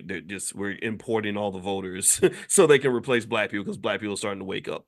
All right. So The first naturalization law of 1790 permitted immigration only by Europeans. In the 1960s, Congress modified that law and immigration policies. It replaced skin color preferences with country of origin, rank ordered based upon the historical number of immigrants who had migrated from Europe, Asia, and Middle Eastern and African countries. Since the ancestors of black slaves were never officially classified or registered as immigrants, the immigration quota for persons from black nations like Haiti was set at less than 1%. So what they said is that we're going to base the quotas on the historical record of how many people from your country have been let into the country before. Well, before that date, they didn't let black people in. So when they set the quota damn near close to zero. So this really did something in terms of really watering down the population. Okay, so let's keep going here. Civil rights leaders who had started making the shift from black to minority, people of color, and other euphemisms went along with the change in immigration law from European white to country of origin. The civil rights leaders did not have the support of sophisticated think tanks and were unable to foresee the devastating impact the new immigration policies would have on native blacks. The new immigration policy gave preferences to persons from Mexico and poor Central and South American countries seeking political asylum rather than economic opportunities. Using the new immigration focus in the 1960s, the John F. Kennedy administration initially initiated and approved a Cuban refugee program, which opened the floodgates to millions of Cubans who obtained citizenship in America for political as well as economic opportunities. Nearly 100% of Cuban refugees were classified as white. Are y'all hearing that? Nearly 100%. So they were importing white people. That's what he's saying here. They weren't importing black people because you can get quite a few. There's quite a few in Africa, but they didn't want that. They needed to make sure you were outnumbered. So nearly 100% of Cuban refugees were classified as white. Only a few dark or black Cubans entered the United States. So even when they brought Cubans over, they didn't want the black Cubans, they want the white ones. Haitian refugees have been treated with extreme prejudice. Their escape boats have been intercepted, pushed back into the water, the people left to drown. Those who made it to the U.S. have been deported, incarcerated, and rejected because of the interpretation that they seek economic opportunities rather than political asylum. Until Haitian refugees are reclassified and treated in a similar manner to Hispanics, including Cubans, an ethnic group within the category of Hispanics, Haitian refugees will continue to be treated with extreme bias. The 40 million legal and illegal Hispanic immigrants who came to this country did not come to seek asylum. They came here seeking money and a better life. The basis for rejecting Haitians is historical fear, inherent racism, Haiti's abysmal poverty, its African-based culture, low education levels, and most importantly, because an increase in Haitians could increase the political and economic potential of Black Americans. The nation's doors are not now and never have been open to all who seek the American dream. So the American dream, according to Dr. Claude Anderson, it exists for people who are not Black. There is no such thing as the American dream for Black people, at least not one that's open. Now, what I'm going to say is I believe that there is an American dream available for us if we learn how to change our thinking. I don't have confidence that those who run this system are ever going to hand a Black man or Black woman a true American dream. I do not feel that way. But I do think that there is a dream available to you, but you have to understand what that dream is supposed to be. And we talk about that during our financial consciousness training that we do every single morning. You guys can come in if you haven't been. I think you're going to like it. And the goal is really to say, okay, what does it mean to be free, and how do we really get there? What does freedom look like? What does economic freedom look like? And how does that unlock all the other kinds of freedom that exist? And I argue that freedom definitely starts with your mind. And once it starts in your mind, it translates into your actions, because a free mind takes action on the things that are going to create that liberation. And then the money, the economic freedom, the economic freedom just becomes a consequence of the fact that you freed your mind and you freed your body and your actions. So you're taking actions of a free person, which means that you're going to end up feeling freer in every single way. So freedom to me means, at the very least, releasing all the burdens of everything that was taught to us that isn't getting us to where we want to get to. For example, freedom when it comes to health, mental and physical health, might mean really assessing and critically analyzing everything that you've taught to think about yourself, all of the trauma, undiagnosed, untreated trauma that you carry on your back that's weighing you down and keeping you from being your best self, ruining your relationships, etc. It might mean looking at the food that we're told to eat and the fact that they market crappy food in our neighborhoods the most because they believe that we're the least conscious about what we're eating. Because if you're in struggle mode, you don't have time to worry about if you're eating vegetables or a cheeseburger, right? And maybe freedom also looks like just consistent across the board financial literacy training for every single one of our kids. If all of our children are consistently taught economics, we can do better than everyone else. We can be better than everyone else. We can beat the hell out of everybody else. I don't think that it's a matter of trying to catch up. All these gaps, like we want equality and closing these racial wealth gaps and all that. I don't want to close no gap. I want to kick your ass. I want to win. I don't want to tie for fifth place. I want to get first place. I believe our kids can get first place. And I know for a fact, we know for a fact that when our kids focus on anything that they do, they always dominate. That's what our people, whenever we just dig into, so we get into tennis, we're taking over tennis. We go start playing golf, we take over golf, right? Whatever it is, whatever we put our mind to, we can take that over. So why not take over the game of economics? We already agree that money matters. We already know how important money is. So if money matters and money's important, then why are you wasting your time on so many things that don't matter? Why are we wasting our kids' time on so many things that are unimportant when we're neglecting the things that are important? So this to me, these are consciousness questions that you want to ask yourself, so you really know how to confront this nonsense. Look, what Dr. Anderson has explained to us in these two chapters, which is very depressing, is that they just don't like you. They never liked you. They want to shoot your son because there's a history to that. It's like, yeah, he's black. We gonna make sure that we gonna make sure our fofo gonna make sure all his kids don't grow. That's the mindset. They don't want to see your son grow old. They don't want to see you living a safe, healthy, happy life. And if something tragic happens to you, no one's gonna really care unless you care about yourself. And then also he's saying that historically, and I've known this actually, but I'm glad he articulated it so well. When you talk about immigration policy has never been to the benefit of black people.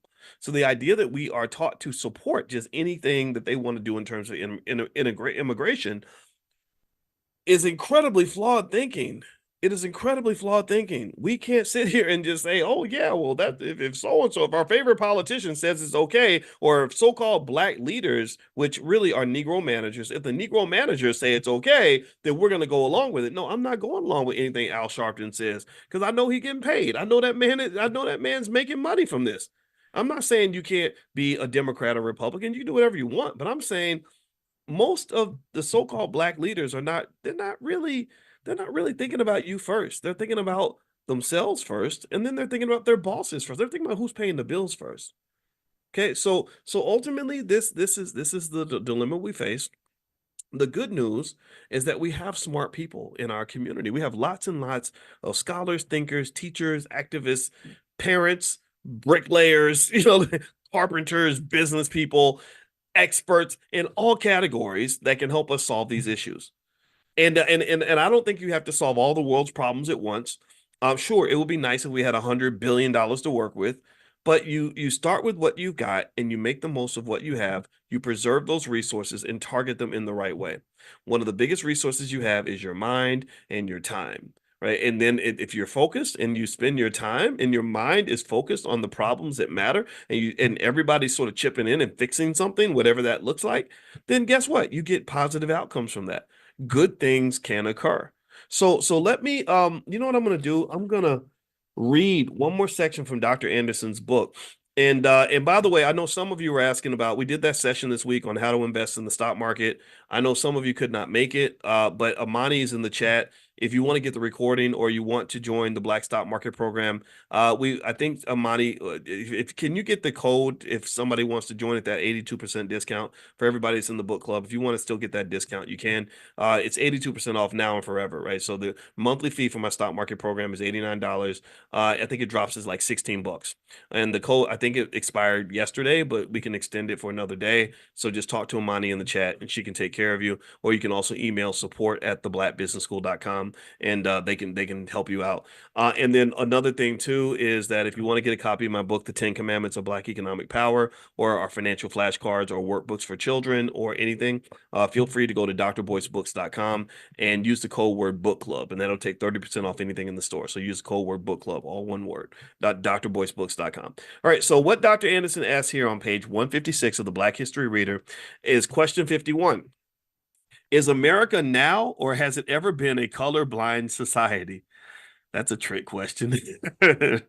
He says, America is not a colorblind society, nor has it ever been. It has always been color conscious and color specific, even before it existed as a formal entity. High-minded talks about colorblindedness and individual merit, maintains the racial status quo, and reinforces the historical pattern of race-based exclusion. Reverend Dr. Martin Luther King Jr. mistakenly thought the Constitution was colorblind, when in fact it was very color specific. The drafters knew they were consigning blacks to be property, equal to field animals. They intentionally denied blacks the fruits of their labor, education, votes, and personal movement. So when King and the Civil Rights Movement pushed for a colorblind society, it was lofty rhetoric that they could not have imagined how those words would be used against their cause. Conservative social forces captured the concept of colorblind equality, watch this now, and perverted the meaning to take color out of race. This well-meaning but unwise rhetorical phrase gave whites a tool to destroy corrective efforts for blacks. You know how they always say we don't want to discriminate, so that's why we're not going to pay you reparations, because that will be racist, right? That's what he's talking about. The color-specific Articles of Confederation and the U.S. Constitution were designed to be the nation's first affirmative action plan for the specific purpose of enriching, empowering, and valuing white skin by distributing to them nearly 100% of the nation's wealth, land, and privileges. The second purpose of the founding documents was to control, exploit, and subordinate all who did not possess white skin. As the nation's need for free labor and later cheap labor increased, a ranking order of skin color preference emerged and institutionalized itself in the social fabric of the society and its immigration policies. The intentional allocation of everything of value into the hands of whites created racial inequality, which was used to justify separating whites from blacks in all things. Colorblind rhetoric allowed whites implausible deniability for responsibility for the socioeconomic conditions of Black America. Skin color is at the heart of the 1896 case of Homer A. Plessy, a light-skinned black man who believed he had the right to sit in the white section of a rail car, but was ordered to move to the black section. Plessy's response was to file a major lawsuit, Plessy versus Ferguson, a case that eventually worked its way to the U.S. Supreme Court. The responsibility of the Supreme Court is to uphold the U.S. Constitution. Therefore, it has always functioned as the guardian of the racial status quo in America. The court carried out its charge and ruled against Plessy, saying he lacked the required skin color qualifications to sit in the privileged and best seats on the train. This Supreme Court decision further institutionalized racism and legally marked the beginning of Jim Crow segregation laws. Justice John Marshall Harlan, the only dissenter, he's the dissenter now, maybe he's an ally. Maybe some of them are out there, I don't know. The only dissenter wrote the minority position in the court's ruling. He argued that the U.S. Constitution ought to be colorblind based upon the 13th and 14th Amendments of the Constitution. That was the first use of the term colorblind in the law. Justice Harlan was ignored, and mainstream society was racially segregated by law for another 50 years. Affirmative action skin color preferences and privileges were maintained for whites. During that time period, those with white skin continued to own and have access to the best communities, schools, food, housing, medical services, clothing, employment opportunities, and control of the government. With the Black Civil Rights Movement of the 1960s came a demand from Black citizens for whites to share and redistribute some of their ill-gotten privileges, preferences, and resources. Blacks wanted an affirmative action plan to restore the damages done to Black people. Like Justice Harlan, they wanted a colorblind society that did not consciously exclude and abuse Blacks based on skin color. Instead, they wanted whites to recognize Black skin in a positive way and redistribute resources to them based upon a skin color preference. Conservatives were not to be outsmarted. They went back to the original social construct of the founding documents and flipped the script on Blacks. Whites began to champion the words of Dr. King's dream of Blacks being, quote, judged by the content of their character rather than the color of their skin, end quote. Anybody remember that quote? Anybody remember that? Judged by the content of their character rather than the color of their skin. Conservatives pretended that society was already colorblind and that it would be a travesty to show preference to black skin. Some blacks mounted a weak dissent, but as a group, they were outmaneuvered. Policy and laws therefore remained very color conscious in favor of whites and blind and color blind toward black Americans.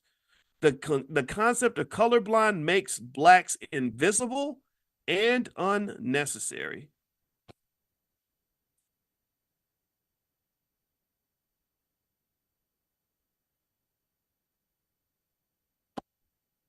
I'm tired. I'm exhausted. I'm depressed. If I smoked weed, I'd probably be like lighting one up right now. I just don't smoke. So I think I'm gonna go watch Netflix with my wife. It's like the more you know, the angrier you get. But thanks to Dr. Anderson. He's my hero, man, because he's the guy that has dissected all this for us. He's breaking it down. He's helping you understand where this is coming from. Okay, this makes sense now. You know, these court cases and putting it into context. I heard about Plessy versus Ferguson and all that, but I didn't know how it connected to this. Right? What he's doing is he's building, he's using history to create those building blocks to build the world that you live in. The world that you live in was built by history. So when you understand the building blocks and the DNA of the institution within which you stand, then you understand that institution much better than you would otherwise. If you just dropped in the middle of it, your consciousness is very flat. You don't understand why things are the way they are, how they got to be this way, how white people got all the wealth. You know, and the people will lie all day and just make you believe that they got everything because they were smarter than us, they were harder working, they didn't do bad things, they didn't break the law. And we know none of that is true. And obviously, reparations is an appropriate solution to this issue. It's a very important political issue that I'm certainly committed to. But I also think that there are other methods through which we can actually achieve what we're looking for. And I think really figuring out what you're looking for is really what's important. And so I encourage you to go back to the basics, go back to the basics of what it means for you and your people that you love, you and your people, you and yours, to have a good life. What does that look like? You know, we talk about how being black can be so hard and just what the challenges are. And yes, the challenges are real. We know that they're hard. But what does it look like for a black man or black woman to have a quality life? And so if you want to know what the central focus of the All Black National Convention is for this year, our theme, in fact, is that you are your own black leader. That basically the black leadership is not, you know, some guy, you know, on TV. It's not some super Negro who's standing up in front of everybody in the pulpit. It's not some politician. You are your own black leader. You are the person that can lead yourself and the people you love to the life that you expect to have. And I would focus on those three key areas: health, wealth, and relationships. What does it mean to be physically and mentally healthy as a black person? Well, it means healing. It means thinking about what you eat. Maybe it means basic things like exercising. That's why I talked to you guys about the exercise I did that morning, hoping that maybe I can inspire you a little bit, you know. And then you think about wealth. Well, what is wealth really? What is financial security really? What does that really mean? Well, at the very least, it means that money is no longer an obstacle for you to do the things you need to do to have a quality life. Like money is not going to block that from happening, right? What else does it mean? Well, it also means that a financial surprise or financial shock isn't going to throw you off because you're prepared for that. It also might mean that no one can control you. They can't invade your territory and use economic warfare to control you. That you know the reason they wanted all of the student loan payments to start coming out again is because they said we got to force people to come to work. If they're under a lot of debt and they have to pay the student loans, then they got to come to work. They said stop sending them money, stop giving them money so that they'll have to come to work, right? So economic warfare to me means that somebody is using economic power over you to control your behavior. If I can get you intergenerationally out of that curse right there, then you're doing an amazing feat for your children and grandchildren and for yourself. You're really opening the floodgates of possibility in your life. And then that last area, besides health and wealth, there's relationships. What does that mean for a black man and a black woman to have a great relationship where they can build together? What does that mean for two black men to resolve a conflict without wanting to beat each other up? What does that mean for black women to put crowns on each other's heads as opposed to trying to chop each other's heads off because they have jealousy and envy and all these other unresolved issues that might exist? What does that mean for us to work together in a business and to be able to get along well enough to accomplish something amazing? What does that look like? Do you understand? So all these are the problems that we're solving. This space is a sacred think tank. This is a space where we're sitting here and we're talking together and we're saying, okay, how do we solve this problem? What's the solution? How do we make this right? And so I think that through that kind of effort, we can give ourselves a propulsion system that will be far stronger than any reparations check ever would be. I'm not saying that I don't support it. I want reparations as much as a lot of you do. I'm in 100% agreement that we deserve reparations. I would fight for that all day, but I just don't have faith in those people. I don't have faith in them to do the right thing. I don't have faith in politicians. I don't have faith in.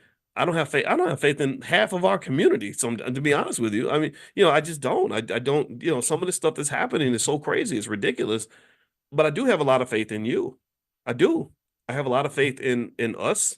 I have a lot of faith in me. I have a lot of faith in my wife. I have a lot of faith in Lavana Hawkins, right? I see you in the chat, right? I have a lot of faith in you because and I really believe that you are the superhero that you're waiting for. Like you really are. And so I encourage you, keep doing the work, keep learning, keep thinking, keep processing, keep working on the little things like what it means to be a good and productive person that gets up and does their best every day, that does a little bit better today than you did yesterday, that spreads goodness through the world, that spends their life trying to elevate the condition of those around them, being a blessing to others. I know it probably sounds corny and almost stereotypical for me to say this, or what's the word? Cliche, like to be a blessing to others. It probably sounds goofy to some people, but no, that's really true.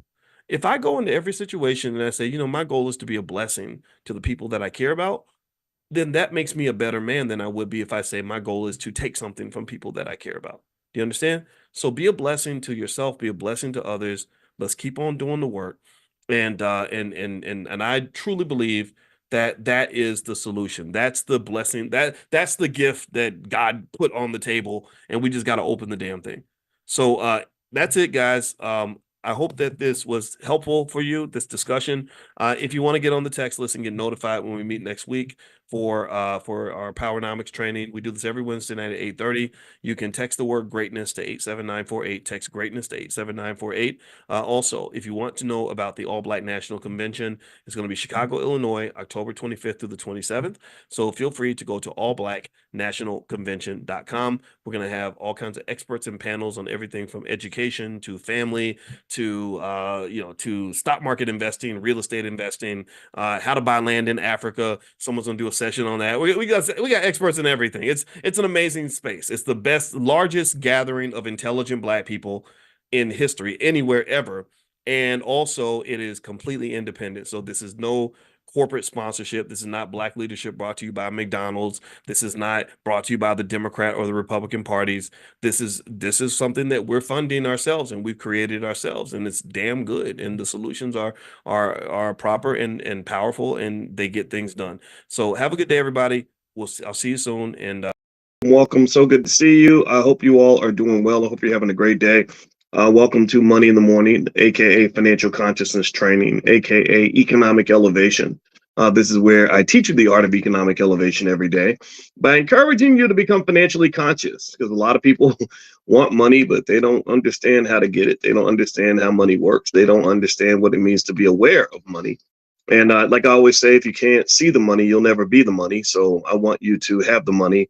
And so that's what we talk about every morning. So just a reminder, in case you're new, this is what we do. And the goal is to do this every single day, 7 days a week, because we are forming habits. Habit formation is a critically important part of any wealth building process. If you have the right habits, then you can win. And I really just want us to win. So, good morning, AC Salam. I see you in there. Who else is in here? I see Mandla and Kosi. Akila, good morning. James Keller, good morning. Al Ree, April Austin, I see you. Esther Matthews, Chris, Kamisha, Alice Jackson, Jay Kelly, Jackie, Frederick, Sharonda Bay, good to see you. Larry Graham, Khaleesi, Game of Thrones. I watched House of the Dragon last night, which is a Game of Thrones show, which is really, really good. So let me know, give me a quick yes if you can hear me. Let me know you can hear me okay. I want to make sure my audio is good.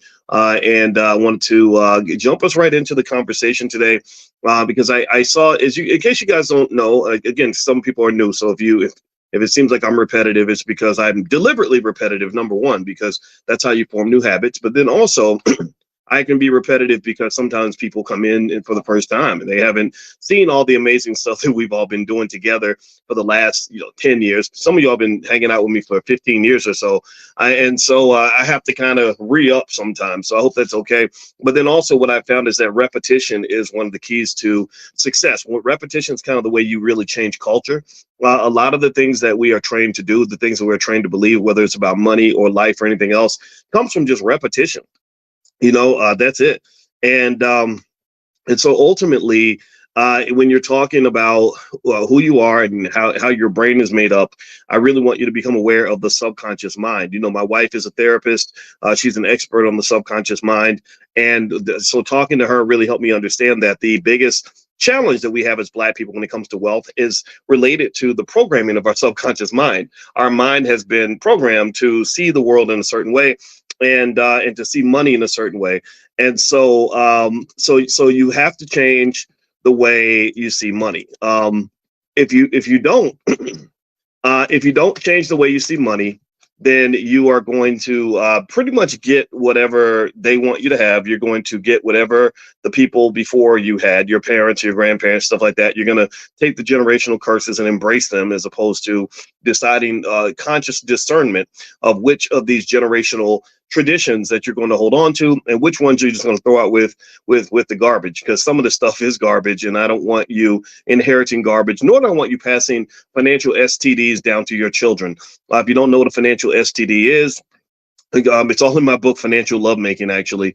If you go to drboycebooks.com, the book is there. I wrote this book when I was on the faculty of Syracuse, and I wrote Financial Lovemaking because I was really fascinated when I was on the faculty there by how many people ruin their lives when it comes to money.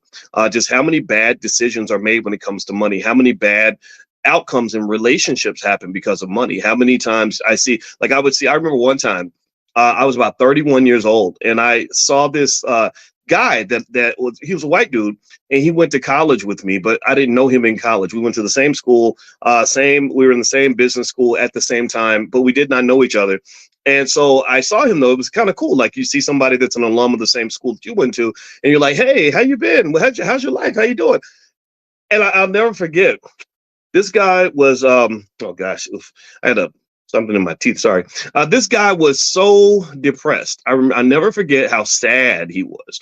And I was sad by seeing how sad he was, and I said, so it's he said, man, things haven't gone well. And I was like, really? Okay. So what's going on? And he proceeded to tell me that he just got a divorce. And he said that, he kind of lost everything in the divorce. And he was devastated. He was depressed. Like, I really, when I think about this guy, I talked to him. It was over 20 years ago when I talked to him, but he almost sounded like suicidal. Like, he was that sad. And a lot of people don't talk about that. A lot of people don't talk about how just traumatized, people can be when, if you're married or something and your spouse decides that they want to put you out, or you can't live with your kids anymore, it kind of takes away your sense of purpose. And a lot of times when a person loses their sense of purpose or their reason for being, then part of you is just kind of dead. It's very easy to get to the point where you just say, look, I might as well just go ahead and end it, right? And I don't want to see that happen to anybody, right? I think that that's really sad to see. And so anyway, so let me finish this discussion here on this point. So the poor guy, is telling me about what happened to him and how bad the divorce was and how he felt like he got taken to the cleaners in the divorce and stuff like that.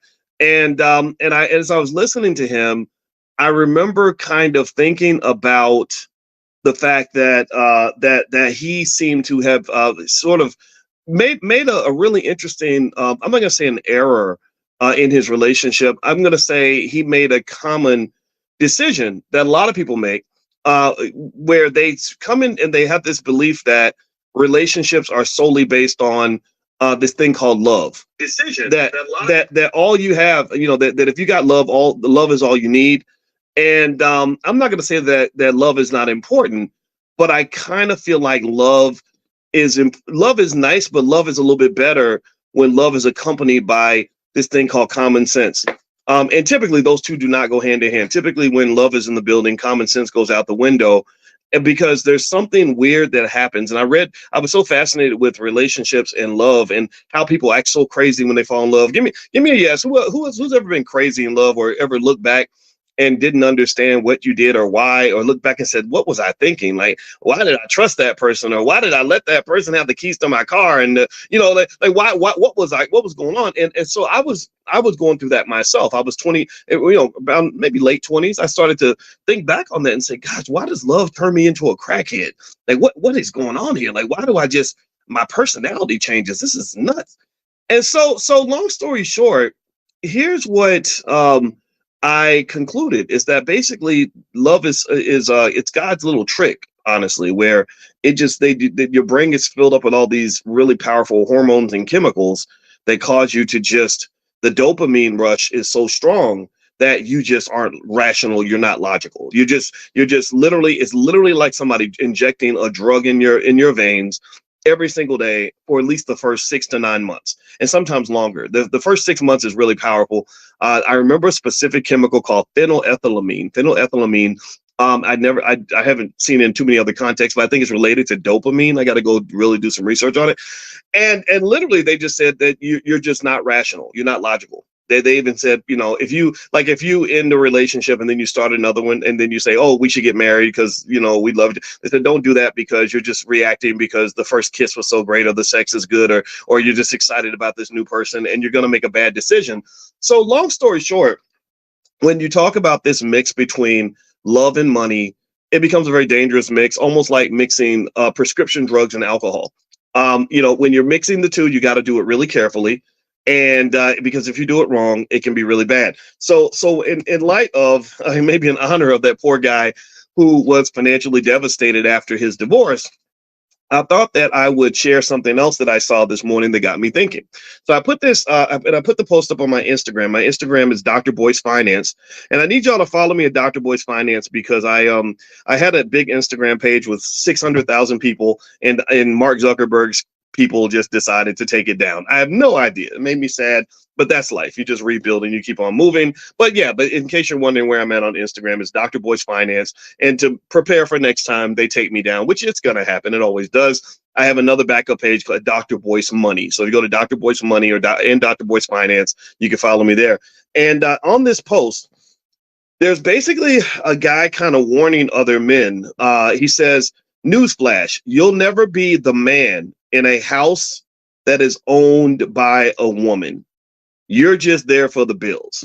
And in the post, which again, it's on my Instagram, it pictures this guy. He's sitting there. For some reason, he has no shirt on, and he has his suitcases next to him, and he's sitting outside with no shirt, looking sad and reflective, like something happened, and he got put out or something, and he's sad and devastated about his relationship. And so I thought about this and I said, okay, so this to me is, and I don't like stuff that contributes to what I call the gender wars. The gender wars are pretty intense right now in some segments of the community. You have a lot of hurt people that hurt people by saying hurtful things about other people. So you got men who just complain, they get on the internet and they complain about women all day. And then you got women who complain about men all day. And I'm not a person that believes you solve a problem by complaining about it.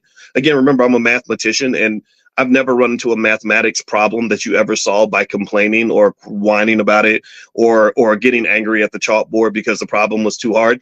I just come from a space where you solve the problem, right? So I don't understand the complaining culture, but so I say that we embrace the problem-solving culture. So here's what I'm saying. I'm going to break this down. This is our financial consciousness exercise for today. So there's the one side where the guy's saying, if you're there just paying the bills and she owns the house, you're not the man of the house. You're just there to pay the bills. Okay, I hear that, right? You feel like you're an accessory. You're not really getting much benefit from your contribution. Okay, that's fine. But then the other side of that I've seen is examples where a woman was in a relationship with a man for a very long time, made significant contributions to the man, and did not get financial benefit from that, did not get ownership or control of anything during that time. I remember when I was a kid, I had a friend whose mother wanted to take her own life, and because and she was one of those interesting. I used to be really fascinated when I would go visit my white friends because their parents would just, they were so open about stuff. They would just tell you stuff that you don't tell kids. That in my house, my parents didn't tell me grown folks' business. They just didn't do that. But this lady she told us all her business. And I was like 16 or 17 thinking, I don't really need to know all the problems of a 38-year-old. Who does that? But you know, maybe that's just me. Maybe that was just my family. That, like my parents, they never argued in front of us or anything, right? And I'm glad that they didn't, because I didn't want to hear about the problems of 35 and 40-year-olds when I was a teenager. You know, so just keep that in mind. You know, some of y'all be fighting in front of the kids and all that. Don't do that. It's hard enough to be a kid. But this lady would tell me all her business. And one thing that I remember her telling me was that her husband, she met her husband in college. He was going to be a dentist. And because he was going to be a dentist, she felt like that was the reason why she didn't have to finish school. This is back in the day where you went to college just to get a man, right? Or some women did, not all women. A lot of black women didn't do that, but a lot, that happens, right? So she marries this guy, and they live happily ever after for about 22 years. And they live the exact life she thought they were going to live. They get a big house. They live in the nice suburb. They have boats and they take trips and they live in the fine life. But then when they get in their 40s, I guess he got restless and he starts to have an affair with his 23-year-old assistant secretary or something. And eventually he leaves with this lady and decides he wants to be with the young girl. And so he trades in the 40 for 220s, I guess. I don't know. And anyway, so eventually what happens is that she says, I was stuck. I was paying, or he was paying all these bills. Our kids were in private school. The mortgage was sky high. She said my resume was dusty because I hadn't worked in 20 years. I didn't know how to make money. And so she said that she was so devastated that that's what led her to feel like she had to take her own life. And that story never left me. It always stuck with me. And it was my first introduction to how various financial and career decisions can really put us in a tough spot. And it's not so much that she made a bad choice. Because in my view, she made the choice to trust the person she loved. I don't think that's a terrible choice. I don't think that makes you a stupid person. I don't think that that's bad. I just think that sometimes things change, right? And in finance, and actually, before I move on, I want to ask everybody: can y'all hear me? Give me a yes if you can hear me, because I see a couple of you are mentioning audio challenges. Are y'all able to hear me? Okay, I see a lot of yeses. James, Ferran, Gabe. Okay, all right. So thank you for saying yeah. For those who can't hear as well as you'd like, maybe hit the reset button or turn your volume up or reboot or something like that, or maybe it's your Wi-Fi. I apologize. I wish I could come in your living room and talk to you directly, but I can't. So I just want to double check that. Okay, so in finance, they have this whole theory, this whole area, this whole field of research that some academics dedicate their lives to, called optimal contracting. And optimal contracting is related to another area called moral hazard. And basically what moral hazard represents, some of you have heard me talk about this. If you've been hanging out with me long enough, you've heard it, but it's okay. It's okay to rehash old concepts sometimes so we can really understand them. A moral hazard basically is the risk that things are going to change. That's it. It's the risk that the shift in your power dynamic is going to occur, and that's going to change people's behavior. Like, for example, the example of the moral hazard problem that I bring up in my book, The 10 Commandments of Black Economic Power, is I talk about when you loan money to somebody. So give me a yes if you understand. I bring this example up because a lot of us have gone through this. Let me know if you've ever noticed that when somebody wants to borrow money from you, that broke ass cousin who's always got a financial problem, when they come to you and ask you for money, they're always very polite. They're always, just, contrite. They're willing to concede anything. Yeah, because, I'm just having a hard time and I could just, and I just, this happened and that happened. And I promise I'm going to get paid on Thursday. And as soon as I get paid, I'm going to find out where you at. Okay, what's your number? All right, which number you use? Okay, what time? Where you going to be at 2 o'clock? Okay, I'm going to come to your house. No, you don't have to come to, no, I want to come to you. I want to give you the money personally. And also I promise you, I'm going to pay you as soon as I get, in fact, when I get my check, I'm going to walk over to the check cashing place and I'm going to get the money and I'm gonna bring it right to your house. I'm gonna walk to your house, and because I know where you at, I know where I'm gonna give it to you at work. I'm not gonna wait till you get home. I'm gonna give it to you. You know what I mean? Like they're overcompensating in terms of being really, really, really, really, really helpful and kind and loving and whatever, right?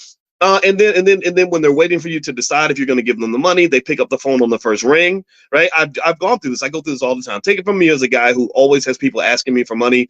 I've noticed how nice people are when they want something from me. It's kind of an amazing thing. Well, then you loan them the money, and as you all know, we know that's when things start to change. That's when the cousin is not picking up the phone on the first ring anymore. They're not even answering text messages, and they might take 3 days to answer a text, and then say, "Oh, I was busy." I'm like, "You're too busy to look at your phone. You did not, because it takes a second. I can, I can look at my phone right now and see a text message and respond. Like it don't take that long to respond to it. It don't take 72 hours to respond to a text." Unless you don't want to talk to the person that's texting you, right? And then or then finally you get them on the phone, and then they got an attitude like, what you want? Like, why are you bothering me?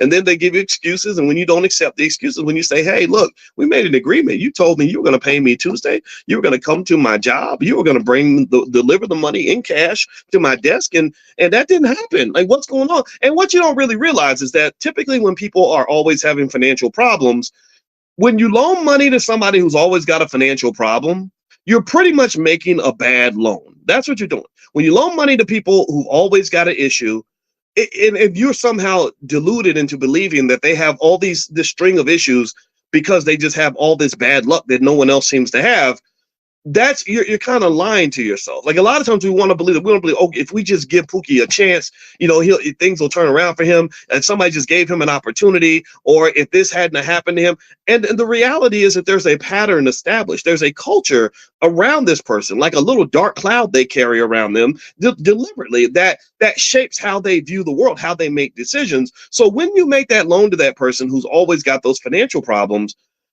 you're making a bad loan. They have a bad credit score, so you're really making a risky investment to begin with, right? But maybe we don't know that because we want to believe in the best in people and see potential in people. So you're hoping that if you loan Pookie this $400, this will be that one little opportunity he's going to get that's going to make everything better. So anyway, but the thing I want to point out to you is with moral hazard, what they talk about is how Pookie's attitude changes once he has your money. Like his perspective, his incentives, his everything shifts once he's got the power and you don't.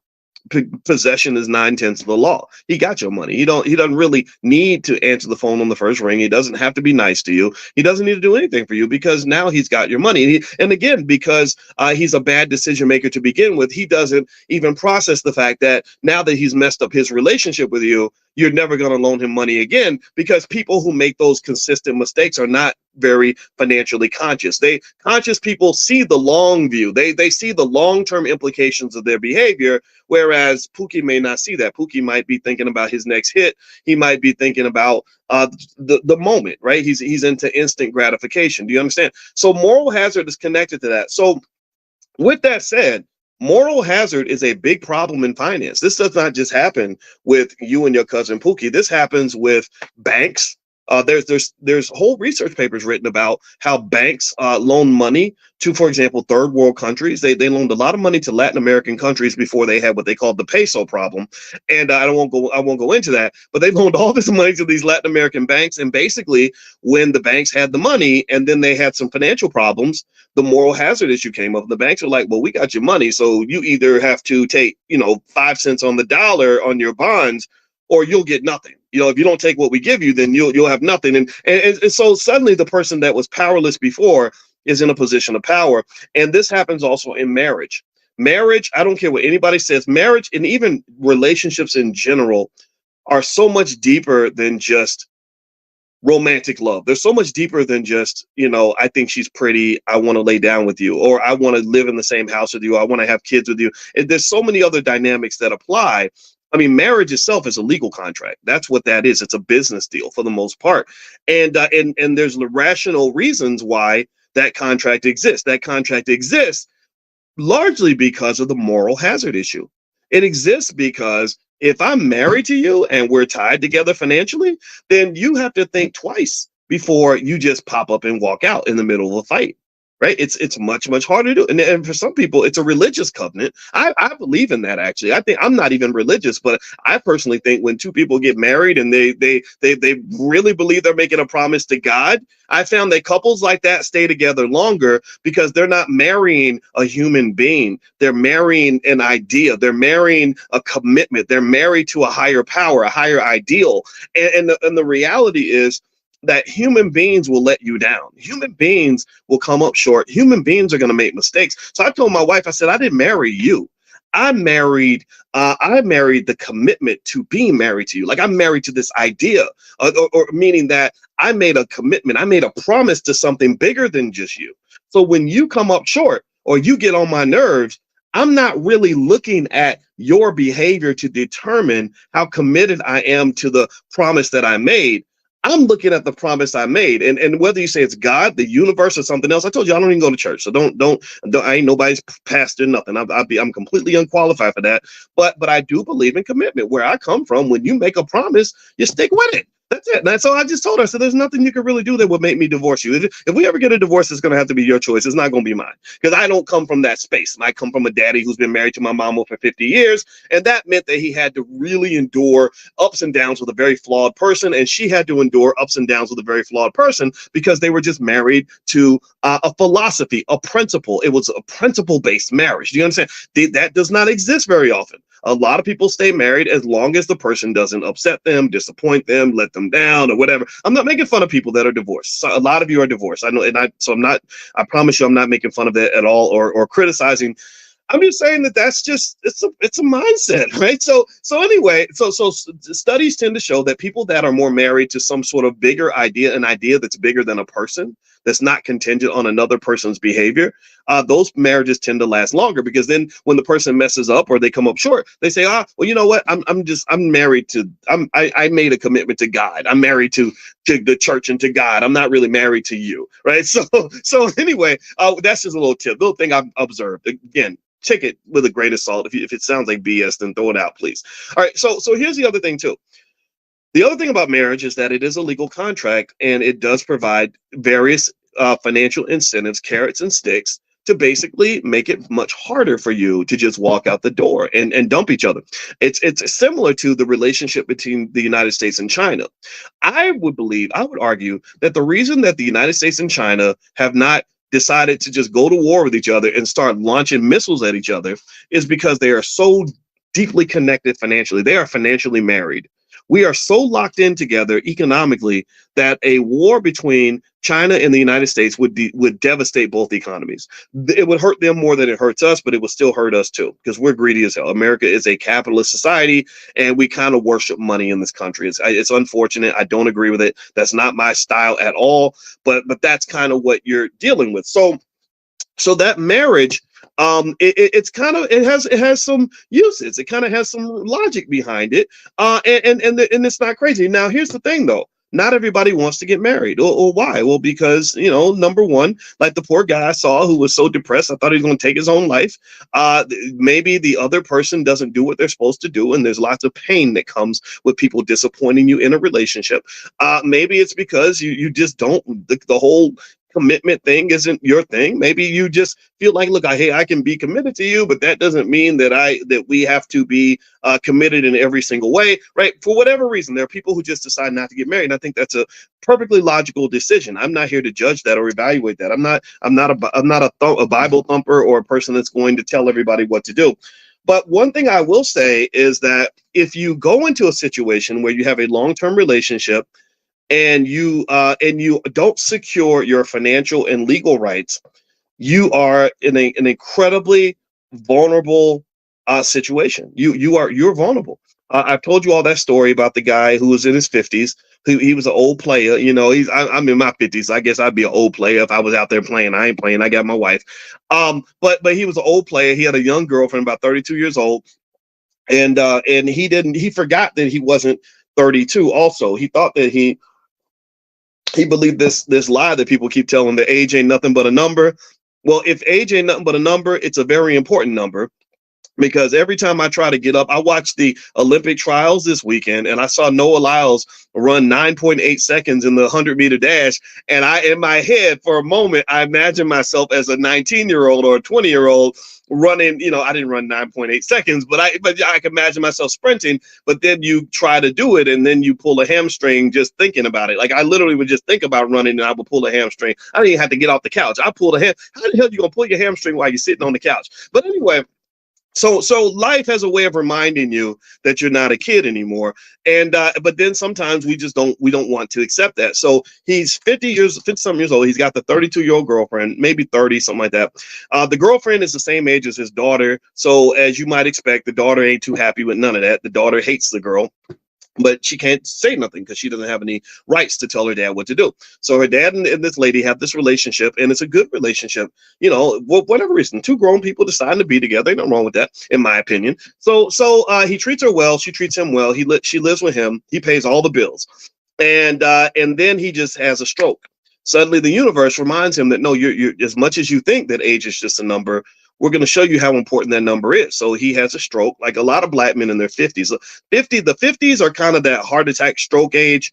So again, I just want to go. I had to acknowledge I'm 53. So part of the reason I come in here every day and do my absolute best with you guys is because I don't know how much longer I'm gonna be here. I mean, I've never been scared to die. I'm not scared to die. And the only thing I'm afraid of is living for nothing. If I was living for nothing, that's scarier than death. So death does not scare me, and it's a reality. But hopefully, I'll be with you for the next 80 years. I don't know.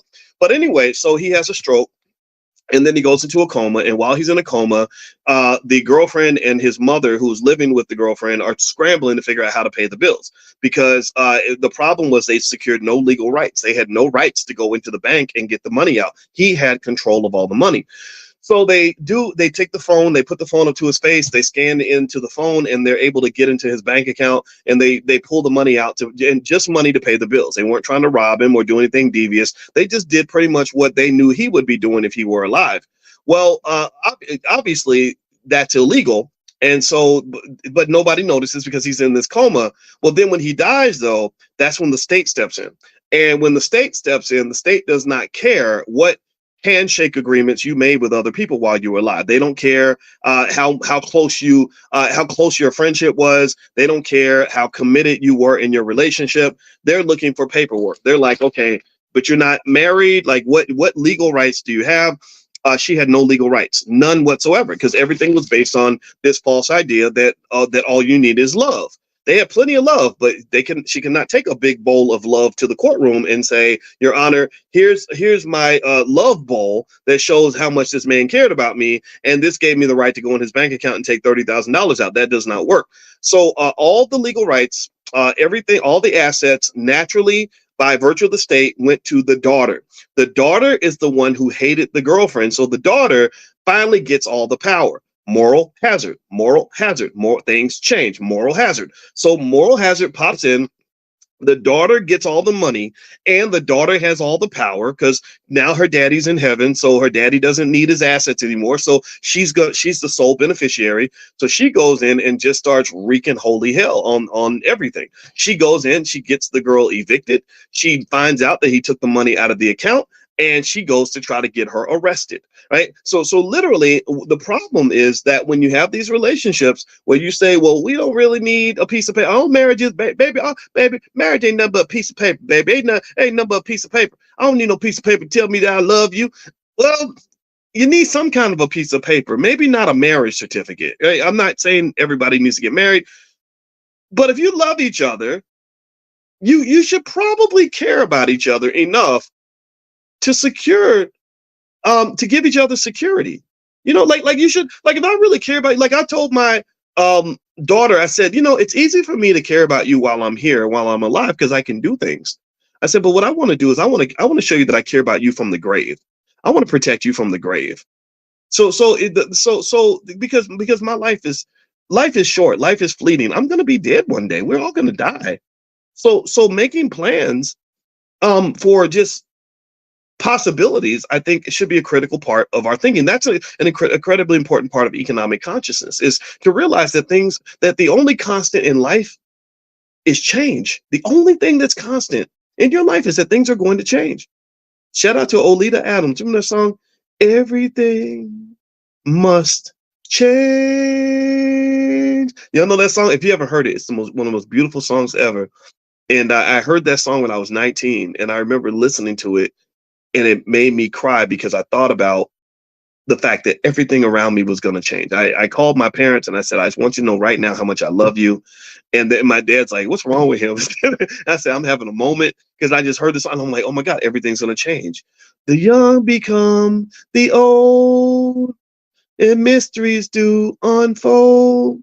Right. And so everything must change. Everything's going to change. Everything about, like, right now, we're sitting together, we're talking. This is not going to be the state of the world forever. This is going to last about another 30 minutes until we all adjourn and go about our day. So everything must change. Everything will change. So a big important part of economic consciousness is only giving a certain amount of energy to observing what's in front of you. You want to have mindfulness and understand what's in front of you, what's happening right now. That's mindfulness. That's a type of consciousness where I can be with you in the moment in a very meaningful and deep way. That's an important part of consciousness there. That's almost like a type of meditation. So mindfulness is very important. But then after you practice mindfulness of the situation that you're in, you have to also practice mindfulness of the fact that there is a big, vast unknown called the future that you're also going to have to find some way to plan and prepare for.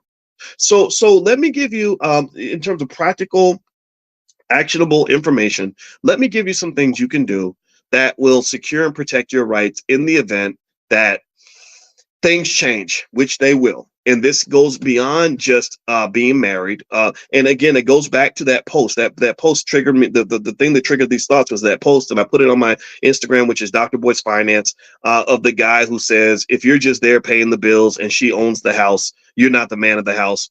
I hear that. So let me kind of give you some remedies for that, so you can kind of understand ways to protect yourself if you're in a relationship. And if you love someone, then you will consider these things. And if they love you, they'll consider these things. If they won't consider doing these things, then I think that it's okay to question the love. Like, how much do you really love me if you don't have a plan for me? You know, hey, like, do you really love me if you're going to leave me just asked out in case something happens? You get out every time you get in that car, you might not ever come home. Do y'all understand how serious this is? My Uncle Charles, he died a tragic, horrible death, in my opinion. Let me tell you how horrible my Uncle Charles's death was. It was just like, literally, you talk about just God's irony. It was like, whoa, how did this happen? I get a text message from my father out of the blue in 2019 saying Uncle Charles was in a car wreck and he died. Now, again, my father is the military / police commander, so he just kind of says it. He just gives you the, straight no chaser, right? But then I find out the details. Let me tell you the details. Crazy. There's so many weird ironies here that I can't even remember them all. But so he and my aunt Janice had just bought a new house. And that was the day he died was the day that they were going to move into their new house. He called, and also that day was their wedding anniversary. And also the day after was her birthday. So he calls his wife, where they're about to come home, move into the new house, go out to dinner for the wedding anniversary, and celebrate her birthday the next day. And he gets killed in a car crash on the way home. True story. I'm not making this up.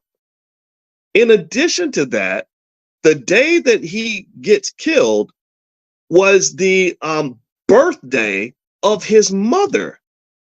She was already in heaven. We call her Mama. Mama, in case you don't know, Mama is Felicia, my grandmother. We named our panther in the Black Business School after my grandmother. That panther's name is Felicia.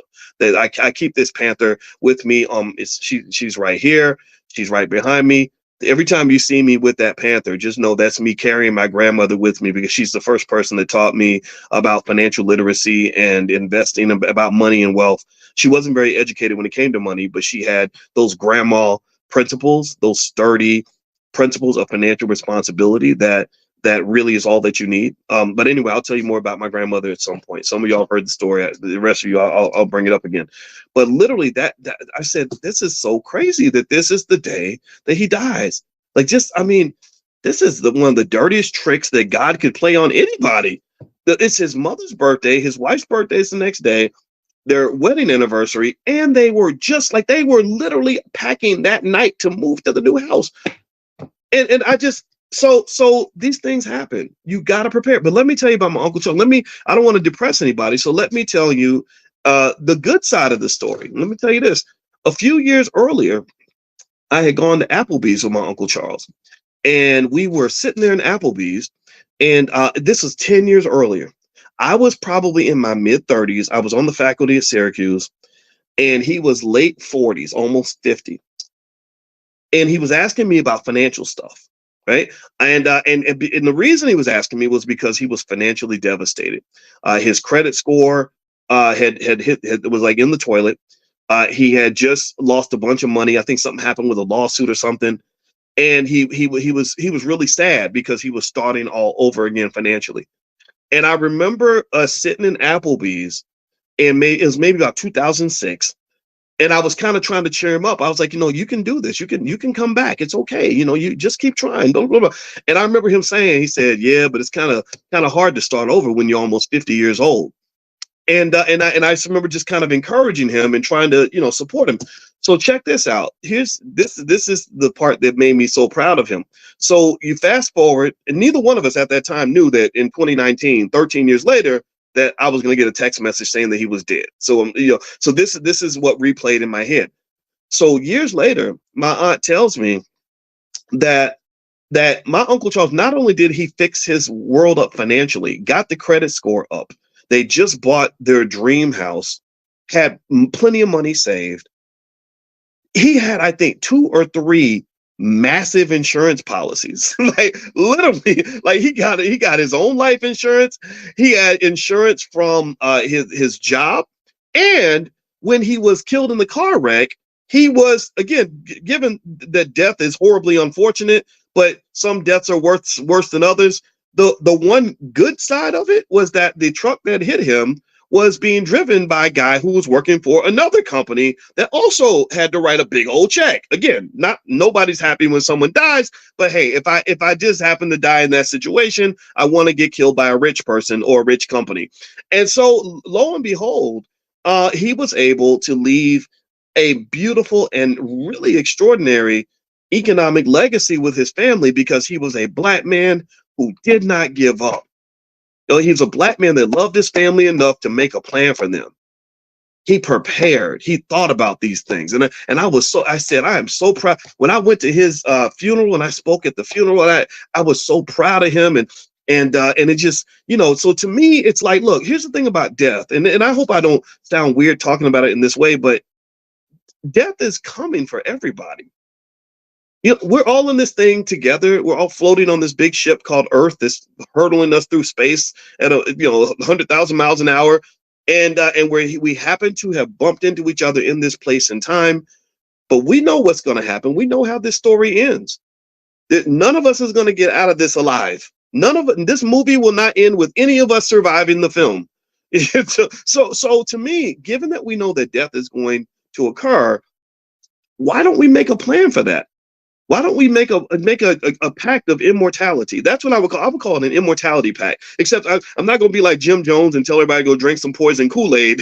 That's not what I'm saying. I think that the immortality pact should be that we are all committed to make sure that we engage in optimal contracting. There's that term again I used earlier, optimal contracting, to ensure that we've got something in place to make sure that if something happens to us, when the Grim Reaper shows up at our doorstep, that the people that we love are going to be taken care of, that they're going to be in the same position that my Uncle Charles's family was in.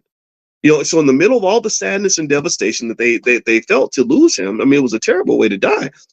They were at least able to know that they were financially secure and that the bills were paid for the next 2 or 3 generations. That's pretty cool. That's pretty cool. I was very proud of him for that. So anyway, with that said, let's go back to the stuff about it's so funny. I didn't even plan to really bring up my Uncle Charles. It just kind of, again, y'all know how I do this, stream of consciousness. So actually, let's circle back. But so let's hit the reset button real quick. I want to remind y'all of a couple of things. Number one, a lot of you were asking about how to invest in the stock market. And I told you guys, I think everyone should invest in the stock market. If you want to join us tomorrow, I'm going to do a training on called How to Invest in the Stock Market. I'm literally going to take you into E-Trade and Robinhood and show you exactly step by step how to buy shares of stock and talk you through, answer questions, all that stuff. And the materials are yours for life. If you want to get an invitation to that session, just make sure you're on the text list. If you're not on the text list, pull out your phone, text the word morning, MORNING, to 87948. Text morning to 87948. Not only will you get an invitation to this free training, we do this every single day, 7 days a week, 10 a.m. Eastern. It's called Financial Consciousness / Economic Elevation. So you'll get an invitation here, but also I'll invite you to tomorrow's session. Is going to be tomorrow at noon. If you can't make it Tuesday at noon, that's okay, because the recording will be available for you afterward. Also, just another thing I want to mention too. We really support the voices of Black women. I don't know how people feel about that one way or the other, but I don't care. And so with the Black Business School, we have a platform called Fly Nubian Money, where every single day at 1 p.m. Eastern, we have a group of sisters that get together, smart Black women that talk about really important issues. And I think everyone should be listening to Black women. A lot of us were raised and loved by a Black woman, taught by a Black woman. So to me, I think this is very natural. This is very important. So if you're interested in participating, I hope you'll come in and support the ladies, right? Because the internet can be kind of a mean place. The internet's full of crazy people, terrible people who just are mean and disruptive. So I want to fight that energy with more energy, right? So that would mean that if you follow and come into the session and just make some positive comments, engage in the conversation, encourage the ladies, that will be really cool. My wife goes in there, Dr. Alicia Watkins. She provides her therapeutic background. Dr. Lene Javette comes in. She's a business specialist. There's lots of Aisha Verzi, who I think is in this class right now. She has a background that is also not just strong in terms of finances, but she's also got an international perspective, which can really help us understand various ways to kind of look at family values. Like I think Aisha's from Nigeria, her family is, and they have. I really admire the way the Nigerian people look at education and family, and I think as Black people in America, we can learn from that. I think we got to go to our roots. I don't believe in going to these systems and all these these other things that are out here. I don't think that's the solution. I think the solution is for us to go back to the basics. So anyway, if you want to follow the ladies and be notified when they do their show every single day at 1 p.m. Eastern, just text the word Queens to 87948. So pull out your phone, text Queens to 87948, and your support would just mean everything. And if you could actually consciously come in and make a comment and just join the discussion, like that really, really helps. And I want to encourage them, because I personally think that we should listen to smart Black women, because Lord knows there's a lot of weirdos online, and I want to hear from the smart people. Even if you're a weirdo too, just be a smart weirdo. Be a weirdo with some solutions, please. All right. So let me give you 5 things a person can do to protect their rights, even if you're not married. So if you are in a relationship and you're living with somebody and you want to make sure that you're good and they're good, here are a few things you can do without having to get married that will secure your rights and make sure that if somebody gets sick or somebody dies, or also if you're helping to pay the bills, that you're going to get credit for that, right? Like I think that solution to that post I put on my Instagram, which is Dr. Boyce Money, where the guy was complaining that, look, if you're there to pay the bills and the woman owns the house and you're not the man of the house, well, part of that solution is pretty easy. To me, if you are paying the bills and paying a big chunk of the mortgage, then I think you have a right to ask to be put on the deed. Like you can just go somewhere and sign a document and your name would be on the deed. You would have some property rights. And that only makes sense, right? That to me is a simple solution, as opposed to the other solution that some people follow, which is just, I'm going to run to the internet and cry about it. Come on, man. You don't have to cry about it. Just fix it. That's what men do. That's what strong, smart Black people do. And by the way, it's not text Queen to 87948. It's Queens with an S. Text Queens with an S to 87948. And also flynubianmoney.com. That's the URL for everything too. All right. So a few things you could do is, number one, there are things called cohabitation agreements.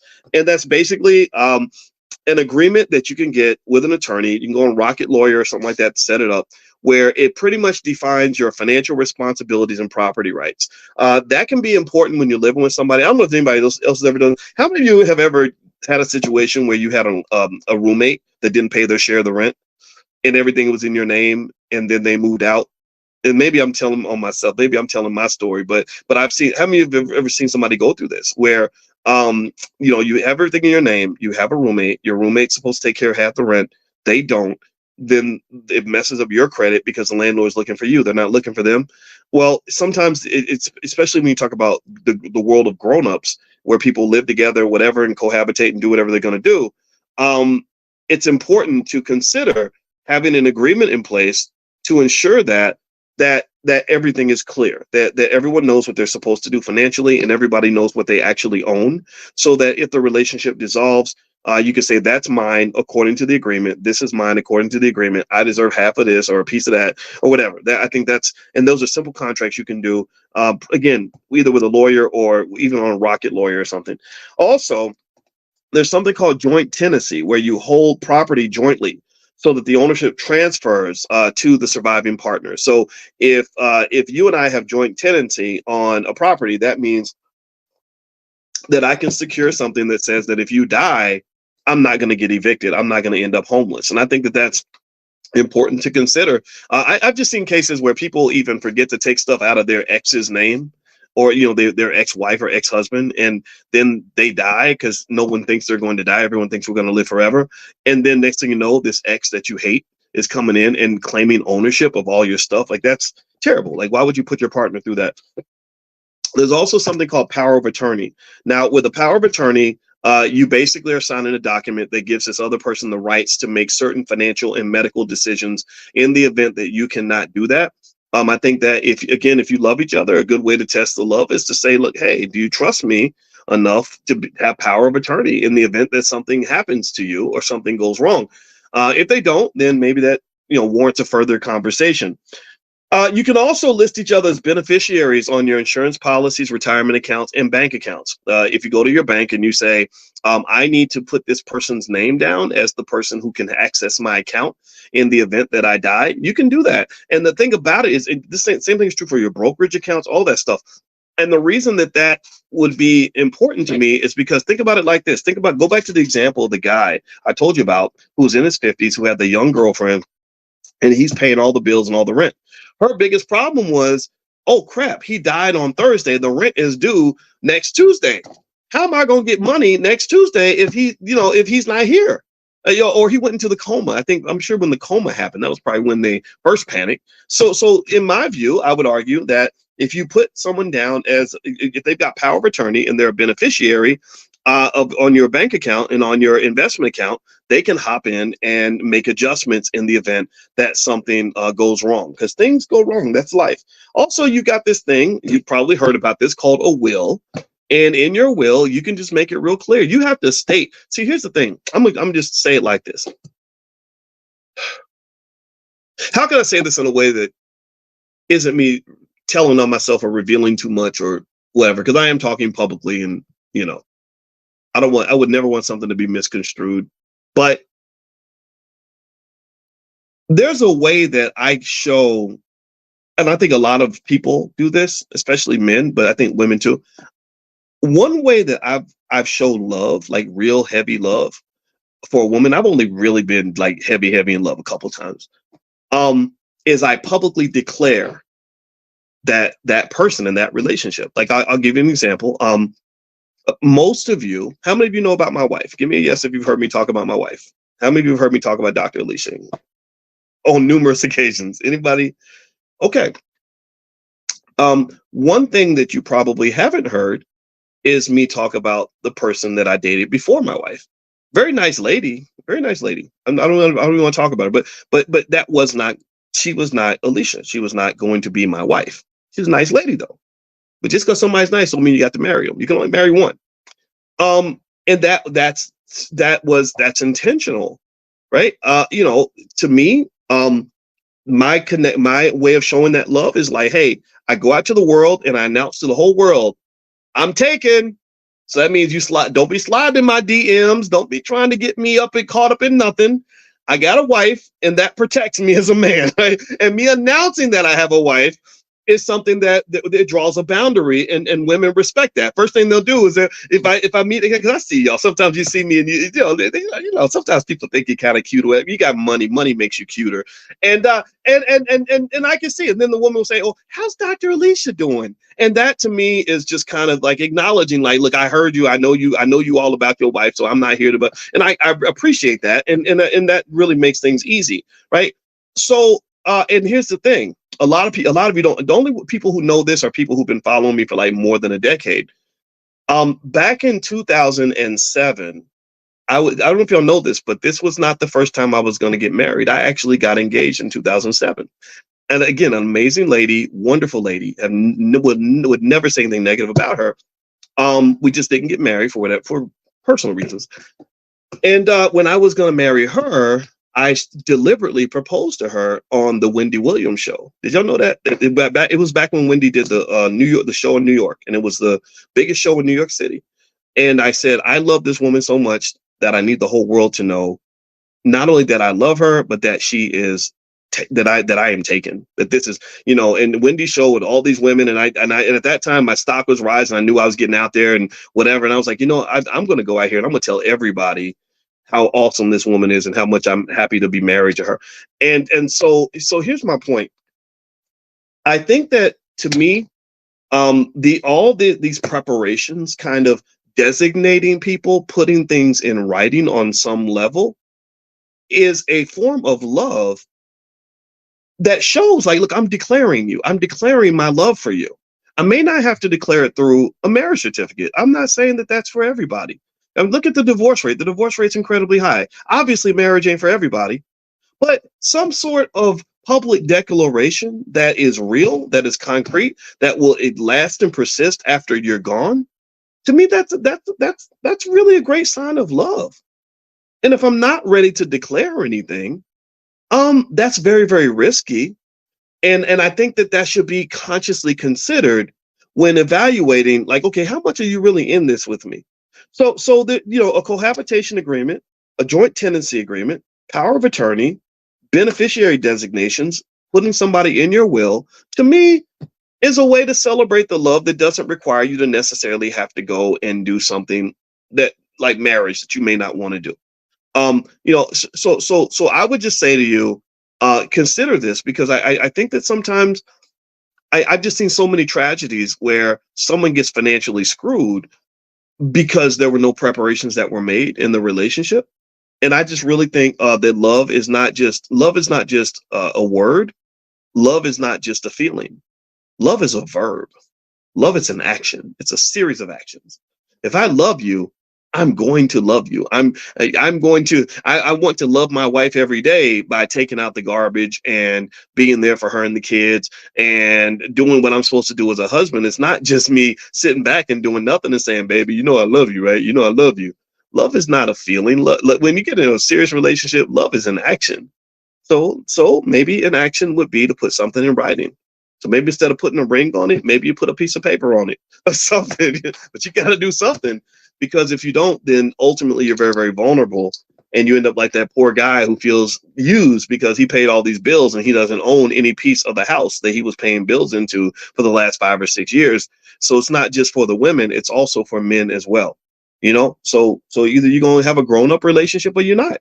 And that, to me, that's an aspect of another concept I talk about in my book, The 10 Commandments of Black Economic Power, called economic maturity. Economic maturity is connected, in my view, to emotional maturity, relationship maturity. An immature relationship is like the 6th grade. We girlfriend and boyfriend. They send you a little note. Will you be my girlfriend? Check yes or check no. Like, that's an immature relationship. Or that's my girlfriend. You got 50-something-year-old people talking about that's my girlfriend, that's my boyfriend. Why are you 55 years old? Why are you dating a boy? Seriously, are you 47? Why are you dating a girl? Like, you're supposed to be dating a girl. You ain't R. Kelly, man. Like, you're not supposed to be dating a girl. You're not supposed to have a girlfriend. You're supposed to have that's my woman. That's my lady. It's not your girlfriend. Come on. Like, that's weird. That's weird language, to be honest with you. I know everybody says it, but still. So to me, part of financial maturity, emotional maturity, relationship maturity means, okay, maybe we're not going to get married, but let's have a mature relationship. A mature relationship is something that can be documented, that's going to have to be recognized by the state, because I'm signing documents that are declaring this relationship to be legitimate. Do you understand? Give me a yes if this is making sense. Let me know if you get what I'm saying here. I'm not giving you relationship advice at all. I'm just giving you like what I might call financial lovemaking tips. Financial lovemaking means that money and love are linked, whether we like it or not. We want to act like love and money ain't got nothing to do with each other, and that's the most ridiculous thing a person can say. Money is everywhere. Like I told you, when I started making more money, I became more handsome, and that's because there's a million years of biology that says that women are more attracted to men that have resources. So ultimately, when you're talking about relationship situations, not just business relationships, it's also not just romantic relationships. This does translate to business relationships and any other relationship. Money is an important part of it. Money is so ubiquitous in our society that it literally is like the blood that flows through the veins of almost every human interaction that there is. You can't have society without money. So if you think that you can go through life and make all these critical decisions about choices and relationships and health and everything else and not factor money into the equation, that is about as financially unconscious as you can be, and you're setting yourself up for devastation. So don't do that. Just make a plan, nice and easy. Let me go through it again one more time before we get done.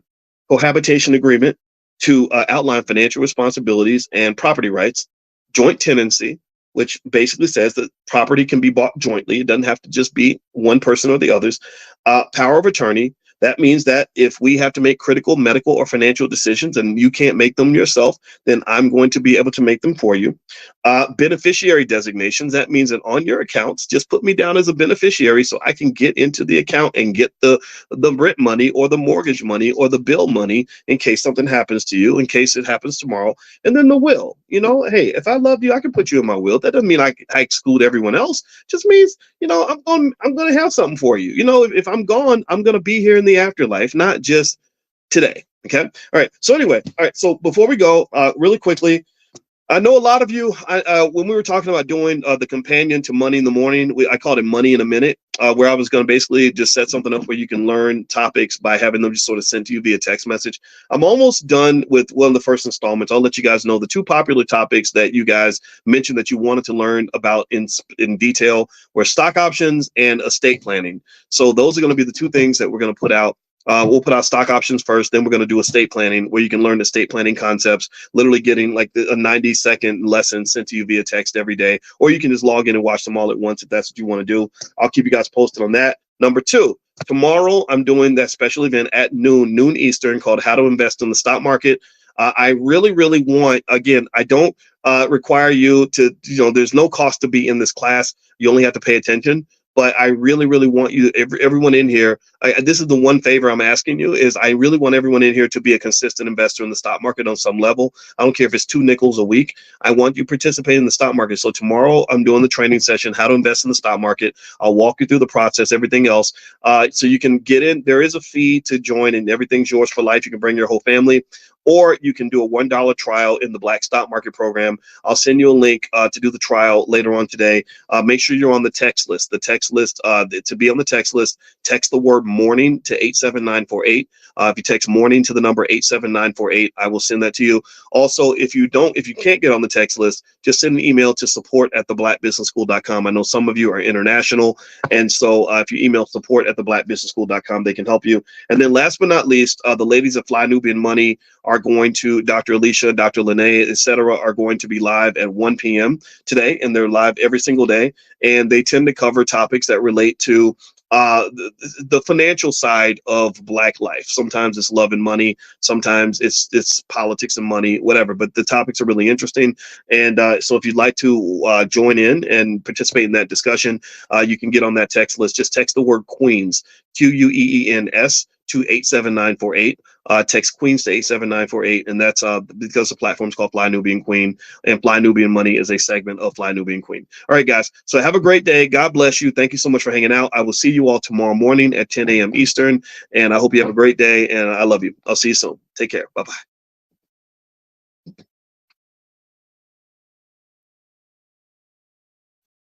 and stuff like that. I try to stay in the 5 a.m. club. I was not in the 5 a.m. club this morning. I was in the 6 a.m. club because my wife's boot camp slowed down and I guess they had their graduation or something. So I don't have to get up and be out of the house by 5. So I sleep in until 6 now, which is quite wonderful. And anyway, so I got up and I was listening to what's going on in the financial world and what's happening in financial news. I like to try to stay on top of that as much as I can. And one thing that I saw that was really interesting that I think is an important kind of economic consciousness exercise that we can start the day off with, because I actually have as a whole other topic I was going to hit, but this comes to mind. How many of you have heard about the population issue? Has anybody, give me a yes if you've seen the discussions that have occurred about basically the world's population is not growing fast enough. Has it, has anybody seen that? Especially in places like Europe and Japan and other places, the one of the challenges that they have is that people are just not having babies anymore. And there's I guess this what they call, I guess, the replacement rate, where they need a certain number of newborn babies to make up for the people that are dying. And what they're finding is that the numbers are not aligning, that the number of replacement people is not high enough to replace the people that are dying. So, what happens in a country when you don't have a high enough birth rate is that your productivity drops. It's a wealth thing. Your wealth in your country drops because a lot of your wealth is related to productivity. Productivity comes from having young people getting up and busting their butt, going to work, making things happen. So here's what I want to kind of reflect on for a minute. And I think this is really, really, really, really, to me, very telling. I literally came to this conclusion today. Um, so let me ask y'all this other question. How many of you remember, how many of you are old enough to remember when it was the opposite? When all of the discussion was in the other direction, where they weren't talking about not having enough people, they were saying that we have too many. Anybody remember that? You only got to go back like 20 years to find a time where the whole conversation was completely different. The discussion was not, how do we replace people? We don't have enough humans. Oh my God. It was, oh, the population's growing too much. It's going to explode. We can't feed everybody. And then you have people like Bill Gates, going around, and they were like going to African countries and trying to convince African people to have fewer kids. And they were introducing, and it was mostly sort of, it had a little bit of a feminist angle to kind of tell the women, like, hey, you don't have to have kids. Like, you can be in the factory working. You could be next to massa all day, like making a minimum wage instead of actually being with your children. And and I really fell for it. I was listening to that and I was hearing them tell us how we were going to have too many people and that I guess people will be falling off the edge of the earth or something because maybe the earth is flat. I don't know. I'm kidding. And it would just be too much and we'd all just die from starvation. So I just find, isn't that fascinating though? I mean, let's just reflect on that for a moment. I promise this gets back to the economics and really I want us to go to the higher purpose of really understanding the difference between God's plan, your plan, and massa's plan. Yeah, in fact, let's put it in that order. You got Master's plan, your plan, and God's plan. And here's what I want to go, here's what I want to dig into. I think it's so interesting that some of the so-called smartest scientists on the earth 20 years ago were telling you that our biggest problem population-wise was that we were going to have too many people. Now those very same scientists, just a few years later, are saying the exact opposite. They're now saying that we don't have enough people. And so even in big countries like China, which there are things to admire about their leadership, things to not admire. They had that for many years. They had their biggest problem was, oh my God, people are having too many babies. There's too many Chinese babies being born. So let's impose what they called the one child rule, where they literally made it a law that you can only have one kid. So the people are like, oh, okay, well, we want to help China, so we're going to have fewer children. And then suddenly they're like, "Oh my God! Whoa, wait, slow down, reverse the bus. We don't have enough babies. Oh, what are we gonna do?" Now they're going back and they're trying to convince people to start having kids again. I don't know if this is not confusing to you, then it should be because it's weird. So here's my point. Okay, so Africa has a massive advantage in this arena in terms of national productivity and economics, largely because there were a lot of Africans who did not listen when Massa showed up, with a Bible and a couple of dollars in a bowl of soup and said, "You need to have fewer kids." There are a lot of Africans who still kept having babies because because I think that they inherently understood that maybe God's plan is for you to have kids and for you to prosper. And again, I'm not trying to get hyper religious or anything like that. I don't even go to church. So don't may I'm very spiritual, but I'm not religious. So you ain't talking to Dr. TD Jakes. That's not who I am. I love TD. I like TD. I think TD Jakes is a wise man, but I'm not trying to be him. I can't be him. It's impossible. What I am saying though is that I think that one of the strengths that we have as Black people, by the fact that we are spiritual, is that when you are connected to the universe, to God, to the higher purpose, which really is what economic elevation is all about. That's what consciousness is all about. Sometimes you just know when something just don't add up. So, sometimes you say, they're telling me I need to do this, but it just doesn't make sense. Let me know if you know what I'm talking about. And that's an instinct. That's an instinct. I think the instinct popped out, for example, during the pandemic. I'm not telling you guys what you should have thought during the pandemic. I'm not judging whether you got the jab or not. I promise you I'm not.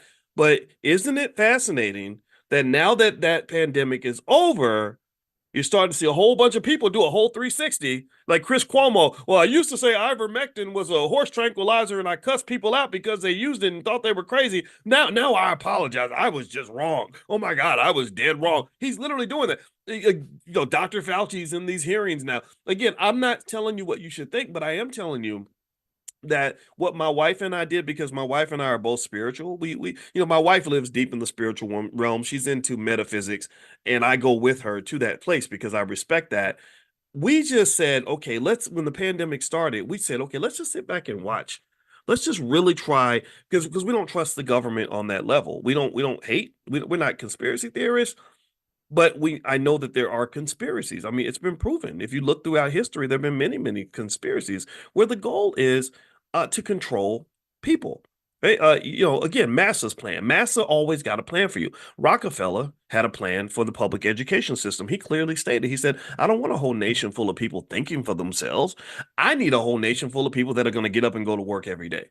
So there are always people who operate on that higher level that are playing chess because their consciousness is different from the rest of us. They're looking down at us as a collective instead of sort of being in the trees. They're not in the trees. They're not one of us. They're up here. So they're managing the bulk of us. Do you understand? So to some extent, and this is the beast of capitalism, you become kind of a commodity. So here, let's circle back to the whole population control issue.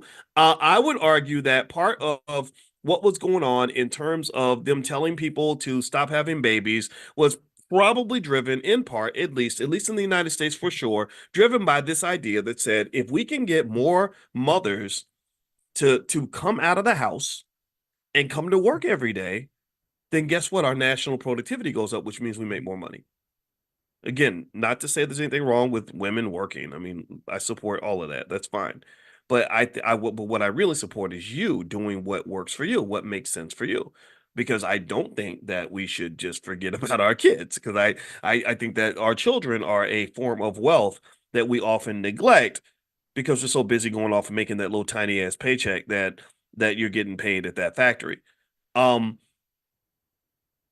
and in fact, actually, in other areas where I think social movements were used to manipulate capitalist outcomes, was actually also, let's just, since we're talking about feminism or women and things like that, I do know for a fact that there was a time when they were trying to make more money and they were trying to get women to buy cigarettes. So what they did was one of the marketers, he said, I got this uncle in Germany who's struggling for money. His name is Sigmund Freud, and he understands the subconscious mind. So what he said was what Freud suggested was he said you can manipulate the subconscious mind to get women to smoke cigarettes by realizing that the cigarette can be shaped as a phallic symbol. It is a symbol of the man's power because it's kind of shaped like a penis. So if you use certain messaging, you can convince women that they're taking power from men by smoking cigarettes. That even though one has nothing to do with the other, but by smoking the cigarette, it's an act of defiance where you've taken away the power of the male by taking away his genitalia. And it worked. It worked. And what happened was they would have these big feminist marches and rallies where they would all be on the little parade thing smoking cigarettes. So the corporations, they didn't care about, women's suffrage and all the other core issues behind feminism. They just wanted to sell more cigarettes. And so to some extent, my point is to say that you really want to think about these things. And this is why I encourage you to always know the difference between your plan, God's plan, and Massa's plan. I believe that my plan definitely supersedes Massa's plan. I don't care about Massa's plan. I want to spot it and eliminate it so at least we can get to my plan. But then, really, my plan is limited because my plan can't match God's plan. Sometimes God has a plan for you that is bigger than the plan you have for yourself because you can't see on God level consciousness. God, they say God lives in the sixth dimension. I can only go up to the fifth dimension. I can't go up to the sixth dimension. So God lives and that's just me speaking mathematically. One day I'll bore you and explain what I'm saying with that. But literally, I know that God lives here and I'm sort of here and I'm trying to elevate as much as I can and connect to that. But I really do believe that God's plan is something that's greater than the plan that you can have for yourself because God lives outside of you. And so when I think about my own life and I think about the dreams I used to have and the plans that I had to achieve those dreams when I was 23, 24 years old, I had all these big goals and all these things I wanted to accomplish. And what was interesting to me as I look back on that is that the more I untethered myself from Massa's plan, because remember, Massa got a plan for a black man. Tell me if you know what I'm talking about. But Massa he has a lot of plans for black boys. They when before you're born, they already have a plan for you. The first plan is to try to abort you, right? Make sure you're not even born, and then the other plan is to miseducate you or leave you uneducated. Maybe you fill up the prison so that they can make money from you in prison, or at the very least, at the very least, they can make money off you if you fall for these NBA, NFL dreams and end up working for Massa, whatever. So you live this life of struggle where other people are benefiting economically from your existence. That's Massa's plan. I believe Massa has a plan for every black boy in America. So fortunately, I was able to break away from Massa's plan and go to my plan. But what I realized is even going to my plan was limited. I untethered from Massa's plan by sort of saying, okay, no, this is who I really want to be. I don't want to be who you want me to be. I'm going to be who I want to be. And that required an act of rebellion. But then when I became more spiritual, I realized, wait a minute, God's plan was bigger than Boyce's plan because Boyce's plan was limited by what Boyce believed he can do.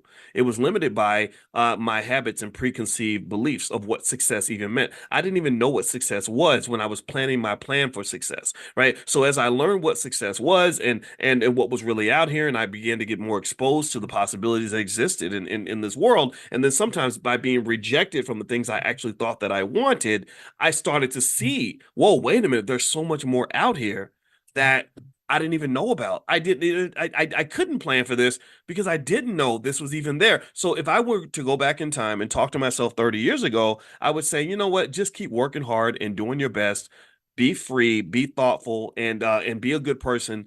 And then you're gonna get to where you're supposed to be. You're gonna get someplace special, but it's so special, so unique, and so different from what you can even visualize that you won't know it until you see it. And so now, as I've manifested or I've and I'm wherever I am right now. I really do feel that way. I didn't achieve my wildest dreams. I went beyond that to places I didn't even know existed. So what I would say to you is figure out the difference, right? Just know that Massa has a plan for you, and it involves like, go to school, get a good job, and let us barely give you enough money for you to survive until you get too old to work anymore, and then you move on. But I don't think that's really what you're meant to do. And then also the other piece beyond that is going back to the whole conversation about population. I think that the Africa is going to benefit. I know that Africa is going to benefit economically because they have population growth during the time where all these so-called smart white people were going around the world telling them to have fewer babies. And those are the people again that say, you know what, we're spiritual, we're connected to something bigger. We have these things called intuition. Maybe our melanin just makes us naturally intelligent about certain things. And there's something that just says to me in the gut of my soul, right here in my heart. I don't know why. I can't defy it with the science, but something tells me that actually my children are an asset and that it's okay for me to want to have kids. That family is valuable. And in fact, there are very few places on earth where family is more valuable than Africa. Africa, if you study Nigerian culture and things like that, and just really any culture in most parts of Africa, you'll find that family is really, really important, much more so than America. Americans, we kind of lose some of that. We forget how valuable our families are and how important they are. We do. And I think also, again, this is part of Massa's plan, because if they can detach you from the family, then they can control you with the government and with the corporation. Just look at some of the social policies that they implemented in the black community.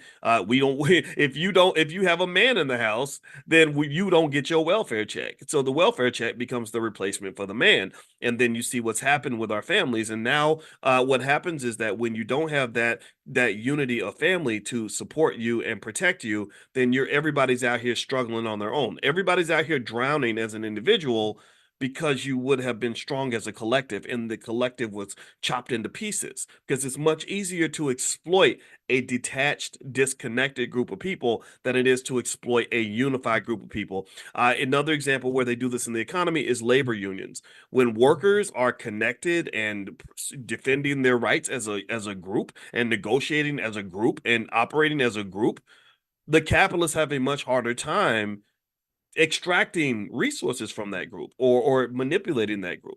So that's why union busting is kind of a big and a popular thing. It's happening everywhere. So in terms of, if you want to know how this population thing is going, let me give you a quick assessment on this as we kind of break this down. And then I'm going to actually go into the other part of my discussion here.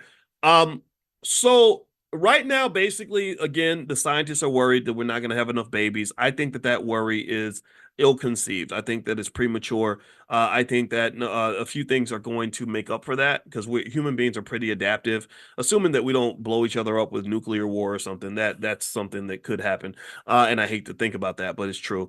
But one is, I think that there's going to be a lot of technology that will help people live longer. And so that's going to be longer and healthier. I think that's going to happen. Number two, they said right now a lot of countries are overcoming their population issues with immigration. This helped me really understand a little more thoroughly why the United States has such a sloppy, chaotic, ridiculous immigration policy of just opening the border and letting everybody flood in. It's gonna be a problem. It's gonna cause a lot of issues. But what does occur is that your economy is stronger when you have more people. So what they're looking at really is that the good outweighs the bad, so to speak.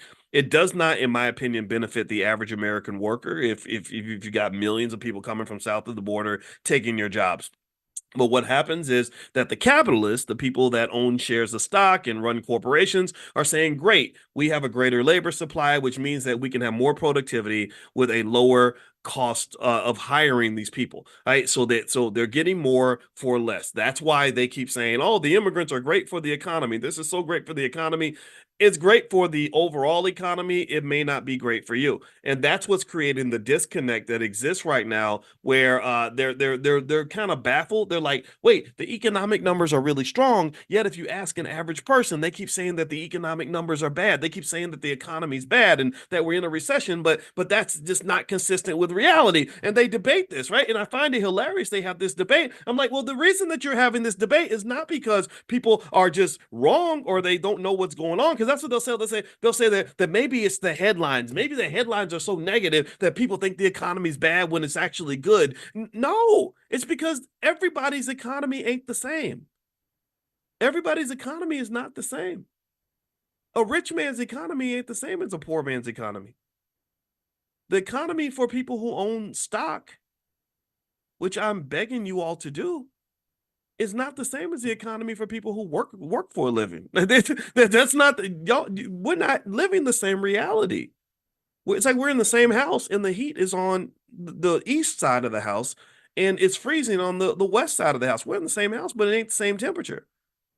So the workers in America are pretty much being sucked dry financially by the people at the top of the pile. That's what they're doing. They've got them addicted to buying things, no matter what. So people will go in debt in order to maintain the lifestyle to which they've been trained to become accustomed. And then so as they're going into debt, again, auto loan debt's at an all-time high, credit card debt's at an all-time high, student loan debt's at an all-time high. Workers' wages are not going up with the rate of inflation. So people are falling further and further behind. On top of that, when you've disconnected the family unit and you've got people thinking as individuals, then you minimize their ability to survive in an ever-changing economy where the resources become a little more spread out and thin. That's what's happening. That's why Gen Zers are getting killed. It's because nobody taught a Gen Zer how to survive in this economy. You survive in this economy by working together with other people. You survive in this economy by investing. These require levels of economic awareness that are not very popular right now. Most people are not interested in becoming economically aware.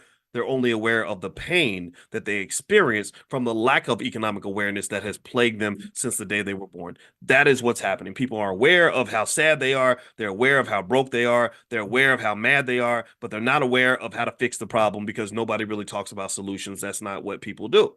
So, with that being said, the other way that they're going to overcome this whole issue with the population is robots. AI and robots is another area where, from an economic standpoint, they're going to overcome the deficiency in the population. Is they're just going to have robots everywhere and lots of AI everywhere, and that's the wave of the future. So, just as an FYI, because we're solution oriented, I do have a list of AI stocks that I sent out to a lot of you. If you haven't gotten it yet, just pull out your phone, text the word stock to the number 87948. Text stock to 87948. I'll send you the AI stocks and I'll also send you links to profit alerts. I did one this morning where I talked about an investment I'm making right now in copper.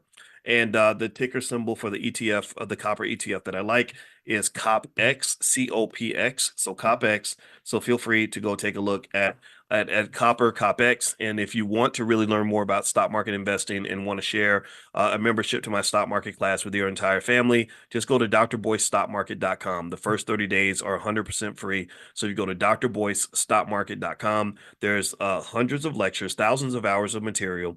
It's easy to understand at any level. On top of that, every week I have a section called What Dr. Boyce is Buying, where I mention stocks that I particularly like based on my research. And also, you can come to class and the portfolio power plays every Tuesday and ask me any question. So feel free to go to drboycestockmarket.com if you are interested. And yes, I do teach about ETFs. Absolutely. You'll know all about ETFs when you get in there. All right. So let me hop into another quick thing I was thinking about today from an economic awareness standpoint. This is a true story, and this is something that affects me dearly. So I'm gonna try to express it without being emotional. When I grew up as a as a kid, I had an uncle named Donald who was like an older brother for me. He was 8 years older than me, and he was my earliest memories were with him because when I was born, my mother was 17 and she lived with my grandmother and my Uncle Charles and my Uncle Donald and my Aunt Valeria. Uncle Charles and Uncle Donald are both dead. Aunt Valeria is still alive. And that was my earliest life. So anyway, with that said, it was downtown Louisville, Kentucky, on this a street called Bowling Avenue, which now is kind of like a torn down neighborhood. I think that it's kind of fallen into significant disrepair. Not like it wasn't a rich neighborhood even back then, but now it's really bad. Anyway, so my uncle, I watched him struggle a lot. You know, he wasn't really able to really do well in life. I know that he didn't have a father figure to raise him or train him on life and stuff like that. So he was honestly kind of a weak man. And then on top of that, he also got introduced to alcohol at an early age. You know, he was a little baby, and I guess they thought it was cute and funny. My grandmother didn't do this; it was his father that did this. So he would take him to the bar, and he thought it was adorable to watch the little baby walk around drunk. So they would give him alcohol, and he would get drunk. And unfortunately, this planted the seed for a lifelong alcohol addiction that he had later on. So if you ever want to know why I hate alcohol, that might be why, because I've seen it destroy people that I love. I've seen great men become horrible men and weak men, violent men, terrible men, embarrassing men, disgusting men because they overindulged in alcohol or drugs. Give me a yes if you've ever seen these things up close, and give me a yes if you can at least empathize and understand with why I just really think drugs and alcohol are just one of the worst things that ever happened to Black people. Not judging you if you drink. I know a lot of you do drink, and it's okay. Moderation, I get that, but really, I just don't see any. It doesn't bring good things to anybody's life, and it doesn't just destroy you economically. There's so many other ways that it harms you. Now, with that said, So my uncle went to prison.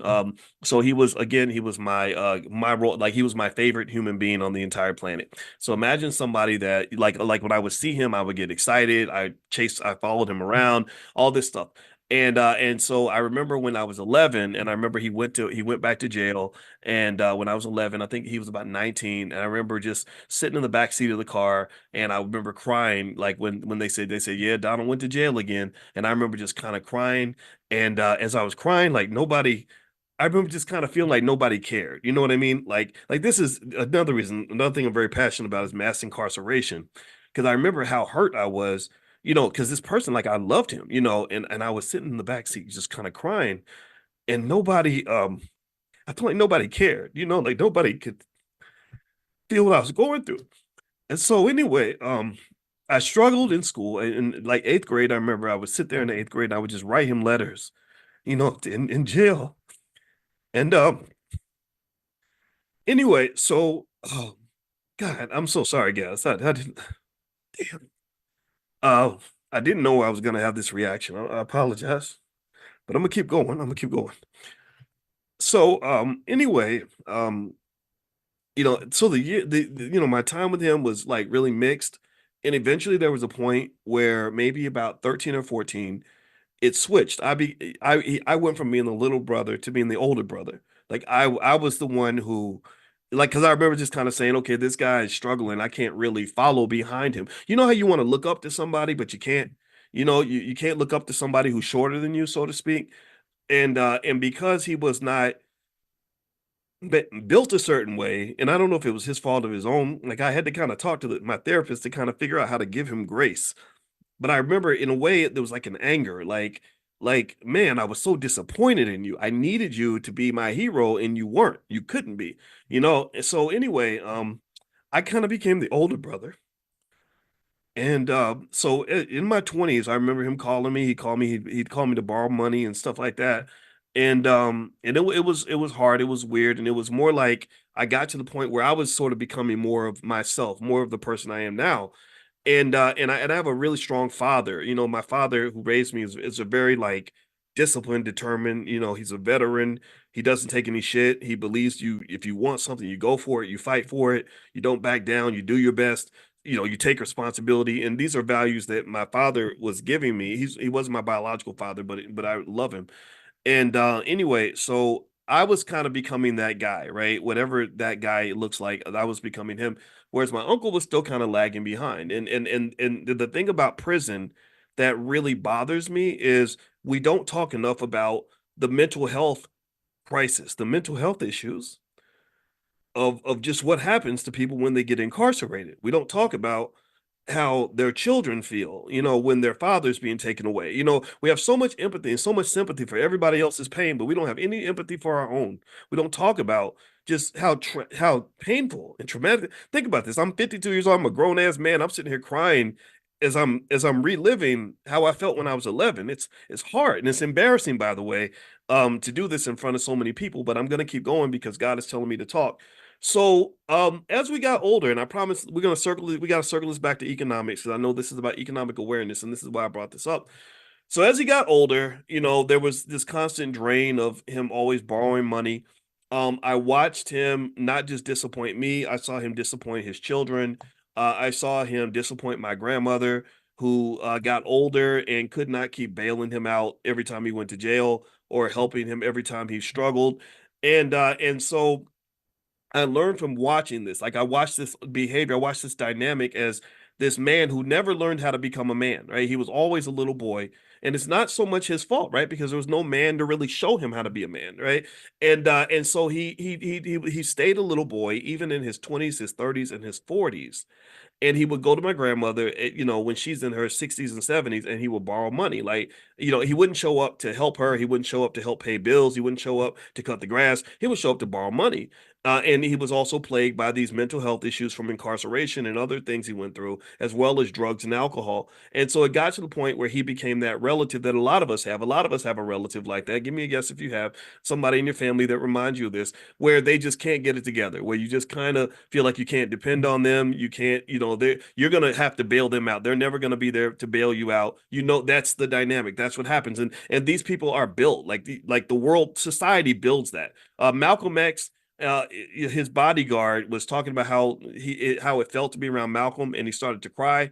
And they said, "Well, why do you feel that way?" He said, "Because Malcolm encouraged us to be men, and America wants the black male to remain a little boy."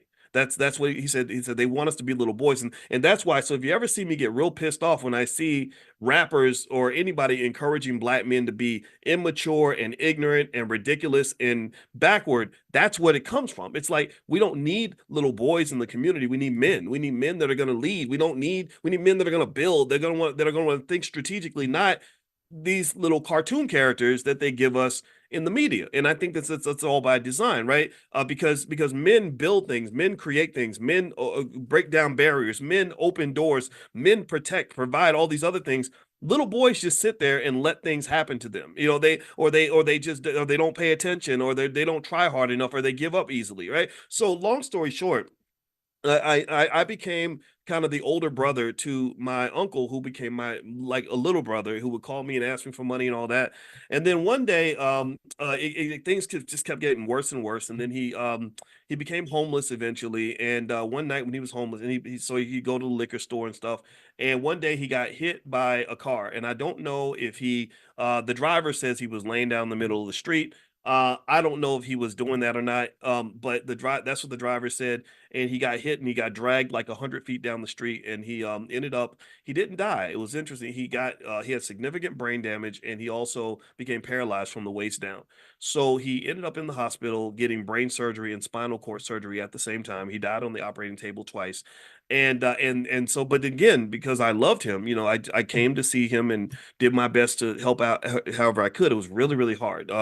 And so here was this guy who didn't have any health insurance, any plan for the future. Like nothing was there where he could actually take care of himself in this really fragile state. And it was heartbreaking for me because again, he was my favorite person on the planet. So it's really hard. Some of you have seen this where you have to watch your favorite person on the earth suffer like in these horrible ways, just not being able to clothe yourself or feed yourself or use the bathroom by yourself, just stuff like that. And so then eventually, after about 3 years, I think he eventually got an infection in the hospital, and he ended up dying. And I think about his life a lot because it shaped me. I was very close to him, and it made me really think about preparation in terms of how you want your life to go. And it made me think about how many of us are not trained to prepare for things like this. He wasn't prepared at all for the expense of being in a wheelchair. There was no insurance at all on anything, and he wasn't prepared in terms of education or no saving, investing, none of that. It was like he was just kind of surviving from day to day. And I think sometimes that stress and struggle of just surviving can keep us from having the consciousness to sort of make these long-term plans and to say, okay, well, what if this happens, or what if that happens, or how do I provide for these other people in case something goes wrong in my path? And I also know that when you take all that lack of sort of awareness and you compound that with problems like drugs and alcohol, as well as mental health issues, which I think can be connected to drugs and alcohol, right? Like people will say, well, it's not the drugs that caused him to do this; it was mental health. He was bipolar, but those two things are connected, right? If you are a person who has mental health issues and you self-medicate through drugs and alcohol, then drugs and alcohol are not going to help your mental health. Like if you're already a little bit bipolar or already a little bit mentally ill, the drugs and alcohol are only going to accelerate and accentuate and worsen the pre-existing condition that is inside of you. So I think they feed into each other. So long story short, um, I saw this man who could have and should have been somebody's husband and father, could have and should have been an asset to his own mother, could have and should have been a role model for me. I saw him just literally um, deplete himself and shrivel into this broken little person that I couldn't even identify. And so what this made me think about from an economic awareness standpoint, and I think about him all the time. He died in 2012. I think about him at least two or three, four, five times a week. Um, what I learned from that experience is that a few things, and I'm gonna lay these things out as quick as I can to help you kind of summarize this instead of me just sitting here and embarrassing myself by getting emotional like that. One is really how we raise our children is so important in terms of whether or not they're going to be assets to the family. You have to really sort of decide and be very conscious and aware of going back to the beginning, the difference between your plan and Massa's plan. At the very least, your plan, God's plan, and Massa's plan. So God has an amazing plan in store for your children. You have an amazing plan, or you should have an amazing plan in store for your children. Massa does not have an amazing plan in store for your kids. My uncle that I just described to you, the sad part about his life is that I bet you that at least 60% of you can identify with another black male just like him. I guarantee you that there are thousands of you that are listening right now who have somebody in your family who fits that damn description. That is what we call in finance, we call that systematic. See, there's things that are what they call systematic, and then there's idiosyncratic. Idiosyncratic is like a one-off. Like it's like, okay, I had a cousin who had one leg, one ear, and had an IQ of 170. That's idiosyncratic. That's a one-off. You're not going to have another person out here like that. You're not going to meet anybody like that. But systematic is where you see this same outcome replicated thousands and thousands of times all throughout society. I mean, you don't have to, you could throw a rock and find a broken black man in America just like that. I'm talking about baby daddy, got a bunch of kids, can't afford to take care of the kids, no education, no preparation, no economic security, and kind of and unfortunately been put in a position where they become a liability to the family when that liability should have been an asset. It should have been an asset. So what I ask, and this is my friend's speech from the group Arrested Development. He's a great guy. I love this guy. I don't even talk to him that much, but I have so much respect for him. He did a documentary called The N-Word Factory, the IGA Factory. I'm not gonna say the N-word because it's too early in the morning to be using words like that. But he had a documentary with that title, and I said that's a great title because what happens is that Massa's plan is to mass produce millions of young black boys that become liabilities to the community when they should have been assets. God's plan is for your son to be the hero of the family. God's plan is for your son to be strong. God's plan is for your son to be intelligent. God's plan is for your son to be a leader. God's plan is for your son to break us out of this stuff. God's plan is for your son to be a soldier. God's plan is for your son to be a winner. God's plan is for your son to be a builder. But Massa's plan is for that little black boy to be a liability and a drain on everybody else in the family. That's what Massa's plan is. Massa's plan, and this does go to economics, but this is consciousness. This is what I'm talking about, economic consciousness. This is costing you trillions. Do you understand? We've talked extensively in my book, The 10 Commandments of Black Economic Power. I talk extensively about trillions of dollars in black wealth that is lost when that son who should have been an asset to you is trained to be led to believe that he's going to be nothing but a liability, ain't taking care of his kids, doesn't want to read a damn book, wants to be a thug and a IGA and a gangster or an NFL player, and doesn't spend any energy wanting to be anything that's beneficial to anybody but himself. So this guy in his 20s, 30s, and 40s, who's quicker to pick up the liquor bottle than he is to pick up a book, who doesn't want to take responsibility for anything that he creates in his life, that is a massive drain of wealth in the black community. And that is social engineering. That is by design. That is not accidental. That is not what God intended for your son. That was not God's plan. That so as hell shouldn't have been your plan. That was Massa's plan. And the reason Massa's plan won, I need y'all to listen to me. I need y'all to pay attention. The reason that Massa's plan overrides your plan and God's plan is because Mass's plan is intentional. Mass's plan is deliberate. Mass's plan was done with the highest level of economic consciousness. He planned, he thought about it. He sat down and wrote it out. They said, okay, this is how we're going to take over hip hop music so that we can control the minds of millions of black males and get them to fill up the penitentiaries and to go out here and do all these other things that will fulfill every stereotype we have of them, keep them ignorant, blind, deaf, dumb, and stupid, and destroy and manage the black community. His plan was intentional and deliberate and specific. Was your plan equally intentional? Were you equally intentional about saying to myself, I know Master got a plan for my son. I'm going to make sure my plan is different. Let me tell you about my mama real quick.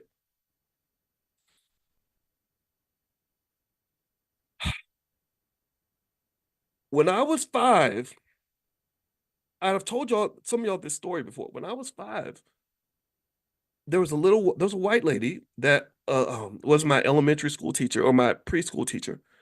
And she sat my mother down and she said, I need you to understand how your son operates. She said, he's very active. He gets up, he walks around, he makes noise, and he doesn't follow rules very well.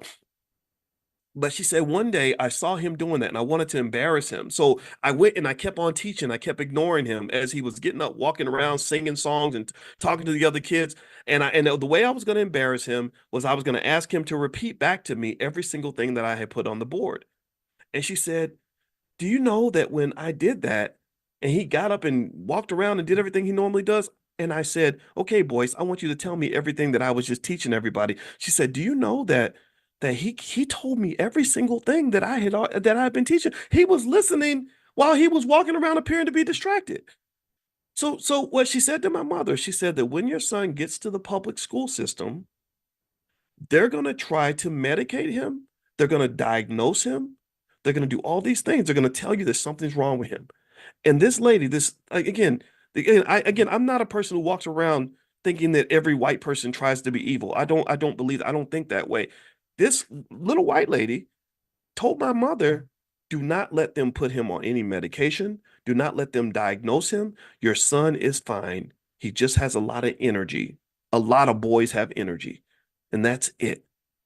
And do you understand how critical that was when my mother years later intentionally, specifically, and really vehemently defended me when they tried to diagnose me or put me in special classes and do all these other things that would have derailed me?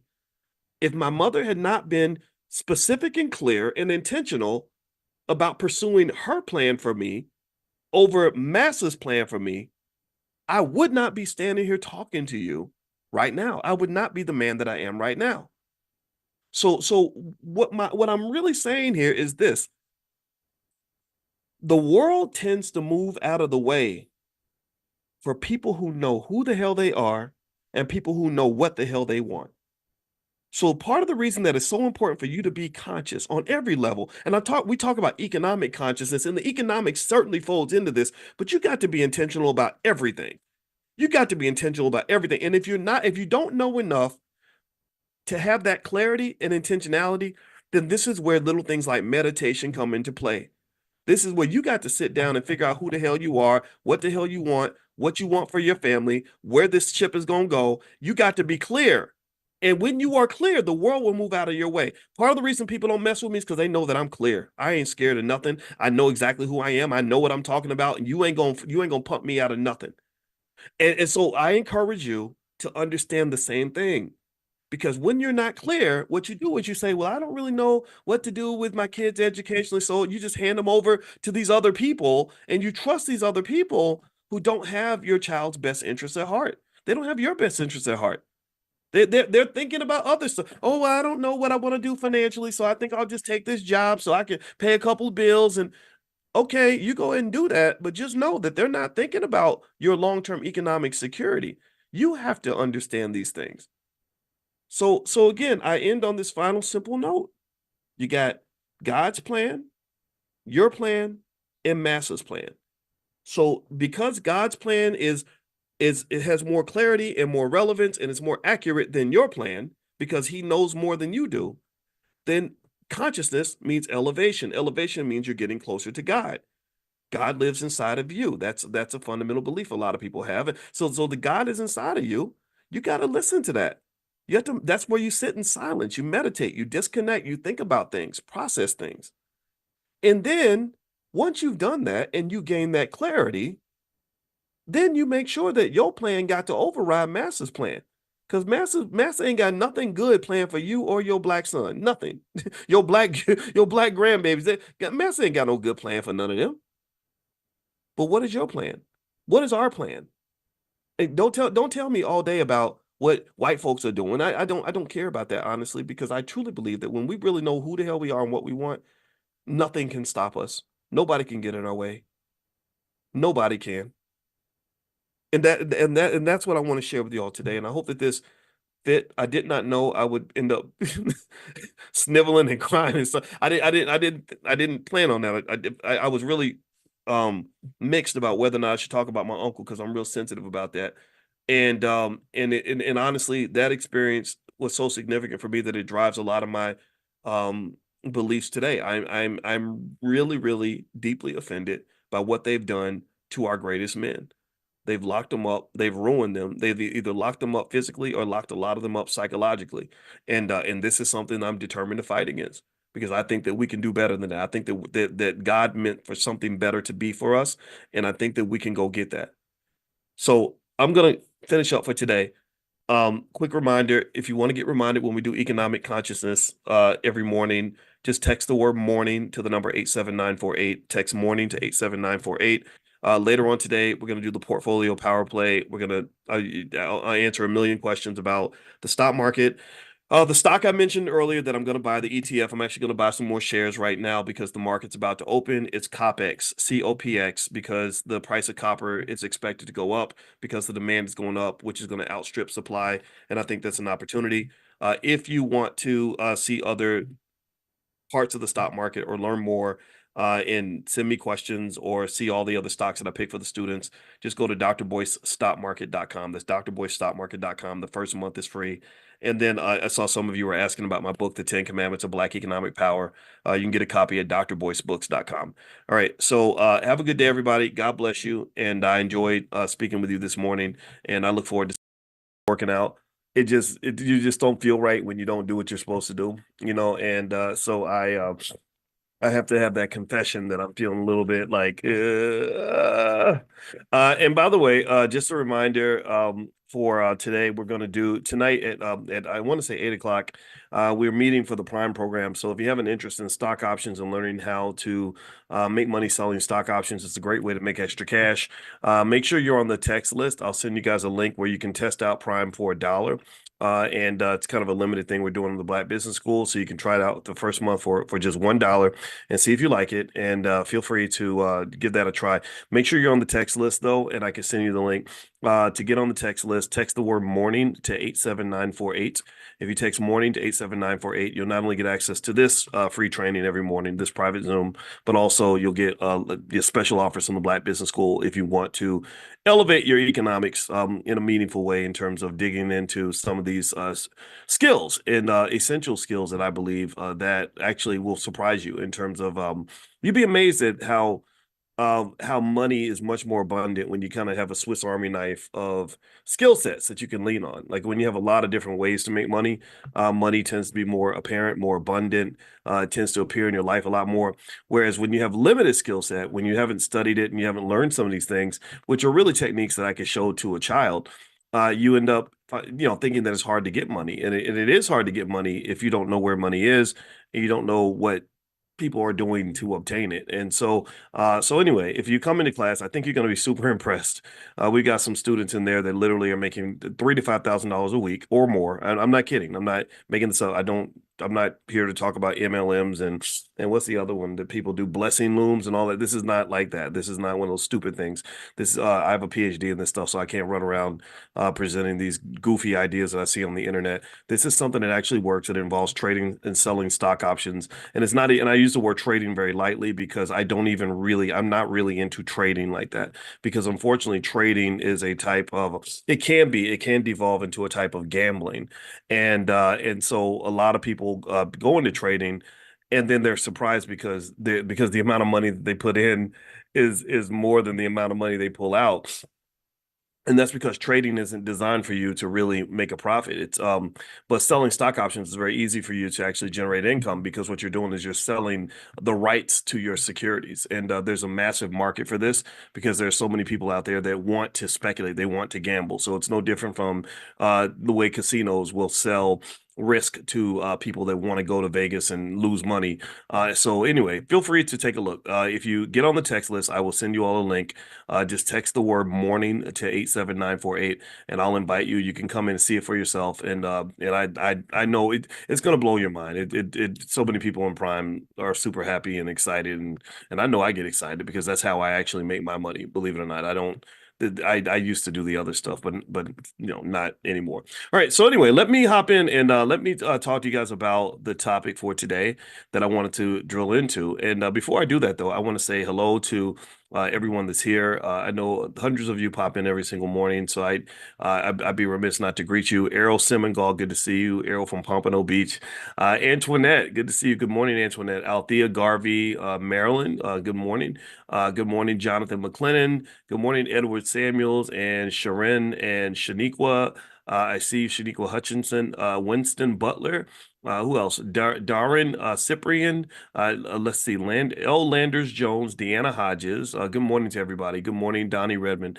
Okay, so let's hop in and let's get started here. So what I want to talk to you about today is overspending. And one of the things that people don't know is that there's a lot of research done on the psychology of overspending. In fact, that part of the psychology is part of the reason that in the Black Business School, my wife and I, who's a therapist, we realized we need a Black financial therapy department because a lot of these scientific techniques are used extensively on the Black community to extract lots of wealth from us. And it doesn't, now mind you, it doesn't mean that it's all evil and horrible and sinister. It just kind of means that an awareness. When you're aware, you're less likely to kind of be sucked in by some of these little tricks.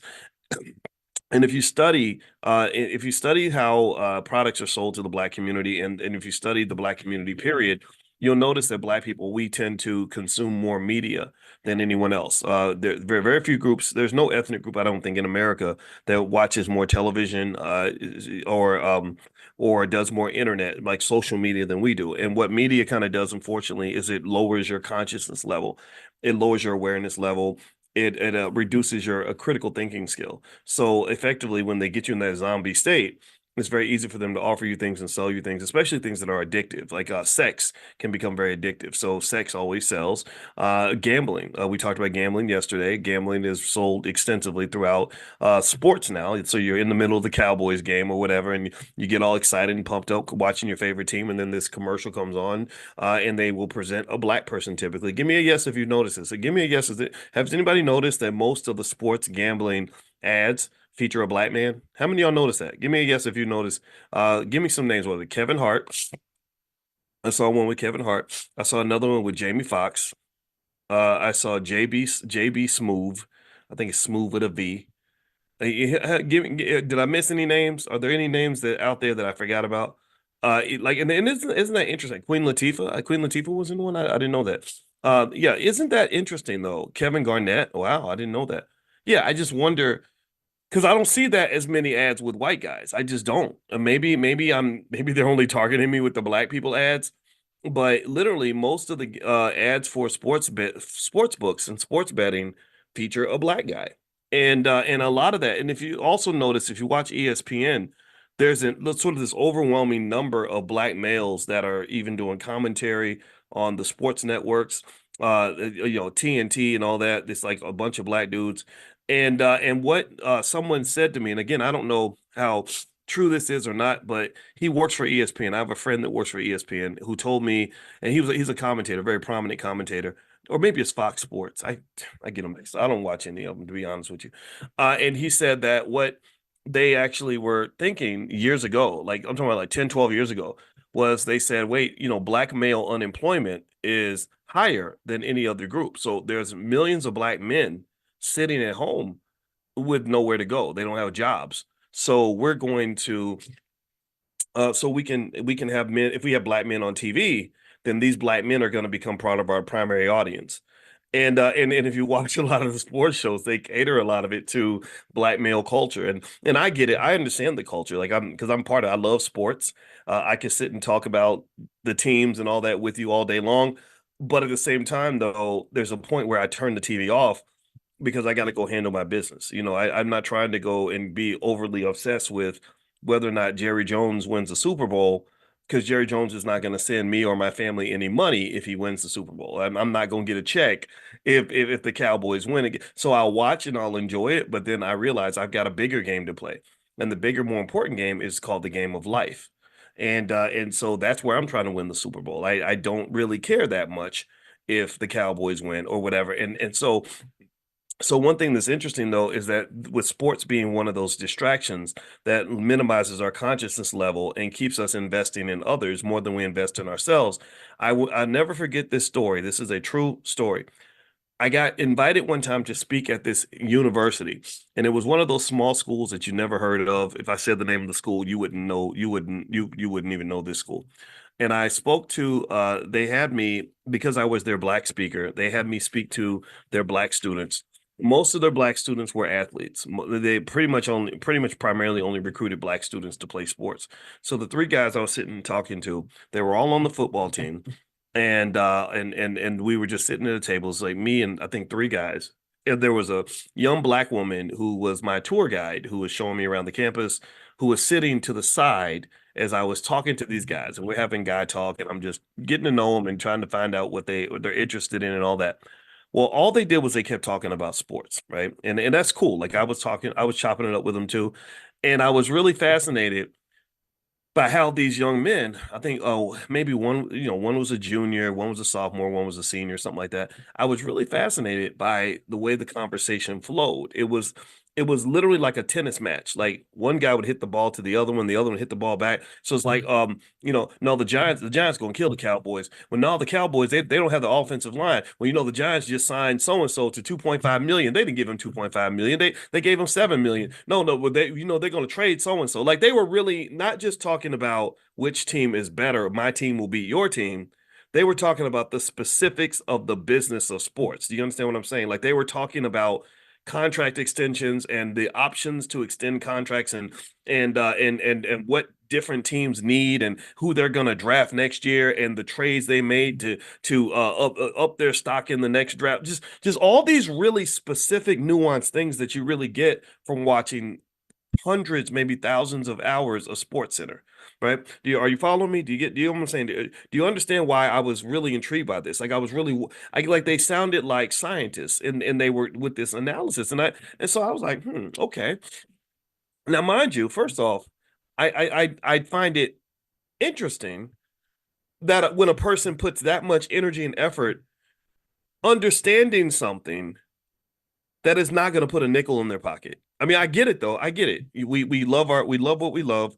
I could talk to you about. I was just watching the NCAA track and field championships.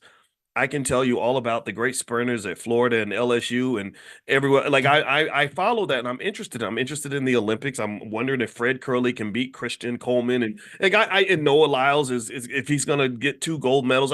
I'm watching these things, but there's a point where I have to detach because I got things to do, right? And I also kind of try to make sure I remember, like, this is not your sport. Like you're not like you don't get too happy or too sad when somebody wins, because this has nothing to do with your real life.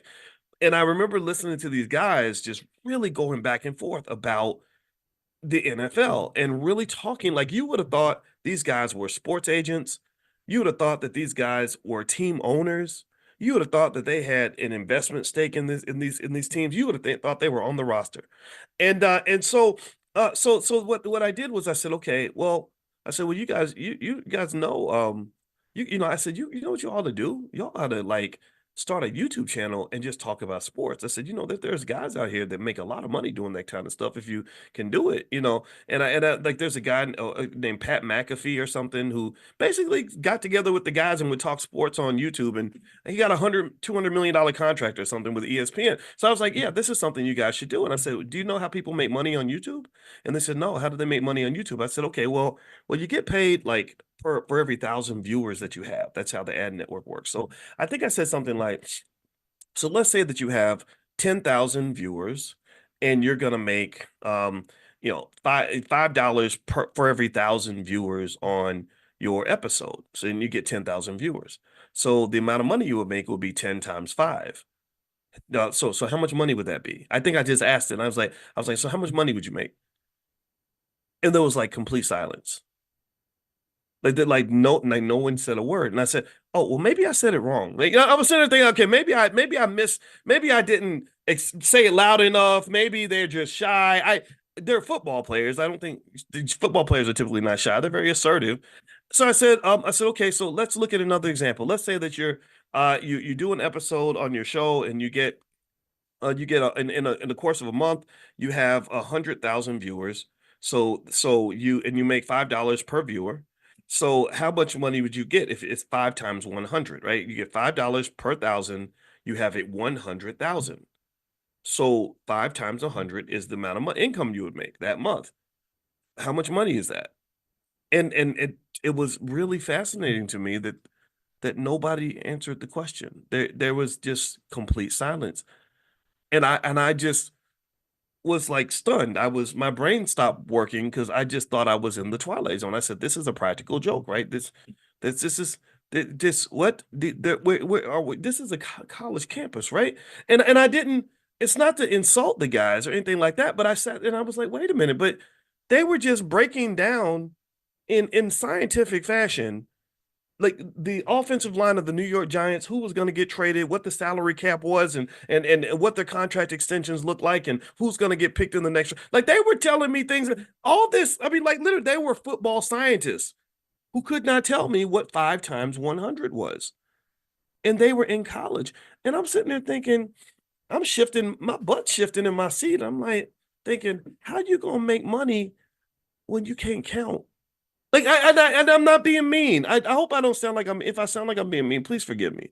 I'm not trying to look. I'm not looking down on those guys. I felt sorry for them. I was like, what happened here? What's going on? And so I remember after it was over, I had to go to the airport, and I was talking to the young lady that was with me, that was giving me the tour, and I said, did you hear that conversation? And she goes, yeah, I heard it. And I said, was my question not clear? She said, no, it was clear. She said, I was gonna blurt out the answer, but I knew that wasn't my conversation. Because she comes from that tradition like where when men are talking, that's when men are talking. When women are talking, men need to butt out, and maybe when men are talking, we need to talk to each other. We don't always need, so she was kind of just letting us have our space as men. And but she said I wanted to answer the question. It was 500. So what I really think about is I pray for like us and think about our kids. And I think that we don't understand the urgency that exists when you have millions of kids that can't tell you what, you know, 20 plus 10 is. Or if they do a business deal and they're going to get 10% of the profit, and you say, okay, if you make $1,000 and you get 10% of $1,000, how much money do you get? And then they guess, and then their answer is like $322. Like just something that doesn't even show like the basic understanding of mathematical fundamentals. And so this goes back to that point I've always made. I don't trust white people to educate black children. I just don't. I don't hate white people. When I talk like that, I know people get scared of me, and I don't care because I'm not a person to be afraid of, but at the same time, I'm not a person to be played with. You're not going to play with me with a bunch of nonsense and somehow convince me that these kids who are unloved and uneducated are going to have a chance of success in the world. Because what happens is that when you deny our children a proper education and deny our children an economic education, they get to the point where, like everyone else in America, they get to the point where they're 25 and up and they need money. And then there's no more stressful position you can be in than when you need something and you don't know how to acquire it.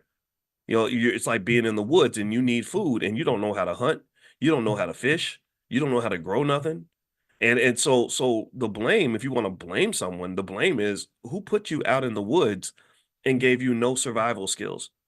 Well, maybe your parents did that. Maybe they handed you over to someone who promised to give you survival skills who did not do the job. Maybe we're passing the ball to somebody who plans to throw the ball out of bounds, so to speak. Maybe we're handing our children over to someone who's going to molest their minds and psychologically abuse them and lie to them and leave them severely unprepared for the world. I mean, this is what's going on. This is what you're seeing in the world. And so I just personally think I shared a video on my Instagram. My Instagram is Dr. Boyce Finance, and I have a backup at Dr. Boyce Money. My Instagram, my big one got taken down because I say things about white people and that makes people nervous. So I have 600,000 people and they're gone. So if you're one of the 600,000 from before, you can follow me at Dr. Boyce Finance and Dr. Boyce Money as a backup, just so in case they eliminate me. And I had a dream that I was talking to the I put up a video about Jaylen Brown, who plays for the Boston Celtics. Jaylen is about to go to the NBA Finals, and I talked to Jaylen Brown's brother via text recently, but Jaylen's very busy, so obviously because he's about to play in the NBA Finals, so we haven't spoken in the past few days. But anyway, I put up this video of Jaylen Brown, and I want to mention Jaylen because I think it's very important to know what a black man looks like. So Jaylen Brown, in his history, he didn't only sign the highest NBA contract in the history of the league, and he's not just a superstar that's about to play in the NBA Finals. Jaylen Brown, from what I understand, is an absolute, complete, total genius. You've got to go to my Instagram. My Instagram is Dr. Boyce Finance. That's where I put the video. He is the most brilliant one of the most brilliant young athletes I've seen. He reminds me of Dr. Myron Rolle, who's another friend of mine who was so brilliant that he chose not to go right to the NFL because he wanted to go and pursue a Rhodes Scholarship or something. He's now a doctor at Harvard, from what I understand. And what's interesting is in the case of Dr. Roll, the NFL started to question his commitment to sports because he was so smart. Somehow they believe that a black man who's intelligent cannot also be athletic. That if you're committed to your academic achievement and your intellectual development, then that means you're not dumb enough or zombified enough to follow our orders and our instructions, right? That's what their false belief was, but it wasn't true. Dr. Roll went to the NFL and had a great career after he took care of himself. He was B1 in the sense that, or maybe it's maybe B1 or at least me one, meaning that he said, I'm more important than your little NFL team. My future, my family is more important than whatever you got going on with this organization. So I'm going to come and work with you, but I'm also going to make sure that I work for myself and work for my family first. So now Dr. Roll has a wife and some beautiful children. He's a Harvard educated doctor. He's going to have a great career beyond football. And I just think that's quite admirable. Well, Jaylen Brown reminds me of Dr. Roll. Jaylen Brown, his whole life has been this genius straight A student who's, the guy who joins the chess club and took graduate level classes when he went to college. And I just was so inspired by what I saw. I said, this is what a black man looks like. It reminds me of myself at that age. Just I wasn't as athletic as him. I love sports probably as much as he did, but I wasn't 6 foot whatever. I was too short to play basketball, but if I was tall enough, I probably would have been playing for the Celtics too.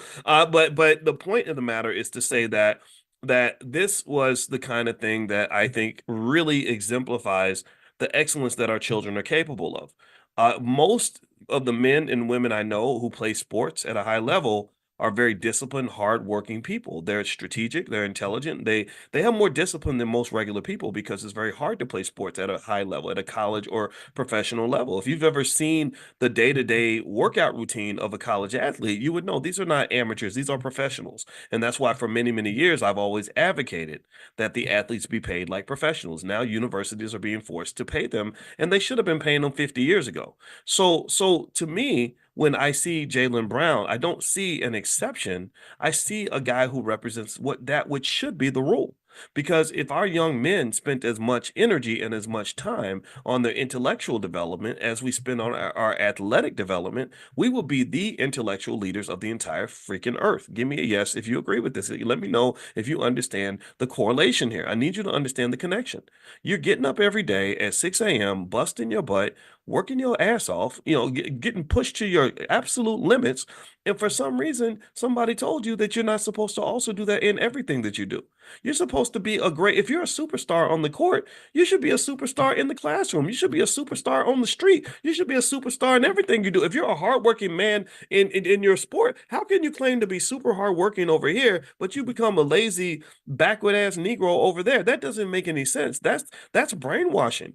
And I had a hard conversation like that. I had a student in my class when I was teaching at Syracuse who was an all Big East wide receiver, and it was embarrassing. The class was full of white people, and he's the only black guy, and he was getting the lowest score in every test. And so I sat and talked to him. And I said, "Man, this is embarrassing, dude. Like I see you. I see how good you are. I see how hard you work. You're the only person in the classroom who can go into a stadium with 50,000 people and play on national TV and catch passes and score touchdowns and all this other stuff. But yet somehow you think you can't pass these a finance test. Like these tests are easy compared to what you have to do.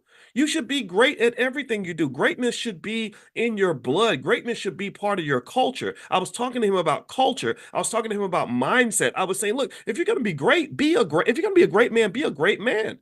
Just be great at everything.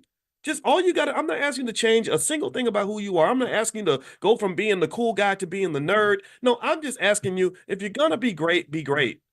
If that's what you are, then be it.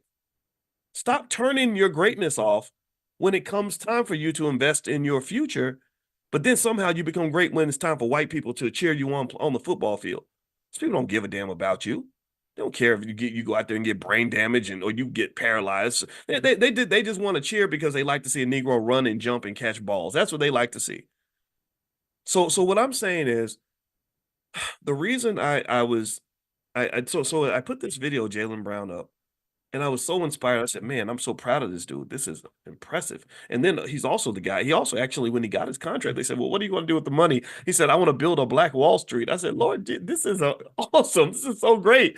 And it's so, but even my excitement is depressing because everybody should be doing this. Like there should be 1,000 athletes saying the same thing. Like it's weird. We live in the twilight zone because it's very weird that we have like just one or two. That it's very rare to find somebody who is at the heights of society who actually remembers where the hell they came from and who ain't scared to invest in and support their own people and their own community and build their own families. Do you understand how deep the brainwashing has to be for you to think that any of that all makes sense? It doesn't make any sense. So with Jaylen Brown, I was very proud of him, and it's really weird because I think I went to sleep thinking about that video, and in my dream I was talking to him and some other people in the Boston Celtics like extensively about this stuff, like about economic consciousness and about this is how weird I am. I think about this so much I dream about it, and we were having this conversation, and it felt so good because I'm like, finally we're going where we need to go, and because what we really need long term is we need infrastructure. I really believe one game changer for the black community would be if you had some serious people get together and raise a few $1 billion to build very simple little schools all around the country, just like the Jewish people have Hebrew school. We need black people school. We need black economic school. We need powernomics training, whatever you want to call it. And this was the vision I laid out to Kanye West. He did not see it. He's in another place. Um, but this is something that is easy to do It's been done before by other communities that wanted to take self-accountability, and it is something that would make a massive difference that would last for the next 500 years.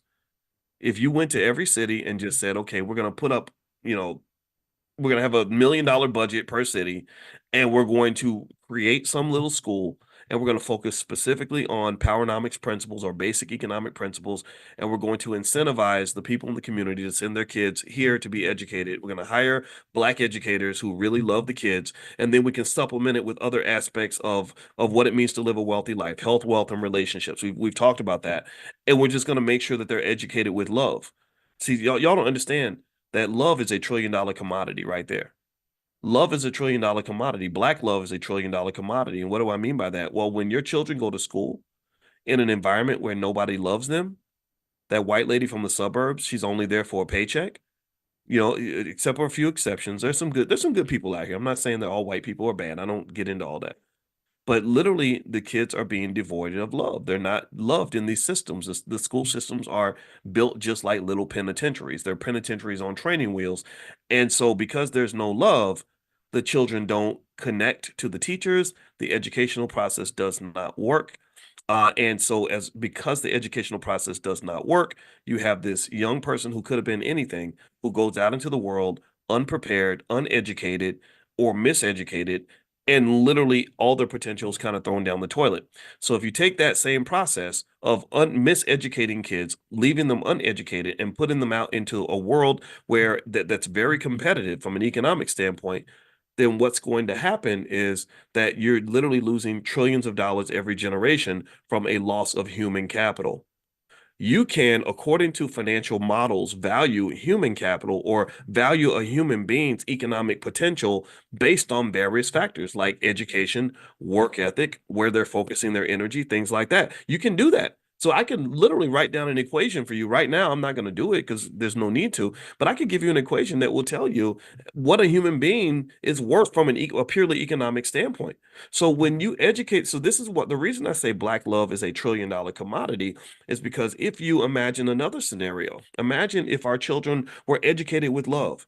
Imagine if every morning the kid wakes up and he's going to a space with black men and black women who really love him, who really are passionately committed to seeing him succeed, who really care if he ate breakfast that morning, who care if he's happy or sad, who care that he's having good relationships with the other children in school.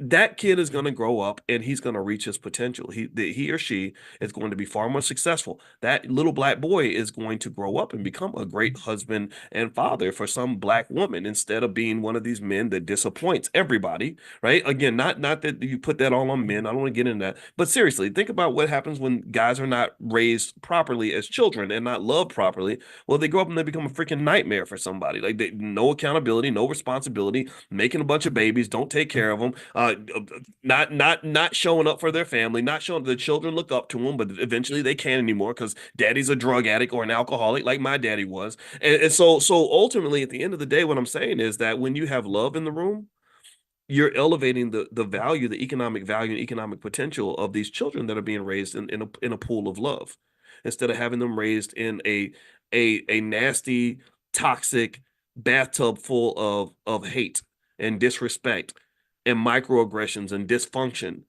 This is what I'm saying. So ultimately, everything comes back to love. And I would say that if we love our children, we will invest in our children. If we love ourselves, then we will invest in ourselves. The things that you love, you take care of. The things you don't love, you throw them out the window. You waste those things. So I would argue that the lack of self-love, the lack of love for each other, the lack of love for our children, the lack of love for progress and everything that we claim to believe in, that is what causes us to continue to do things wrong.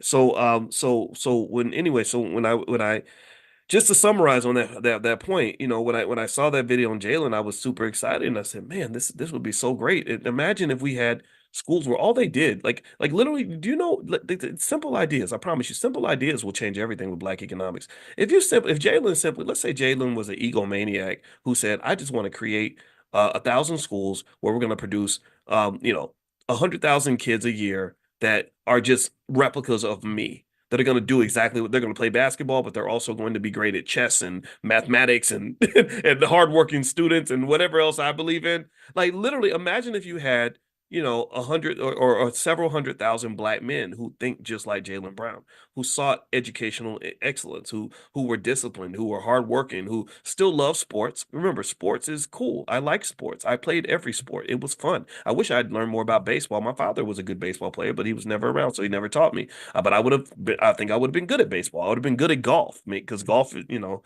I wasn't tall, so maybe I needed a sport that didn't require me to be big and tall. But the point is to say that just simply taking your models of success and being able to mass produce them in almost like an industrialized framework, that is a pattern and a model that's been used by other countries to build powerful nations. The United States, the reason Hitler was so scared of the United States in World War II is because the United States has had some of the most amazing industrial capability of any country on the planet. They could just if they want to make a bullet, they're not going to just make one or two bullets. They're going to make like a billion bullets. They're not just going to make two or three really nice ships. They're going to make like hundreds of ships because they've got a process, a system. Do you understand? So what we need is we need a system. We need to look at our best and brightest and our baddest and our boldest and our most extraordinary men, our most extraordinary women, and we need to build them just like you build a Tesla in a factory. You know, because they already do that with hip hop. There's a whole documentary called The Nigga Factory. They already build gangsters. They already build thugs. They already have a factory to build athletes. They have factories to build black kids that want to be comedians or whatever. That's why if you go to most schools and you ask the black boys, what do you want to be when you grow up? An overwhelming majority of them are going to say, I want to play in the NFL, the NBA, or I want to be a rapper. Like they are because there's a system. It's systematic. So the question becomes, given that you know that there are so many systems that are plotting to turn you left, how many systems do you have in place that are plotting to turn you right? You know, given that there's so much, remember, media is a system. That's why, like, if you think about the radio stations, when all the radio stations got together and said, we're going to play the same music everywhere in every city, that's when Lil Wayne and people like that become mega famous. And they're because everybody around the country is hearing the same songs. It's systematic.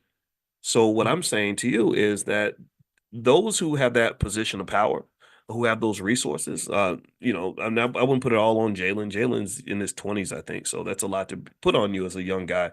But those people that have access to capital should also have a way of thinking or advisors that can think in a systematic fashion so you can implement systems to counter the systems that are there to harm you. Remember, racism is systematic. Systematic racism is what really, really plagues you. It's not this specific one, it's not these one-off situations like, oh, I went to the grocery store and the white lady didn't want to give me my change. I don't give a damn about that. Who cares if they like you? Stop getting that's not racism. Systematic racism is when you're talking about the massive denial of opportunities, when you talk about massive economic theft that's occurred over multiple generations to the tune of $14 trillion. It's when you talk about entire systems designed around white supremacy, like the school system, the prison system, the economic system, system. So you got all these systems that are working against you. What systems do you have that are working in your favor? Or are you even, because remember, to think on a systematic level, you have to have a certain level of consciousness. A person who's sitting in the system can't always see the system. They can't see the system unless they elevate in terms of consciousness to rise up and look down and say, well, wait a minute, this is happening to me, but oh, it happened to millions of black boys. There was millions of black boys that wanted to put on medication and do all these other things. Do you understand? This is why consciousness is so important. I'll share the story, then I'm done talking about this topic. But I still remember when Snoop Dogg was talking to Tupac. And as you know, in case you don't know, Tupac got killed, and Tupac was right in the middle of his beef with Diddy and everybody else, and Bad Boy and Tupac was pretty committed to the beef, right? Tupac had been traumatized because he got shot in New York, and he's thinking somebody set him up, and it's kind of bad. So he's really mad at Snoop Dogg. He was mad at Snoop Dogg because Snoop Dogg had a different level of consciousness than Tupac. I hope I didn't offend anybody by saying this, but Snoop Dogg's consciousness was just different in my view because Snoop Dogg was like, Tupac was like, I'm gonna kill him or F those dudes or whatever, right? My fofo, make sure all your kids don't grow. Like he's really in it. He's really in the moment. And Snoop is like, let's take a step back here and let's think about this. So to me, Snoop, so his approach was more like, this moment will pass. One day I want to be a grandfather or something. I want to be alive in the year 2010 and 2020 and get gray hair and whatever and do oldies concerts with Mick Jagger and stuff. Like I don't know if I really want my last experience on this earth to be like 1996, right? So what was interesting was Pac got really really mad at Snoop because from what I understand, I'm not an expert on this, so anybody who's a hip hop head, if I'm wrong about something, just let's not. I don't want to debate that all day. And so Snoop goes to New York and they asked him on the radio, they said, how do you feel about Puffy and everybody else? Because he was Puffy back then. He changed his name every like once a week. And he was like, man, I'm cool with all of them. I like all them dudes, man. They all right. So Snoop was trying to like be friends with people and just say, look, I'm not trying to escalate this conflict. I don't really want this to get out of hand. Whereas Tupac was like, no, that's the enemy. And remember, in his song, "Hit 'Em Up," one of the greatest diss songs of all time, he says something like something that was really interesting to me, where he says, um, F Bad Boy, F blah blah blah, as a whole record label and as a whole crew. And then he says, if you're down with Bad Boy, then F you too. So he's spraying a nuclear bomb, basically saying that not only am I talking about my enemy, but anybody who's even affiliated with my enemy is also my enemy. So by Snoop Dogg simply saying, and I promise you there's a point to this. So by Snoop Dogg simply saying, look, I don't want to fight them. That's between y'all. That made Snoop into the enemy. And so what Snoop told as a story, which was interesting to me, that made me think that okay, this guy has a level of consciousness about him. And consciousness is vision. It's the ability to kind of see long term. It's the ability to see wide, to see the bigger picture, and not get caught up inside the trees. You can see the whole forest. Is so he says, yeah, me and Pac were talking, and Pac was saying, man, Death Row, we the I'm gonna say it like Snoop said it, so cover your ears if you don't like profanity. He said, Pac was like, we the motherfuckers, we the ones, we the sinners. They can't nobody mess with us, can't nobody mess, right? And what Snoop said was really interesting. Cuz, he said they make us everywhere. He said they make gangsters everywhere. And what he was talking about in my mind, and my maybe this was my interpretation, was he's talking about the systematic replication of a mindset, the systematic replication of a certain outcome, the mass industrialization of certain types of black males all throughout the country, so that I could go to I could go to Seattle and I could find that guy in Seattle. I could go to Chicago and find the same guy in Chicago. I could go to New York and find the same guy in New York. I could go to Texas and find the same guy in Texas. And so to me, that is kind of what I end up seeing when you're talking about the outcomes with our kids, is that these are systems that are spitting out kind of the same person, the same outcome. When I can tell you a story about something that a black man did or that a black woman did, and I say, does anybody know somebody who's like that? And everybody says, oh yeah, I know someone. Oh, I got a cousin like that. I got a sibling like that. Or when I say, how many of you have had a family member go to prison?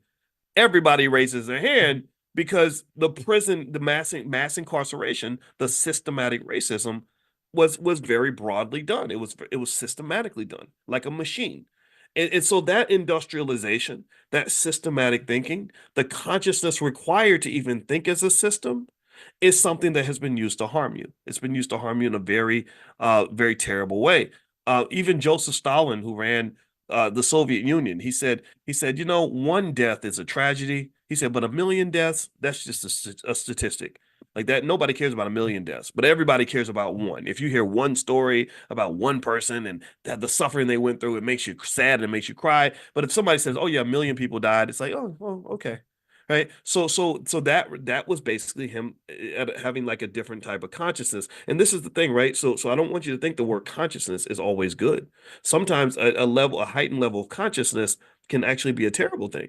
Right? It's just like, oh yeah, yeah, we're just gonna kill 10,000 people over here, but we'll save 100,000 people over there, right? So don't ever assume that consciousness always means that you're a better person.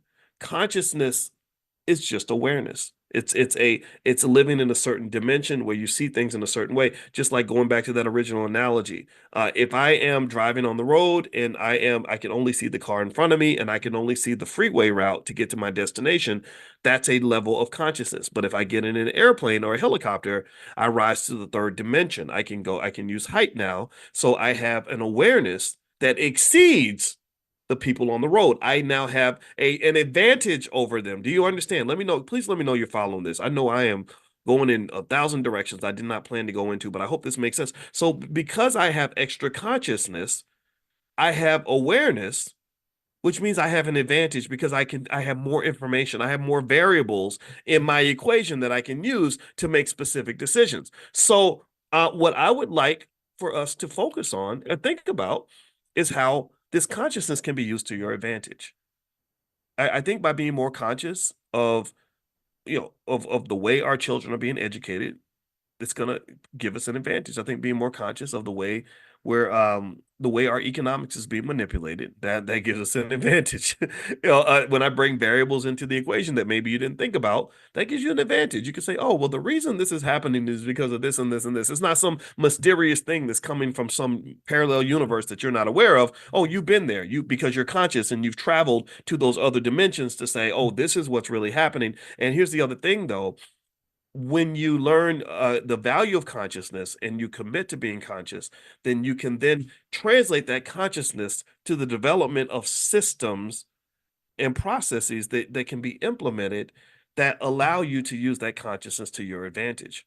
Like when I know that being above the traffic allows me to see further down the road than being in the traffic, then what I do is I go build me a helicopter and I apply that knowledge. And now I'm in the helicopter and now I'm winning. Now there's no traffic. I can see further than everybody else. I have more information than everybody else. It's going to be harder for you to get me into a car accident if I'm in a fucking helicopter. And that's really what a conscious person does. A conscious person isn't necessarily always going to fight you because they done rose above the fight. They're on another vibration, another frequency. They don't even know that the fight's happening. And that's what happens. Think about it. Think about people you know who are just low vibrational people. They sitting around, they jealous, they petty, they mad. They're thinking in a scarcity mindset. They're mad at you about stuff that you don't even know happened. You're not even thinking about it. Wow, because you're focused on something bigger. Your vision is out there, whereas their vision is right here. Because nobody ever taught them how to be conscious. People only taught them how to be petty, small-minded, and low vibration. So rise up, raise your consciousness. In fact, if you ever, I'm gonna tell you the truth. If I'm ever in a fight and I take a moment to close my eyes and meditate, I win the fight, not by winning the fight. I realize that I can win the fight by rising above the fight. And I even do that with my wife. Don't tell her I said this. But if my wife is really mad at me over something stupid, something simple, something petty, I'll literally close my eyes and say, will this matter in 5 years? And if the answer is no, then you know what I do? I let it go. I do. I just say, I just say, okay, yeah, all right, yeah, whatever you say. Yeah, you're right. Yeah, that's true. Because at that point, I'm not even talking about like Boyce is not really talking to you anymore. Like the Boyce from the future is looking at it saying, this is silly. So consciousness can be your asset in a multitude of ways. Financial consciousness will make you a financial genius. It will make you financially successful. But remember, consciousness can be applied to everything that you do. So this is why, I encourage you to consider that those people that believe in things like meditation and all that, that's really important because when you can really sort of understand what's going on, you can really position yourself in a way that's going to benefit you. So anyway, I totally flubbed this whole conversation. I told y'all I was going to talk about reasons why people overspend. So what I'm going to do is I'm going to read that list. I made a whole list. I didn't plan on talking about Jalen Brown and all that, but y'all know what it is. That's what I do in economic consciousness. I just do a stream of consciousness, and whatever comes to mind, I trust it, and then present it in a way that hopefully adds value to your thinking. But I am going to read this because I did make that promise. So I apologize for those of you that are sitting here like confused. And by the way, so quickly, just a reminder, tonight we are going to meet for the Prime program, which stands for Passive Recurring Income Machine, where we're going to talk about making money by selling stock options. It's a pretty cool way to make money. There are risks in all investing for sure, but a lot of people really enjoy it. So if you'd like to do a $1 trial, I'm going to send that link out right after we get done today. So make sure you're on the text list. Text the word morning, MORNING, to 87948, and you can try the program for $1 for the first month. And also that'll give you the chance to attend our session called Prime 101 next week, where we literally do a whole introduction. Now tonight I'm gonna do a Q&A. I'm gonna answer questions from the students that are already in the program, but those that are beginners, we're gonna do a Prime 101, and you get a chance to come in here. You come in for free or come in for $1. So text the word morning, MORNING, to 87948, and I'll send you that link. And also, I wanted to remind you, don't forget the All Black National Convention is happening October 25th through the 27th, and that's going to be in Lombard, Illinois, right outside Chicago. It is an amazing, amazing place, and the convention is an amazing experience.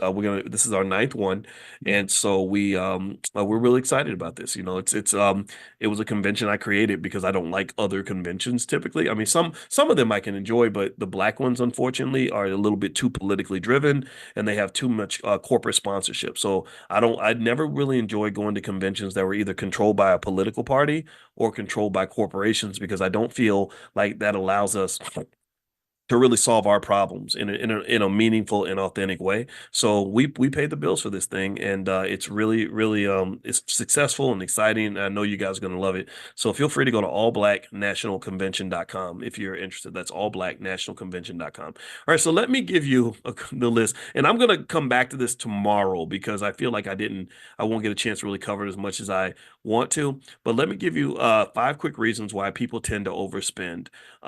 Okay, so the first reason, this is all based on research, what the academic research says. So if you have an issue with overspending and your money's leaving your pocket and you don't know why, let me give you some financial consciousness that will help you to at least know why you spent all your money. It doesn't mean it's not going to happen. It just means that you won't be confused and you won't sort of be rope-a-doped out of your resources. So the first is emotional triggers and impulse buying. So according to a study by Kruger in 2016, people often overspend due to emotional triggers such as stress, sadness, or boredom. So retail therapy is pretty common. It's a common coping mechanism for negative emotions. So give me a yes if you've ever gone through that, where you were feeling bored, stressed, or sad, and shopping just made you feel better.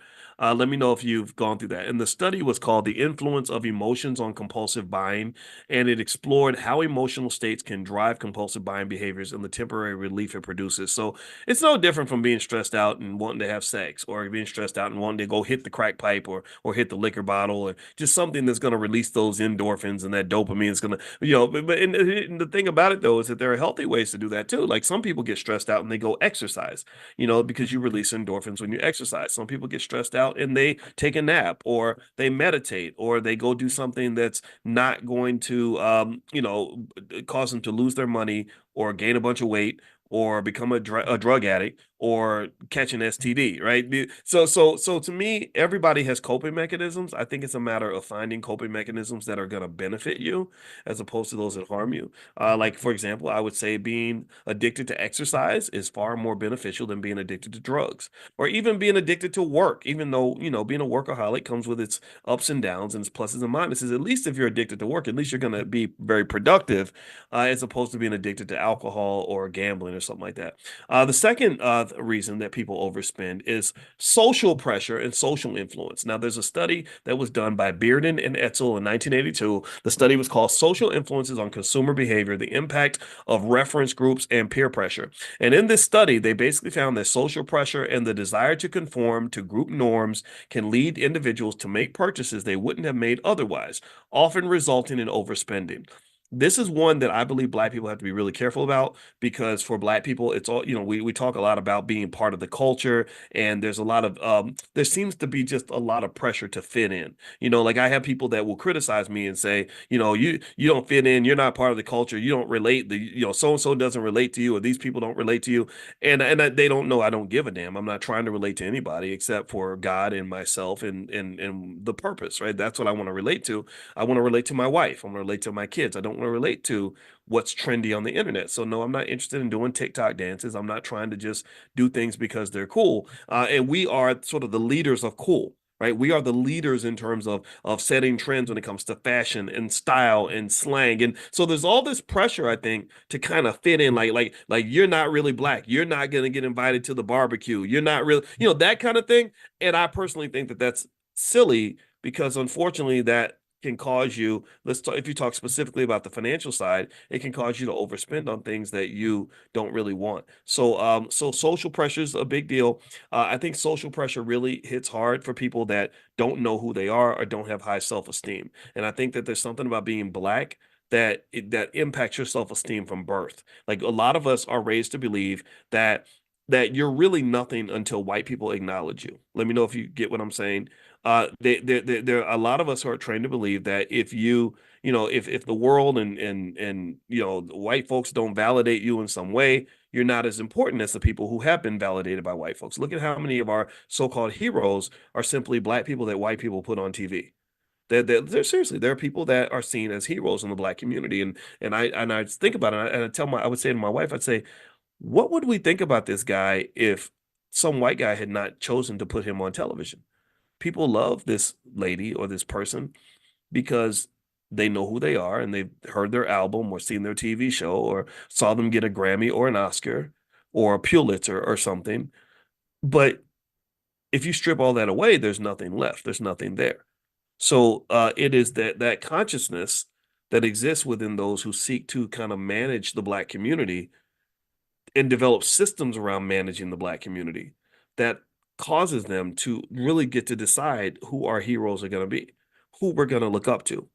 If they could take any random person on the street, like a sexy red or something, boost her up, make her one of the most famous people in America, put a whole lot of money in her pocket, and there will be a segment of the Black community that will look up to that person, that will say, "Oh, wow, you're my hero. I want to be like you when I grow up." Or you could take that same person. You could take it's Sexy Red as this rapper. You don't go look her up. It's gonna make you vomit. But anyway, they could take Sexy Red. Pay attention now. They could take her to any elementary school in the hood right now, and the kids would start screaming. They would be excited to see her in the gymnasium, and they wouldn't be excited if you say brought, I don't know, the greatest Black surgeon on the planet, right? Especially if it's somebody like Dr. Ben Carson, who happens to be a Republican. Like, oh, boo, you're bad. Yeah. Or we don't know who you are, or you seem like a nerd, right? But so it's kind of interesting how that's done. Right? If you see it the way I see it, it's like, oh, I get it.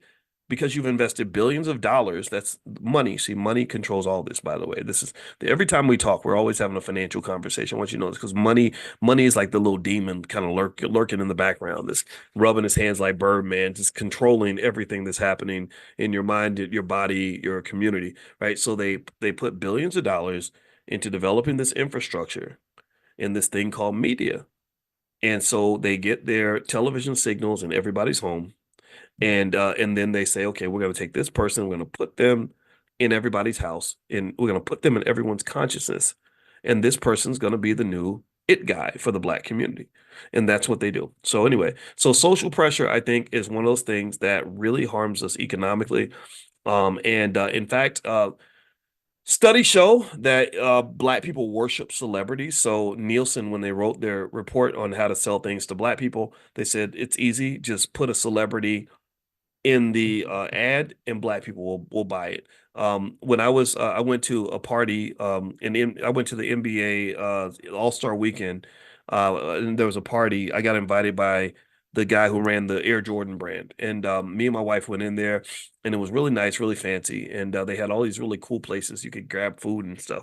And so I sat down. I mean, this was like good food. It's like I got like a little version of a steak dinner. So I sat down at this little place, and And I was sitting next to this guy, and I knew he was important because he's like a real weird looking European guy. And I said, "Well, what do you do?" And he said, I created the Beats by Dre headphones. And I said, "Wow." I said, "You guys did a really great job with the marketing on that." And he said, "Thank you." And I guess he didn't care what I did, and I didn't care to tell him. But really, when I said you guys did a great job on the marketing, I was really thinking, wow, you really did a great job of manipulating Black people's addiction to celebrities and the addiction to sort of fitting in and following the crowd. Because what you did was you took some pretty mediocre headphones and you ran a campaign where you had all their favorite celebrities wearing those headphones. So you used symbolism to really connect to the conscious and subconscious mind of mostly Black people to basically say, if you have this symbol, this little Beats by Dre symbol in your ear with these headphones, you're gonna be similar to Serena. You're gonna be similar to Lil Wayne. You're gonna be similar to LeBron, right? And that's kind of what I see when they talk about peer pressure and social influence. I think social influence is really something that if you're going to allow social influence to impact you, then put yourself in an environment where you're going to be influenced by people that are going to make you do the things that you want to do. So if you want to lose weight, get into a group of people that are into losing weight. If you want to be intellectual, make your peer group other intellectuals. Don't try to be an intellectual person when you're surrounded by a group of ignorant people. Like being that's going to frustrate you, and you're going to be mad, and you're going to be punching at the air, and it's terrible. Like literally the most torturous conversations I have is when I try to have a deep conversation with people who ain't trying to be deep. In those conversations, I just need to sit back and just listen and study. I feel like the guy who used to go in the wilderness and study the animals and stuff, and I would just study human nature, and I would just be like, wow, this really ignorant conversation is really interesting to these people, and they're talking about stuff that just doesn't make any sense. And I know that the reason you believe that is because you watch too much Fox News, and you believe that because you watch MSNBC, and you believe that because you watch BET. And I'm not judging in a negative way. I try not to do that, but I realize this is not my conversation. This is not a time for me to bring out the other side of Boyce that wants to go super deep on topics, because this is not the crowd to do that with. So find your crowd, find your people. Be intentional about that. I think that consciousness is also connected to intentionality. So if I'm consciously and intentionally selecting who I want in my space, what woman I want by my side, what friends I want in my house, what people I want to talk to, then that allows me to structure an environment that is conducive to me becoming the man that I want to be. I don't want to be a man who's out drinking liquor at the strip club and using drugs. So I'm not really gonna want to spend a lot of time around people that are doing that. I want to be a man who's trying to be better, who's trying to pursue his goals, who's trying to be smarter, etc. So when I pick my friends, I pick them specifically and deliberately, because unfortunately there's a culture that kind of wants to push you in a different direction. So use peer pressure to your advantage. Don't let peer pressure cause you to do things that are not going to be good for you. Number three is instant gratification. This is another reason people overspend. That's a big one.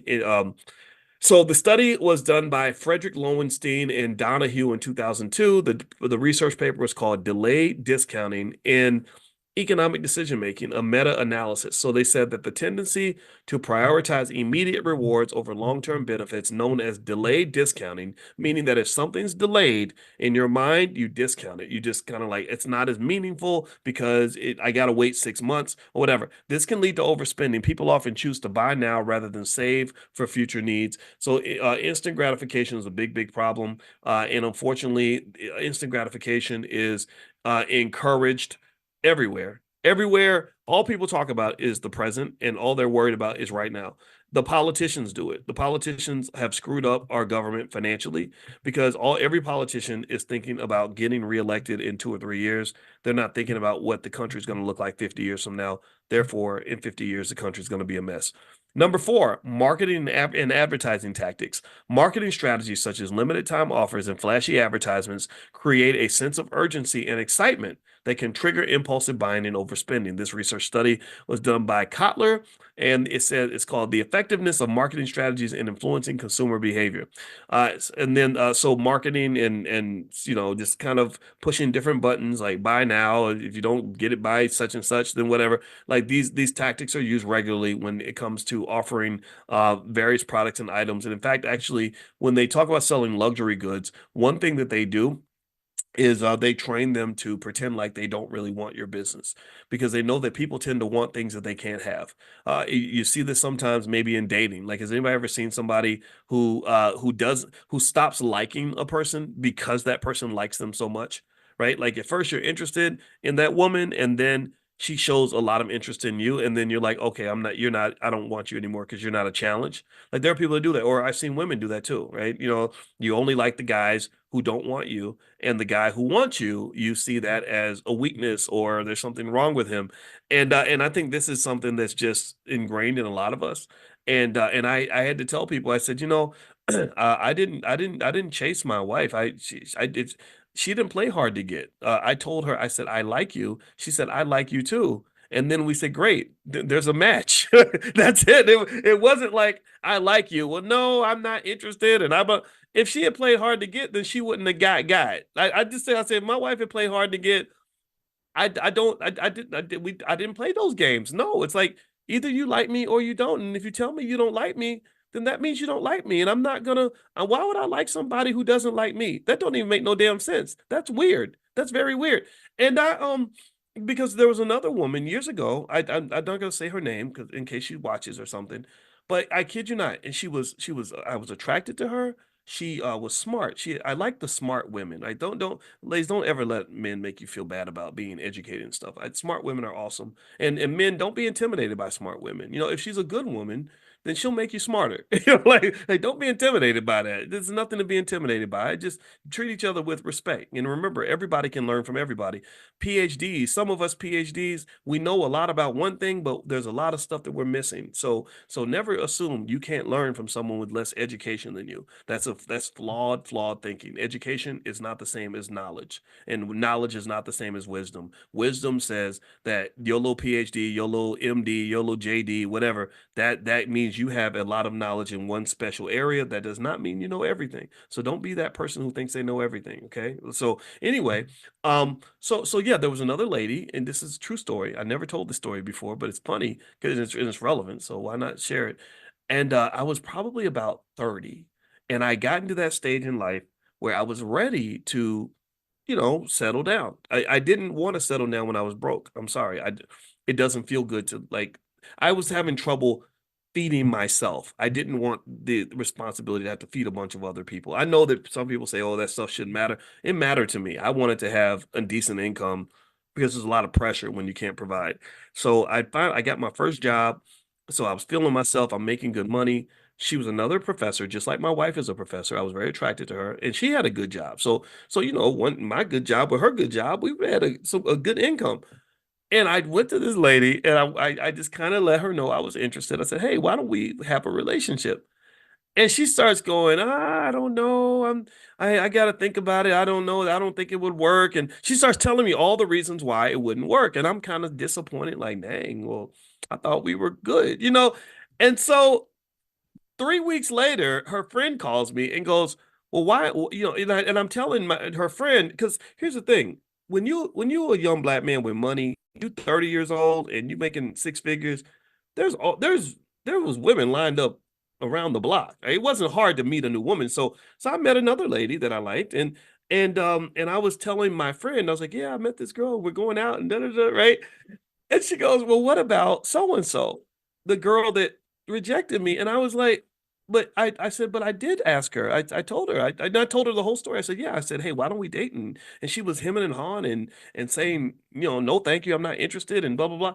And you know what she said? I kid you not. She goes, no, no, no. She likes you. She was just rejecting you to see if you were serious. And I was like, what? I was I was like, no, I am a serious man. If I ask you a serious question, I just expect a serious answer. I don't know. I don't know how to play those games. I was not trained on I did not grow up believing or being taught that no means yes and yes means no. I didn't. Because that gets guys arrested, by the way. That gets you labeled as a predator, or that gets you a sexual harassment accusation when you assume. And that's my belief that that no means no, yes means yes. And I know that there's nuances to this. I believe that with human nature, yeah, there was a time where like that song, remember that song?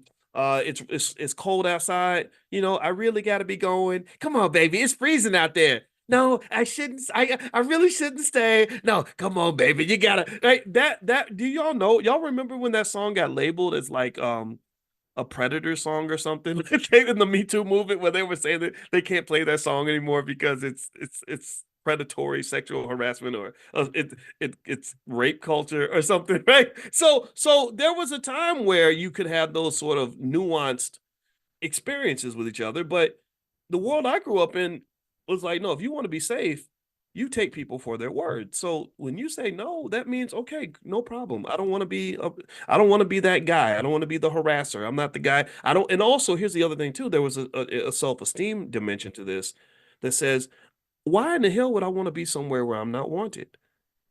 Like, why would I want to be? Why would I want to pursue someone or something that doesn't want me back? And that made me think about how many of us kind of do the opposite. We will literally give our very best to people who give us their worst. And that struggle love, it translates to everything. We do struggle love when it comes to economics. I believe collectively, white America's kind of shown, not that white people are all bad, but systematically, they don't give a damn about you. They don't like you. They're not going to give you any of that money back. They don't respect you. They're not going to support your reparations or anything. But yet you will be so quick to seek out their validation. You will be so quick to give them your money. You will give them your time. You will sell them your children. You will sell your children to the corporate plantation and say, go serve that white man over there. He gonna pay you enough money to pay your rent. Not to get rich. He's gonna give you enough money just to get by. We do that. We are really deeply committed to people, places, and things that are not equally committed to us. And I argue that that is a psychological problem. That is a self-esteem issue. So the same way when I talk about my wife, and I don't play when it comes to that type of stuff. I make it 100% clear. When I told my wife I was interested in her, and she replied and said, "I'm interested in you too," that let us know that there was a match. If one of us had played this goofy game of like, I'm gonna pretend like I don't like you to make you like me more, that to me is not a healthy game, nor is it a safe game to play for me as a black man for sure. I'm not here to harass my way into your life or to beg my way into your life or to wear you down until you finally agree to let me in, because then I'm setting this terrible standard. I'm gonna have to always meet this standard, and I'm always on thin ice because the minute I mess up, you're gonna kick me to the curb. No, I have value. She has value. I see her value, she sees mine. And we're clear about that. That's what grown-ups do. And I think the same thing should be true in any area of your life. When you're talking about spending money, let me tell you, one way that they sell luxury items is they act like they don't like you and they don't care if you're there and they really don't even want you around. Do you know Bernie Madoff? Do you know the way Bernie Madoff? Anybody, give me a guess if you know the name Bernie Madoff. Y'all know Madoff, right? Y'all remember Madoff? He ran the biggest Ponzi scheme in American history to the tune of tens of billions of dollars. Do you know how Madoff got? And he was robbing his own people. He's Jewish, by the way. He was robbing Jewish people in a major way to the tune of like 60, 70 billion dollars. Do you know how Madoff got so many smart people in the Jewish community? See, we y'all think Jewish people are perfect when it comes to money. No, they're not perfect. They're flawed like us. Do you know how he got so many people to invest? He acted like he didn't want their money. He acted like, I got a bunch of other clients. I have a bunch of people who are already offering me millions of dollars. So if you don't give me your money by tomorrow, then I'm not interested. And so people would say, "Oh, well, I really want him to take my money." So I went ahead and hurried up and gave it to him because I was so scared. That's what he did. That's what he played hard to get because he knows that we're raised to be suckers in that way. We're raised to want things that we cannot have. And by people presenting something in a scarce fashion or in a way where they are you get the FOMO, thank you, that's a great term, where you create this space where it's like, look, I don't want nothing to do with you. It does something when you tell people they can't have something, they really really want it. So when white America tells black people all the things that we can't have, and they have all these things sort of locked away that we have to beg our way to get access to, we will literally sacrifice everything to get access to that special space. And what I think is a great mind trick that, because they're doing mind tricks on you, you might as well do mind tricks on yourself. Is a mind trick that I did on Boyce was I said, no, Boyce, you are in the special space. You are the special space. This stop begging other people to let you to be around them. They should be begging to be around you. And not in a disrespectful way, but where you're sitting right now is the place to be. And I remember saying this when I was sitting in my little apartment. It wasn't a little apartment; it was a little townhouse in Syracuse, and I was doing this work, writing these articles. Nobody was reading, and I didn't. I was doing work nobody paid attention to. I remember saying, "I'm going to work so hard, and I'm going to be so damn good at what I do, that people are going to come looking for me. They're going to say, damn, this guy in Syracuse is doing some amazing stuff. How do I get in touch with him?" And years later, one day, my assistant calls me and says, "Tyler Perry wants to talk to you." And then I get another call. Farrakhan is on the phone. And then I get another call. Cornell West wants to speak to you. Like, so all these people that I admired, that I looked up to, and I was respectful. I didn't want. I was never arrogant toward them because I love all these people actually. Um, they saw what I was doing. They saw that yeah, there's value over here too. And so what I'm saying to you, and this is a good point to close on, is that you are valuable right where you are. You are as precious as you choose to be. Your community, in my view, our community, that's the sweet spot, man. That's where the gold is buried. The gold is buried in your backyard. You ain't got to pack your bags and go searching the world, looking for love in all the wrong places, chasing people down, begging people to acknowledge you, begging people to tell you that Black Lives Matter, begging people to let you into their institutions. You've got the juice already. You've got that.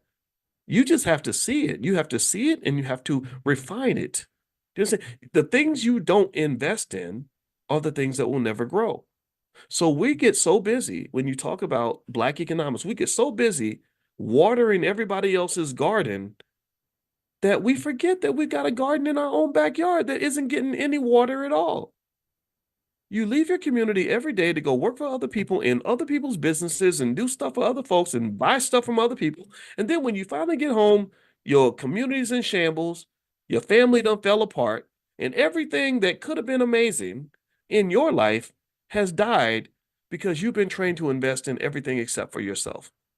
Your children alone, just your children, I'm not talking about your human capital and your creativity and everything else, just your children are a multi-trillion-dollar asset that you're not really investing in properly. We are not investing heavily in our children. If I was 22 years old again and I lived my life again, I would have found a great quality woman at the age of 22, had about 14 kids, and spent all my time investing in those 14 kids and making them into clones of whatever set of ideologies that we believed in as a family. And I would start at the age of 0 to make sure that we were all on the same page, because ultimately I would be building an empire. That to me, that investment will be more important than any job I could get. It would be more important than any stupid award I could win if I was running off to Hollywood. It will be more important than any of the other stuff people are doing. So find the things that matter to you and invest in that. Invest in you. Invest in the people around you. Like that's where your win is. Your win is not looking for love in all the wrong places or begging white folks to give you a seat at the table. To hell with their table. I don't want their table. I don't want to be at your table. I got a damn table. I'm building a table. And I'm building a better table. My table's made out of gold. Your table's made out of faulty plastic. I'm not integrated into a burning house. I'm building a powerful kingdom. That's the mindset I think that will get us to the next level. In fact, it's the mindset I know that will get us to the next level. So keep building, keep investing in the things around you. That's how you win. All right, I gotta go. It's time for us to finish up for today. I really enjoyed talking to you. We're gonna be back tomorrow morning at 10 a.m. Eastern. If you want to get the reminder, just text the word morning to the number 87948, and I'll send you a link. So text morning to 87948. Also tonight, at 8 p.m. I'm meeting the prime students. We're going to talk about making money selling stock options. You're going to like it. It's really a lot of fun. It's really good stuff. Also, in case you didn't know, at drboycebooks.com, my book, The 10 Commandments of Black Economic Power, is there, along with books from my wife. We have financial flashcards for kids, things like that. I know it's summertime, and if you have kids, your kids are probably sitting around doing nothing. So feel free to go to drboycebooks.com and take a look at some of the resources there, and maybe that will help you in your journey. So God bless you guys. It was real, and I'll see you all tomorrow morning, 10 a.m. Eastern. Have a good day. Bye-bye. Bitcoin is going berserk. But that's a no-brainer. Everybody knew Bitcoin was gonna, well, everybody that paid attention knew Bitcoin was gonna do this. It's actually over 70,000 now. At some point it will cross 80, in my opinion. I believe at some point it will cross 90 and 100 and everything else. I think Bitcoin is one of the clear investments out there. Although there's nothing that's guaranteed. There's nothing that's guaranteed, and I hope you all really remember that. Never forget that, right? So even if someone says, "Oh yeah, I really, really think this is going to happen," that does not mean it's going to definitely happen. Even as a professor, I can't predict what the stock market's going to do. I can't predict what any asset's going to do. However, there is a lot of evidence to say that if something is going to explode, it's going to be Bitcoin. And also, most of the indicators in terms of where the market momentum is going is pushing Bitcoin upwards. So if you've been consistently buying, congratulations, you're probably seeing this right now. And so you're well on your way to wealth, in my opinion. And so anyway, the one thing I wanted to kind of hit on today too had to do with something that was crossing my mind. I put something on my Twitter, and I really believe this kind of thing. And I think I said something. Sometimes I say stuff in a way that irks people. I don't know, but I said, I really believe that every parent should set a high standard for their daughters, so that some guy can't impress her by taking her on a weekend trip to Atlanta. And then of course people come in and say, well, what's wrong with going to Atlanta, and why do you hate poor people? And I don't hate poor people. That's not it. That's not it. I've been on many trips to Atlanta, but I really kind of I was just thinking about standards and how what you do with your kids financially really does set a standard. What they expect from you in terms of character and integrity goes a long way in terms of what they're going to expect from men that they interact with, especially your little girls. And a lot of times you just see, things that make me kind of sad as a father, like women kind of wanting, like really desiring men that just don't have good character. If you think about it, if you think about Diddy and Cassie, for example, which is kind of the talk of the town right now, there were a lot of women that were happy for Cassie to be dating Diddy. They thought she'd won the prize. They thought that she was looking good. She was in the driver's seat of her life. And girl, won the prize. You got the man everybody wanted. And that's just not the case. A lot of in economics we call that the winner's curse. There's something in economics called the winner's curse, and what the winner's curse is the winner's curse is where you think you won but really you lost. And it's when you compete for something that you're dreaming about, but actually you kind of have the wrong dream. And effectively, that is kind of what I see when it comes to the stuff with Diddy and Cassie and all that is like, I don't know. I mean, in hindsight, do you regret this relationship? And how would you have felt if I'd come from the future, if I'd gone into your life 15 years ago and said, don't do this, like don't date this guy, there's going to be bad things are going to happen? Would you have said thank you for protecting me from something that was going to harm me, or would you have just wanted to learn things the hard way? And I just hate to see that. It really makes me sad. And so actually what I wanted to do in terms of helping you understand how these financial standards can play a part in how your children see the world, let me pull up some data for you. Yeah, so because this is this is important. So when you're talking about setting financial standards for your daughters, let's talk about daughters in particular, right? So I know we have something similar when it comes to sons. I don't think the dynamic's the same because I don't believe boys and girls are the same. I know we have debates about, transgender and all that, but I just assume I believe that things are a little bit different. So when you talk about standards, here is some research that I found that kind of talks about what the standards actually mean and what they actually do when it comes to the quality of life, the ability of that little girl that you raised to have a healthy life. And I think about this, especially if you talk about, say, a guy like Diddy. I say, gosh, that's so interesting that this guy is known for beating up a woman and he has daughters. And I wonder how he feels. I wonder if you said, would you want your daughter to date a man like you? And I wonder if the answer would be yes or no. If the answer is yes, that would make you question, like, what kind of man are you? What you really would want some guy to, beat your daughter, kick her in the face right when she's trying to get on the elevator. Um, and then if he says no, it says, well, why would you want to be the kind of man that you wouldn't want your daughter to date? Because now your daughter is going to grow up, pay attention now, your daughter's going to grow up looking up to men like you. She's going to grow up thinking my daddy's a great guy and I want a guy like my dad. And so, so the question becomes, are you perpetuating these curses? And I think money's behind all of this, right? I think that money distorted hip hop. Money made rappers and these black men, mostly black men, into something other, and women too now. I mean, some of the female rappers, unfortunately, have kind of fallen into this trap. And so there are these people that have billions of dollars, and it's not us. We don't have billions of dollars to invest in things like this. They invest billions of dollars into these image distorting false realities of black people, where for many years you had a whole culture around complete disrespect, disregard, and harm and assault toward women.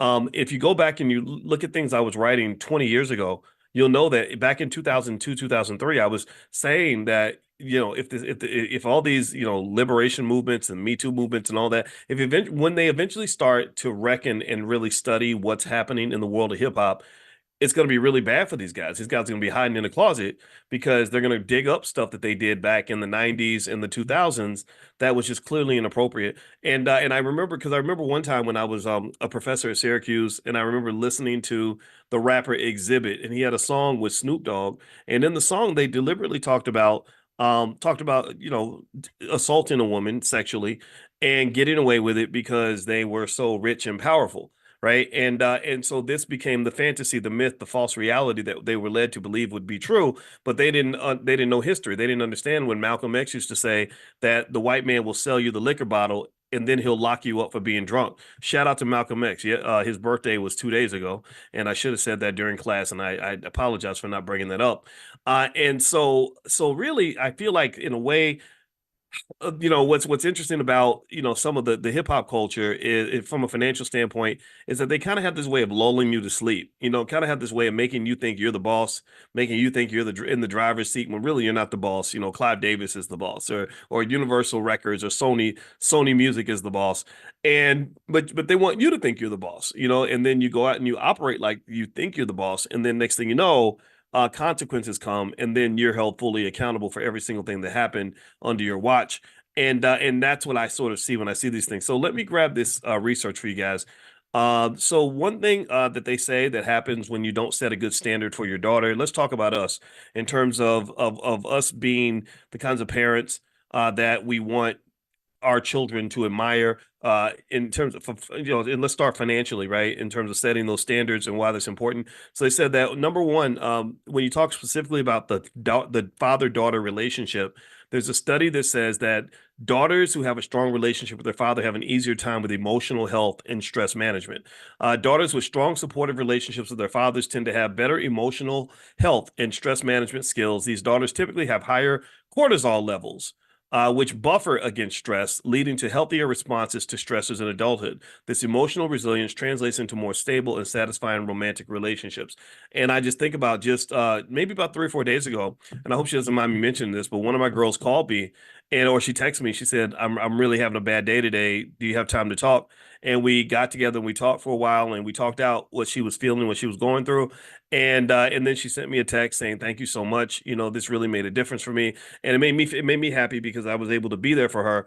But it really, I thought about that interaction when I read this study that the fathers, we kind of can bring something there. I don't know if it's our confidence, I don't know what it is, but we bring something that adds value. And that's a type of, by the way, that's a type of wealth, right? If you are emotionally unstable, if you can't, if you're not disciplined, or if you're constantly self-medicating because you're constantly dealing with anxiety and depression and all these other things, it's very, very hard for you to have the discipline required for you to achieve your goals, build wealth, and do anything that you want to do.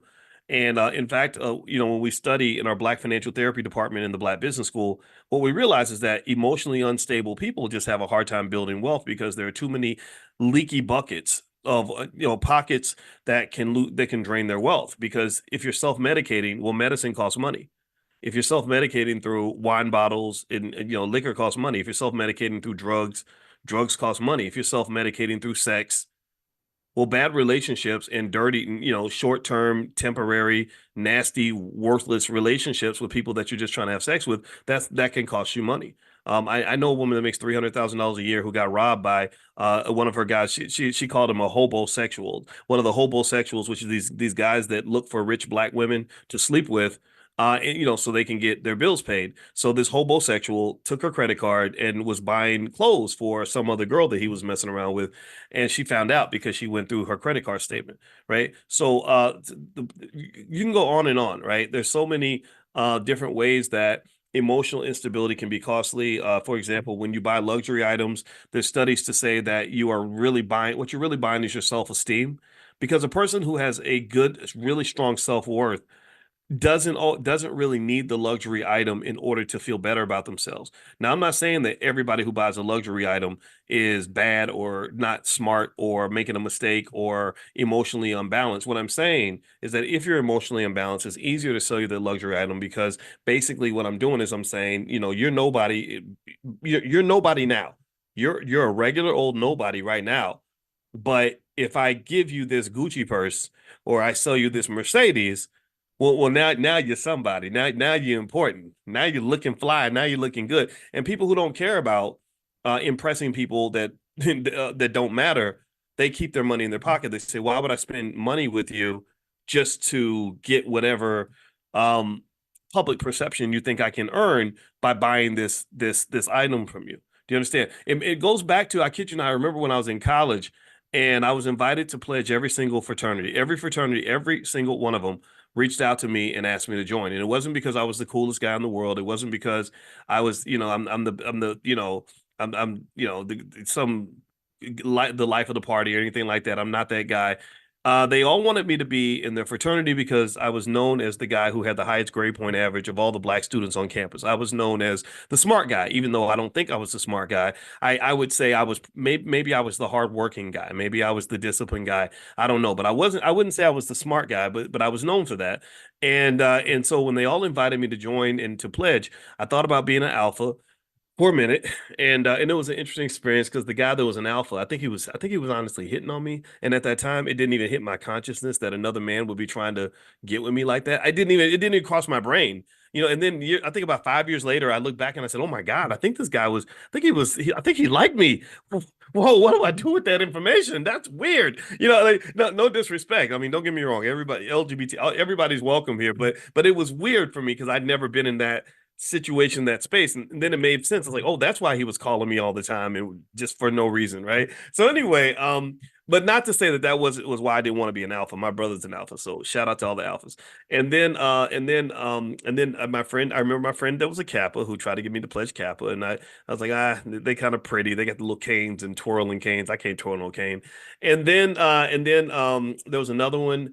The blue, they wear the blue. I forgot with the I can't Phi Beta Sigma. That's right. Yeah, I remember and I thought about that, because I liked the guy who invited me. His name was Daryl Van Meter. He died of a heart attack at 19 years old on the basketball court. It was crazy. I used to play basketball with Daryl, and I wasn't there that day, but one day he just died of, like, on the basketball court of a heart attack. 19 years old. It was, ooh, I remember that day. But anyway, and then I think I decided to pledge Q, and I was gonna become a Q dog. Can you imagine me as a Q dog or Mega Man, whichever one I would have been?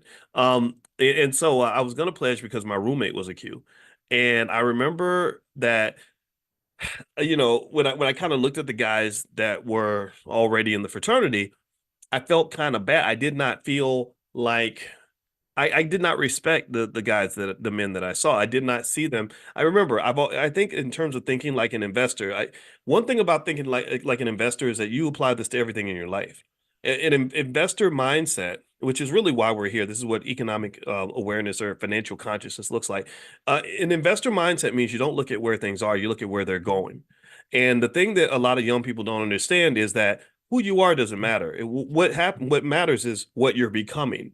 What you're doing every day determines what you're becoming. That tells me where you're going. That tells me what direction your car is headed. So if you're a person that, lays in the bed all day, smokes weed and plays video games and watches Netflix, well, you're becoming, that's what you're becoming. If you're a person who gets up every day, busts their butt, you're constantly learning, you're constantly growing, you're constantly saving and investing and all this other in building, well, then we know what you're going to be in 5 or 10 years, right?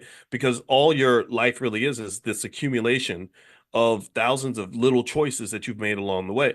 So I looked at these guys and I just saw things that kind of bothered me, like they drank a lot. They drank a whole lot. And I didn't drink at all, but they would be drunk all the time. My roommate was drunk every weekend. And I just didn't feel like that was good because in the 90s, a lot of black men were going to prison. And and I didn't want to get drunk and do something stupid and end up getting locked up because wasn't nobody gonna bail me out. I didn't have no plan B. And then also they did this weird thing where they had a party where they picked two girls up on the side of the road. This is the type of stuff in our culture that I think we got to just kind of talk about because it destroys people's lives. But they picked up these two girls on the side of the road, and they told them that if you want to ride home, you have to do things for us at our party, if you know what I mean. And so they had this party. I kid you not, this is a true story. One girl was in one room offering one service, if you know what I mean. The other girl was in the other room offering another service. And I remember thinking, back then, I mean, I'm 20. I'm trying to figure life out, and I was like, that doesn't seem right. That does not seem good. That seems because I was thinking about things like diseases and all that, but even criminality, right? Somebody can come back 10 years later and say, oh, well, you assaulted me, and now you're going to prison for 30 years, or now whatever, right? So, long story short, I remember just thinking, I see a whole lot of drinking, a whole lot of whoring and a whole lot of partying, but I don't see a whole lot of studying. I don't see a whole lot of hard work. I don't see a whole lot of building here, right? And I remember, so that was the thing that kind of got me to say, I don't think this is the right move. And again, this is that part of the culture. I believe other people put this on us, and I think we have to address that because it's very anti-wealth, it's very anti-family. Remember, anti-family is anti-wealth. Anti-family is anti-wealth, and it's also anti-black. So if you want to destroy black wealth, just keep destroying black families. If you want to destroy black families, keep destroying black culture. If you want to destroy black culture, keep destroying the black male. And that's kind of what's been happening. They've been destroying the black male systematically in a lot of ways. Even back in the 60s, Dan Rather, I was watching a documentary about Dan Rather, the great newsman, and he talked about how Vietnam War, most of the guys in the platoon were mostly black, a lot of black males. And so I just think it just goes way back, just in terms of what people have kind of done to us. So long story short, I remember just going back to the self-esteem thing. I remember the deal was like I was supposed to pay a bunch of money. Again, I'm a very logical thinker, right? I'm a mathematician, so 2 plus 2 is always going to be 4 to me. So the deal was you pay us $600 or $700, which is more money than I had at the time. I did not have a lot of money to burn like that. And they were like, pay us a bunch of money. And then for 6 weeks, we're going to make your life a living hell. And then when you're done, and I was like, well, what do I get when I'm done? They're like, well, you get to be one of us. And I'm like, so I get accepted. So I'm paying you money and letting you torture me, letting you ruin my life and my grade point average and only God knows what. For what? For the esteem of knowing that I can be part of your group?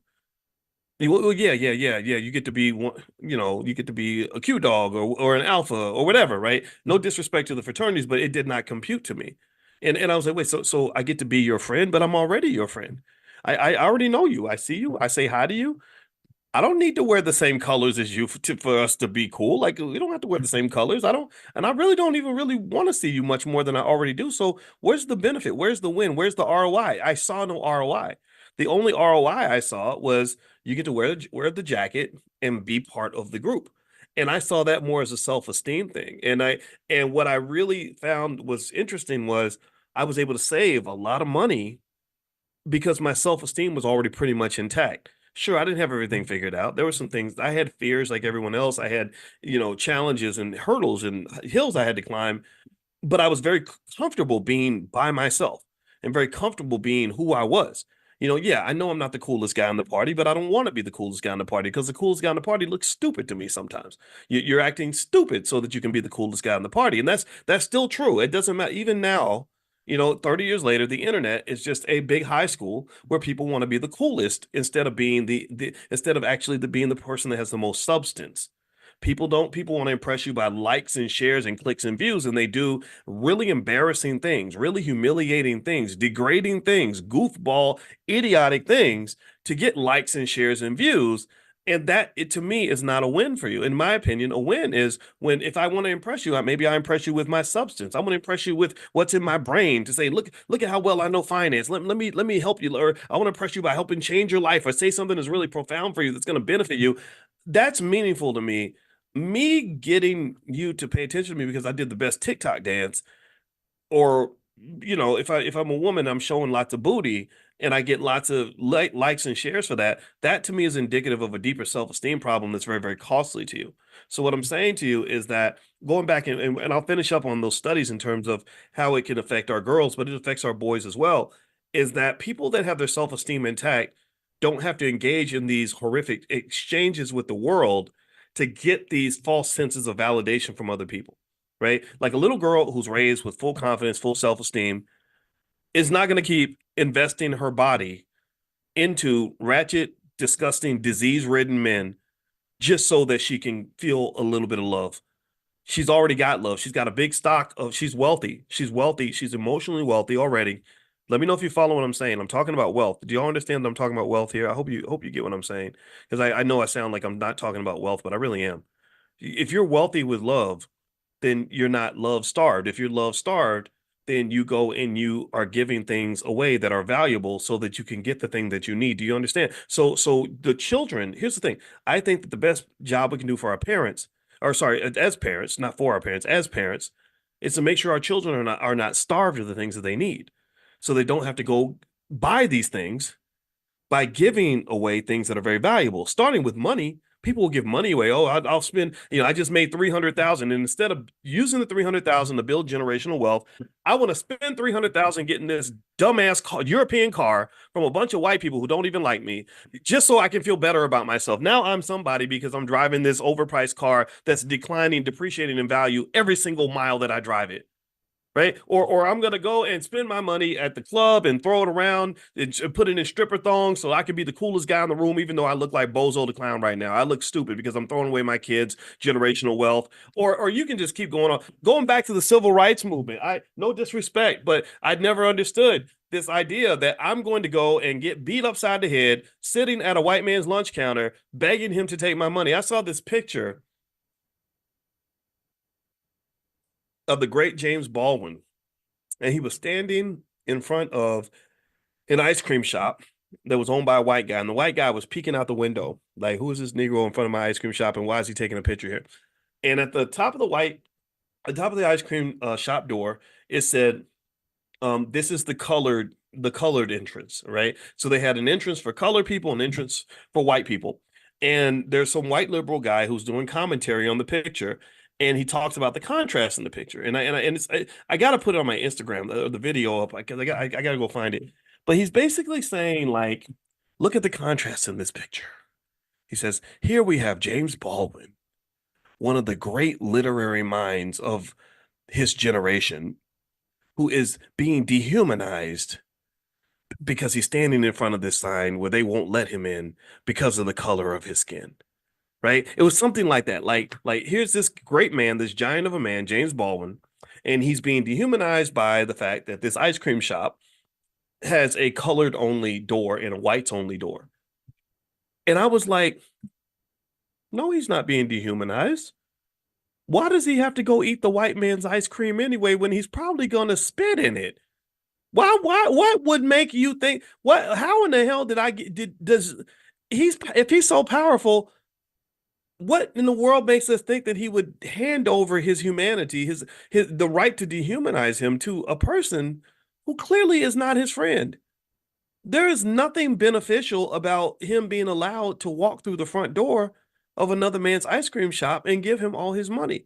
In my view, the sign didn't dehumanize him. It only dehumanizes you if something inside of you makes you feel that in order for you to be a complete human being, you have to go inside this bigot's ice cream shop. I don't want to go in his ice cream shop.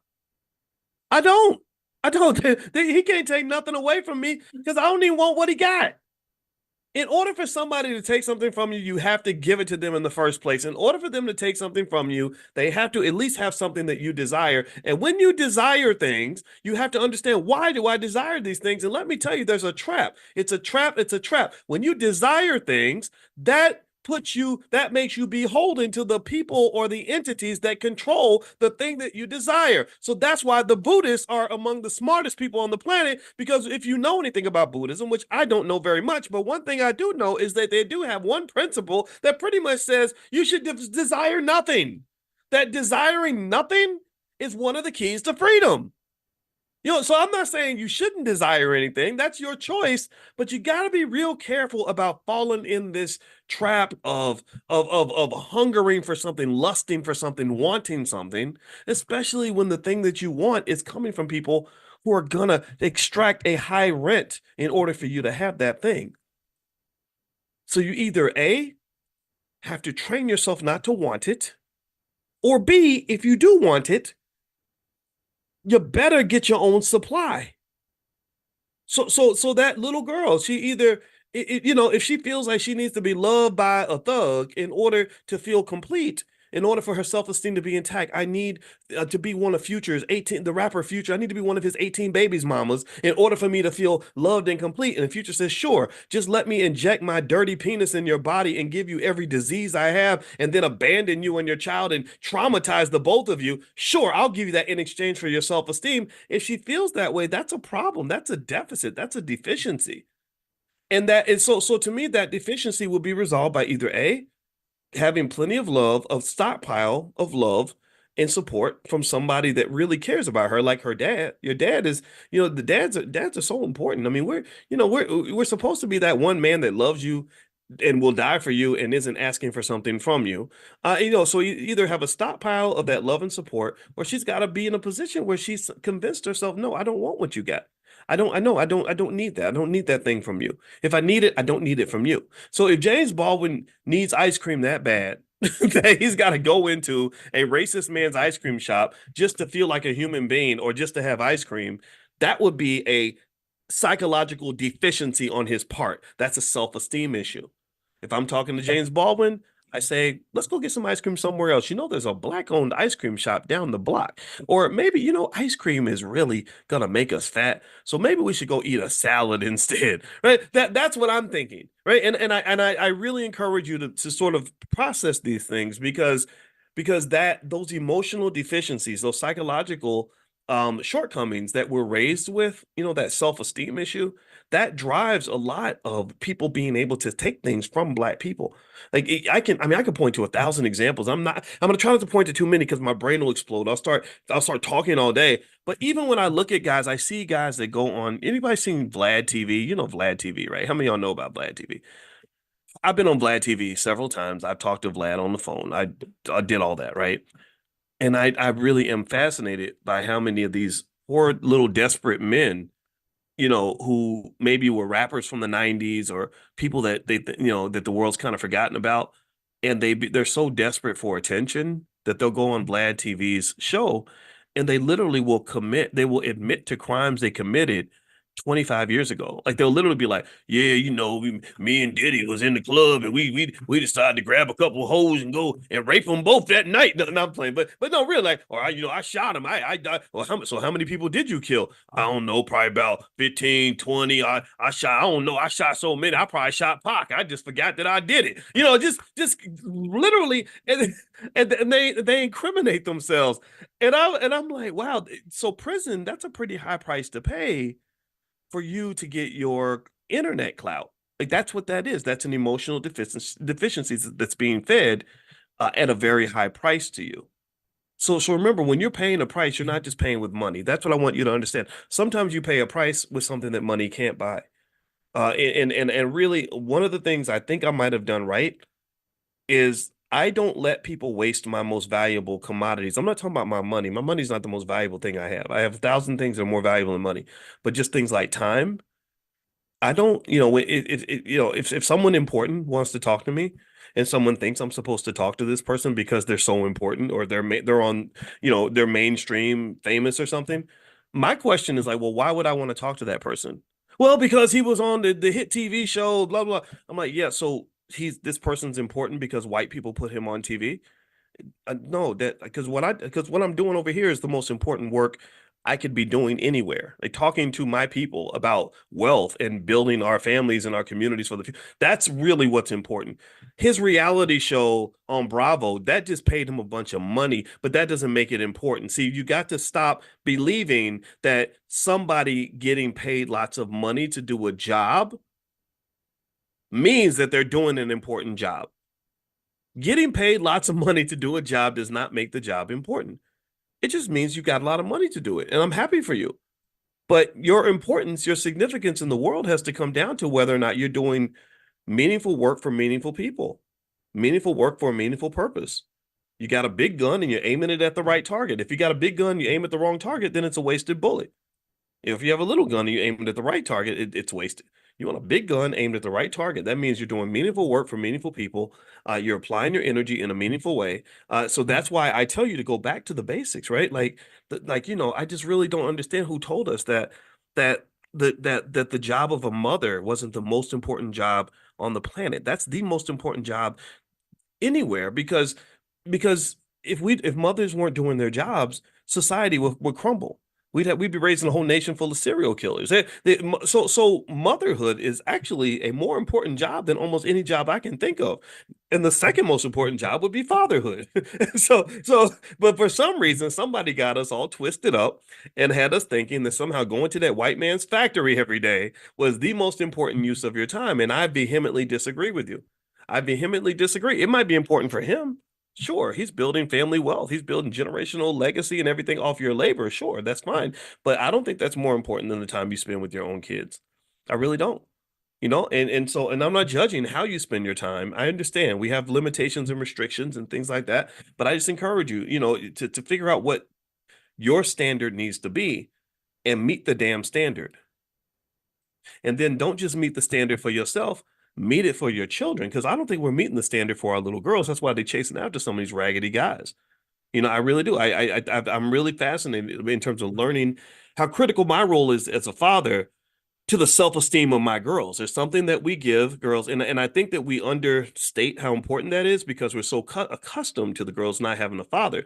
But I said, well, what if the majority of all the boys didn't have a mother? Are we saying that mothers wouldn't be important? Would we have a normal society if most boys did not have their mother in the house with them? I don't think we would. I really don't. So I think that when you see things happening that almost seem like bastardizations of Black culture, or just extreme disruptions in terms of Black society, Black relationships, choices. I'm the guy that would be curious. Like Diddy or Cassie, what made you so attracted to Diddy? What made you think that this pretty gay rapper is an important man? Is it because he had lots of money? Is that what it was? Like, what if Diddy made the same amount of money as a guy at Burger King? That he was still dancing and wearing shiny suits and still a great rapper. Well, he wasn't a great rapper, but still, but still like charisma and all that. But he was making like $5.95 an hour. Would that have been your man? Would you have really endured, all this? I'm not judging the choice. I agree. I think it was a scary situation that she was in, but I really wonder about these things, and I wonder like what's really happening here that will make us even think that that would be a good life for you. Is it just the money? And because I can tell you as a person who thinks about money all the time, and I can tell you when you do what I do, you end up as a professor thinking about money and on levels and layers that you can't even possibly imagine. It goes so much deeper than you think. Um, I just want you to understand that money is not as important as you think sometimes.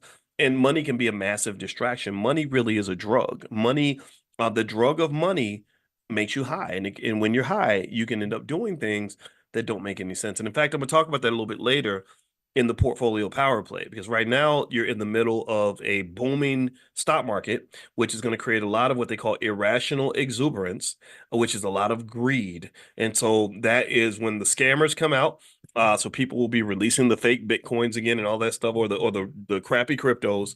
There's going to be a lot of IPOs of companies that are not worth what they're worth. During the previous boom, you had these things called SPACs, special purpose acquisition companies, which weren't worth what they were pretending to be, and people were paying money for these SPACs. So this changes the dynamics of the entire economy when everyone's sort of feeling excited, because right now everyone's getting FOMO because they're reading all the headlines about the Dow hitting record highs and Bitcoin hitting another record high and all these other things, and they don't want to miss out. So they jump in and they don't know what they're doing and they end up getting burned. So that's what we're going to talk about later on today. If you want to join us for the portfolio power play, here is a link to the private Zoom. I'll put it inside here. And if you're not invited to Money in the Morning yet, our economic awareness training, just get on the text list, text the word morning to 87948. So you can text morning to the number 87948, and I'll send you an invitation. And the portfolio power play, I'm going to put the link right here in the chat if you guys want to join me later on today at 1 p.m. Eastern. So let me see here. Let me pop this in the chat really quick. And then what I'll do is I'm going to go ahead and finish this up in a second, because today's my anniversary, and I shouldn't be like Mr. Workaholic on the day I got married. So, and then my wife's birthday is right after that. So I got Mother's Day, my daughter's birthday, my wife's birthday, and my wedding anniversary all in the same month. So, oh, sorry, I got two daughter birthdays, right? So I got so much crap that happens in the month. It's in May. It's crazy. So it's really hard. I have a hard time keeping up with names and dates, or like anniversaries and stuff. So pray for me. All right. So anyway, let me finish reading these studies in terms of how that setting that standard can make a big difference. Okay. Yeah. Did I switch the portfolio power play to 1? Yeah, it's 1 p.m. Eastern, Natasha. I think I had to move it back to 1 because the other time, for whatever reason, didn't work. But there's the link right there. And you can click on that and you can join. All right, so a couple more things I want to mention before we bounce out. And again, we'll be back tomorrow morning at 10 a.m. Eastern. So feel free to join us. Just text the word morning to 87948. One thing that they say, surprise, surprise, is according to this study by the Institute for Family Studies, they said a father's involvement can set high standards for how a daughter expects to be treated in relationships. Research shows that daughters who have close communicative relationships with their fathers are less likely to engage in risky sexual behavior and are more likely to have fulfilling, long-lasting marriages. These daughters often have higher self-esteem and body image satisfaction, which are crucial for healthy relationships. Also, in terms of academic and career choices, fathers play a crucial role in their daughters' academic and career decisions. Studies indicate that daughters who receive mentoring and support from their fathers are more likely to pursue ambitious career paths and are often influenced positively by their father's career choices. This support fosters independence and confidence, which are beneficial in all areas of life, including relationships. Also, in terms of negative outcomes, they said the absence of a father figure or a poor father-daughter relationship can lead to adverse outcomes such as depression, anxiety, and early sexual activity. Conversely, daughters with positive father figures are less likely to face these issues and more likely to develop healthy, supportive relationships with their partners. So, shout out to and by the way, if you don't see that link to join the portfolio power play, one other way you can get access, I'll send this out in a little bit. Text the word stock, STOCK, to 87948. If you text stock to 87948, you'll get a link from me right after this class, and I'll invite you guys in. So text stock to 87948. I'll also mention a couple stocks I'm buying later on today when we talk. All right. So what I really see here is, first off, I want to applaud fathers that are setting a standard for their kids, period, and their daughters especially. I'm proud of you. I love you so much because of the fact that you are the fabric that's holding the community together. We need our strong masculine men to do this, because unfortunately, as Malcolm X used to talk about, America tries to make the black man into a little boy. So when I see rappers behaving in very childish ways, it reminds me of the fact that there are people that use their money to convince black males, grown black men, to behave like children. I saw the rapper Cameron on CNN, pretty much acting like a kid, because there's no pressure for them to grow up. So they're very irresponsible, very sloppy, very ignorant. And he's old. I think he's old enough to be a grandfather. I want to say he's almost 50 years old. Diddy is over 50, right? And engaged in the same shenanigans that he was engaged in when he was 25 years old. A 52-year-old is not supposed to behave like a 25-year-old. That's not culturally normal, but it seems normal because we financially reward it. So sometimes when things are financially incentivized, that makes us automatically and unfairly and incorrectly believe that that is the right way to approach life, that that's the right way to exist.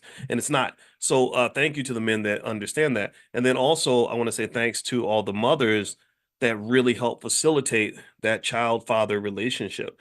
Because one of the things I believe is that from what I've read, I read about the science of bonding and oxytocin, which is the chemical in your brain that bonds you to other people.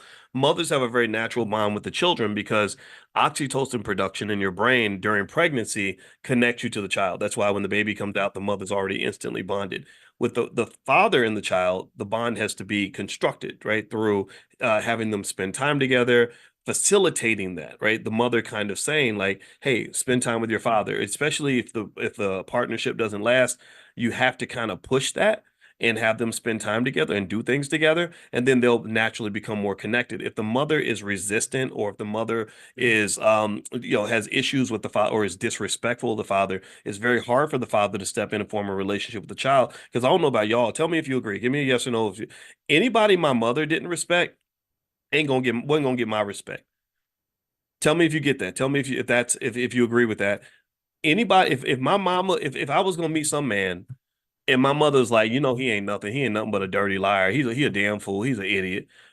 I'm not, and I'm 9 years old. I'm loyal to my mother 100%, period. So you bring this guy in front of me and you've been talking crazy about him, or even if you're subtly doing it, even if it's subconscious, right? Like, or somebody says his name and you go, yeah, we'll see what he does. Oh, that's a cue. That's a clue. And I want y'all to understand this. Pay attention now. My mother did not do this, but it happened. It's a true story. I met my father, my biological father, for the first time when I was 14 years old. So my uncle took me to his house. My parents did not know that I was being taken to my biological father's house. I come to the door. He's standing there, and I looked at him, and it was really shocking because I'd never seen another man who looked like me like that. He looked a lot. I said, "Wow." So he gave me a hug, and it was one of those real heavy hugs, like, "Son, oh my God, good to see you, son," that kind of thing. And I didn't hug him with the same intensity because I'm 14 and I didn't feel the same, I didn't feel the same way. Hadn't spent years away from my son. I was just a 14-year-old, a freshman.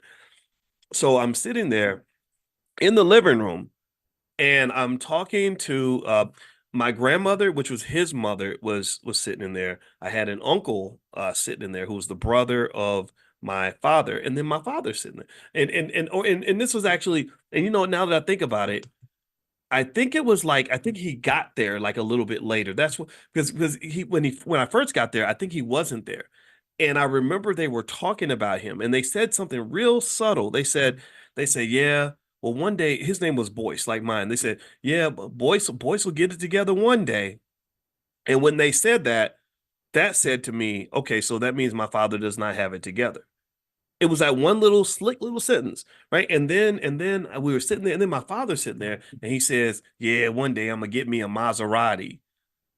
And I remember just looking at him, and I instantly had like almost no respect for him because I'm listening to this, and maybe I'm different. Maybe I assume I was probably a little bit different. Maybe I am a little more perceptive, a little more aware of things. I don't know, but I was like, this dude does not seem like he's not what I thought. Like I was hoping I'd have some dad who was doing amazing things that I could be proud of. I did not see that with him, right? And it was accurate. He was on drugs. He was, in the streets doing whatever. And at that point the respect was kind of gone. And so really what I would say to you is that you have to facilitate those relationships, and it's really to the benefit of the kid. It's not for your benefit. You may hate him, but that kid needs somebody that's gonna care about them without wanting something in return, because if that's not there, then she's going to look for that from a lot of other men who are going to expect her to pay a high price. Okay. And they're going to drain her of things that money should not be able to buy, if you know what I mean. So that's my 2 cents. If you want me to package it up and summarize the gist of what we've talked about today, it is basically that healing and emotional health is extremely important for wealth building because if you are whole emotionally, you don't have to pay and give your wealth away to people that help you fill those gaps. Do you understand? Right? You don't have to pay to fill the loneliness gap. Like think about it, like a man who's lonely, maybe he pays women for sex because he doesn't know how to not be lonely, right? Or a woman whose self-esteem is low. She's giving her body away to men, right? Which is more valuable than money, right? Or maybe you're giving your time and your energy to things that are not beneficial to you. And I know white folks, I believe that with racism, if you read Dr. Claude Anderson books like Black Labor, White Wealth, which everybody should really read, it explains how during slavery that the number one goal of the slave master was to keep the slave's self-esteem really low. They wanted to make sure that you were hardworking and very loyal, but they did not want you to have a lot of confidence in yourself. Because if you have too much confidence in yourself, then you, by God, might gasp, actually try to compete with white people. And they did not want you competing with the white man, but they wanted you to serve him. Right. So ultimately, I believe you can compete with anybody. I believe you should serve your family first, and then serve your community after your family, and then serve yourself after you serve your community, serve your family, serve yourself. Take care of all three. And I think that will get you to where you are able to build wealth because you're not giving it all away to other people who are doing things for you that you don't actually need in the first place. So anyway, all right. So couple quick things. So today we're gonna do the portfolio power play at one. I'll mention some stocks that I'm buying during that time. Also, I mentioned to you all that I wanted to, since you had asked me about other specialized topics like estate planning, stock options, real estate, stuff like that, I wanted to do it in a way where you could form healthy economic habits. That's the goal. That's the goal of economic awareness training. That's why we do it 7 days a week, is because I want you to get in the habit every day of thinking about your economics. So, what I wanted to create in addition to money in the morning was something called money in a minute. And that's literally where it's, if you want to learn, for example, estate planning, I would send you out via text message like some sort of short lesson that you can learn in less than 2 minutes on estate planning. And then you would get one of those every single day for maybe 30, 45 days. And then by the time you're done, you would have a basic understanding of estate planning. And then there would be options for you to do more if that's what you want to do. Same thing with stock options, stock market investing, real estate. We can go on and on and on and pretty much, sort of create whatever you want. So that's almost done. And I'll reach out to you guys about that. There will be a fee, but we'll discount it substantially for those of you that are in our economic awareness training. And that should be ready probably by the end of the week. Okay. So I'll let you guys know when that's ready. And if you're not already on the text list for Money in the Morning or economic awareness training, make sure you text the word morning, MORNING, to 87948. And also the book that we were covering for a big part of this class is my book, The 10 Commandments of Black Economic Power, which you can get a copy at our Black Wealth Mastery store, which is at drboycebooks.com. So it's drboycebooks.com. So take care, everybody. Have a good day. Thank you so much for hanging out. It was great. And maybe I'll see you guys later on this afternoon. And thank you for your well wishes on the anniversary. I appreciate it so far. And I hope you're doing well. What's my largest holding? Great question, Errol. Errol's so smart. I love talking to Errol. Errol, you're one of my favorite people, period. I just want you to know that. You know what? I'm not 100% sure, but I believe it's Amazon. I got to double check, but I think Amazon is where I have my biggest holding. I got to look. I can't remember. I buy so much stuff. I don't always remember everything that represents my biggest holdings. But then again, it's a style, it's a preference, right?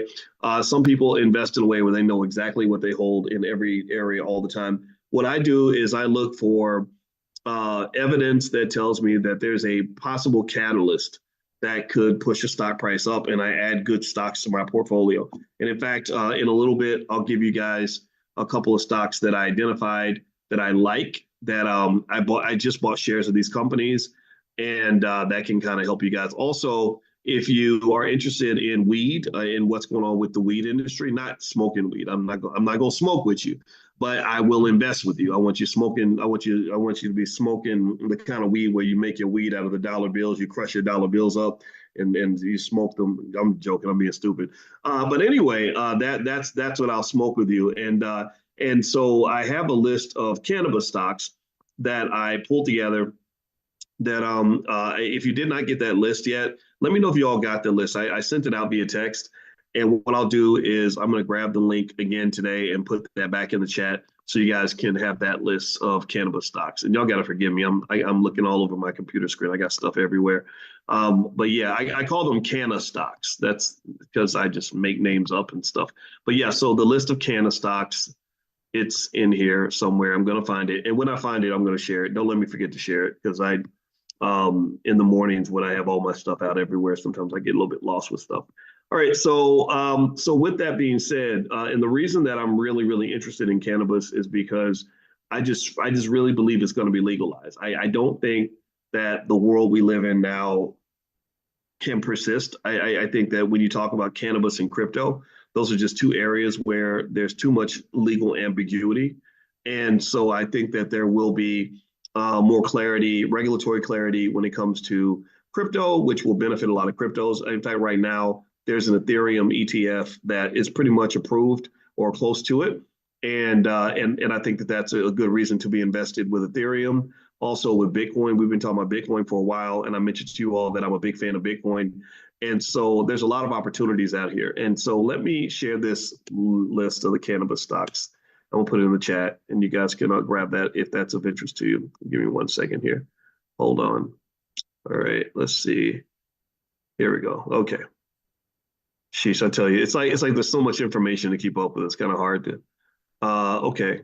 Oh, there we go. Okay. Well, thank you, Sonia. Sonia already shared it, so looks like Sonia's on her game. What would I do without Sonia? All right. So anyway, so there's the list right there inside the chat as well. So Sonia also provides her link as well. So let's see here. What else am I noticing? All right. So in terms of opportunities, I do believe that, and I heard an analysis by Kathy Wood, who is interesting. She's super smart, but sometimes she's just wrong. And I don't know if she's wrong about this or not, but I know that it did make sense. She was saying that based on certain historical data, that there's evidence to say that companies that small cap stocks tend to do well in this kind of environment. They don't do well right now, like they're undervalued. And that what's happening right now in the market is that everybody's flocking toward these big companies, these big tech companies. And what tends to happen is that whatever everybody else is flocking toward, that's not really the place you want to be long term. Like everything that's overperforming right now is going to underperform at some point in the near future, and everything that's underperforming now is going to do well later on. So there are some small cap companies that I took a look at that I actually invested in. And again, this is not investing advice, but I'll mention them to you. One is a company called Magnite, Magnite, and the ticker symbol is MGNI. And I invested in this company solely for the fact that when I did my research on it, the analysts like it, and also it's a small cap company that should have some possibilities later on down the line as the market evolves. So again, if you want to go take a look at that company, it's MGMI, and the name of the company is Magnite. And so feel free to take a look at that. Again, this is not investing advice, though. Now, what else is happening in the markets? I'll just kind of give you a quick summary. A couple of things going on right now. Basically, the economy is holding pretty steady. There are some risks and catalysts in the economy, particularly the areas like commercial real estate. A lot of people are concerned about commercial real estate. In addition to that, if you want to look at sectors that seem to be a little bit overvalued, tech is a little overvalued. So all the big tech stocks that everybody loves, a lot of people believe that they're priced so high that even though these are great companies, they may not be great investments. Because remember, a great company does not make for a great investment, and a bad company does not mean it's a bad investment. Also, the Federal Reserve is expected to maintain interest rates higher for longer, which means that these rate cuts that they've been talking about that would have been positive catalysts for your stocks, they're probably not coming for a while. They may do a rate cut in the summer, but for the most part, they're not going to likely do the rate cuts that everyone expected to see, right? And also, some people believe that GDP is going to slow down a little bit in the third quarter of 2024. They're not predicting a recession, but there could be. I mean, they're supposed to be. The economy's done so well that at some point you've got to slow down. You've got, that which goes up has to eventually come down. And so you can expect some sort of economic downturn to occur in the near future. All right. So what I want to do is look at some of your questions here. And let's see. The first question I see comes from Genia Ardrey. She says, I have P&G stock with a holding company. Should I leave it there or move it to another platform to build in order to buy, sell options? Well, if you're talking about buying and selling options, Procter & Gamble is not a stock that we talk about much in the Prime program. Right? So, in terms of options, you'd have to have a lot of shares of Procter & Gamble stock, I expect, to be able to generate a decent income from options. However, if you wanted to move assets over to pursue a particular strategy, you can. But what I do is I sell my options and stuff like that, and that's how I generate my income. But I don't put more than, say, 20%, 15, 20% of my portfolio in that direction. Because you got to remember that every type of investment involves risk. The stocks that give you the most income tend to also have the most volatility. That's why the options market is so active. So in my view, I wouldn't sort of get overly enthusiastic when you see the money come out. I mean, but it can be nice though if you're able to kind of stomach it and just kind of ignore the things that should be ignored. Then it does work. I sat with a student this morning who every week he generates about $3,000 a week on his options, and but he was a saver. He saved up over $100,000, and so he's able to put that money in that portfolio and just use that as his income driver, so he doesn't have to work if he doesn't want to. So this is an easy out. And those that are interested, if you don't know about the Prime program, a lot of people like it. So feel free to go to drboyceprime.com if you want to take a look at that. It's a really great way to make money. Let's see. Jennifer says, did Dr. Boyce host a private Q&A for Prime members this morning at 10 a.m. Central? No, I did not. Did that pop up on the schedule or something? Did you get a notification or something? Because sometimes Zoom does weird stuff like that. It'll send out stuff announcing that I'm going to do something and I know nothing about it. So if that happens, we've got a great support team. You can email support@theblackbusinessschool.com and they will take care of you. They'll make sure that, that everything that should be a certain way is done a certain way. So email support@theblackbusinessschool.com if you see anything like that, because sometimes I don't catch everything, and so I would love your help in terms of figuring out how we can do things better in the Black Business School. I keep trying to help everybody understand that we are a university, right? A lot of people don't believe a Black man can actually run a university, but my PhD is just as real as the white guys. So we are getting it done, and we educate people on Black wealth better than any institution in the country. There's no HBCU, there's no white university, Harvard, Yale, Stanford. None of these schools do what we do the way we do it because we are kind of the Black wealth surgeon. So that's our specialty. That's what we selected, and that's where we're going to stay, right? So if you want to see how we can help you, just email the support team, support@theblackbusinessschool.com. Thank you, Rianne, by the way. I see you in the chat. Rianne is on our team. She's in the chat right now. She can answer questions and help you out. And the ticker symbol for the stock I mentioned earlier is MGNI. MGMI, I just bought shares of that stock this morning, and this is how I want you to get into the habit of buying stock. I want you to not make it a big deal. Don't overthink it. Just get in there and buy consistently. And when you see stocks that appear to be good opportunities, just buy it. Just do it. Just like you go to the store and you buy bread, or you go and you buy a pair of socks. When you buy a pair of socks, you don't sit and spend 6 weeks wondering if you should own socks or not. You just do it. So buy stocks the way you buy socks. Man, look at me. I got bars today. So buy stocks the way you buy socks. And that is literally my best advice for you and I don't give it investing advice. So let me just take that word back, but you get what I'm saying, that this is how I do it. Just you find stuff that you think is a good buy and you invest it. Because here's the deal. Look, Magnite, the company I mentioned earlier, they provide technology solutions to automate the purchase and sale of digital advertising inventory for buyers and sellers. It features applications and services for digital advertising sellers, including websites, mobile applications, and other digital media properties. Okay, so Magnite, the ticker symbol is MGNI, Mary, Gary, Nancy, Ignition. Basically, think about this. So this stock is $12.60. Okay, now here's the thing. I'm going to tell you right now that I bought this stock this morning. I bought a couple $1,000s worth of this stock. If you ask me 2 months from now, hey Boyce, do you own Magnite? Did you buy any shares of Magnite? I won't remember. I'm going to literally be like, I don't know, let me check. Because I buy anything that looks good. And here's why I don't overthink it, why I don't let it stress me out. So let's say that you buy few shares of the stock, and let's say that it doesn't go up at all. Let's say that it drops by 40%. Well, what else were you going to do with that money anyway? I mean, maybe you could have bought a different stock, but you don't know. You can't predict stock prices. There's a whole theory called the random walk hypothesis, and I've told you all about this, that says you really can't predict what a stock is going to do. You can make a guess, you can kind of look at sectors and kind of, kind of figure some things out, figure out what the risk profile is, but you really don't know. You don't know. So stop trying to know things that you can't know, and stop listening to people who tell you they know things that are really unknowable. This again, I'm not a financial influencer. I'm a financial scientist. So I can tell you that the financial science, the research says you can't predict. So stop stressing yourself over things that you can't control and things you can't possibly know. Here's what you do know, though. You lean on what you do know. Here's what you do know is that people who consistently buy stock have more money than people who don't buy stock. Do we agree on that? Give me a yes if I've convinced you of that, if you understand this, if you believe me. This is what the research says. Again, I'm not a financial influencer, I'm a financial scientist.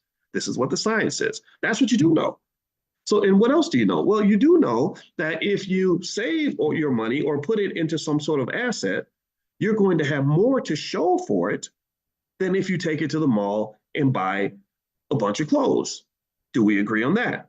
That if I buy this stock at $12.60 per share and I put my money in this stock, even if the stock goes south 5 years from now, and let's say it drops from $12.60 to $9 a share, at least I'll still have some money left over. What happens if I go to the mall with that money? And this is the thing. People will avoid investing because they're scared of losing a little bit of money, but will go take that same money and go shopping, which means you're going to lose all your damn money. There ain't hardly nothing you bought in 2017 that you're still using right now. Probably not even your car. So why not try? And here's the third thing. Here's another thing you do know. I can name 20 things that you do know, and then I can name a bunch of stuff you don't know. But here's another thing that you do know. You do know that keeping your money is better than giving it away, right? We do know these things, right? We do know that if I keep my money, I'm going to have more money than if I give my money away. So when you buy stock, what you're really doing is you're putting your money into what they call a store of value. A store of value is like putting my money in a bucket.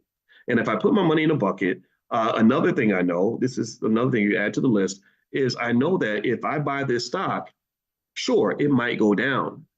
But also, if I buy this stock, it might go up. And I know that I don't know if it's going to go up, but at least I know that if I'm in the game, I have a chance to win. If I'm not in the game at all, I have no chance at all.